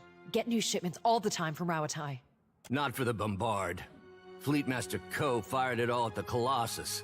All that's left are cannonballs, and they're too small.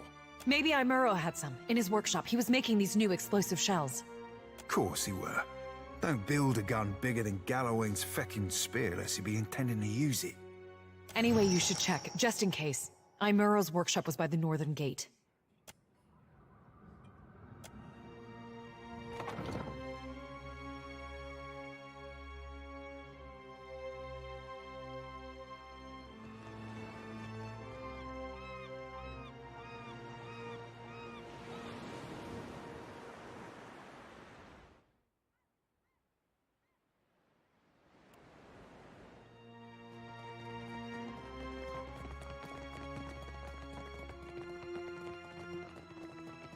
Could be trouble.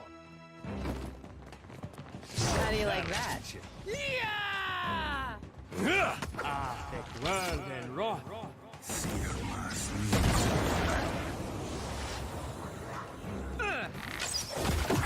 Nothing I can do.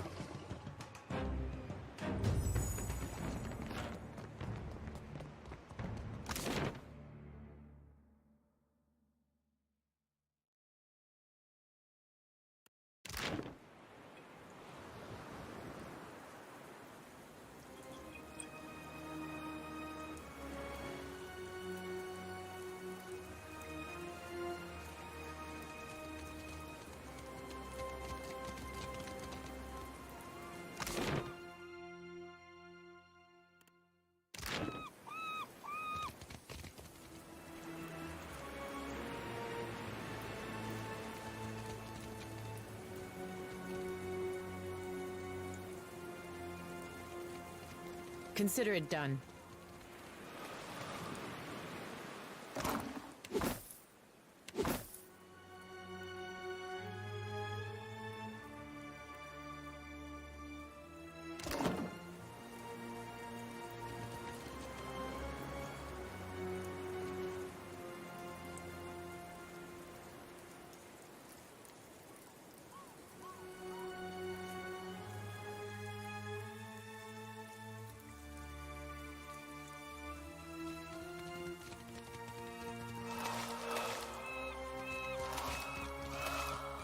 Watch and learn.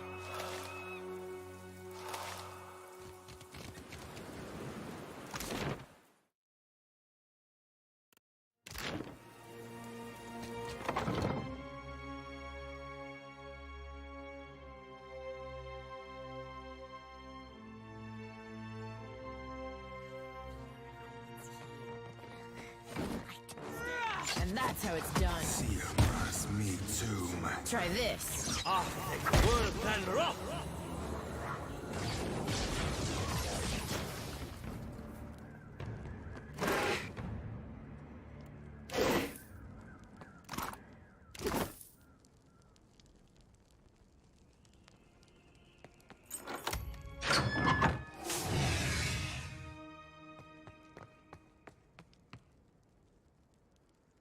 Slave sphincter, those snakes were noisy.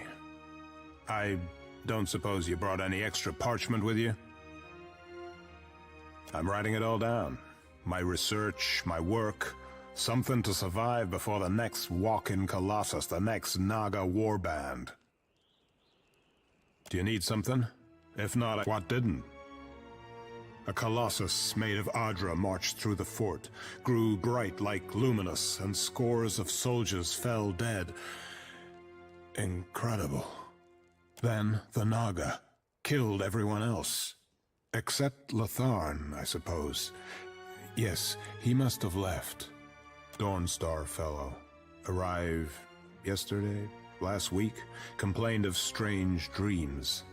Smart of him to leave so soon. They should split up. Safer that way. Better odds. Do you need something? If not, I should focus. So much to do. Only one. Just a prototype. In there. You're welcome to it. I only ask that you compile notes on the blast radius, detonation temperature, smoke formation, debris trajectory. How indeed. Naga everywhere. Suppose your best chance will be up along the walls, west and south. But how to get there? Better perhaps to keep going south, around the edge of the fort, through Fleet Master Ko's office. More cover from the Naga.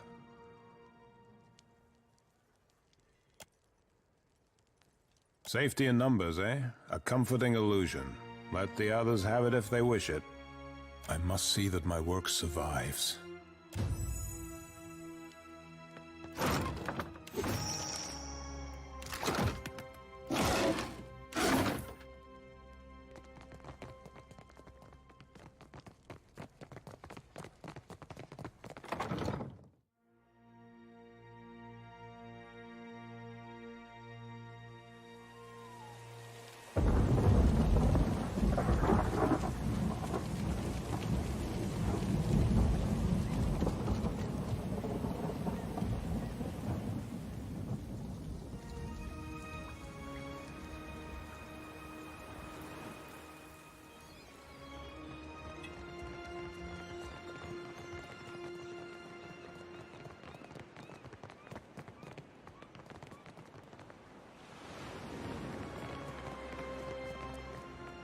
I got this. I got this.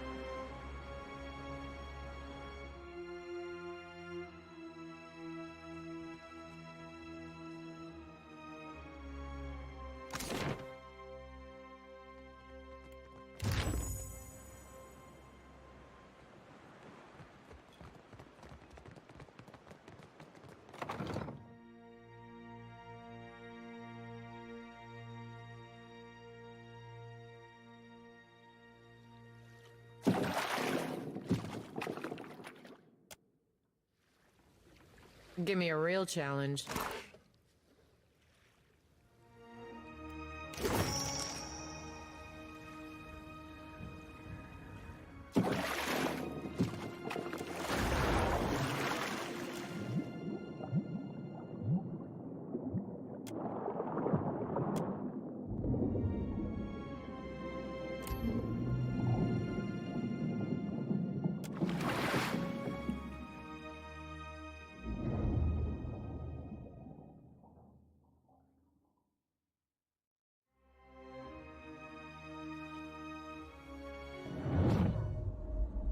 What is this?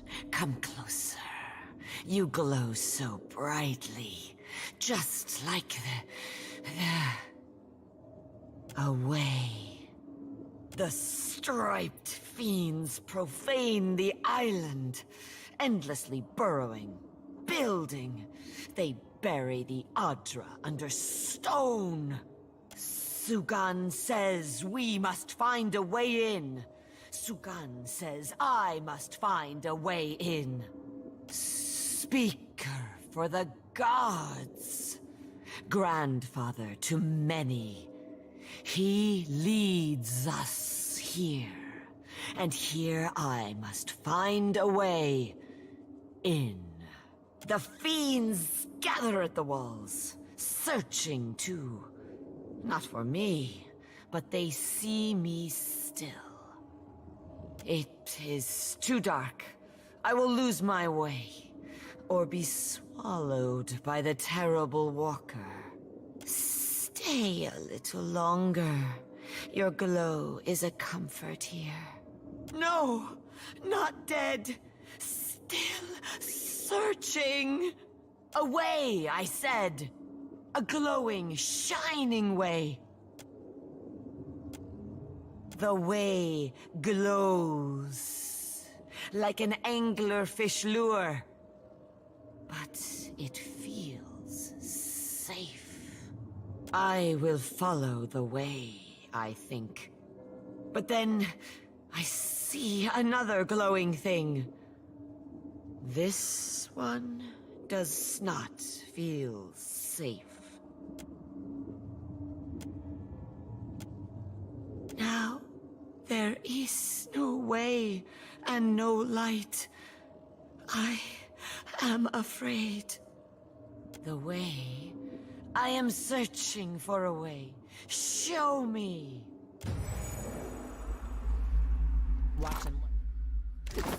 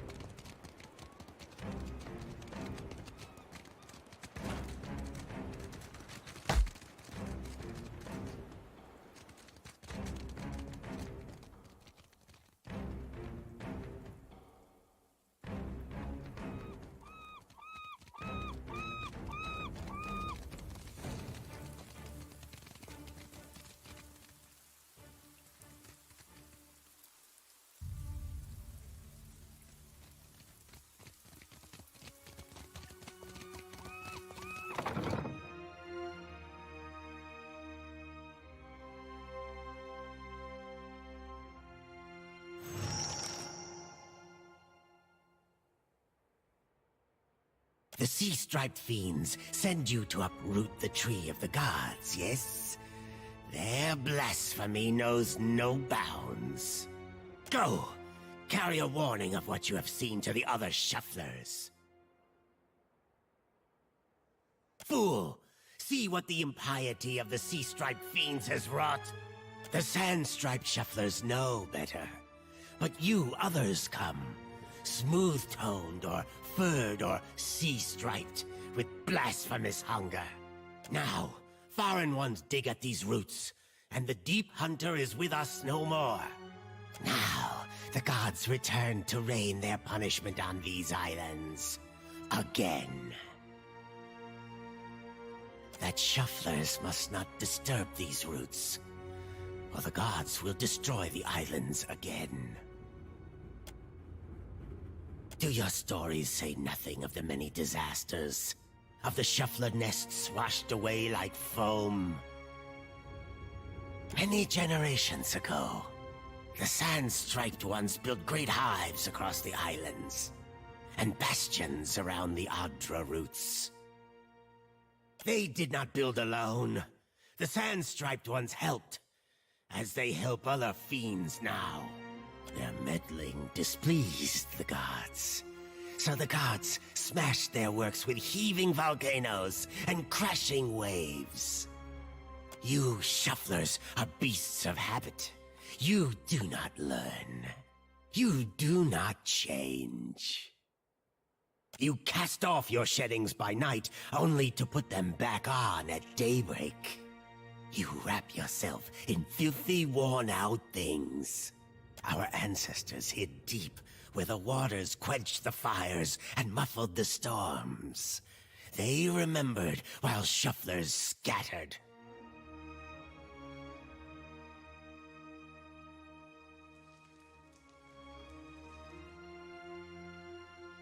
Now, the shufflers build again.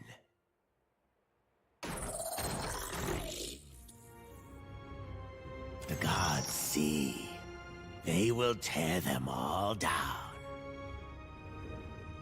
The shuffler's tongue is thick with blasphemy. Kill him now, Suka. If your fat tongue speaks true, then give us proof.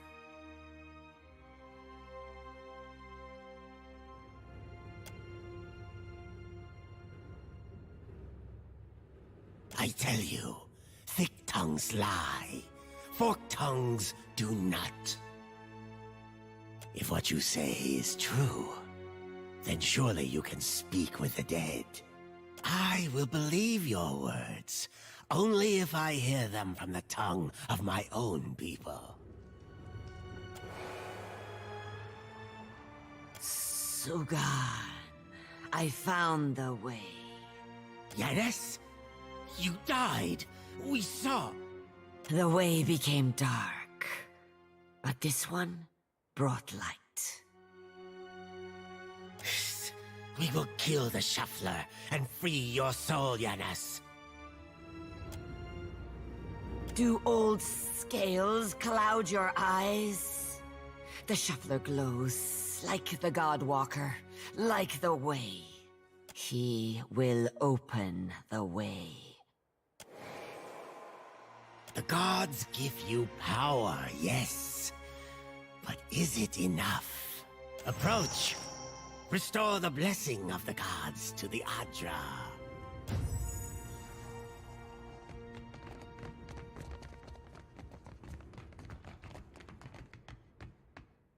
As your hand touches the dim Adra, you feel the same cool, pricking sensation that you did when you touched the pillar near Port Mage.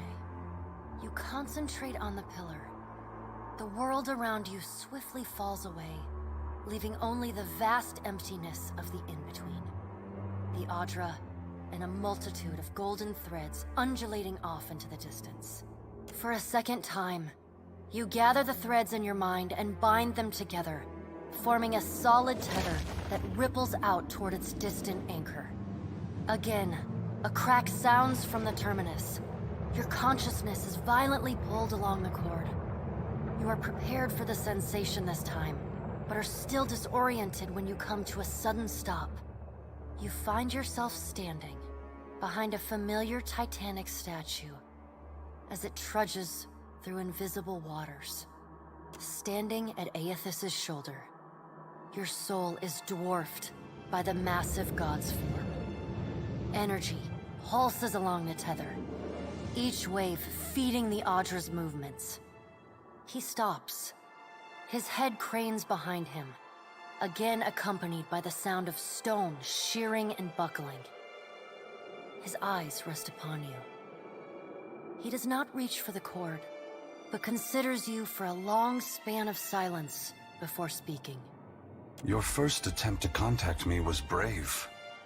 This second attempt, is it born out of desperation or something else? Why do you continue to follow me, Watcher of Cadnua?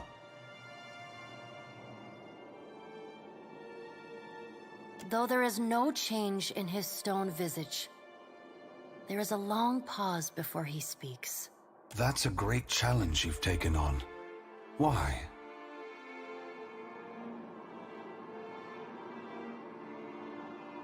At first, he does not respond, but there is a wavering from the light within him.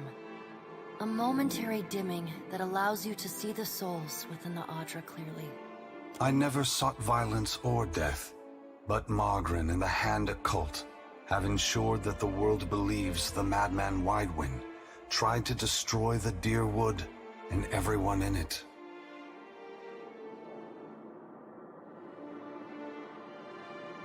In truth, a war was what I desired, but not one of violence. I sought a war of conscience. If people saw that the ruins so faithfully guarded by the Glanfathans were nothing more than machines the Angwithans had used to turn themselves into gods, what could that mean? Aethys becomes silent. You can sense his presence advancing back along the cord between you. His energy flows over your hand, tendrils of light probing into the air around you. They poke and prod at the silent lost souls hovering in your vicinity. You are in a unique position. In spite of the work of the Leaden Key and Hand Occult, you have seen through our facade. You know the god's true nature. Without the benefit of your knowledge, few mortals would be willing to accept the true history of their gods. After all, we weren't. The last time I walked Aora, I made a mistake in not revealing my true purpose. I believe you would understand it better than most.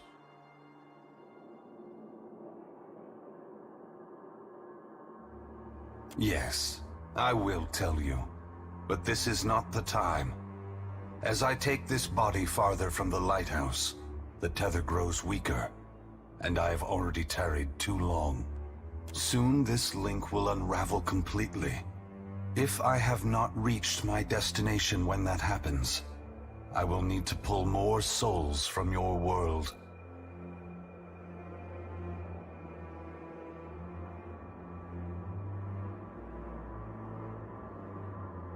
I will do my best. Do yours, Watcher. The edges of Aethys' massive form blur and dissolve. The huge figure retreats from you. As it moves, the tether begins to rapidly unravel. As Aethys speaks, his voice sounds garbled, fragmented, and distant. If you would know more, find me at the Ashen Maw in Margarin's Teeth. I must rest there before I begin my final work. When I leave that place, you will not be able to follow. Before I go, I should return some of this to you. I still have need of the great power of your soul, but I can spare you this portion. A pulse of energy moves back along the golden cord toward you. It feels familiar, comforting, even before it contacts you. The energy washes over you, flooding you with feelings and memories you had thought long forgotten until they settle back into the cracks of your soul. And then the tether and cord snap, Aethys's figure evaporating into dust that mingles with the endless gray expanse. Heat rushes over you, and the uncomfortable sensation of the Audra Pillar's presence cuts off. The gloom of the in-between is pierced by the light of the living world. You are back in the lighthouse, no longer dim. The luminous Audra beside you is filled with warmth and light.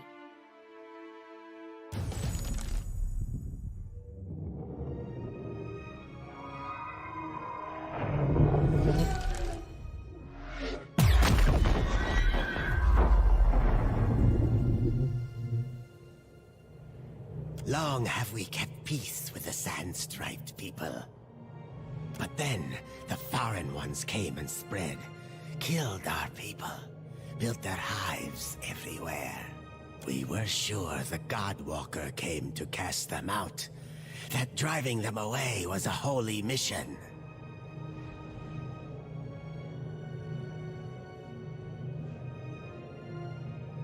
You have never fought to defend something. Very fortunate. We must go. I know not what this means, but our brethren should hear of it. You show us something new today, Shuffler. Thank you for this. And for your mercy.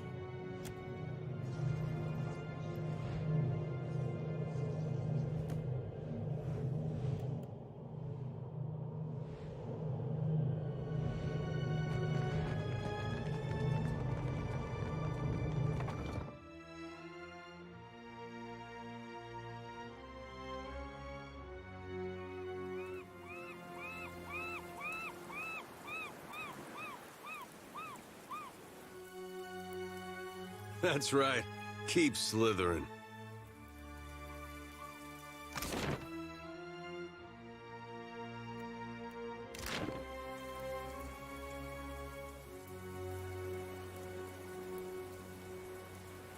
Had another one of your talks there, didn't you? You gonna share details, or do we gotta guess? I was rather hoping someone else would bring that up. Yeah, right, fair point, that. Captain? That sounds ominous. What about you, though? I'm getting flashes of those episodes you used to have in Deerwood. You know, when you were going crazy. It feels like we're getting closer. I just don't know to what.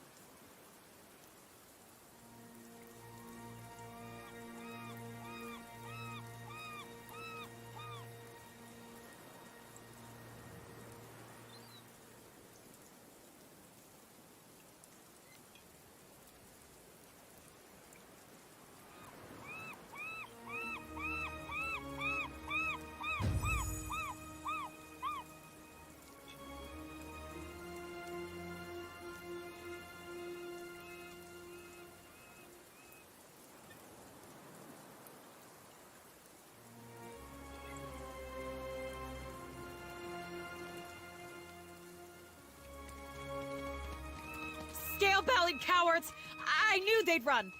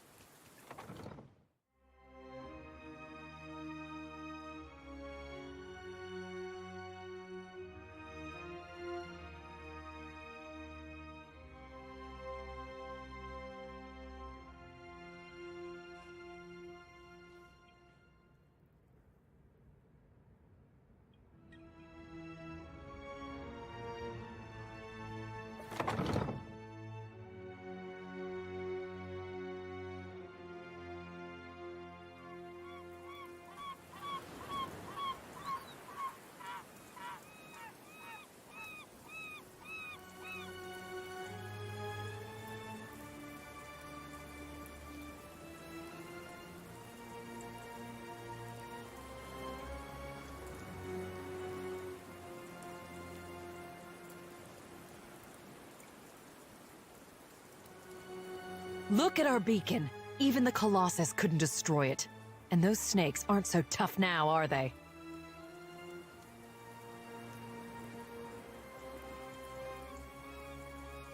The lighthouse shines again. We survived. It's proof that our people can conquer anything. That our works can survive even here.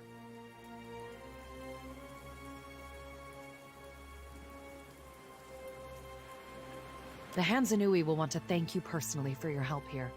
And she should also know what we're up against.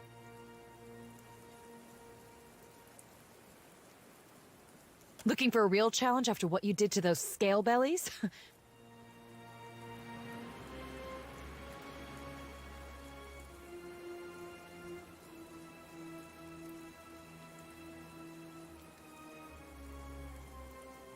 The only thing I know about the place is it's supposedly made of fire, and no one's ever come back from it.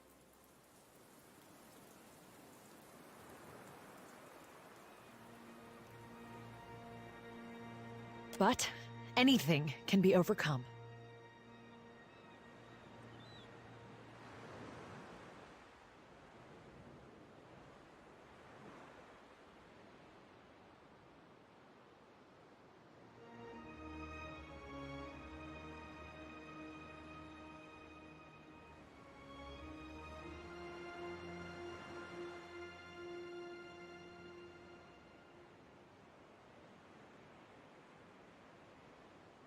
She's usually at the Brass Citadel in Nekataka.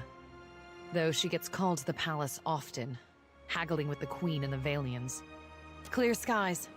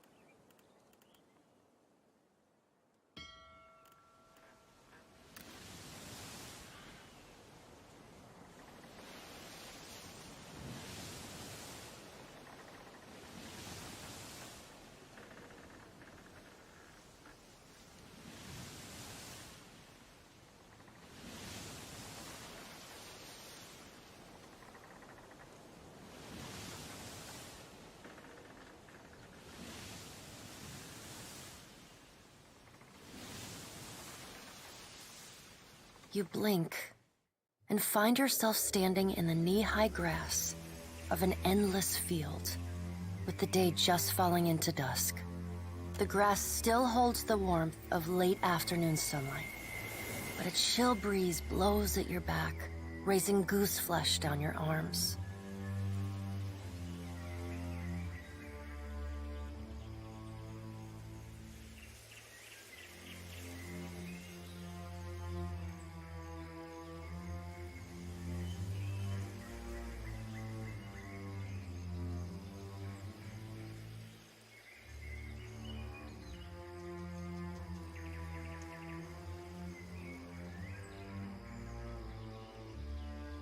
The chirr and trill of nightjars rises with the wind. In the inky bruise of the sky, stars ignite by the ones and twos.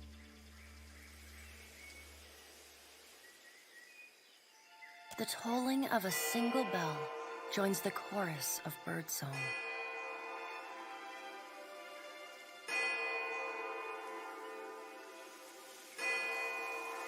Then another.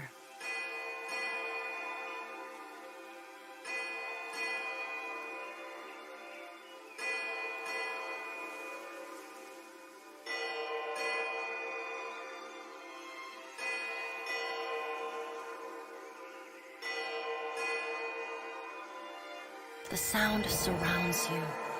Every stalk of grass bears a delicate silver bell on its end, bobbing in the wind. The chill breeze becomes a howling gale, and the tide of ringing bells sweeps you off your feet. It carries you like flotsam through the sea of grass.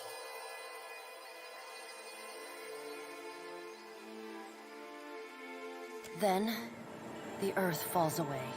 The wind ceases, and you are sent tumbling up into the dark of the sky. Watcher. The voice of the pallid night shakes the earth at your feet. You have returned to Bareth's realm, your soul once more called to attend the wishes of the god of death.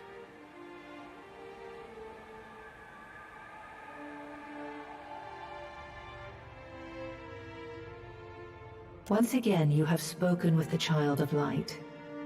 Tell me what you have learned. Intriguing. The pallid night stares past you. While attend. Tell me what your many eyes perceive. Her words ring out, and a heavy silence descends. In the silence breaks the murmur of countless voices. They speak all at once in languages both known and unknown to you. In the space beside Bareth, an eye blinks open, followed fast by several more. They are round, keen eyes of Kith, the slit eyes of snakes, the small, dark marbles of birds, the bulbous lanterns of deep-sea fish. Here we are. A figure walks through the cloud of eyes as one might step through a door. It is an Orlan, then a pale elf, an ocean human, a Naga, each of them eyeless. They are Wal.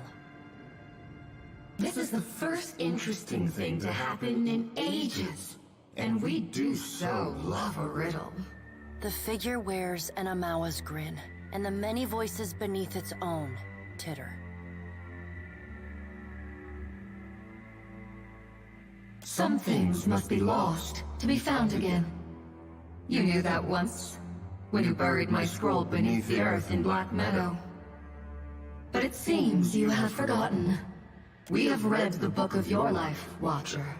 It is heavy with the weight of your choices, and its pages are not unmarred by the blood of others. You read, but on a smaller scale. We see between the strings of the world, and Eothas is there, strumming them like a lute. His tongue is still, yet he sings of a coming joy.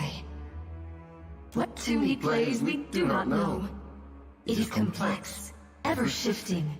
One moment vibrating in harmony, the next in discord. A man strides through the door to Bareth's realm. Behind him lope wolves with lolling tongues, and jungle cats whose long tails twitch with every step. Galawain, the changeling, arrives, and he brings with him the wild heart of Aora's untamed places. Fast on Galawain's heels, a small wave of seawater washes across the tiles. It pours off the edge of the platform and cascades down into the beyond. From out of the water rears a glowing lure, then the head of a gigantic fish. The round black eyes of Andra roll to meet yours. Eothas is nothing if not resourceful. I admire his nerve. In the changeling's voice, you hear the soft patter of rain on leaves and the rush of wind through treetops.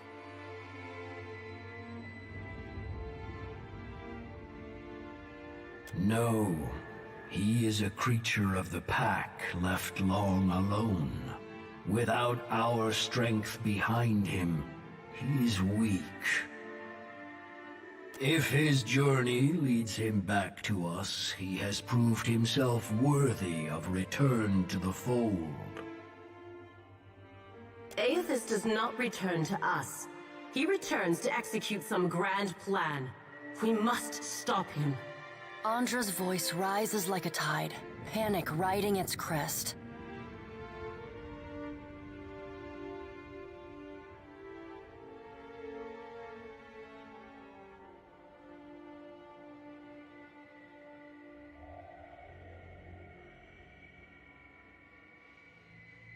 The doors lining the walls of Bareth's realm slam open in unison.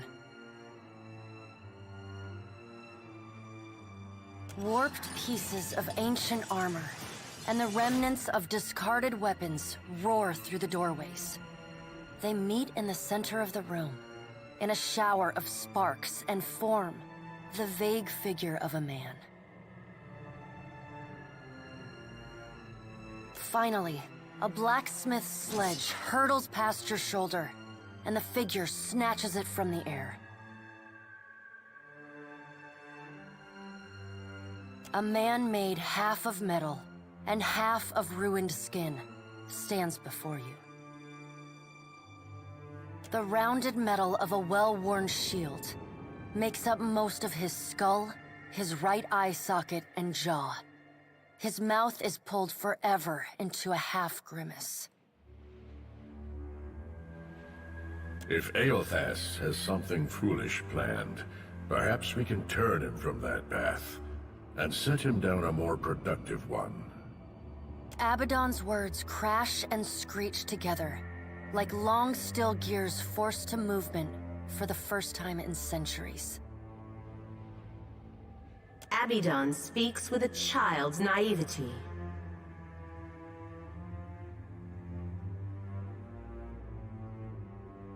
He violates not their realms, but mine. I feel his urgency in every stamp of his feet along my spine. I will send tsunamis to slow him, if Mogren would stir the earth beneath Mogren's teeth.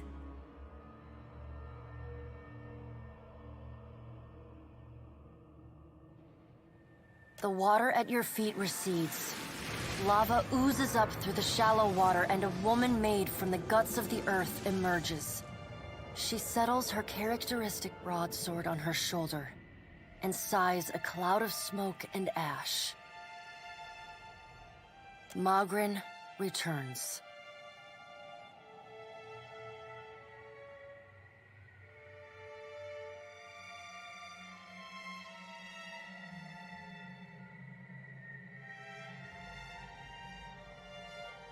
In the age when our steps carved valleys across the face of Aora, our bodies were impervious to all but the strongest attacks.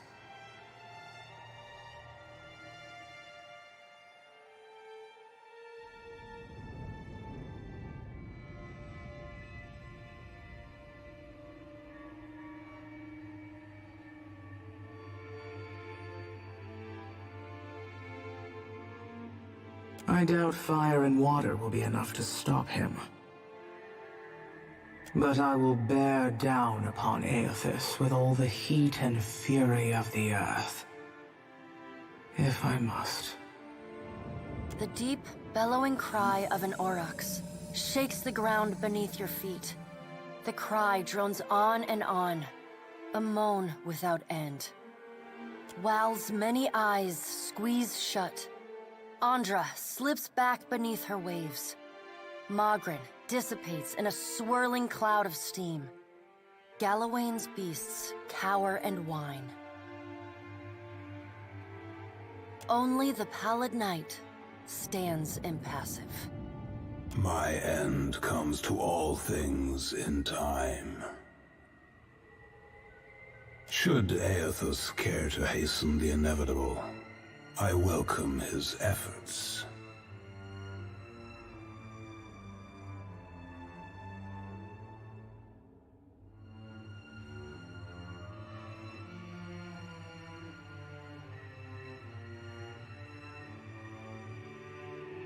Aethys seeks a slate wiped clean.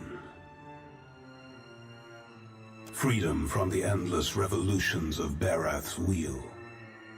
The final emancipation of the countless stolen mortal lives the gods hoard within themselves. The Child of Light will not choose the hour of my death.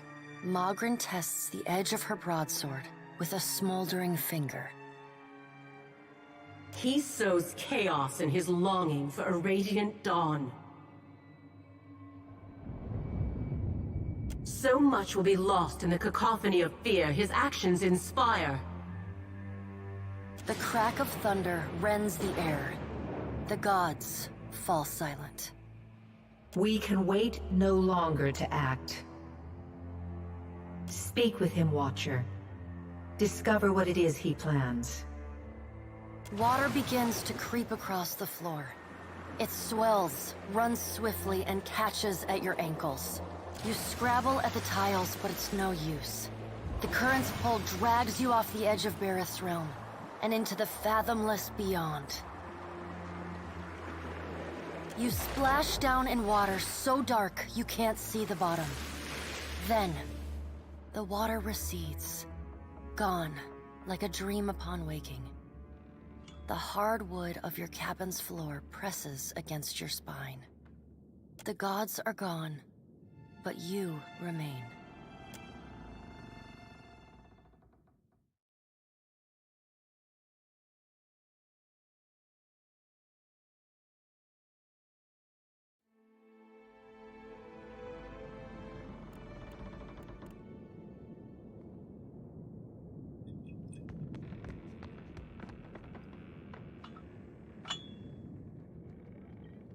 How may I be of service, my lord? I was the steward of your keep long before your time. I had my soul bound to a throne. It is... Still, it would be unseemly for me to complain.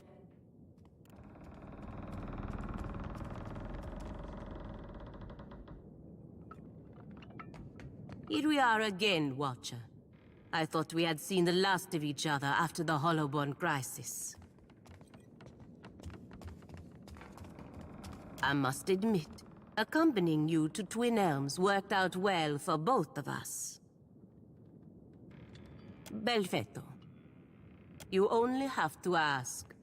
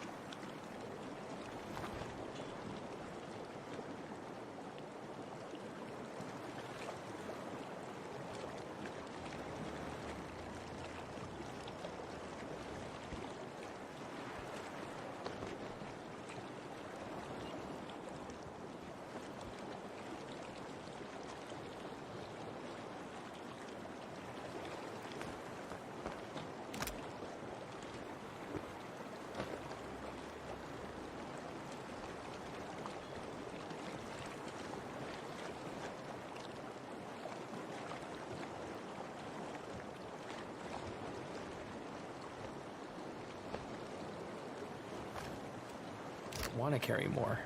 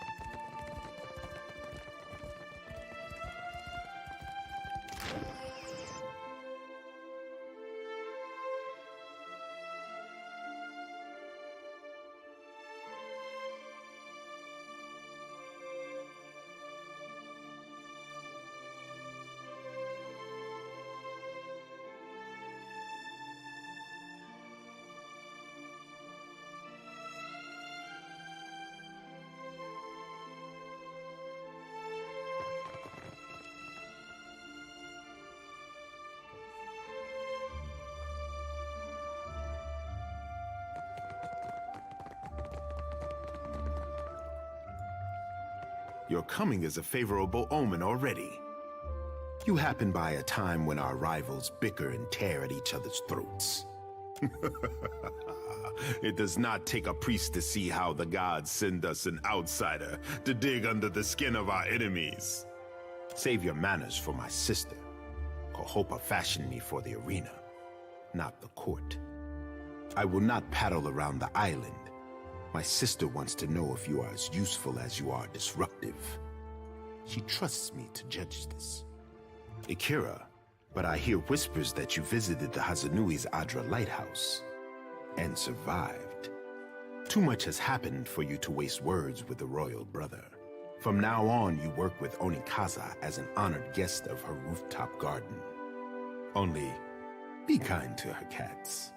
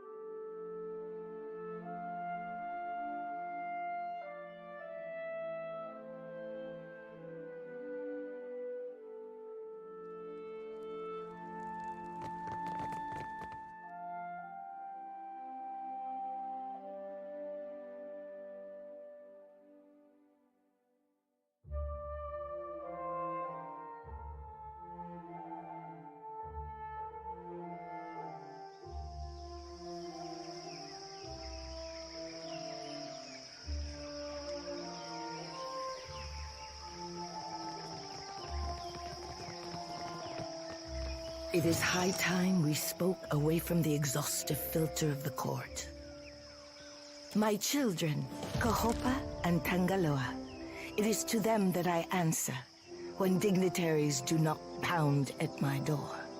I think I speak for all of us when I say we'd be honored to pet your children.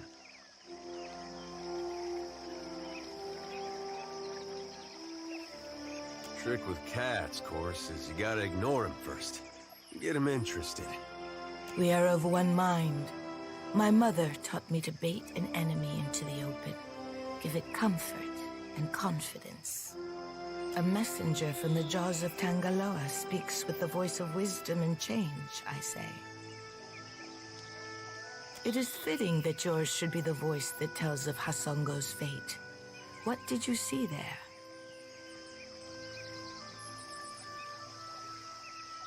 The snakes are on edge. Where comes this new boldness? Far be it from me to complain if they make trouble for outsiders. What of Aethys? If you know why he terrorizes the Deadfire, speak on.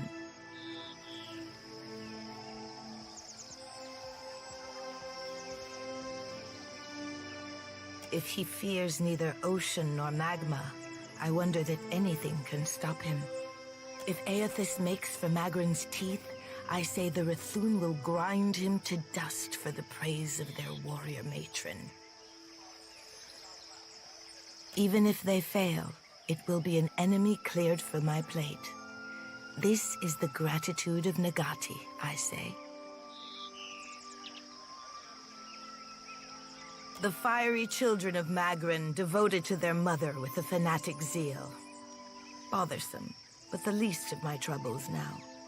From Port Mage to Hasongo to Magrin's teeth, Aethys follows a rich vein of Adra. It takes him northeast to more interesting territory. In the deepest memory of the tribes, we have told stories of Magrin's teeth. Embellished sailors' fables, Akira, but not without some truth. My people speak of treacherous seas, lakes of fire, and the ancient warriors hammered to life on Magrin's anvil. Ashen Maw is the grandest and most accessible of the peaks. It is the sharpest tooth in Magrin's jaw. Prepare yourself for a fight. Akira, would that our resources were not so entangled in other parts. I cannot send ships to Magrin's teeth any more than I would send paper dolls to a furnace. If you make preparations in Nekataka, I say we can help each other. I must keep the city's peace, and I have only so many arms and eyes.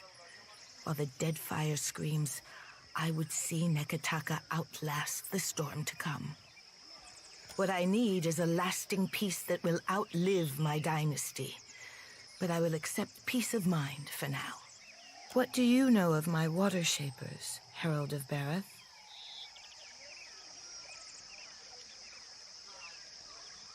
Akira, if you recall history, then you know why I am protective over the guild. My water shapers are the levy holding back Rauatai's advance. An adept standing at the prow of a war canoe is enough to send the fleet scrambling for the shallows.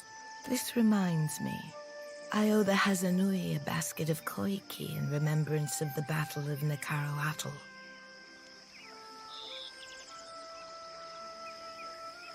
Akira, you think so? I am counting on the Hazanui seeing through my condolences. While the problems of Aethys and overindulgent admirals plague these waters, I have summoned the masters of water shaping to Nekataka. Now would be the time to confer with Guildmaster Mairu, but she does not answer my summons. It is too early to grow a forest from this coconut, but I would not dispatch you if I felt at ease. The Guild can suffer no setbacks. If Mairu shirks her duties, her queen would know the reason. Nagati, do not abandon us now.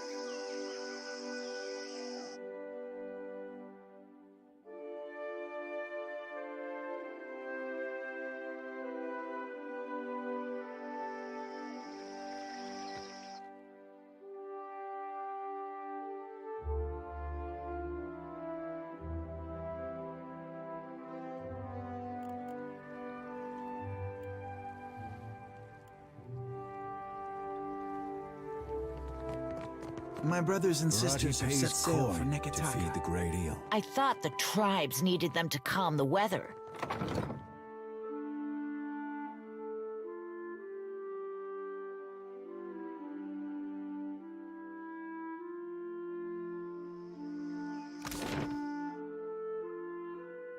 I already have one.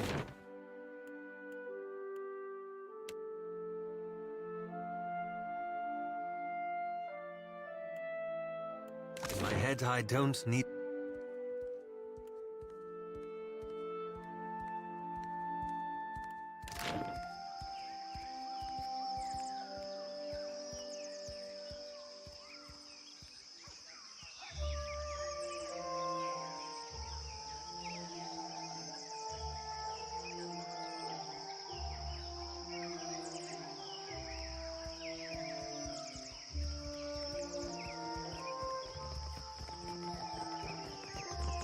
I'm sure I have the perfect gemstone to match your eyes. Take a look.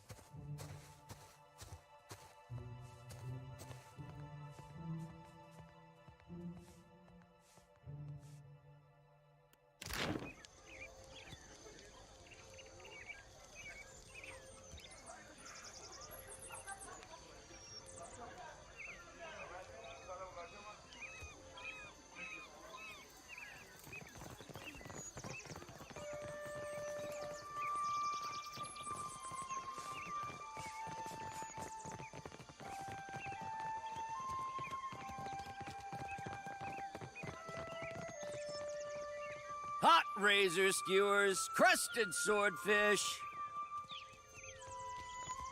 Today's catch, I say, fresh and...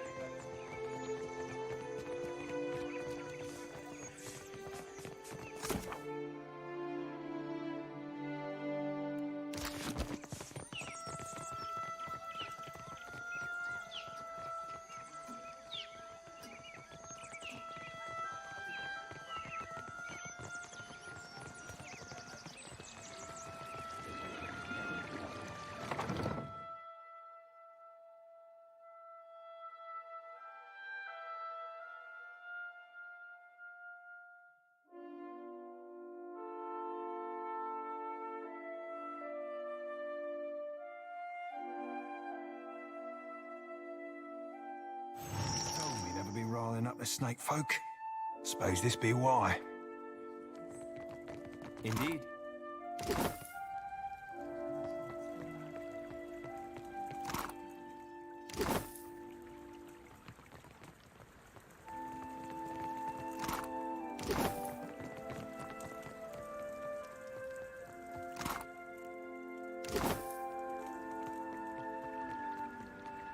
Go no further.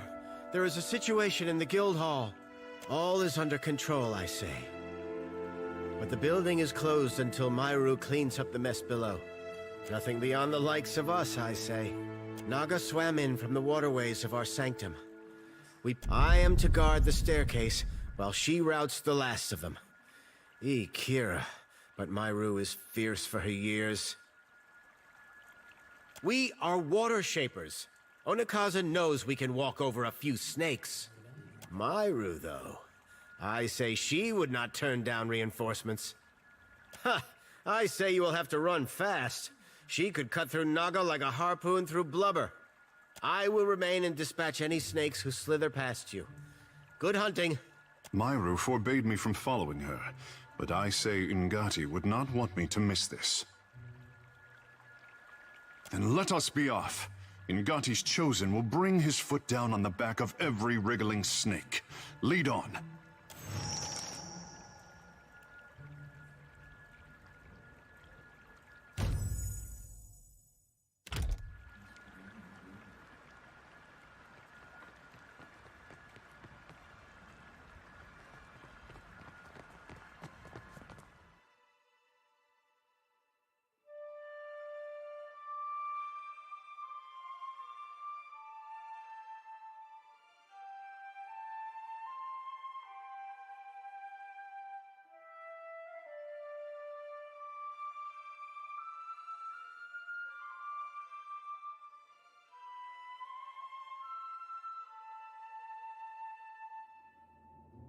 Look there. Ain't city's got regulations against this sort of place? Huh?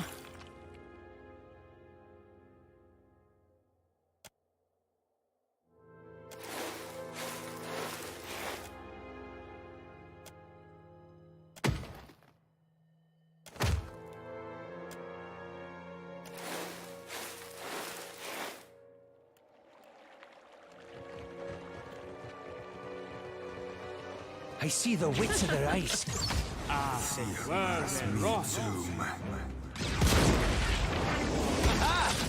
teach you a lesson. Beyond sick. Indeed.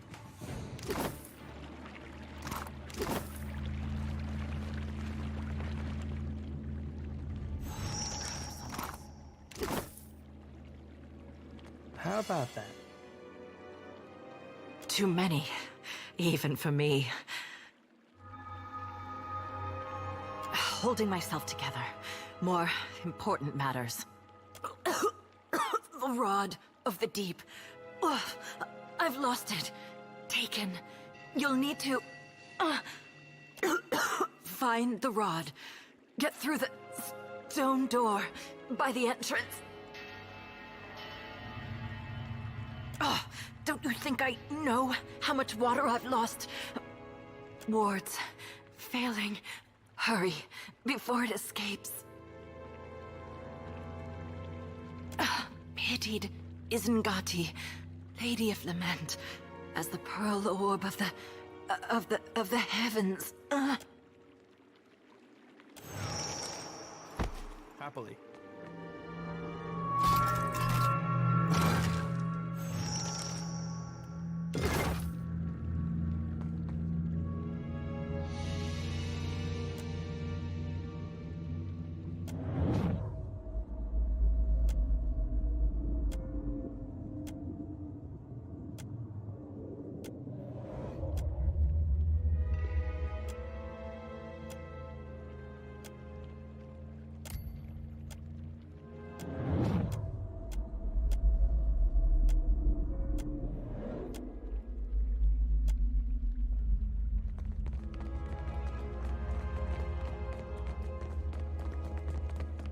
I got this. I got this.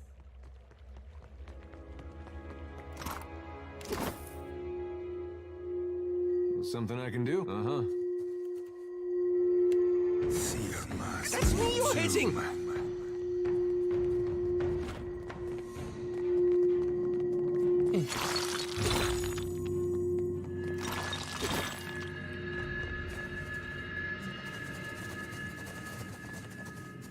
Give me a real chance.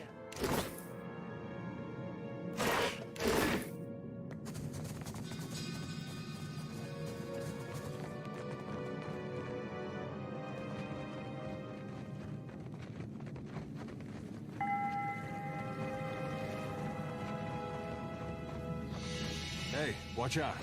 How do you like That's not right. Seer must me too. Right on top. Not exactly what I was saying. Seer must me too.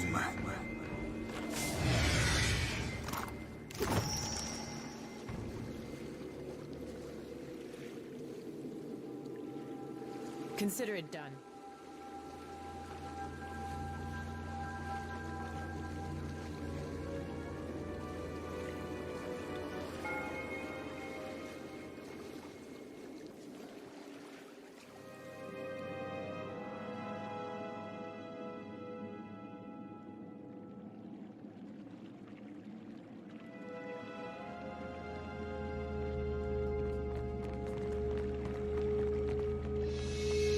The wheel. How it tugs at me. Akira, and how bright you look. At least in death, I can complete a thought.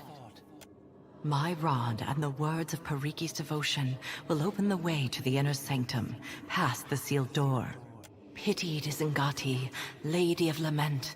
As the pearl orb of the heavens crosses her view, her eyes well with tears, as constant as rain. But the moon's skyward journey continues apace, the lover's affection as ephemeral as fingers touching. Akira, but you retrieved the rod already.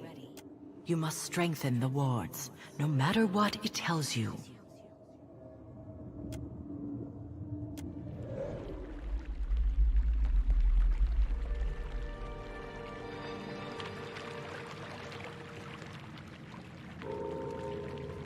Indeed.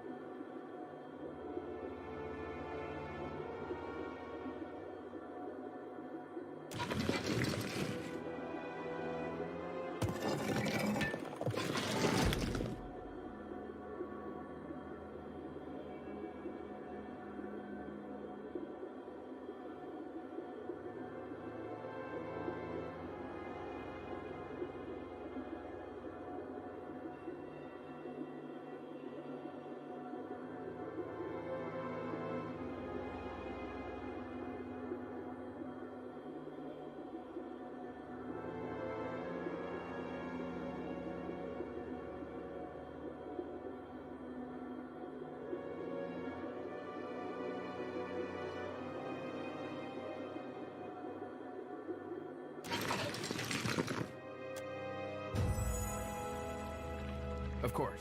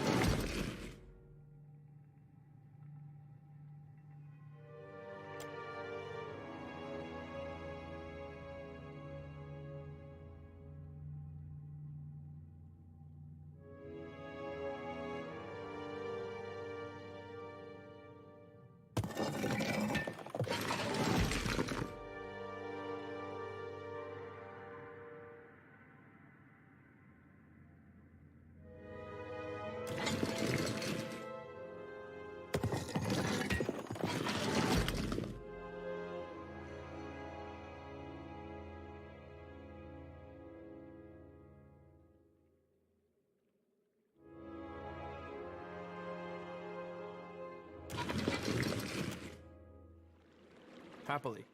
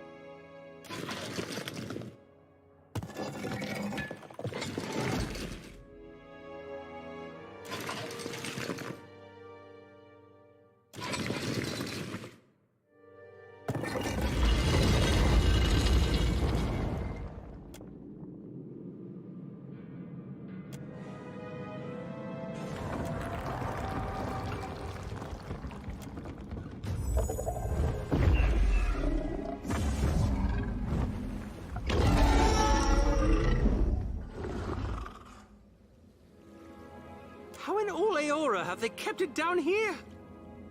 Well, this would be a great fishing story. Galloway's feckin' spear. That there be a right bonny beast and a half. Have you come to deliver me from this prison of my own making? Then I take it you have not, and the city has forgotten me. I am Skirilophus, Guardian of the Isles. You ever consider a nickname? Just give it some thought, is all I'm saying. I would see this vessel of yours someday, but we will return to that. You can only be here for one reason. You serve the Huana.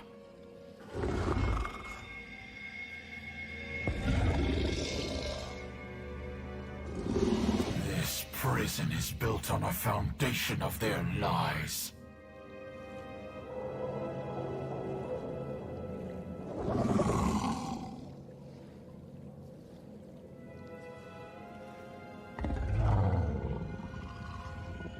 You stand in the sanctum of the Water Shapers, those who make parlor tricks of Ngati's art.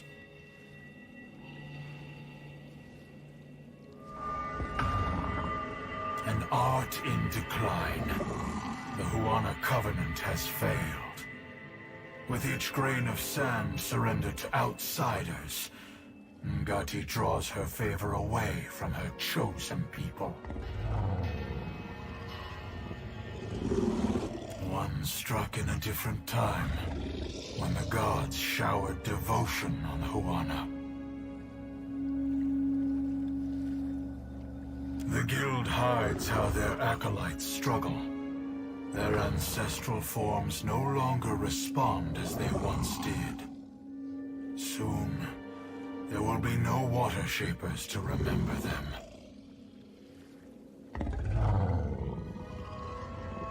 When their mighty talent went into decline, I gave the Huana the strength to raise the very sea against our enemies. For my generosity, they bound me to this chamber by my soul. And now the Deadfire dies in my absence. The luminous Adra shrieks in agony, calling out for a guardian.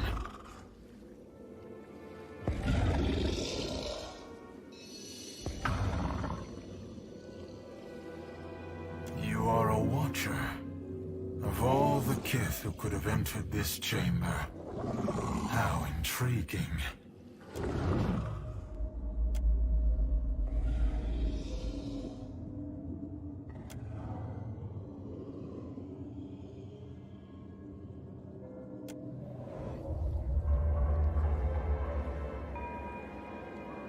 The Huana of ages past could have shaped the very Deadfire to their liking.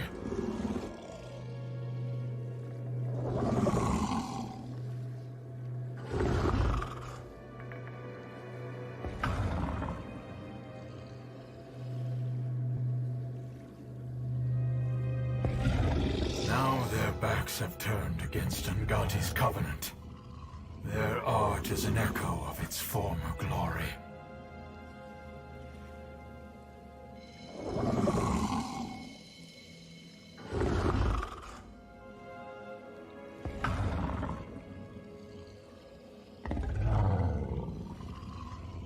Clever Pariki twisted the forms of her art. Rather than give obeisance to Ngati, they draw from the wards of this prison.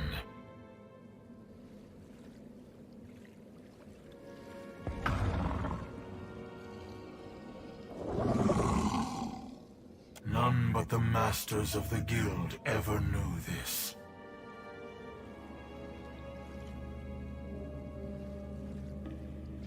Believe what you will. My duty to the archipelago is all that matters. Freedom comes like the tide, and the Deadfire heeds my call. I sense a rod among your belongings. My gift to Periki. My covenant with the Huana. Another broken promise. It made the enchantments of this prison and can destroy them. It can set me free.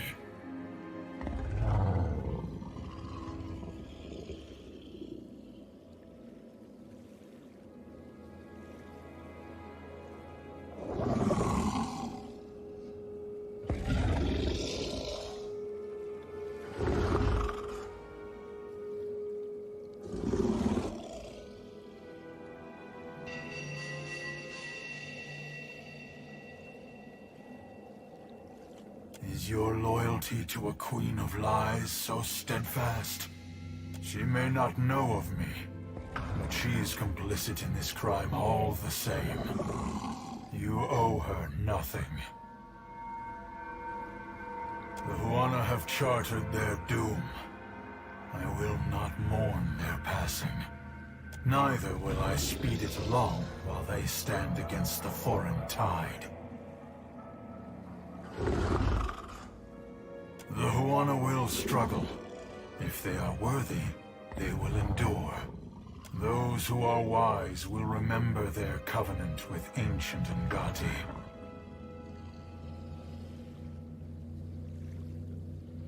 I will tolerate your curiosity. No, my soul is not for the taking.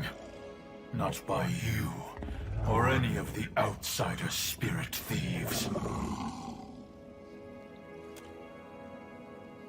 Very well. I give you one chance. Time has weakened the wards enough that I can leave this cell without you. There will be a debt of pain that I have no wish to incur. Betray me, and I will summon as many waves of Naga as it takes to shatter this prison.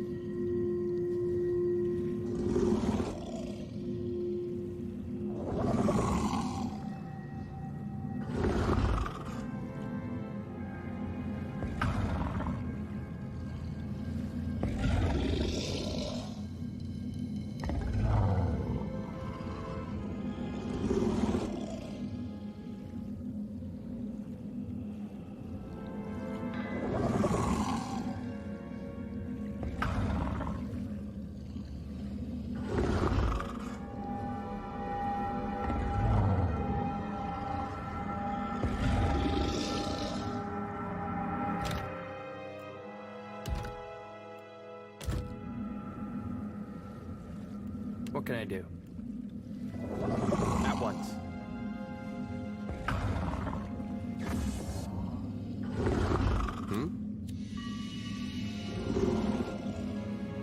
Captain.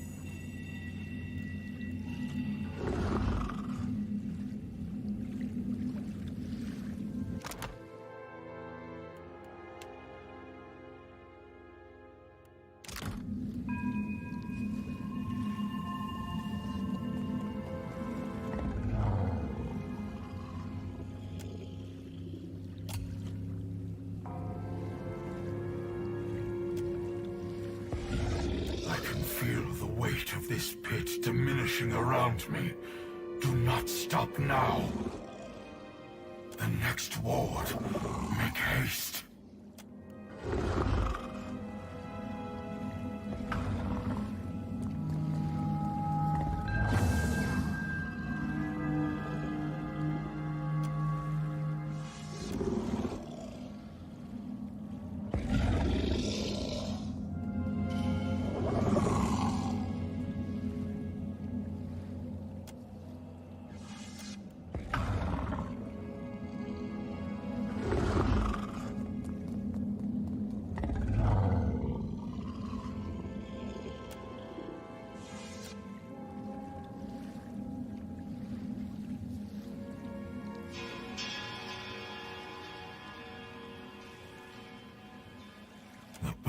Of this prison is lifted. I will return to the beloved Atra. Mercy. Only for those who showed mercy to me. The rest.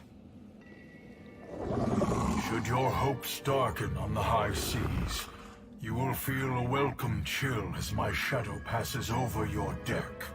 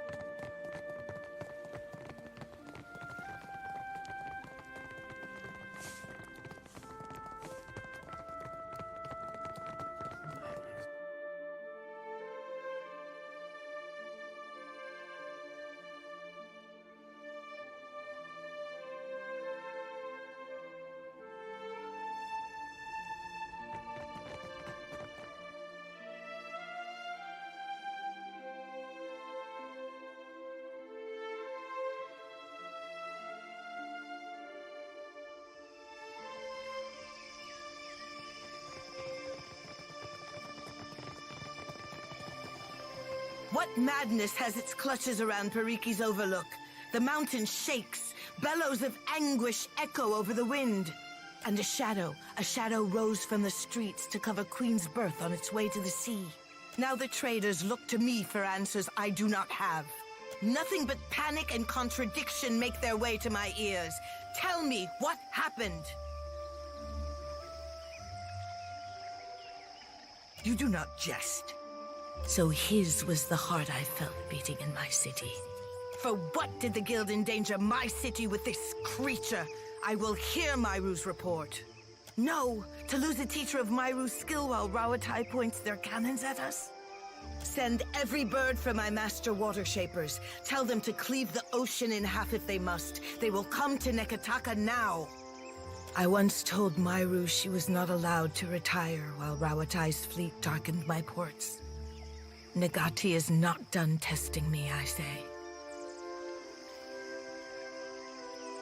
Pariki was a whaler before she took up Nagati's art. I say her largest trophy was a secret, well kept. Kahanga legends tell us that our ancestors made compacts with the creatures of the Deadfire. Send for Ranga Hauhua of the Wapua tribe. If she could soften the hearts of my cats, I say dragons are not beyond her. Speak on, Watcher. As surely as a tide swelling over the shore, I feel you are not finished.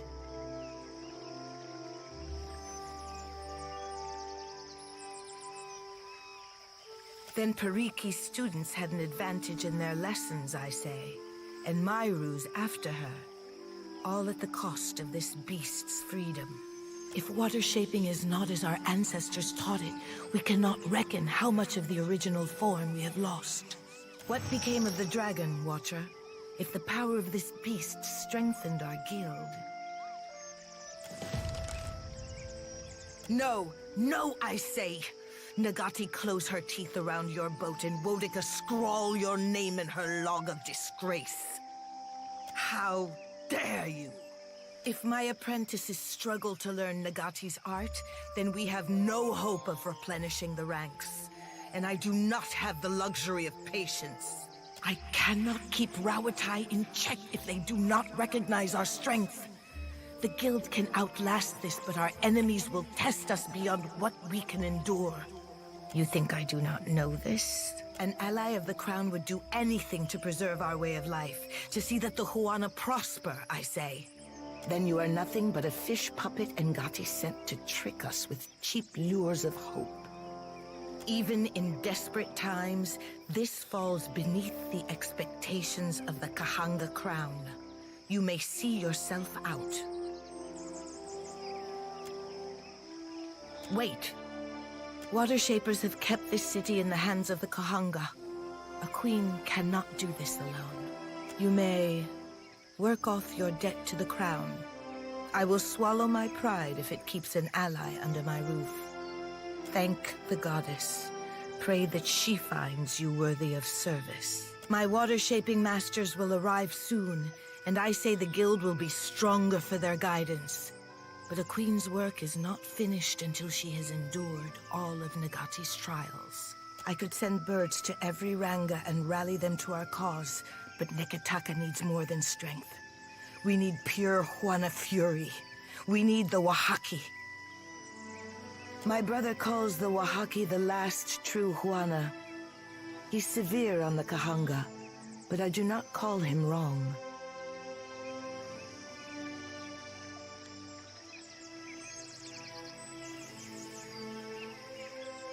The tribe hates all foreigners. Passing ships are attacked on sight, and explorers never make it back to the beach. I have hesitated to let the trading companies see my teeth, but those days are behind us. Filling the seas with Wahaki war canoes will strike terror in the heart of even Rawatai's iron fleet. Sail for the Isle of Oriokoiki and return when you have an answer from the tribe, whether fair or foul. The island lies northwest of Nekataka. There is a phrase which will protect my royal herald. Over crumbling mountains, across blighted seas. If you remember this, it could save your life. Write it down if you must, but recall it when the time comes. The Wahaki are not a trusting people.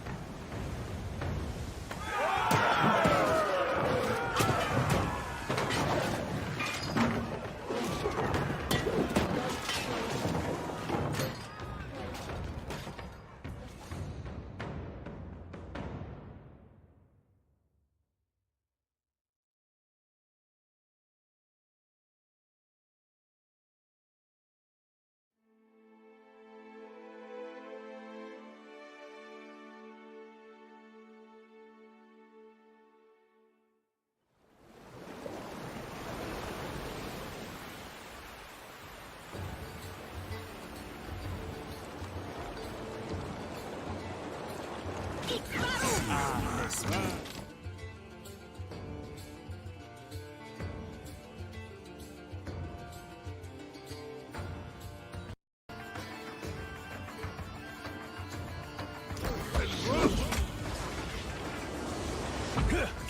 get the next one.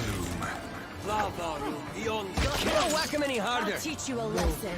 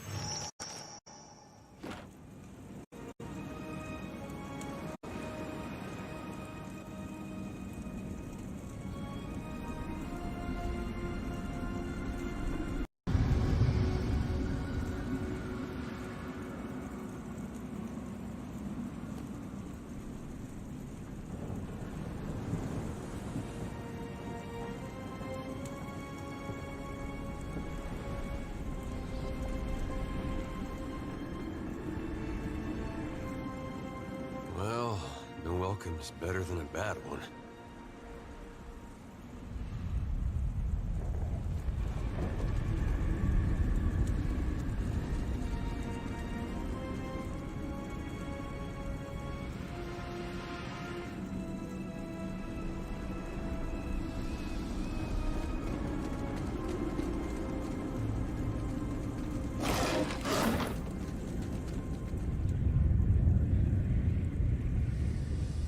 Isn't this charming?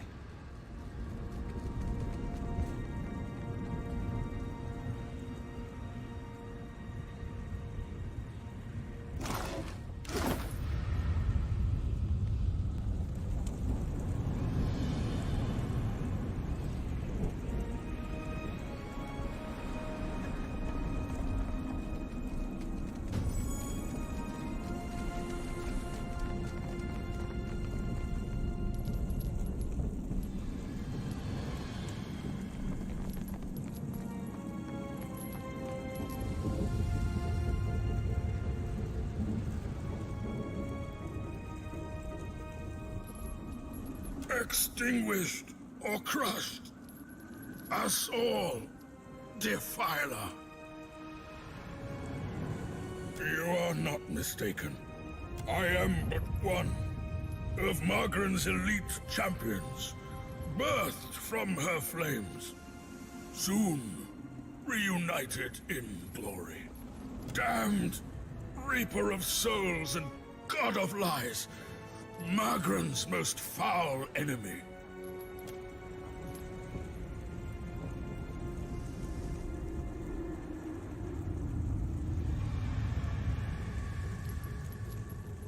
Servants of the Defiler God, damn you!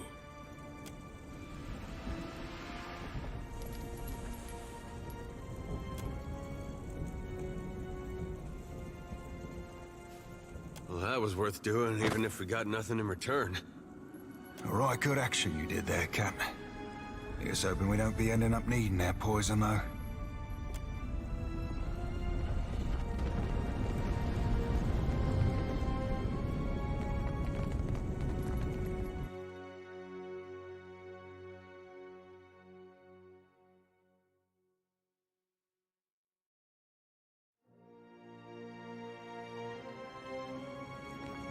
At least this means they're all dead, right?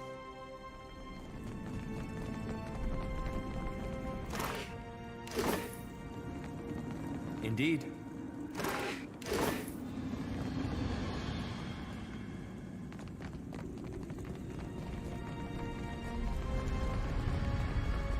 Watch your footing, kids. Excepting if you can fly. Just a moment. There you go. Of course.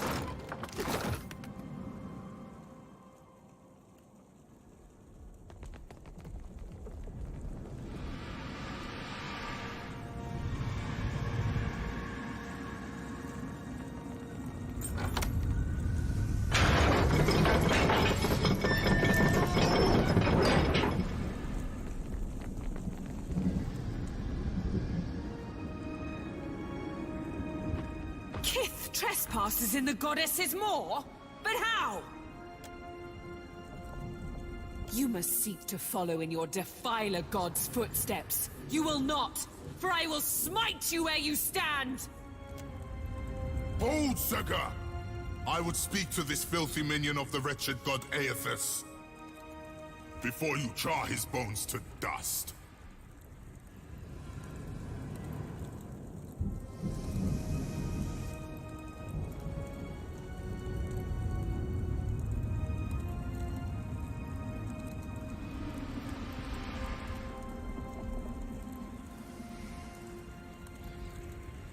You must possess an unfathomable power to have kindled the interest of such a giant.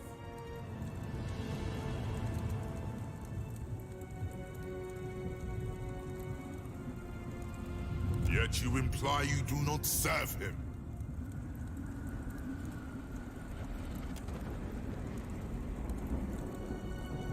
Rakir, move!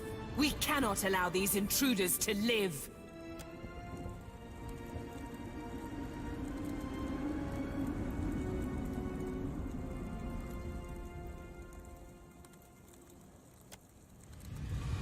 If you know of the war between us and the Defiler God, then you must understand what has brought his foulness to our fortress. You would face us in battle rather than flee? I like your mettle. Kithu does not cower before Margren's greatest warriors. We have not yet defeated the embodied god, but that does not mean we won't. The Drotiger is readying another assault from within the Jagged Keep as we speak. I will permit you to scamper closer to God's face, if you believe you can survive. Scurry deeper into the maw, but know that my brethren may squash you. Our duty is foremost to Margren. We guard the maw to its fiery end. All who neared the intruder god were gutted until extinguished. You think your soul could last even half so long as Rathun's? Maybe the Kith's will last longer. Only Margren's shrine with our Jagged Keep can lead you to the Defiler God. Kith, if Margren wishes you to face him, surely she will fire the way. First, we recover the wounded and their weapons, drag them into the Jagged Keep. And then, we will kill a god. I'll be with the bodies, but this time gentle your grip. It can't be helped, Rakir. These fallen are brittle.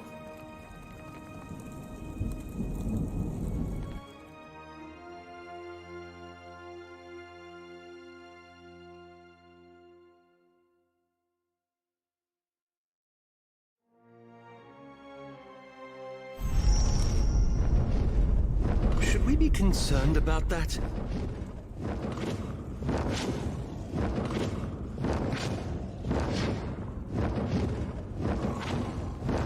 Indeed. Did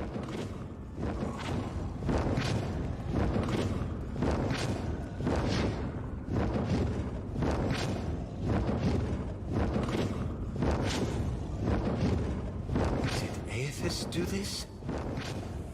Hey, watch out. Lara, be on six.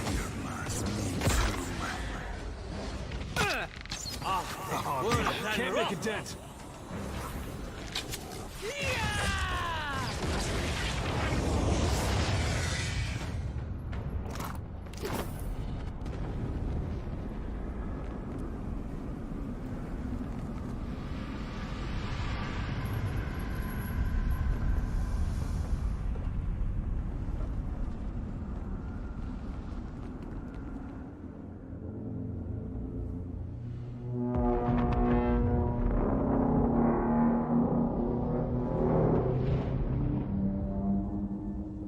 spend your whole life thinking you're a giant.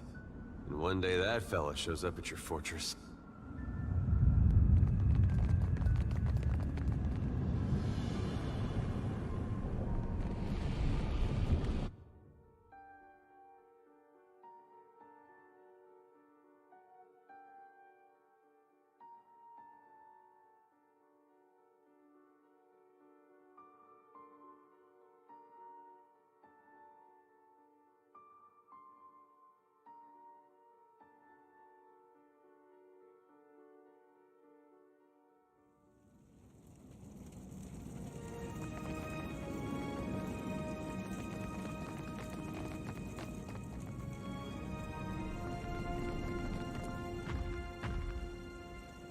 Scurriers in my keep! Make ready to be crushed, vermin of Eothas! Nay, I will not risk the spread of the Defiler's filth during this time of crisis. May Magren forever burn your soul in agony. You'll find no mercy in the Everflame. I see trouble. Nothing I can do. That's it!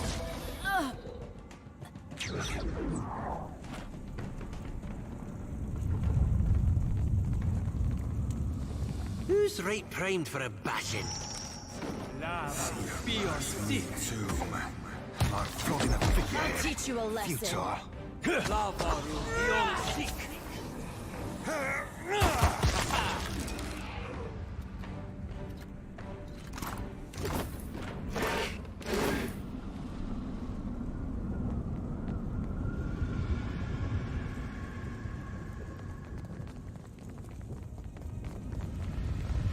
Someone's up ahead.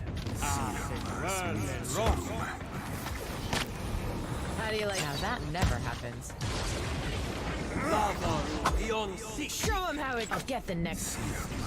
There's a walloping. Yeah.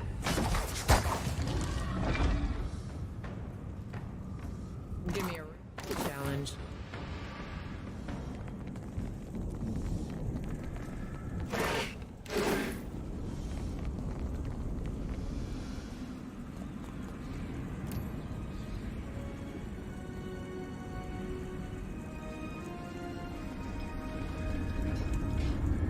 Scallywag's hoe, Cap. See that's me too, man.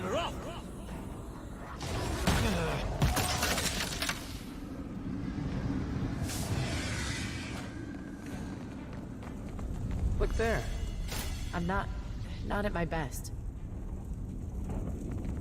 I'll try my best. Well, if you insist, it's no trouble.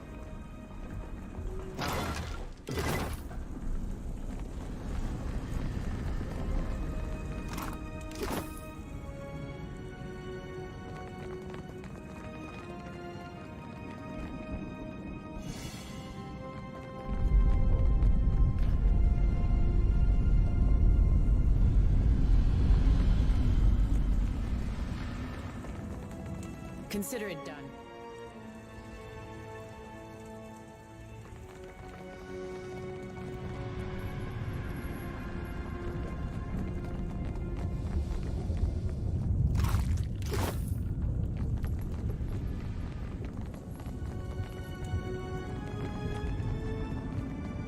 Of course.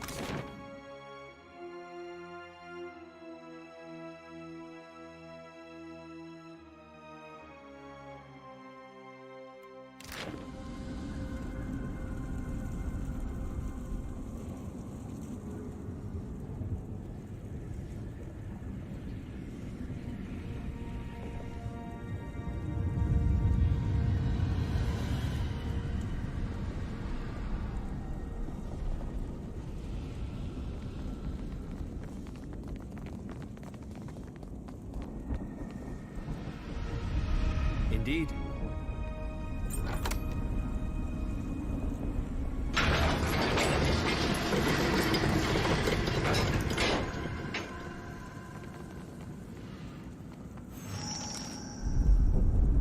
All right, that one felt more serious. This does not sound good. The Brenthis tarries for too long. Yet only she is fit to fire the shrine. Go and ensure that she returns readily with the Ancients. It would be my honor, Bathor. Return in victory, Rekir. Yes, Bathor. And remember, you are a bold one to attack us in our own seat of power. I hope you are prepared to die here, for I will soon prostrate you on the altar of Margaret and burn you for her glory. Aethys deserves death, not words. The Defiler God has brought war to Ashen Moor in revenge against Margaret and her Rathun. What is your relation to Aethys, if not to act with him against Margaret? Mere Kith are seldom agents of such a powerful deity. If you have no plans to defend the Defiler God, then we've no quarrel with you, Kith. We are prepared to assault Aethys at the base of the moor. The shrine will lower us to the sacred Ardra pillar, where the embodied god now gluts himself. Even if I believed you, I cannot do such a thing. We guard the sacred depths of the moor. None may freely enter. Thus the shrine lies dormant, locked without the talk of Bethacton. Did you follow that? I don't suppose you have this talk on hand? Did you expect to answer a riddle, then navigate a labyrinth to access the way? Our High Priestess. The Brenthis is the talk's rightful bearer, but she has yet to return to the keep.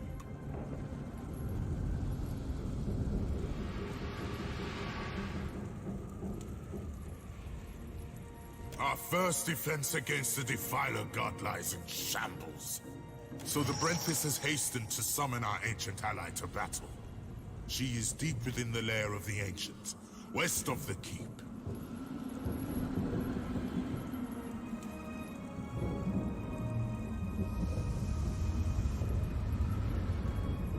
When she returns to us with the dragon, we will fire the shrine and strike down the Defiler.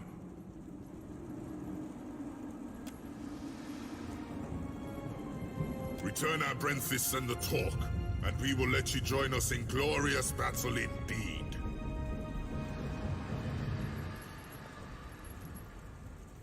Bravery burns within your blood. It stokes my respect. I approve of this venture. Until the Brenthis returns with the Ancient, my warriors will remain restless and ill at ease. Rekir, go to the lair of the Ancient and carry out my command. You will permit this Kith to assist you, presuming he can muster the strength. It will be done. You have my word, Bathor. Kith, should you return the talk, and our priestess along with it to the shrine, you will have proven your worth by serving Margaret's cause. And you, Segroth, lay a protection upon the Kith. The lair of the Ancient is a deadly place, den to a great dragon. This shall safeguard you against the fire and fumes that fill the caverns. It's the dragon that concerns me.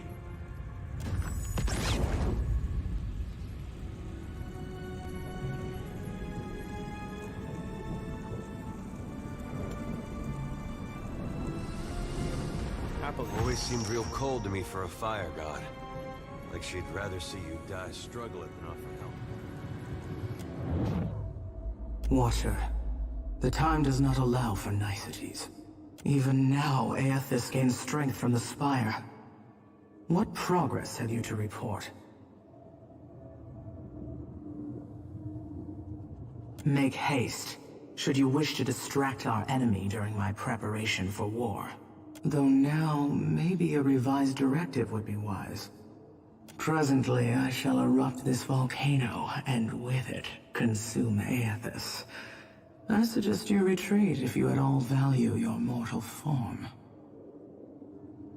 I can give you only the moments more it takes me to fully fire the depths of this maw.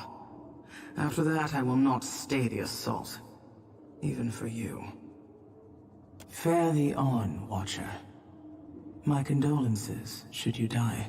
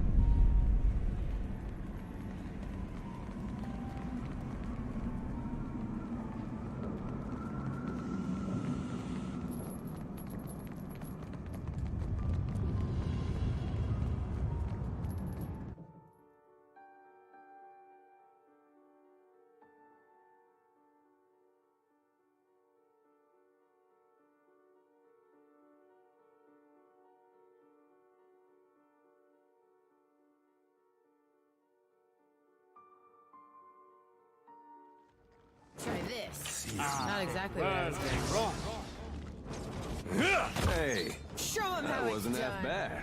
Lava Rubio Seek.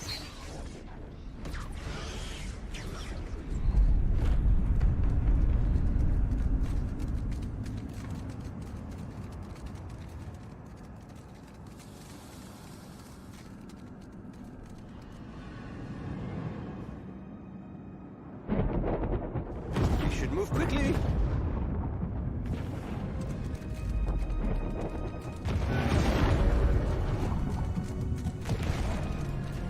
That smell. I hope it's just their cook burning the meat.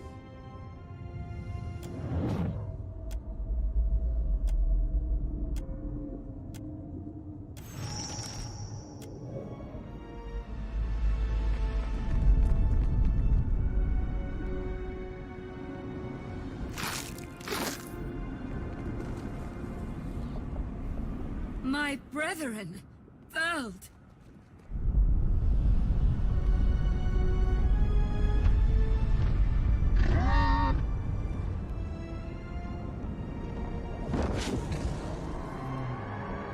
Oh, Margaret's fiery flaps.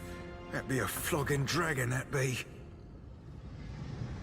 Who comes now to stoke the flames of chaos further? Have I not yet feasted enough? I suppose I can make room for another.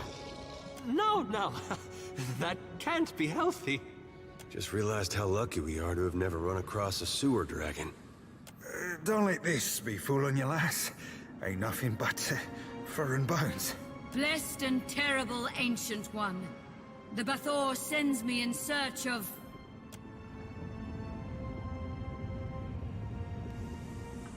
Do not speak your lies before our sacred fires, vermin. The Ancient would never attack us. I did, fool. And I would again. We struck a deal. Eons ago. I did with a wily Brenthis. It's true these Rathun fed me exquisitely for so long. But today, they sought my wings like a firestorm to battle. My fangs like hot spears to pierce a god. I am the heart of the fire. I cannot be controlled. Not by a giant's weak will, and not by a sputtering trinket.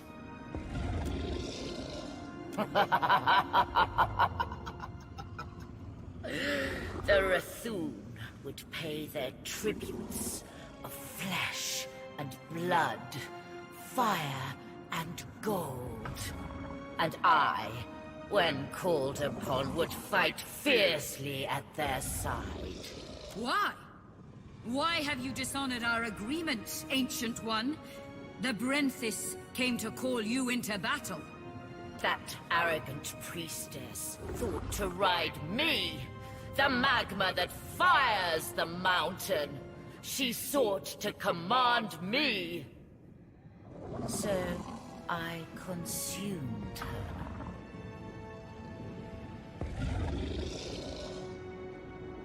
The Rathun forged their deal when I was but a hatchling.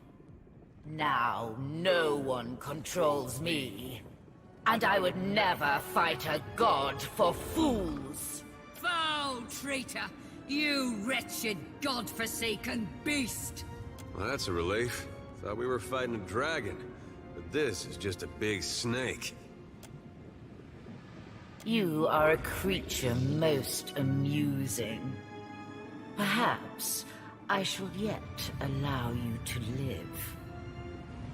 Thieve from me, should you wish your corpse to join hers.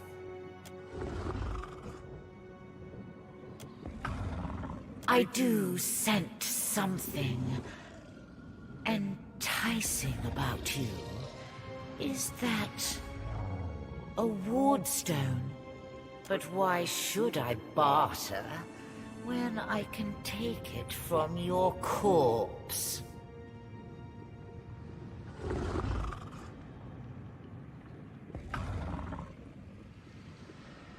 And what might that be? Should I believe the wretched words of a trespasser in my den?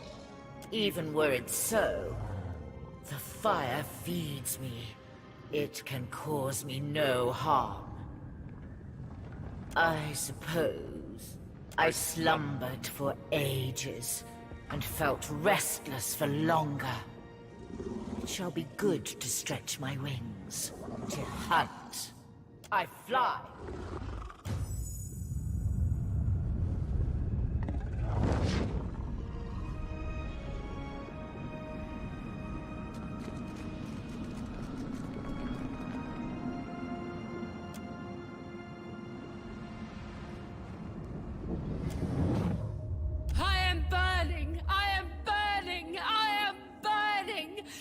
It is not in pleasure, not for Mother Margaret. I should have listened when she said nothing. But I was willing to die to reach the Everflame, to sacrifice them and everything to ash, to vanquish the Defiler. And I am burning, but not in the flame. Not with honor and eternity, but for a moment. I am disgraced. Who will lay the talk before the Mother to fire the way? Who is left? Who will guard the sacred spire, the Mother's mind? Who will descend the shrine to the Defiler's God's face? Not to these hands that are ashes sifting on a breath that is a last sigh of a wretchedly snuffed life. Not to me and mine. Now she who was blackened and befouled and forsaken by the flames, forsaken by Margaret.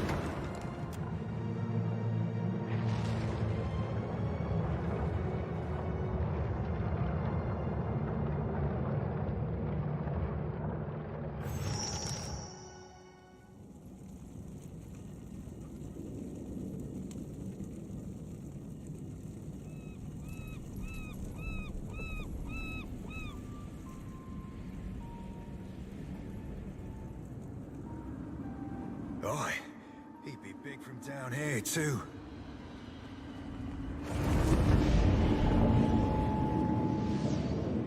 Watcher, I wasn't sure you'd make it. But there is enough of you in me to grasp that you had a better chance than most. Some would say it's because you have a strong soul. Great deeds come easily to one so spiritually blessed. Or have you become great because of what has been thrust upon you? Watcher of Cadnua, Herald of Berith, Hound of Aethys.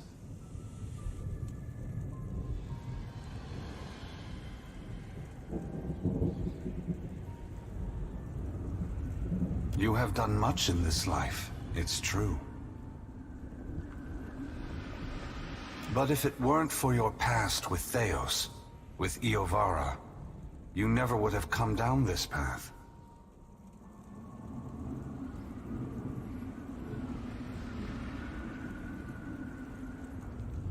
But you have come a great distance for answers. What would you ask of me, Watcher?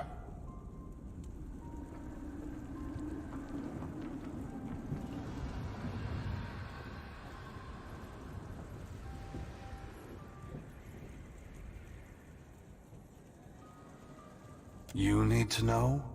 Or Berith? Or the gods?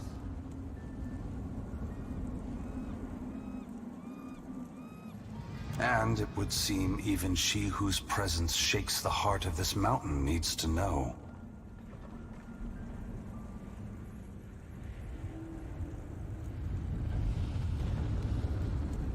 Of course. Magrin fears what I will do, just as she feared what I would do in the Deerwood.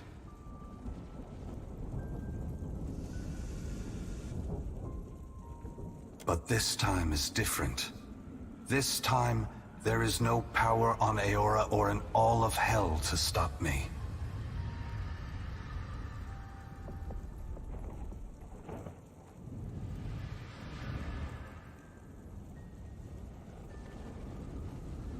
Understand that what I'm saying is neither a boast nor a challenge.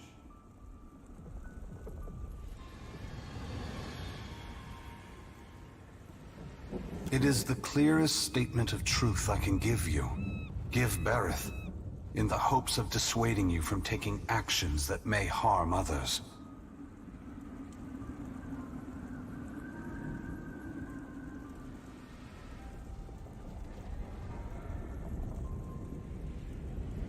Force gods and mortals alike to open their eyes to one another. It seems my sister does not like the sound of that. I want to return the gods to our original purpose, and to allow mortals to worship us, or ignore us, for what we are, not what we pretend to be. Whatever you're doing, there's gotta be a better way. When I entered Widewin, I did so with the intention of illuminating the history of Anguith.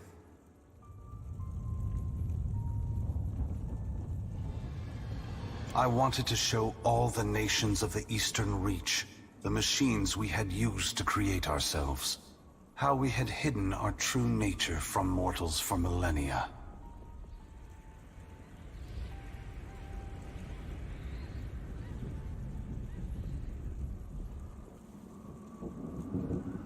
But even if I had succeeded, my words would have been easy to deny.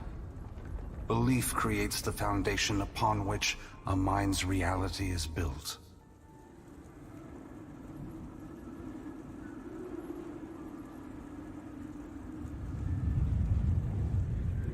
Some minds can never let go of that foundation. They would rather hold tight to the world in their mind than accept what they're being told.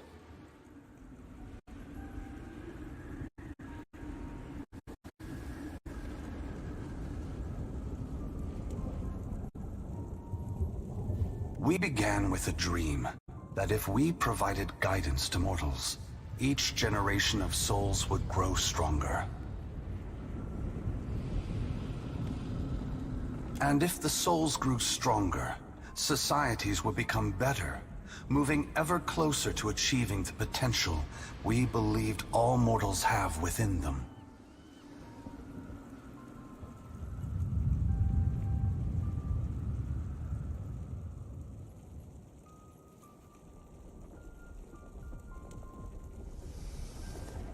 Over 2,000 years have passed.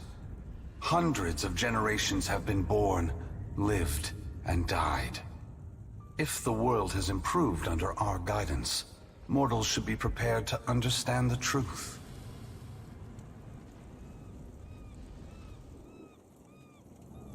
If they have not improved after all of this time, then we have utterly failed in our aims, and there should be a reckoning of our faults. The time has come for a new covenant between gods and mortals. One forged in the light of truth and understanding between our kind. I will leave this place and go to the lost city the Huana call Ukaizo. It is there that all souls pass through the machines of the gods, where all souls pass into the beyond before beginning their next life.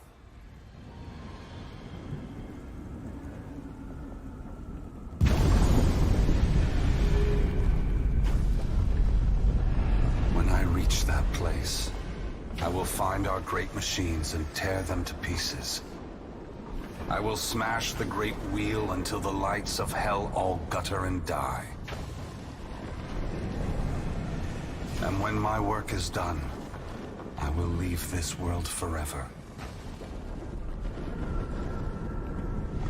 More destruction. You're tearing the whole world apart because you can't make peace among yourselves.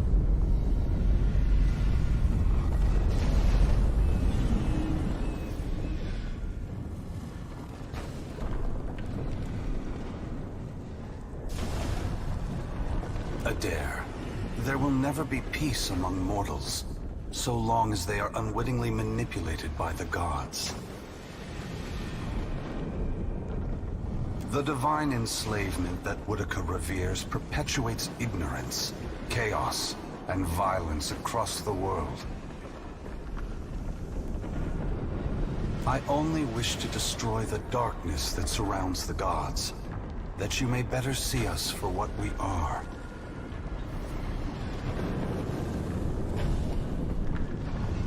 I'm surprised Magrin is reacting this way. I would have thought she would appreciate a trial of this magnitude, one that tests us all.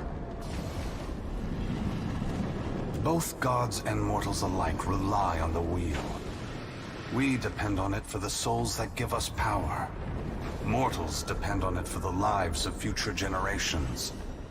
Breaking it will force all of us to face the truth. We will fail together or move forward together. Either ending is preferable to the cycle we still find ourselves in.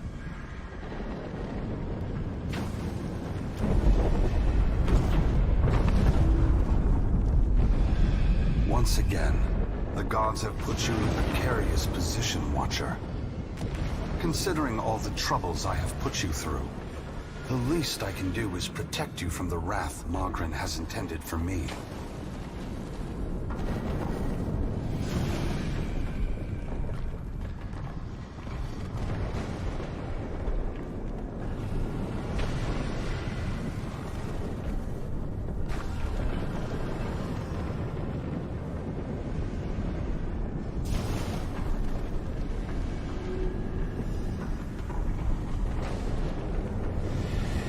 Don't thank me yet. This will be particularly difficult for you, Watcher. Hey, Aethys. We're not done here. You and I, we're not finished. Don't think you can just move me aside like all the rest. Maybe you can't be stopped. But on behalf of everyone you've trampled, betrayed, and ignored, I'll be coming to see you again. Adair spits. In the surging heat, it never reaches the ground. Perhaps we will meet again, Adair. Until then, take care of the Watcher.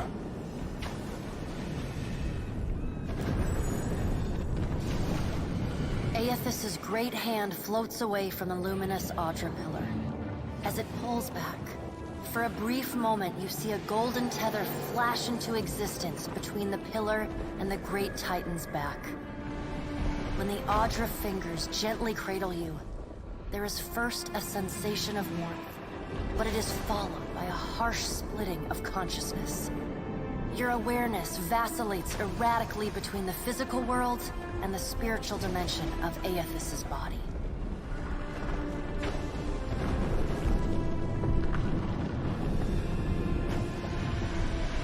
Your soul glides amid the many trapped with Aethys. As your brilliant form passes by them, they call and reach out for help. Below Aethys's body, the volcano erupts. Molten rock rushes over the great Audra body, but does not slow its movement. Rathun rush to higher ground, but cannot outpace the lava, which overwhelms and consumes them as it rises. Your attention returns to the heart of Aethys's body. Deep within the whirling masses of souls, you again sense your own presence, the fragment that was taken from you. This time, you reach out to it as it reaches out to you. You meet somewhere in the great mass of Audra, the rest of the souls fading at the edge of your awareness. We are together again.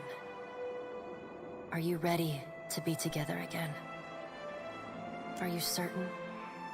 Since we've parted, you've become someone else, and I have become myself.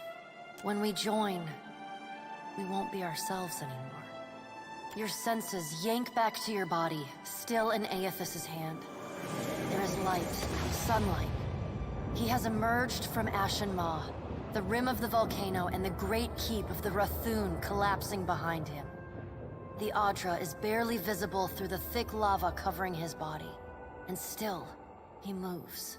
The ocean is gone, water sucked away, leaving only the bare seabed glistening in an ominous silence. You summon the strength to turn your head. Through the cracks in the great god's fingers, you see a wall of water, taller than Nekataka, taller than Aethys, as tall as the moon. It comes with the rumbling of a terrible stampede. The wave slams into Aethys. His hand closes, protecting you from the devastation. Somewhere in your mind, you hear Andra screaming. You are back inside him. Back with yourself. Are you still the same Watcher who returned the lost souls of the Deerwood to their intended bodies? A light shines within the soul as it observes you. Waiting. I am.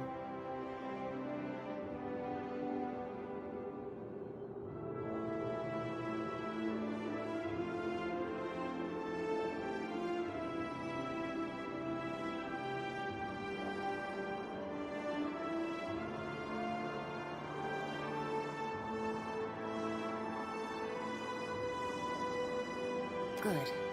Then this should be easy. You feel cool air, seawater. The back of your mind pulls your attention back to your body. Aethys stands amid the now calm waves. Kraken futilely clinging to his limbs as he gingerly sets down your ship with one hand. He carefully opens his other, setting your body on the deck. As your head comes to rest, your vision rocks forward, pulled back into the Adra, back to your soul.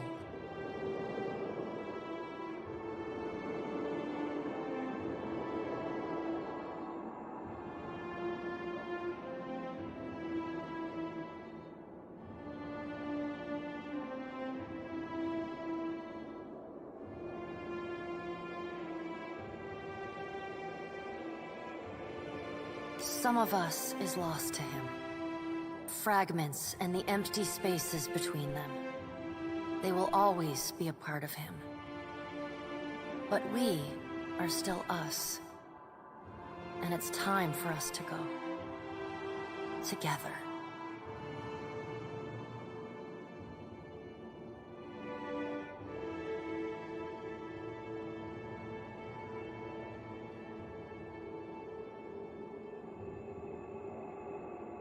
The soul rushes toward you, flying into you with ferocious speed. You are thrust back through the Adra, out of the palm of Aethys's hand, back into your body.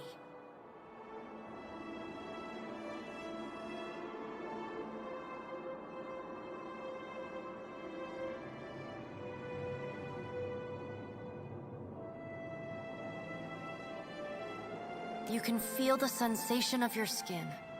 The warmth of the Adra, but you are not fully in control.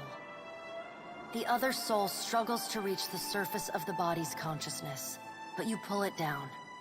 Entangled, you float in a dark, boundless expanse.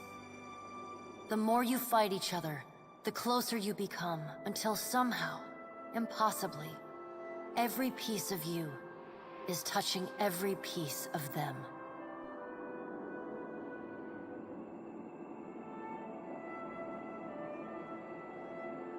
Through the distant window of your eyes, you see Aethys push slowly against your ship. Though his touch is light, it is still the touch of a god. The ship lurches, rapidly tearing across the water southward. His hand pulls away from your ship's wake, his body straightening, towering overhead. The volcanic rock, now cooled and gently steaming, sloughs from his body as he moves. The Adra beneath is still immaculate, unmarred. He watches you depart, and you hear a voice in your mind as you sink deeper into the blackness of sleep. Tell them what you have witnessed, Watcher. Tell them what is coming. The windows of your eyes retreat into the distance. The fragment of your soul is so close to you in the darkness that you can't tell if its thoughts are separate from your own. Aethys is going to Ukaizo? He's going to stop the wheel? Aethys is going to Ukaizo. Aethys is going to Ukaizo. He's going to stop the wheel. The words repeat in your mind until they become an incessant, meaningless mantra. Involuntary meditation in the emptiness of your unconscious. When the words finally dissolve and become part of the darkness, you see a pinpoint of light. You no longer sense the other soul. No longer sense the person you were before Aethys touched you. You swim toward the light. As you come closer, the light becomes two blurry spots of radiance.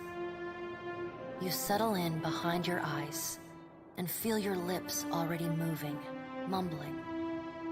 Around your body you sense familiar scents and sounds, voices raised in shock and alarm. You take control of your mouth, opening it wide and drawing a great breath.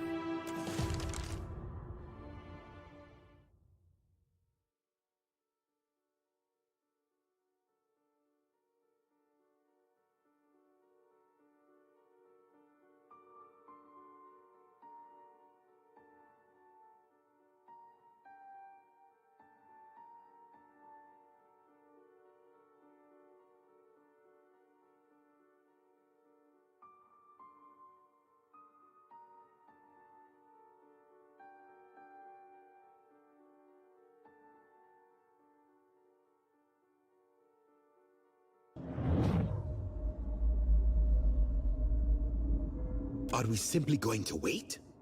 What if he never wakes up? Are those frilled collars stuffed in your ears? If the Watcher's mumblings are right, then Aethys is marching on Ukaizo. We have to move. He's seizing power from the very gods who betrayed him, destroying the wheel to make sure they never come back. It's a coup, and we have to muster the strength to stop it. The unraveling of Kohopa from Tangaloa is our greatest test from the gods, I say. We must live to deserve the world they make for us.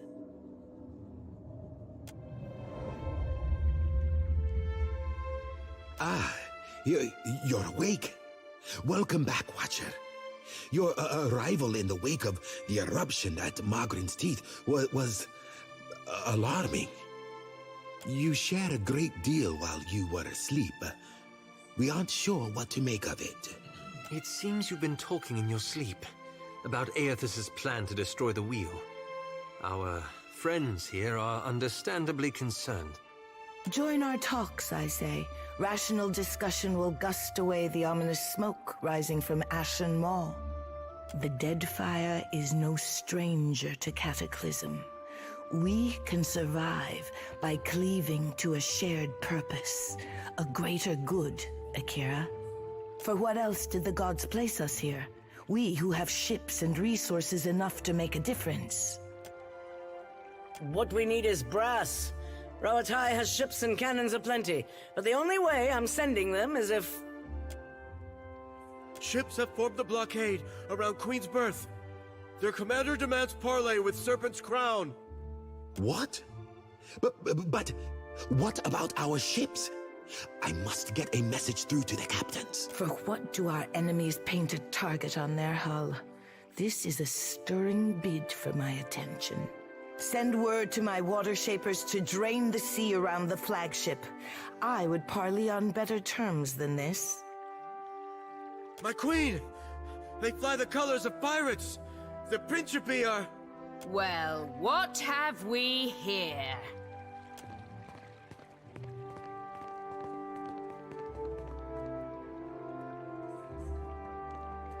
Forgive me, Lovesome, but it looks like you're having a party.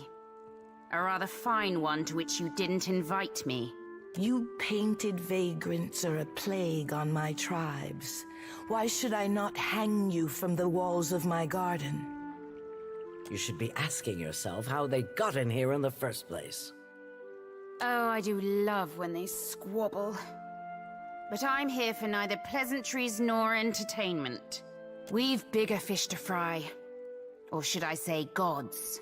Now everyone just calm down. I promise we won't fire on you at this time. Unless firstly provoked. That is, until once we've safely absconded from the city back to the high seas. Then all bets are off again, aye? Yes, well, if you have a point, pirate, I suggest you reach it quickly. We're supposed to take a bunch of pirates at their word? Right you are. However, I'm here because I've got questions, ones that can't wait. And the Lovesome Watcher's the only one likely to answer them nicely.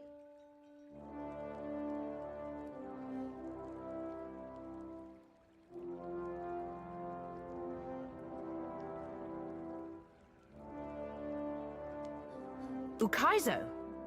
What's the lost city of gold got to do with a god on a rampage?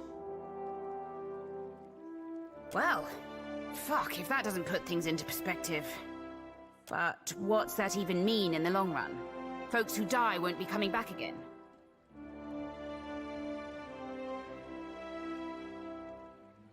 This is all dark and foreboding sounding. But what's it mean for my soul? I mean, I like the idea of pirating throughout the Great Beyond as much as the next gal. But if, say, I got no awareness after I die, does it even matter what happens? Ak, of course you have no interest past that of your eyes and your stomach. Let us speak now of what can be done. Must be done. Watcher, you know best of all of us what our options are.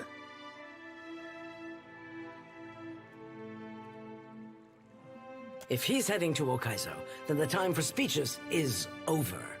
We have to act quickly. Defending Ukaizo is the highest priority. Our ships are fast and well-equipped. We could sail to the edge of Andra's mortar. See if Aethys' passage opens a way through the storms. Of course, finding Ukaizo once we're through is another matter.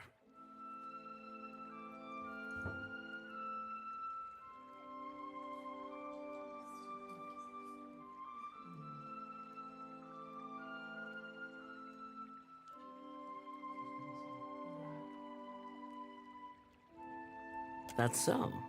You just might be able to save us. We speak of collectively sailing for Andra's mortar, but this crown will not support any plan that involves a single outsider ship landing on the shores of Ukaizo. It is for this moment that the gods test me. Anyone who seeks to cross Andra's mortar will learn that the gates of Ukaizo are the end of compromise with the Huana.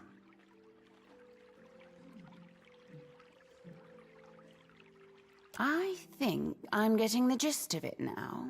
While these witless princocks go at each other's throats, we Principi will cut through the storms and plunder the City of Gold. Whatever Aethys is seeking in those ruins, we'll find it. And then we'll sell it to the highest bidder. That, or me and mine will have front row seats to the end of the world. If the Huana cannot take back our beginning, then our end fast approaches. The gods will judge us by our devotion to Ukaizo. Are you going to guard it as closely as you've guarded your palace today? Ukaizo was yours once, and you lost it. Meanwhile, the storms that cover Andra's mortar plague Rauatai too. We will help the Watchers stop Aethys. But we will not leave our country's future in soft hands. Watcher, there are two kinds of people in the Deadfire. Those who have called it home since time immemorial, and opportunists. With Ukaizo under our control, the Huana would restore order as it has not been seen since the days of our ancestors. Ak, order. And the only question is whether it will be the order of ignorance and tradition, or else of conquest. The secrets to be found in Ukaizo could elevate us all beyond the telling. I will not relinquish that dream so easily. Watcher, I say the time to play at freelancing is at an end. Any of us could get you to Ukaizo, but only one of us will stand by your side. Let's speak, Watcher, while we have the chance.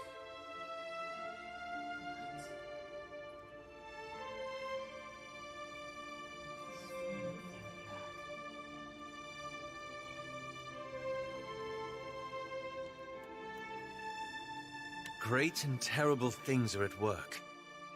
And once again, you seem to be in the middle of it. You heard Aothis himself reveal his plan to end the cycle of reincarnation.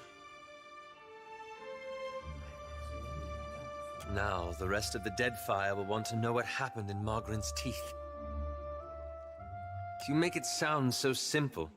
Don't you worry what will come next? What events you might move forward?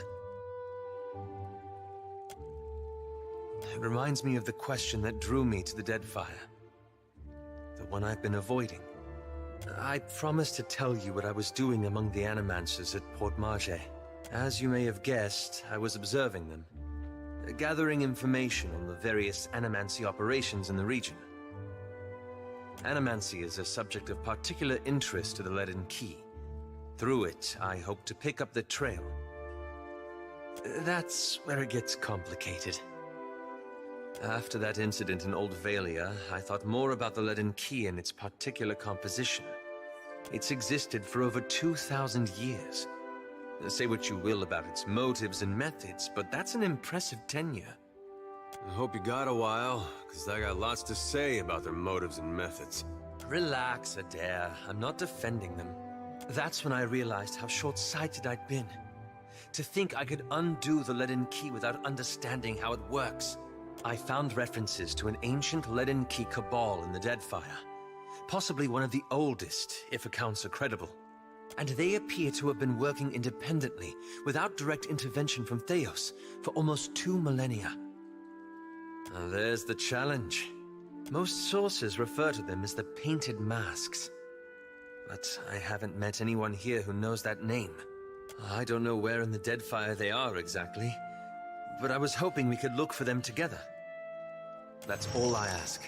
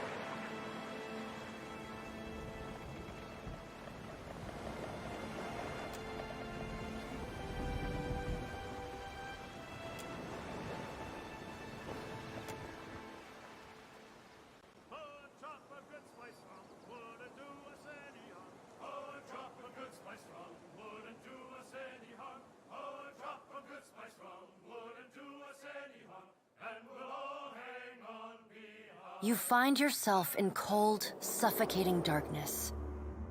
There is a familiar weight in your hand. A lantern. It sputters to life, and the world shifts into focus. A staircase spirals endlessly below you. With nowhere else to go, you start down. On every landing stands a door, each one stranger than the last. Some are clear, made from glass or Audra. Others still are locked with chains and bars, or stand ajar, spilling inky gloom across the steps at your feet. You hear the ringing of a small bell far above you. It is joined by another, then another. The ringing rushes down the staircase with all the strength of a river. Your lantern sputters out and you are carried down into the dark. The torrent deposits you in front of an open door carved in the constellations of Aora. Each star indicated by a small golden stud. You step inside. A wave of blistering heat hits you. Then a sea salt wind. Divine voices boom and screech. Their words shake the platform beneath you, shake the very air around you. The gods are fighting. Lay your blame elsewhere, Wodika. I won't suffer your arguments any longer. Magrin looms large before you, an accusing finger leveled at the melted visage of Wodika. Wodika screws her mouth into a sneer. You fool! If only we had attacked him when I first proposed it. Accusations drip bitter as bile from her tongue. Ah, if it isn't Bareth's intrepid little minion. The pallid knight looks down at you, a frown etched deep in her otherwise statue-still features. I am afraid we are not at our best. The Watchers returned. Perhaps we should hear what he has to say. Helia's birds chatter anxiously among themselves. Wal's many eyes alight on each god in turn. We make little enough progress on our own. We try, but agreement eludes us. Andra's storm-dark eyes swivel to meet yours. Is there nothing we can do? Magrin glances at the pallid knight from the corner of her eye. After a thoughtful pause, she speaks. The time has come for us to seize the power we have long left untouched, and absorb our scattered children. Andra nods, her lure bobbing bright. Terrible though it would be, perhaps you are right. I did, and I was scolded like a child for my terrible audacity. A curl of steam rises from her nose. The pallid knight looks on, impassive. Should we be killed, we may possess the bodies of our godlike children. Or should we face a force too powerful to stand against, we can absorb their souls, granting us additional strength. Helia's wayward daughter and Andra's precious son, yes, they would die. Them and thousands of others. The pallid knight speaks with the chilly temperance, possessed only by the god of death.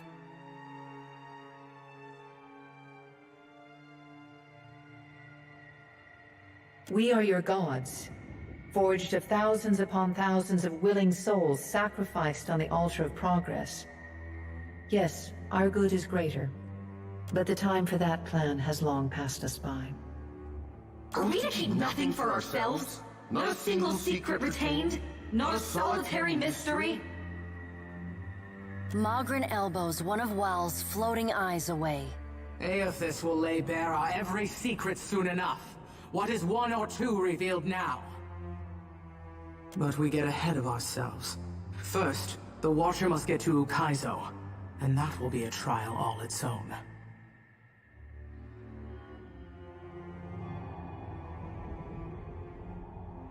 Magrin smiles. Not when you continue to surprise me. The Guardian of Ukaizo has stood watch over that place for millennia.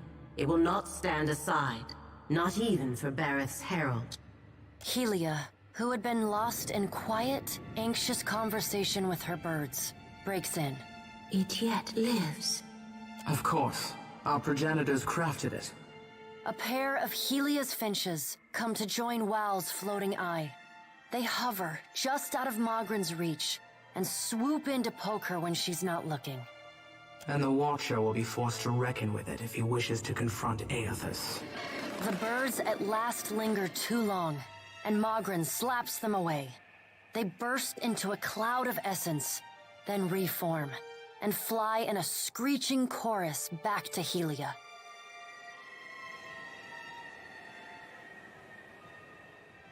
A creature crafted by the Ingwithans to protect the machinery of reincarnation.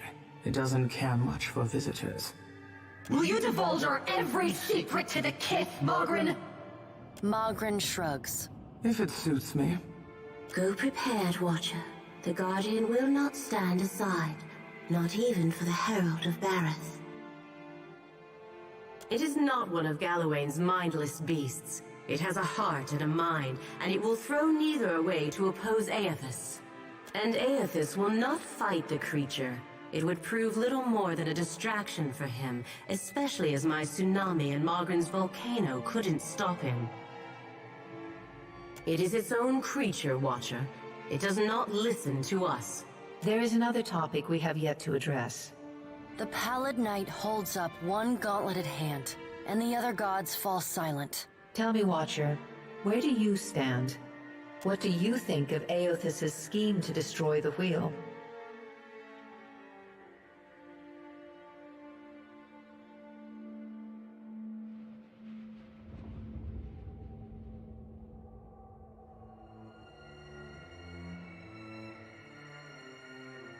The Pallid Knight spreads wide her hands. Think of the beyond as a reservoir, the in-between as storm clouds, and souls as rain. When a living thing dies, its soul enters the in-between. And when the in-between grows full, it releases souls into the beyond, where they wait to be redistributed to new bodies, new lives. The wheel is the process by which souls are moved from the in-between to the beyond, from the rain cloud to the reservoir, and from the reservoir into the living world. Without the wheel to mediate the transfer and redistribution of souls, the souls of all who die remain in the in-between. And without souls to fill it, the beyond gradually empties, trapping all of the remaining souls in existence in the in-between. When the beyond is empty and the last creature on Aora dies, that is the end of everything. It is Rimergon's future, the one he wants for us. Soul essence sustains us. We feed off it, off the little fragments you mortal kith shed like snakeskin as you pass into your next life. Without sustenance, we starve as any mortal might. We die and leave a great silence behind, an eternal emptiness from which nothing is born. You see then that we cannot help but argue. The fate of life hangs in the balance, and we are as ever beholden to our natures. Tell us, Watcher, where do you stand?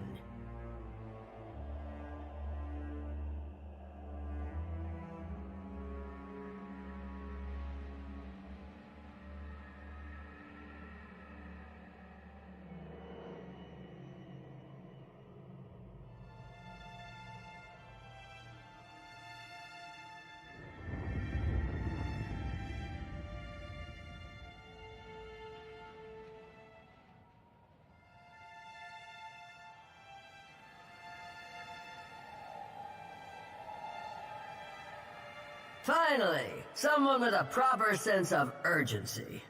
Aethys loves the mortals more than any of us. He has always been their greatest champion. He believes Kith will rise to his challenge. I am not so sure, but I look forward to watching them try. He found our blind spot and exploited it admirably. By the time we even had a hint of what it was he intended, it was already too late to stop him. If we still had our bodies, we could oppose him. Wodica balls her bony hands into fists and glares long at Andra. Do not lay your blame on me. We set them aside after I killed Abaddon, it is true, but you did not fight the decision then. She turns her back on Wodica then, and looks instead to the pallid night. What if Aethys is right, and Kith succeed in rebuilding the wheel? What then?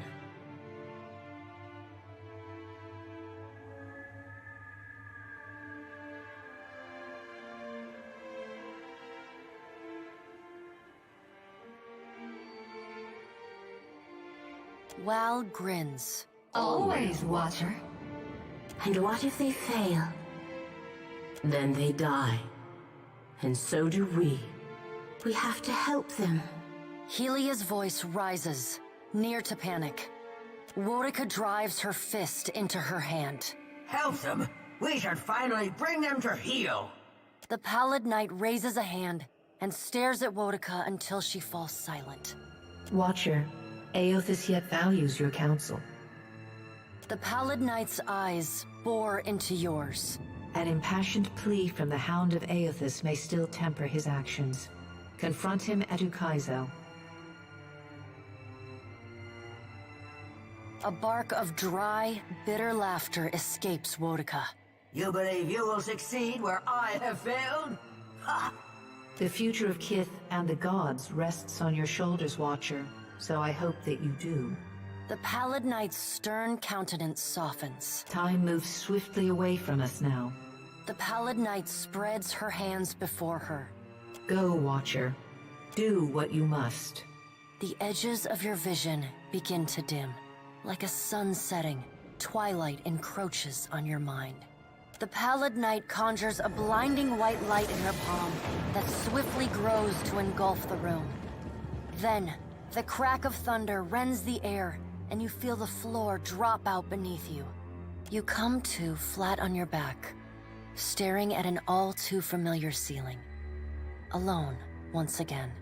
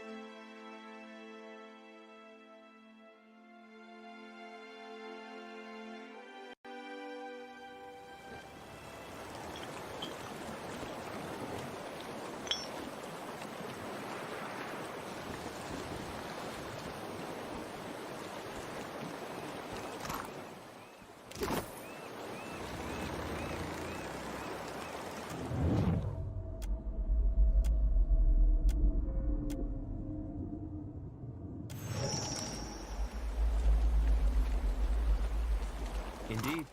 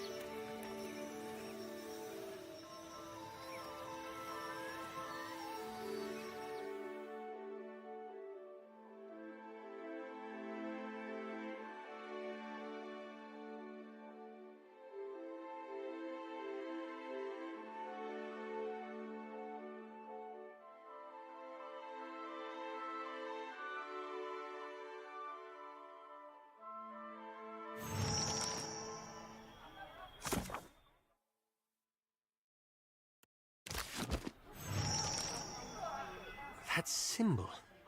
It looks like the one we saw on the abandoned ship.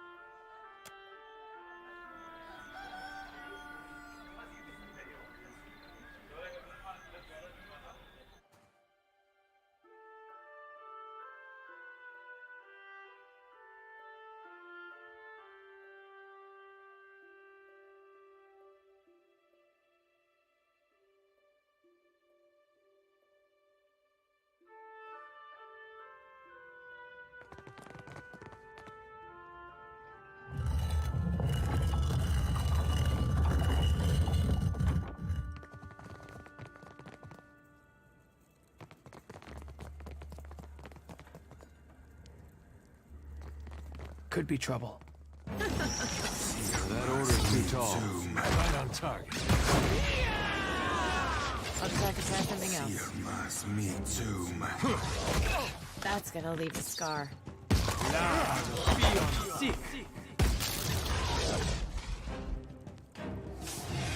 I'm here. What can I do? Of course.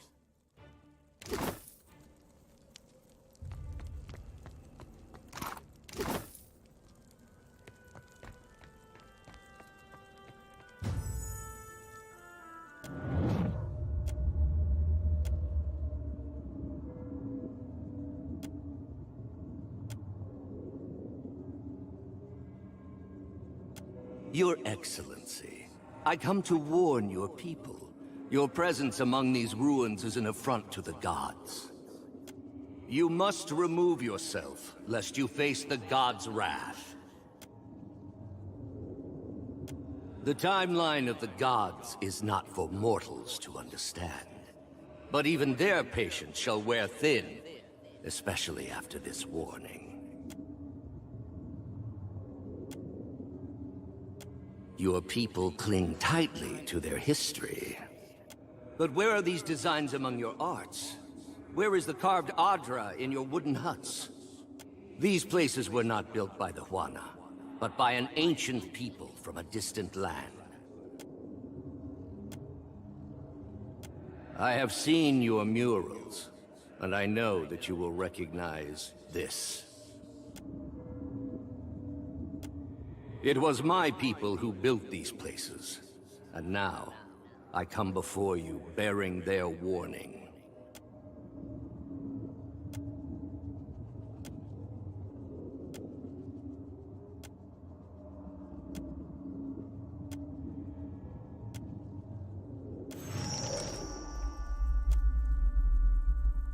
You look as though you've seen something. You look like you have something on your mind. That's like what he told the Glanfathans. I'll bet he didn't expect they'd kill him for it. Would have loved to see the look on his face. Then the Wahaki are the painted masks. They've been serving the Leaden Key's interests for 2,000 years without even knowing it. Though not, it seems, in the way Theos intended. People doing the wrong thing for the wrong reasons for thousands of years without even realizing it. Doesn't get more lead and key than that. Belief is a curious thing. Once, the Wahaki believed they were guarding themselves against the Ingwithians, Theos' people. Yet over time, they became hostile toward all outsiders. Yes, but it didn't stop there. It's not just that the Wahaki misread Theos' original message. It fundamentally changed them. They went from being a large and well-connected tribe to a much smaller one defined by isolationism. You see all the ninnying I suffer from this lad? Right sure 'tis rattling around in his noggin. You know me too well. I've been chasing the lead and key, trying to undo the harm they've caused. But what if I'm only making matters worse? Might I be to blame? Have I made a grievous mistake in getting involved?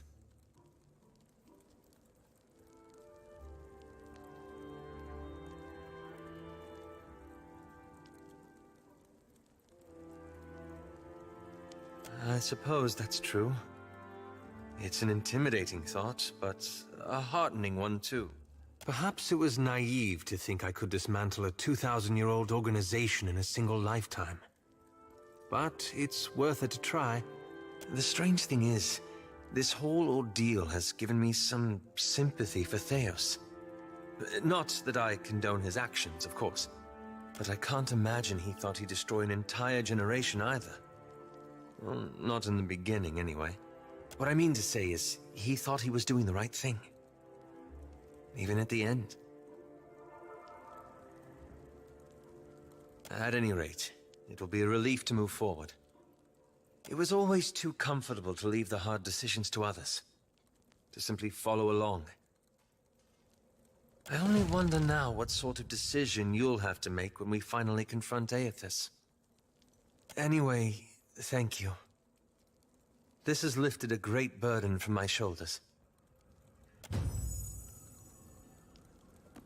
Certainly.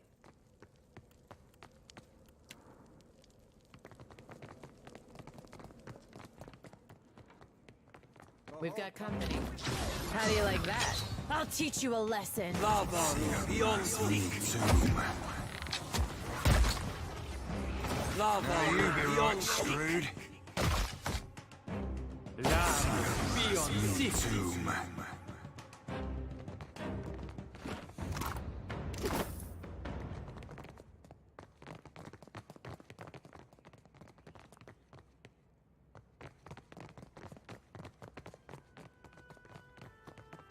That mural. That's the same headdress Theos wore.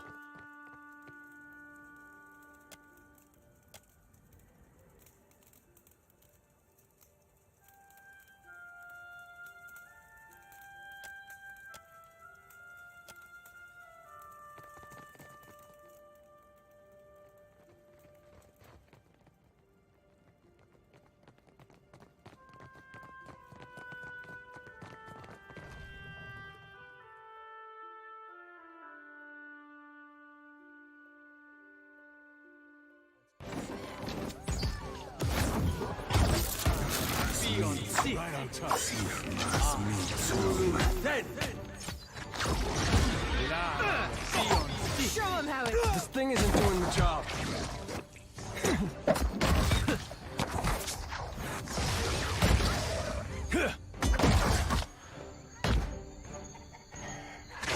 That's it!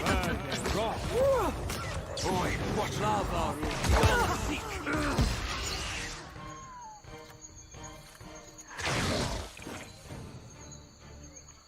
Happily.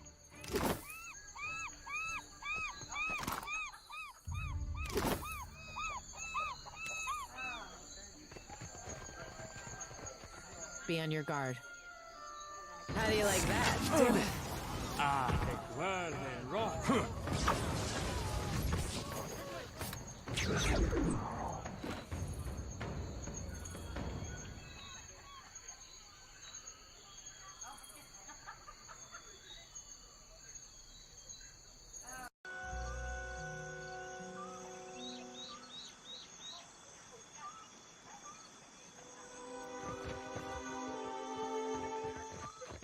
Be careful.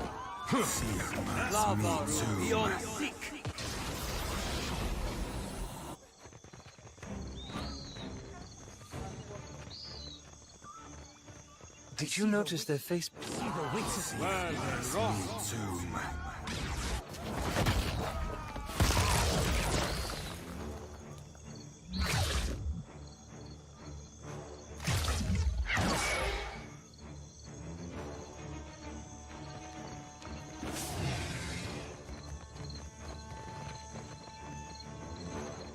Intruders! Beyond seek.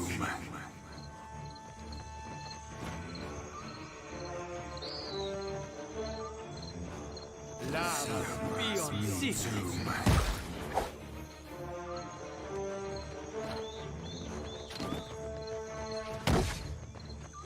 Lava beyond rock.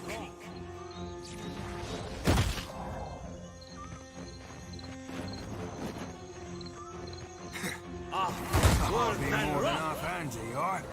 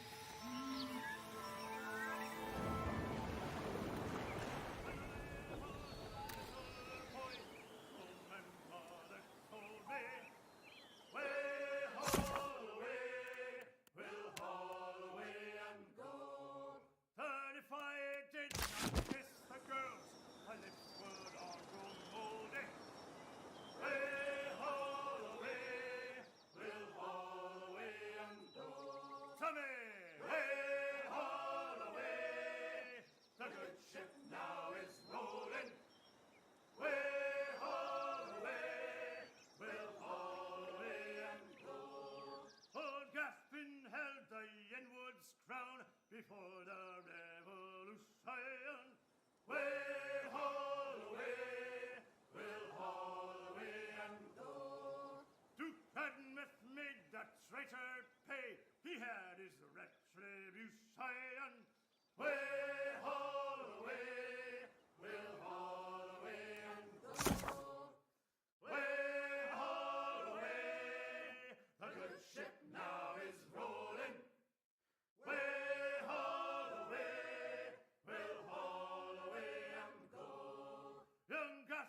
sought the Yenwood's crown, long past the revolution. Way haul away, we'll haul away and go. The watcher met him on the field, he gave him execution. Way haul away, we'll haul away and go. To me!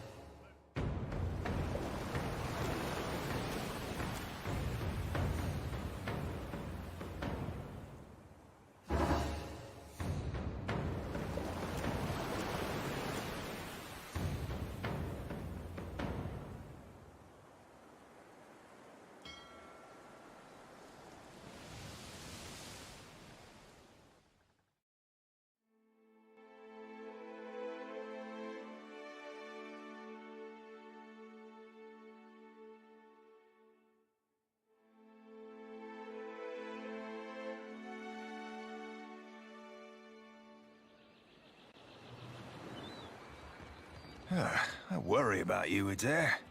There'd be a thing of free out here that you shouldn't be aiming at pets. Hey, it was dark.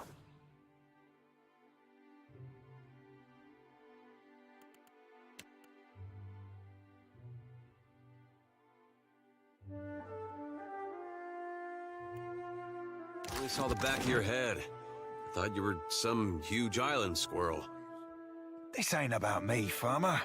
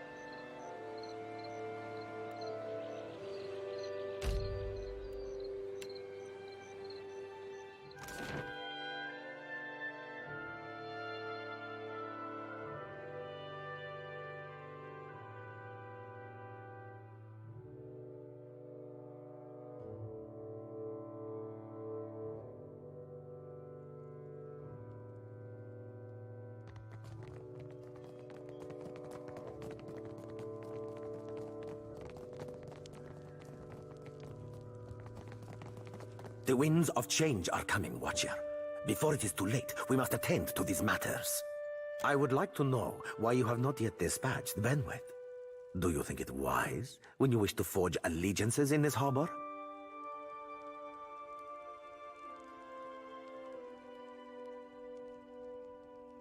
Madiko, where would the fun be in that?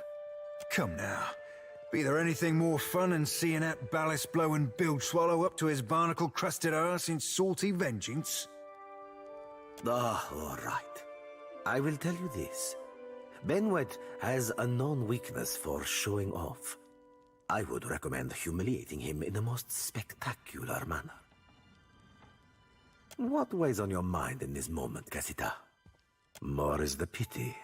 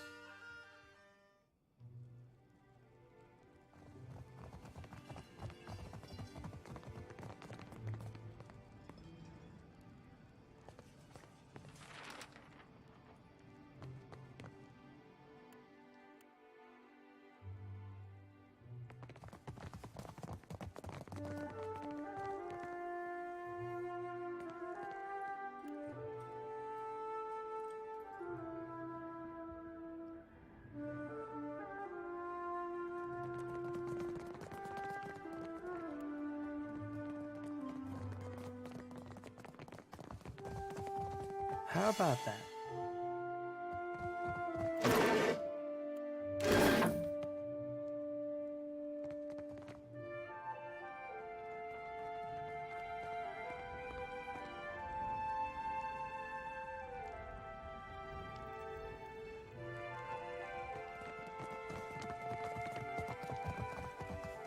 Ah, Watcher. Good. You have a... Ahoy there yourself, Captain. Or do I be but a pretty bit of man-meat to dangle from a wrist? As easily forgotten as set aside.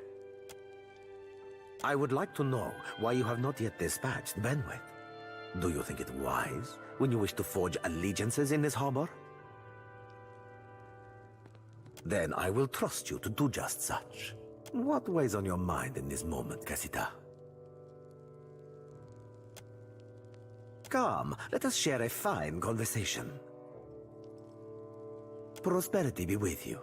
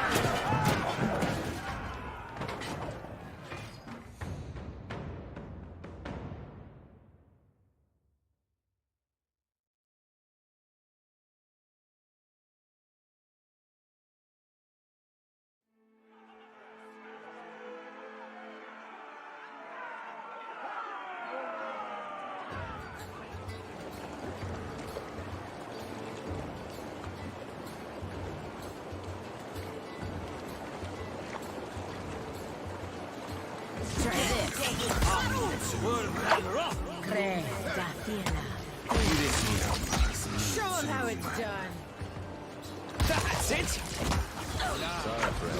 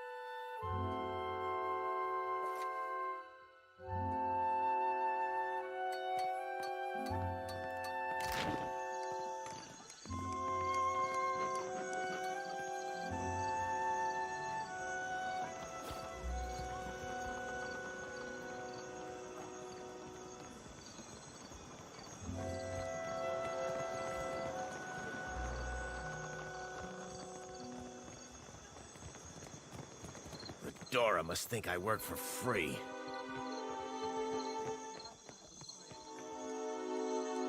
Be with you in just a... Almost had it. Damn your eyes.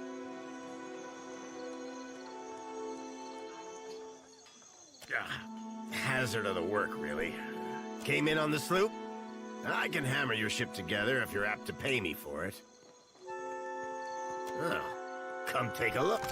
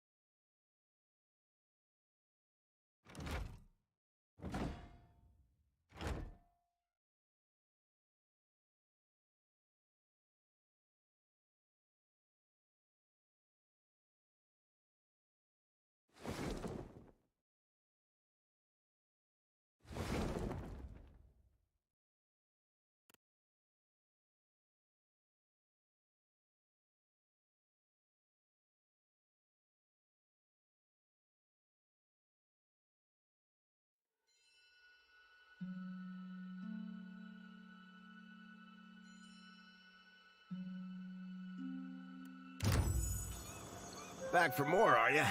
Ugh.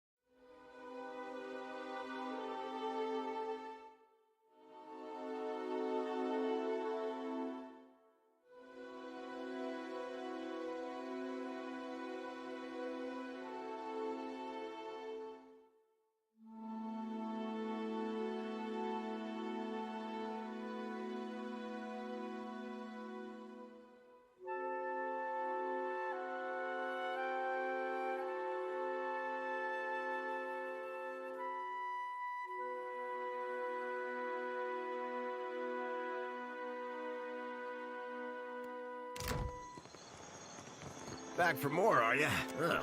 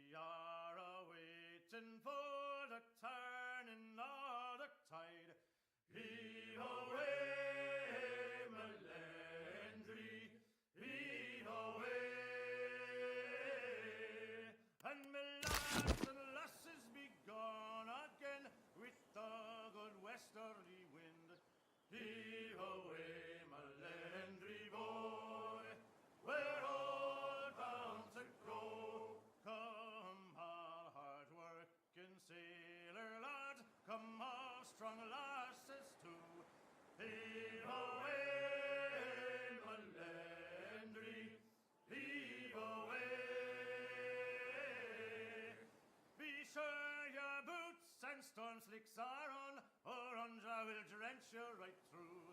Heave away, my Landry boy, we're all bound to go.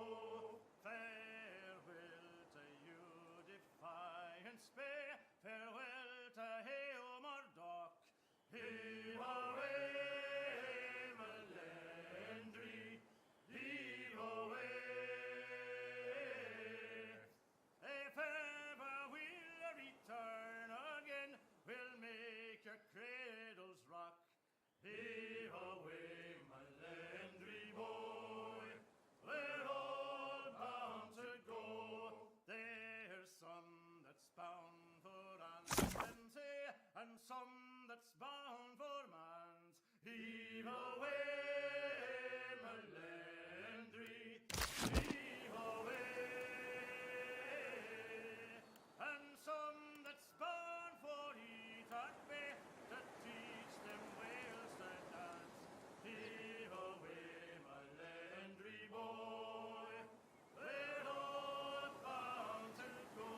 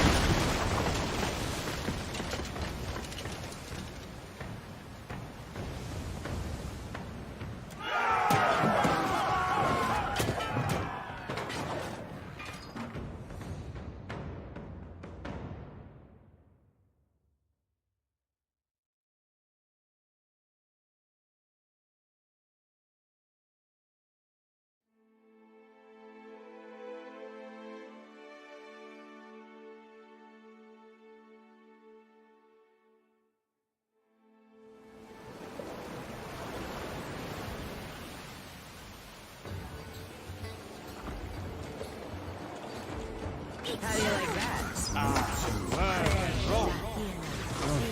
No help here.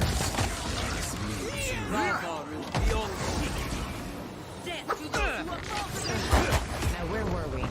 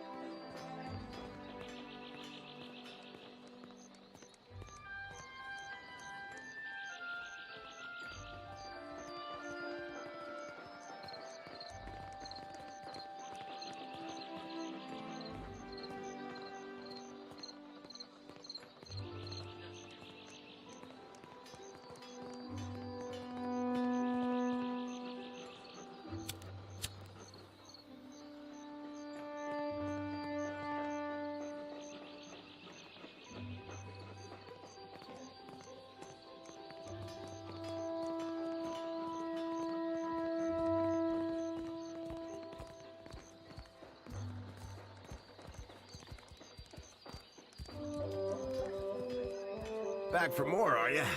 Haven't had...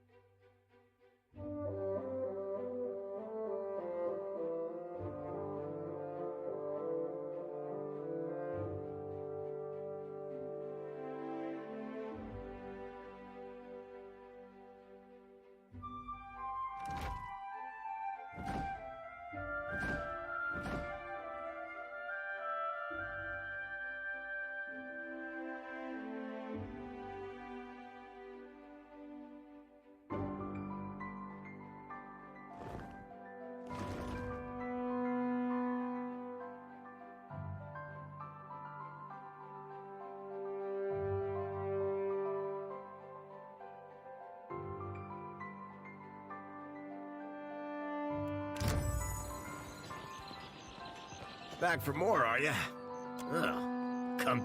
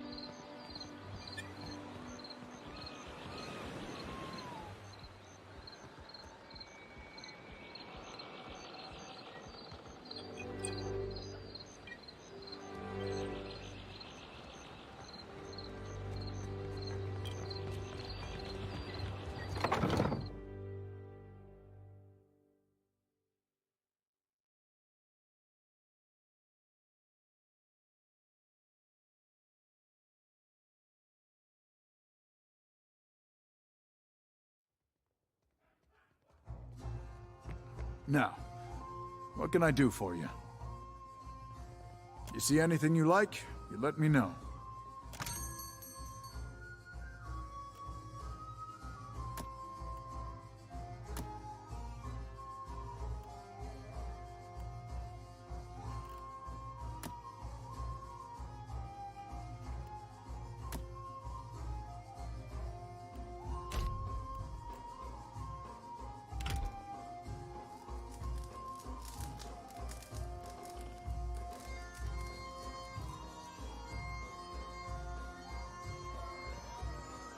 Now, what can I do for you? You see anything you like?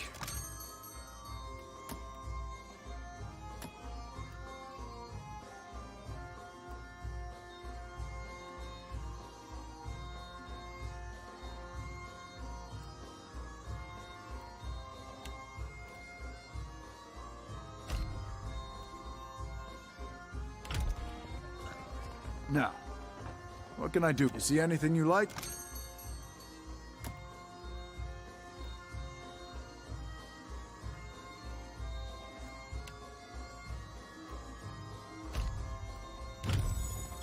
Now, what can I do? You see anything you like?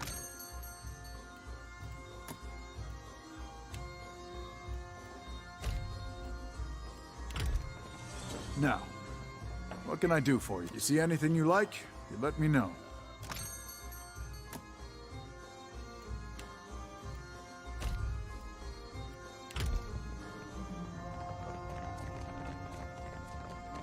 Now, you see anything you like?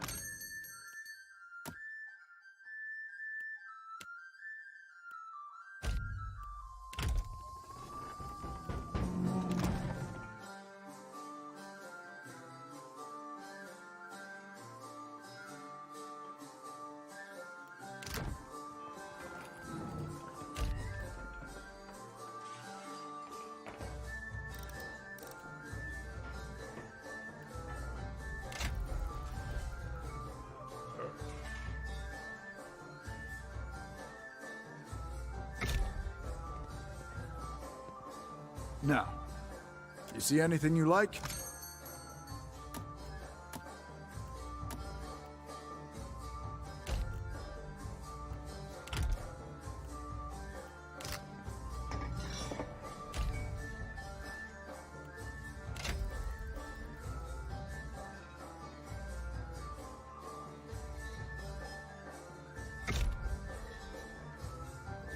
Now, what can I do for you? You see anything?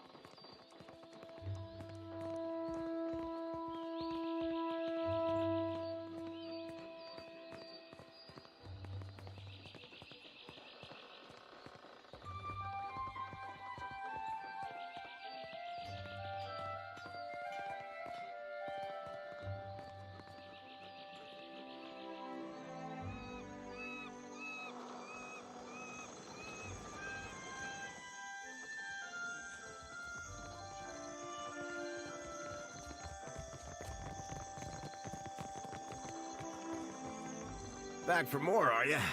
Haven't... Ugh. Come...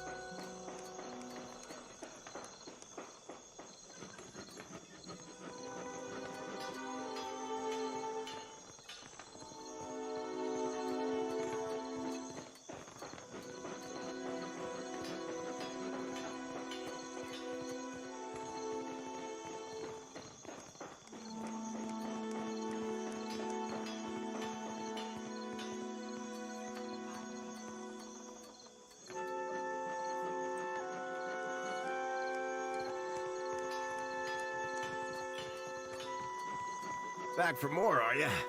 Haven't had a... Ugh.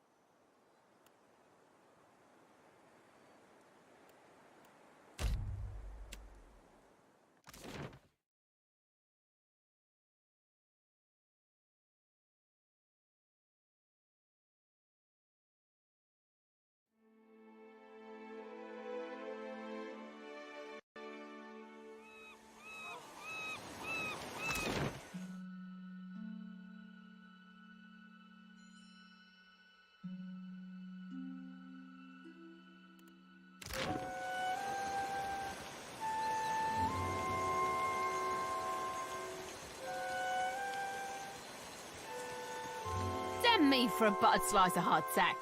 It's you.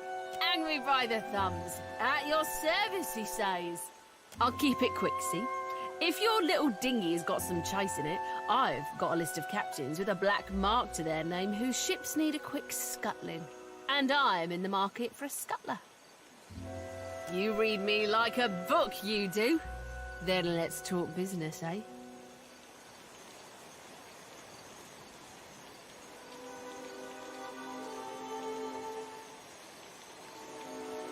You'll be looking to scuttle Cornu first. Of course you will. Knows a good opportunity.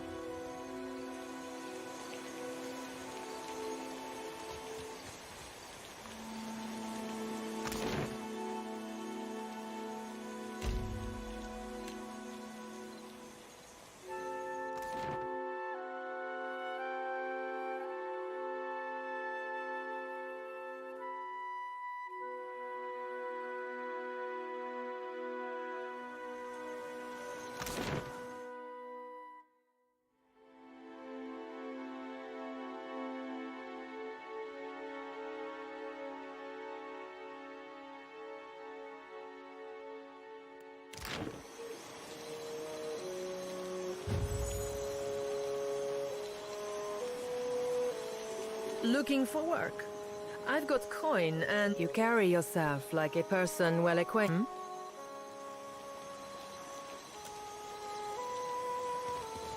I'm telling you, ask for Erwina in the King's Coffin.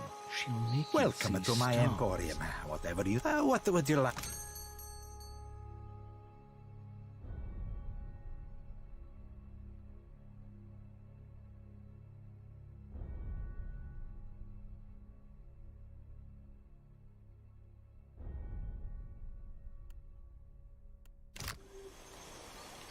You half-masted sot! She's got to be 90 years old!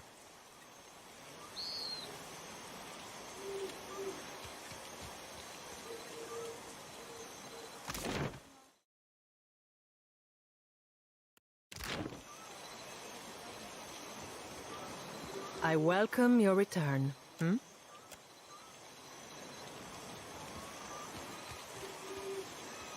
So you're the captain, the old Paul. What are you having?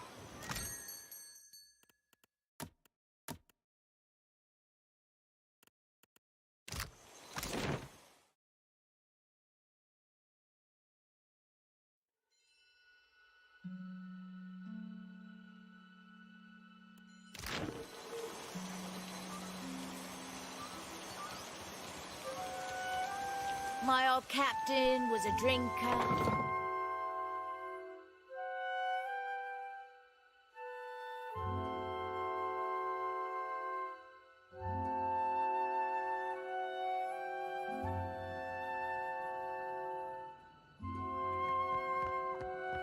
Welcome to the treasure trove, say. Anything in my trove catches your eye, you let me know.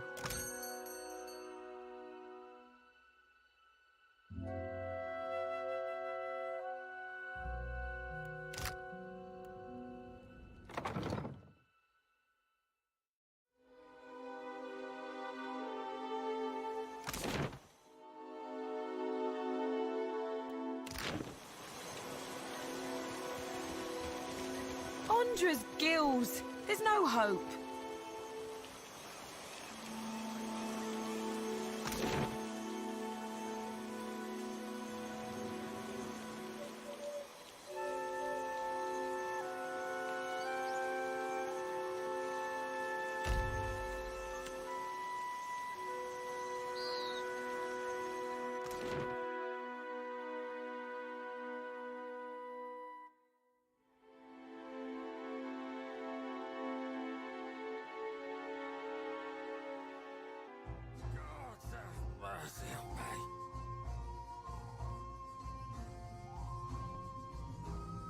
Kill him, wait an hour, then pull any gold teeth. Easy as pie.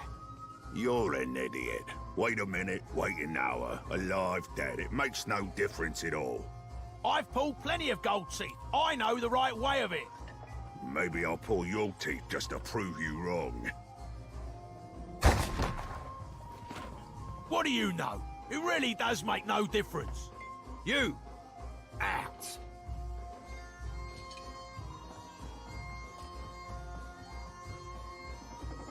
Probably just insecure.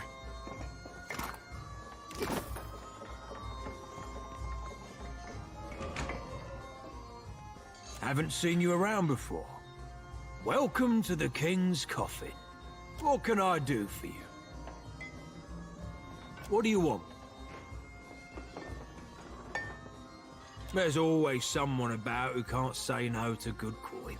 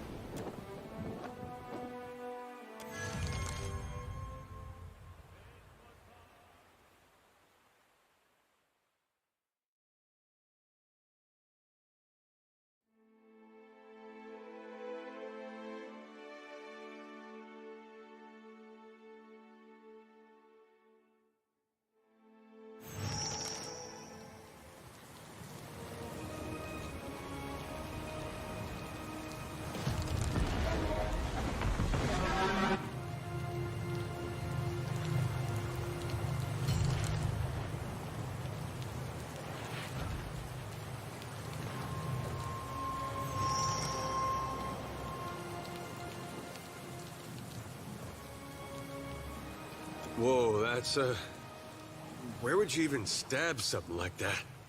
What manner of creature is this? Aye, sure, that. Whatever that be, why not? So alone. Never alone. Kaizo reached. Where are the gates of Kaizo? We guard the silence of Kaizo. You are a disturbance. Aethus has disturbed the bones of Kaizo. The old pacts permit him to pass. But you will go no further. Kaizo is closed. The gates are barred. Our covenant with the Old Ones does not forbid questions. The living were meant to forget Kaizo. Nothing can be gained of remembering it. A challenge would be a welcome distraction. Take your reprieve, Doomed One. The chosen people of the Deadfire called Kaizo home. The outsiders were their contemporaries, full of wisdom, ingenuity, and terrifying ambition. The Inguithans, of course. Only they would create a monster and bind it to guarding their secrets. They did not create us. They united us as one. The Old Ones and the Outsiders traded, collaborated, learned, and built together. Outsiders augured the doom of the Old Ones. The rift unmade them both. You chose death when you set your bearing, traveler. Prepare yourself.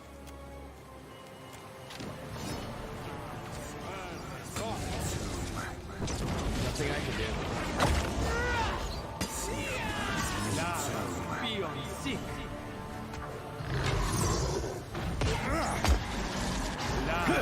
Be on sick.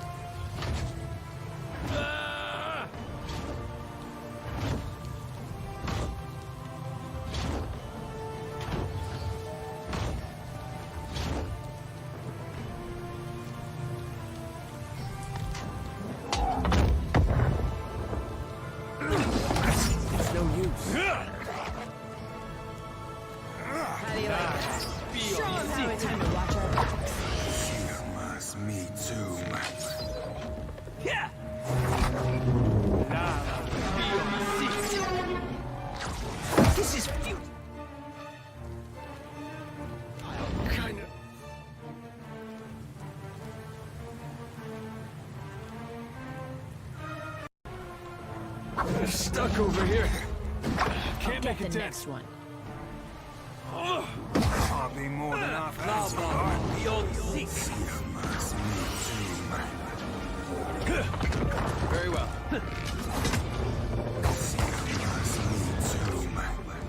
Try this. I'm no help here. It wasn't wrong. Sorry, I lost it. Be on sick. I'll teach you a lesson. This thing isn't doing the job. Lava rule beyond sick. Me too.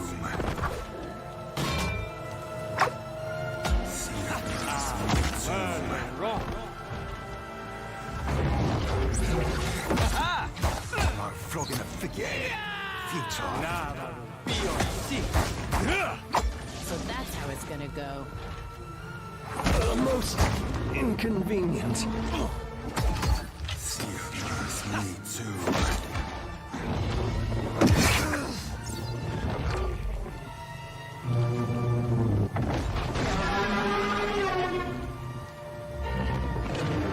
I'll teach you a Need something stronger.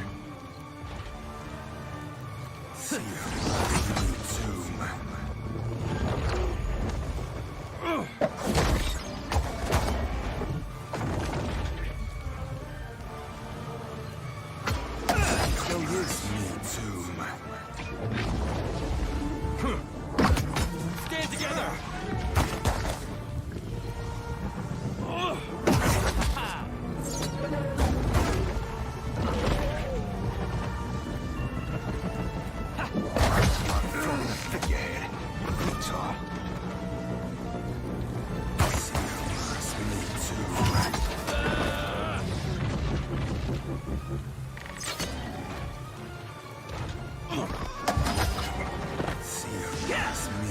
That's not very helpful.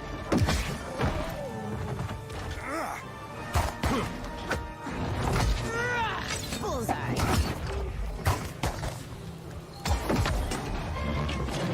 Show him how it's done. This thing isn't doing the job.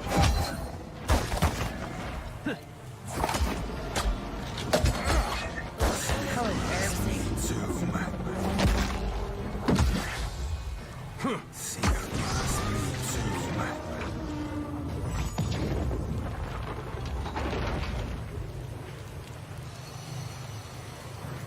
I got this.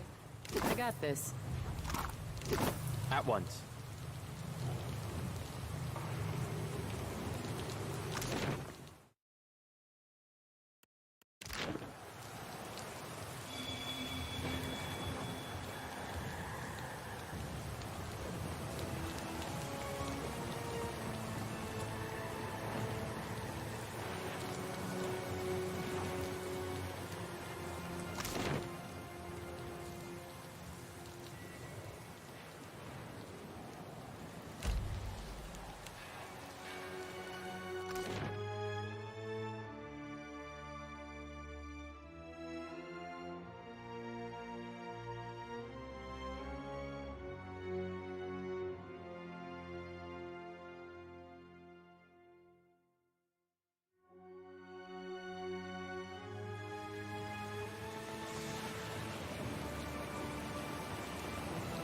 Don't be thinking at it too hard, Cap.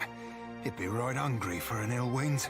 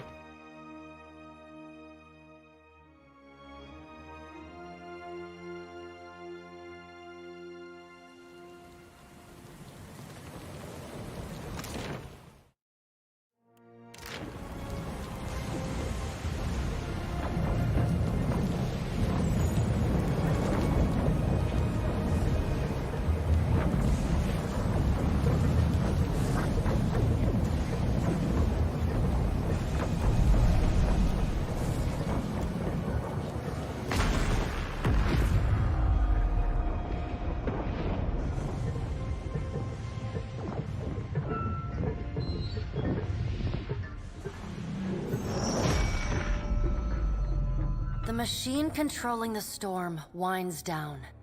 The clattering of its machinery settles into a low whir and then, at last, hiccups to a halt.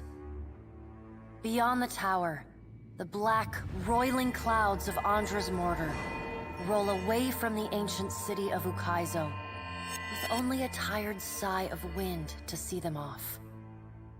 And on that last breath of wind, comes to you a familiar sound. The ring of a bell. The bell's ringing is soft, not the clangor and torrent you've grown used to. It calls to your soul, and your soul yearns to follow it. Your soul flees from your body and into the beyond, chasing that sound. It leads you at last to Bareth's realm, to that cold platform and room of endless doors. Watcher, your journey nears its conclusion. The pallid night stands before you, her gaunt face impassive. That will depend on the will of Kith, whose desires are ever in flux. Soon you will confront Aethys for what will likely be the final time, and you will do so as the Herald of Bareth, the only creature on the face of Eora to whom he will listen. Remember that. The pallid night inclines her head to you, black hair hanging lank in her face. She steps back and cedes the floor to Helia with a small, resigned sigh.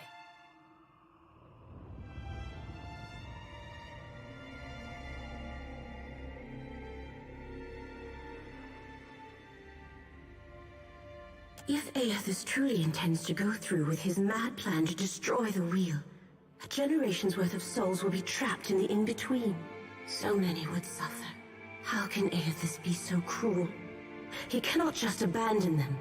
Aethys must help the Kith find a quick solution. Abaddon strides forward. Aethys thrust this crisis on the Kith. They did not bring it upon themselves. Their only mistake was entrusting us to watch over them. Who will help them rebuild their world now?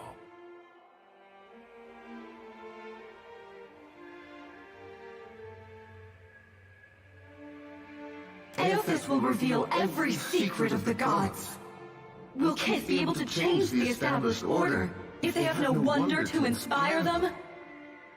Aethys must help them resolve this quickly, lest every one of Eora's few remaining mysteries be laid plain.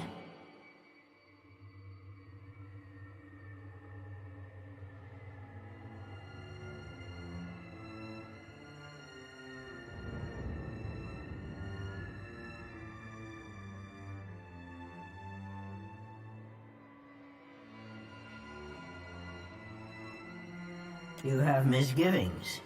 Good. You should be wary of any help Aethys might offer you. With the wheel destroyed, Kith will tear themselves apart. It is the gods' duty to prevent that happening, lest they doom us all. And as Kith must be ruled, so too must the gods. I say that if Aethys is so eager to throw down the mantle of power and step aside, I shall take my rightful place as Queen of the Gods again.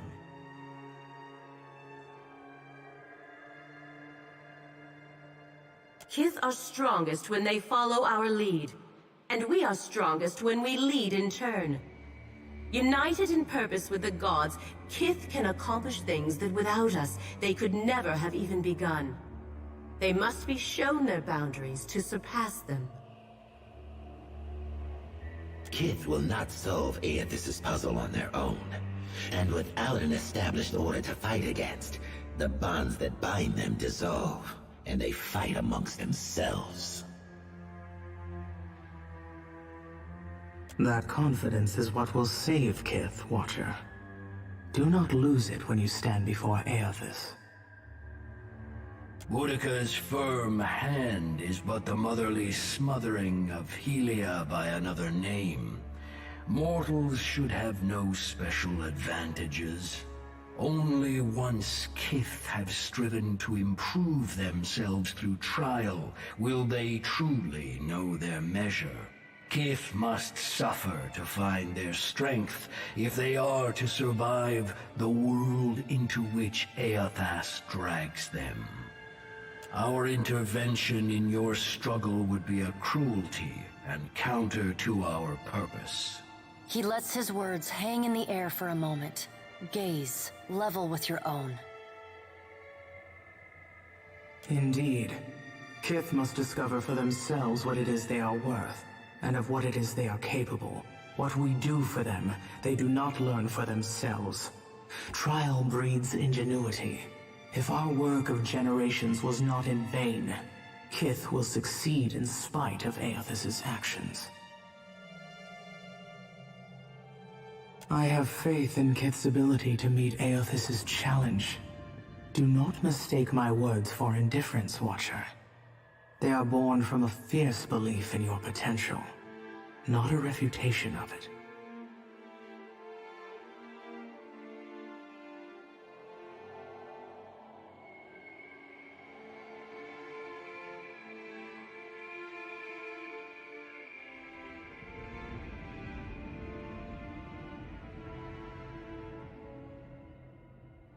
And yet you come to Okaizo alone, with none at your back. All that Kith stand to lose. And even then your leaders could not join hands, squabbling instead over prestige and resources. You believe that will change when my final death comes calling? You are a greater fool than I thought. Margaret is blinded by her affection for mortals. She does not see that entropy is the destiny of all things. If Aethys were wise, he would destroy everything. End life, end reincarnation, end death.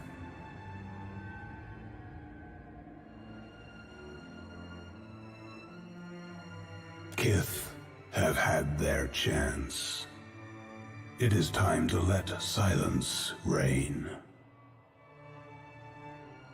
As Rimergon's words fade, the Pallid Knight returns. She no longer towers over you, a giant even among the gods, but meets you at your height. She lets the arms crossed over her chest fall to her sides. She speaks to you openly, plainly, an expression almost like tenderness, turning up the corners of her lips. Well, Watcher, you know where we stand. What do you believe? The Pallid Knight raises one dark eyebrow. I did not conjure the wheel as you know it now from the air. It was built slowly, with great deliberation by Kith. It is as much your wheel as mine.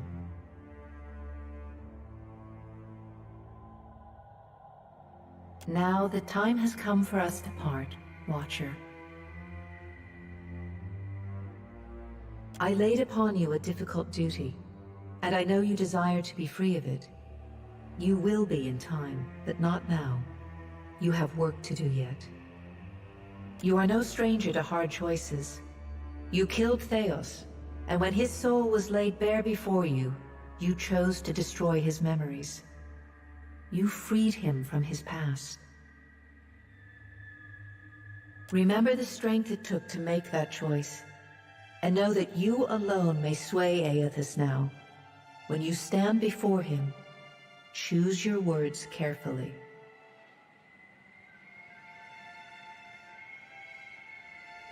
She claps her gauntleted hands together, and a sound like thunder rumbles through the room. As the floor crumbles and falls away beneath you, you hear the sound of a single bell ringing, and beneath it, the faintest whisper.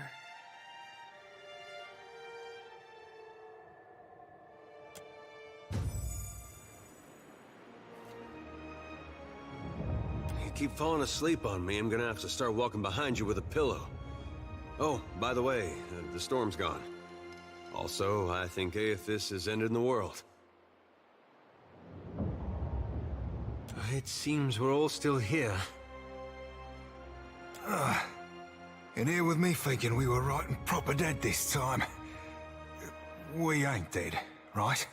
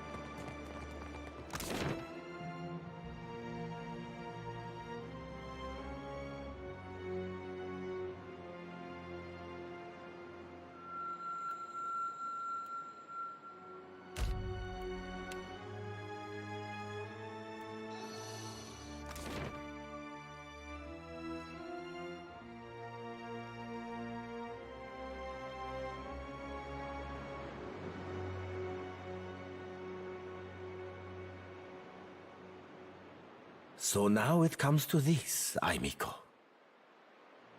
You think to steal my golden dream, but I will not allow it to happen. My gratitude is yours for disabling the storms. It seems I did not require Rivan's ship to reach Ukaizo in the end.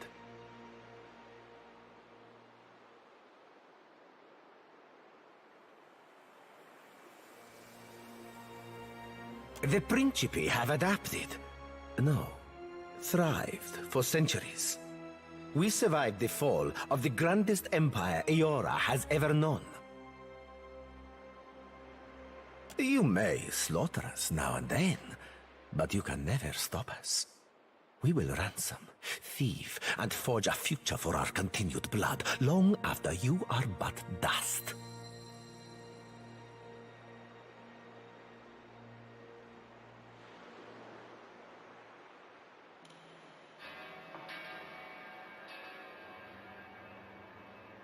Gods curse you! I should have drowned you in the wreckage of Port Maggi. Corres, Casita. May your lungs fill so fully with blood that you choke even in hell.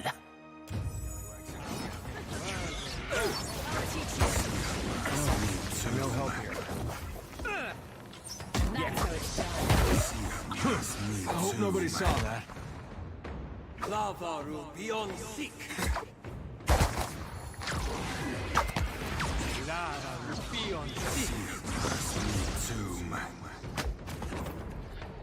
I'll just have to try something. Hey, that wasn't half bad. Yeah. Where were we?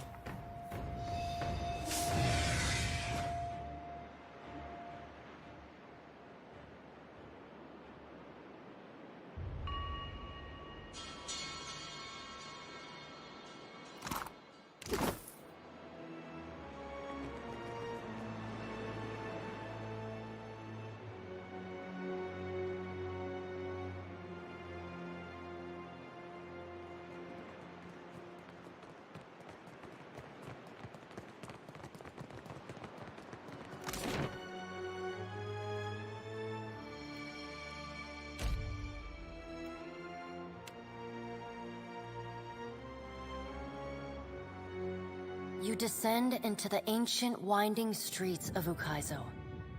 Battered by storms for thousands of years, the ruins bear the marks of their role as the lone witnesses of the god's great secret at the center of the city. The houses and boulevards are pierced by great spears of luminous Audra. There are no ashen bodies, no birds, no sign or sound of any life. But with every step, the rhythmic pounding in the distance draws nearer. Soon, you can feel the vibration traveling up your spine. As you approach the center of the city, the weathered architecture gives way to more luminous Audra, piercing the ruins, eventually overtaking them entirely. Cresting the top of a fallen tower, you finally get a clear view of Aethys. He stands, legs astride, next to a great stone monument ringed with 11 cavernous alcoves. All but 3 hold a gargantuan skeleton, bones scrubbed clean by the city's storms. An immense Anguithan machine floats above the monument, suspended by invisible energy emanating from a well of light beneath it. Great brass rings spin around a core of metal and Audra at the machine's center. Periodically, Aethys's massive arms swing back. The movement alone is enough to draw great gusts of wind toward him. When they come down on the machine, the impacts are accompanied by eruptions of electricity, fire, and smoke. The hundreds of luminous Audra pillars across Ukaizo sympathetically dim in a rippling wave that spreads out from the machine. The only safe route to the god is a steep ascent along a monstrous pillar of luminous Audra.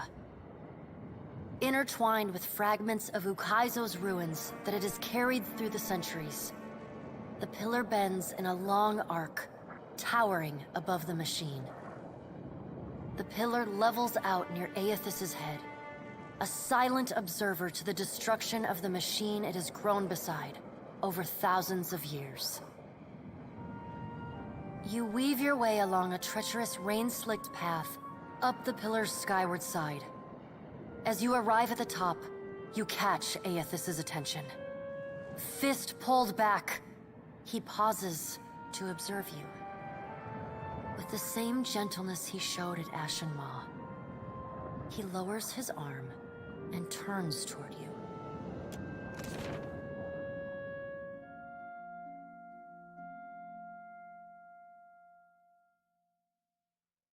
Strange to see Ukaizo in this way. It may be hard to picture, but this city was once full of life. The Huana, yes, but also Kith from many other cultures. Great hanging trees shadowed these boulevards. Gardens sprawled across the open rooftops. Each spring, a festival procession would wind its way from the hillside into this valley. The celebrants would pass through a steep walk among the stalls of foreign merchants, flowers falling upon them from all sides. All people of all nations, together in a celebration of new life. Such was the power and beauty of lost Ukaizo. If we don't fix this mess you're about to cause, the whole world is gonna look this bad. I mean, it's a mighty heavy load you're putting on our shoulders. I just hope we can carry it. As long as there are people like you in this world, Adair, I truly do. This power has always been in the grasp of mortals. Now you will finally be aware of it. Now you will be able to decide what to do with it. I ain't never chatted up a god before. Feel like I should be asking something profound and philosophical. And yet, thing I'd be wanting to know, what be stopping the other gods from coming down and just setting this shit back straight? And then you breaking it again. This be our new tides then, all up and down, over and over, till the sea drowns us all. A wise question, Seraphim. Have no doubt, some of the gods are already trying to figure out a way to fix this on their own. It is not beyond their capabilities. After all, we made these machines with the Huana many years ago. But it is not something they can do easily. Not without mortal assistance. It will be for mortals to decide if they should receive it. What right do you have to do this? Destroy the wheel and leave us with nothing?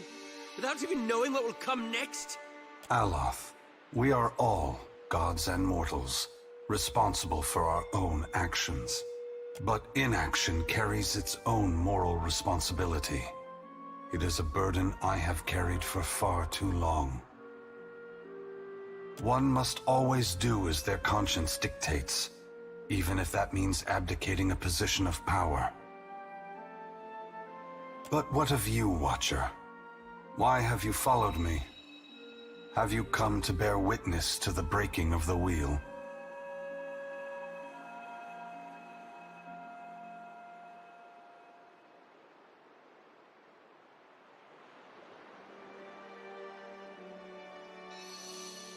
And you believe I should give my strength to one of them?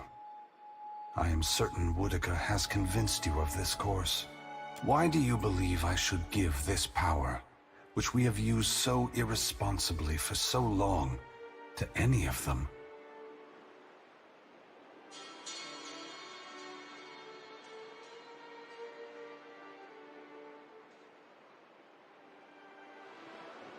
Though I hope my brothers and sisters would not do so, history has shown that this chaos may very well move them to war.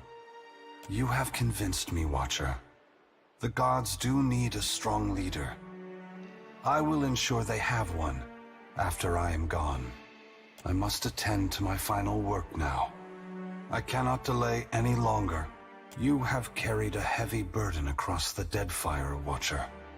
Before I go, I would rid you of it. You are free now, as free as any of us can be. Many will come to you for help in the years ahead. Animancers, priests, even the gods themselves. I have great hope for you, but always remember that your future is for you to decide. Use your freedom well. Aethys squares himself to the machine. As you move to a safe distance, he draws his fist back and resumes his assault. The blows rain down with increased fervor, but the machine perseveres in spite of his efforts. Spreading his arms wide, Aethys draws power from the luminous Audra clustered around the valley. The energy courses through his body, limbs overflowing with intense light and waves of heat. He returns to his task, each strike bringing with it the sound of cracking stone and twisting metal, the flickering of luminous Audra across Ukaizo. As the ancient machine finally begins to succumb to his strength, so too does Aethys' body, built to withstand the passage of thousands of years. The great Audra statue has finally been pushed beyond its limits. Cracks appear along the hands, then race up the arms. Aethys does not slow his assault, but continues unabated. Its brass rings twisted, the machine spins erratically but withstands the relentless barrage. Aethys stands astride it and pummels the base of the machine. Soul energy begins to flare out from the machine's heart, warping the air with the intense heat. Aethys drives his right fist into the machine's center, the core of metal and Audra. The god lets out a deafening shout, something between a cry of anguish and a roar of exultation. You see Aethys' arm shatter upward from his hand through his elbow. A flash of light and heat bursts from the core, accompanied by a cacophony of destruction. The moment passes as Aethys' shout echoes throughout the valley. Your eyes begin to recover. The god's work is accomplished. The great machine of Ukaizo has been destroyed. The wheel has been unmade.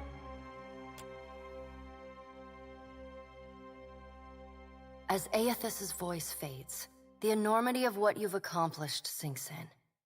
You have confronted a god. You have rediscovered the ancient city where the wheel was forged, and you have seen the wheel shattered. What comes next is uncertain, but already the legend spreads of the Watcher, who survived Andra's mortar and stood toe-to-toe with Aethys.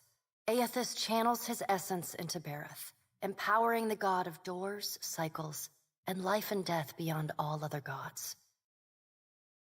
Bareth vows to maintain peace and order in the here and the beyond, while Kith labor toward a solution. The other gods, for the time being, submit. Under Bareth's guidance, the world becomes a more predictable, stable place. Seasons fall into a disturbingly regular rhythm, and wars, famines, and natural disasters dwindle. But so too do surges of prosperity and innovation. Great minds around the world work methodically towards salvation, both unhindered and uninspired by changes, upheavals, and the unexpected. In reaching Ukaizo and facing Aethys, you have accomplished the impossible. And you have done it without the assistance of the great powers of Deadfire. Your feats capture the awe and imagination of a world that needs heroes more than ever. Some say your intervention prevented Aethys from a far worse act of destruction. Many believe you will be the salvation of Eora. With each day, your legend grows, as does the chaos in Deadfire. Ukaizo remains unclaimed, and the EVGA channel becomes the site of a near-constant battle as the Huana and the Rawatayans vie for control of the unprotected island. The Rawatayans rely on their cannons, and the Huana call forth massive waves and beasts of the deep to sink their foes. And while they chip away at one another, the Valians and the Principi pursue their own ends with increasing abandon. Emboldened by their rivals' distraction, the Valian Trading Company seizes territory and mines luminous Audra at a startling pace. Huana villages are left at the mercy of unscrupulous speculators, and resource-rich islands are swarmed and stripped. To support their operations, the Valian Trading Company begins shipping ever greater quantities of supplies and luminous Audra to and from the archipelago. This attracts the attention of the Principi, who target these ships with increasing aggression. The promise of fat prizes draws even more pirates to their ranks. The Rawatayans, as well as the Huana, are too busy to stop them. Your wanton bloodshed scarred the people of Port Maje, especially following in the wake of the catastrophic storm and the sighting of the Audra Colossus. Many who had come seeking their fortunes leave Deadfire for good. Ikawa's death leaves Sadahuzi a ghost town. Those who survived your attack flee and never set foot on the island again. As the balance of power changes in Deadfire, so too does Nekataka transform. With the major powers at one another's throats, Nekataka becomes a maelstrom of chaos.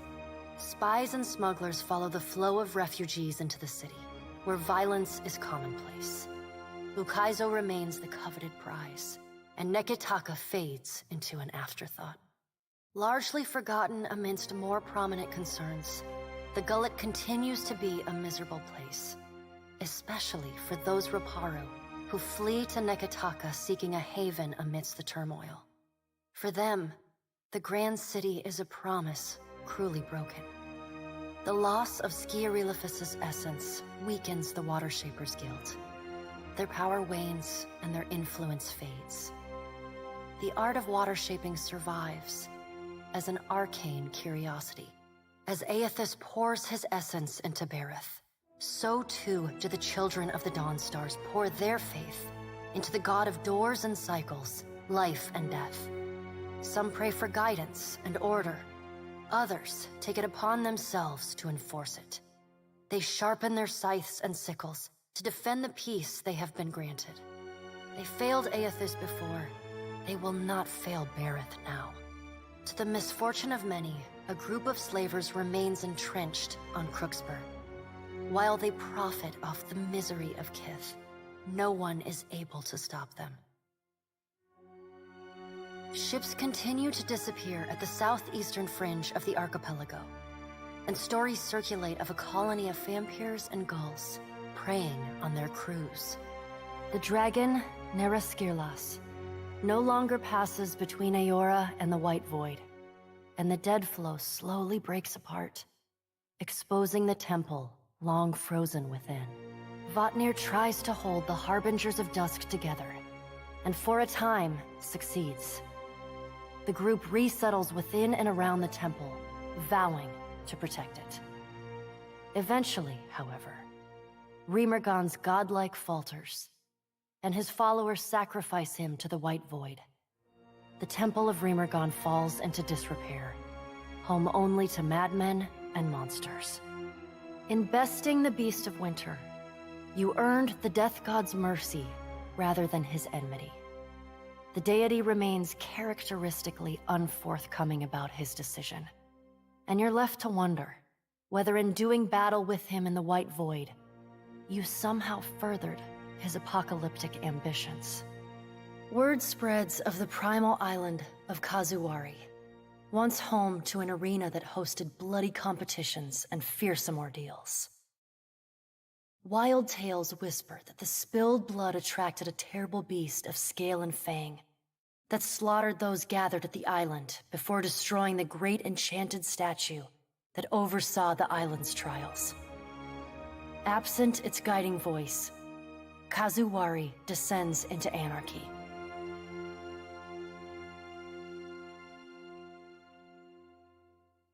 Though your adventures alter the destiny of Aora and the balance of power in Deadfire, they also leave a lasting mark on those who travel at your side. Your companions find themselves changed in ways both big and small. In the days sailing back from Ukaizo, Adair finds himself disillusioned with all gods, his own above all. Where the gods have touched Deadfire, he sees only destruction, loss, and emptiness.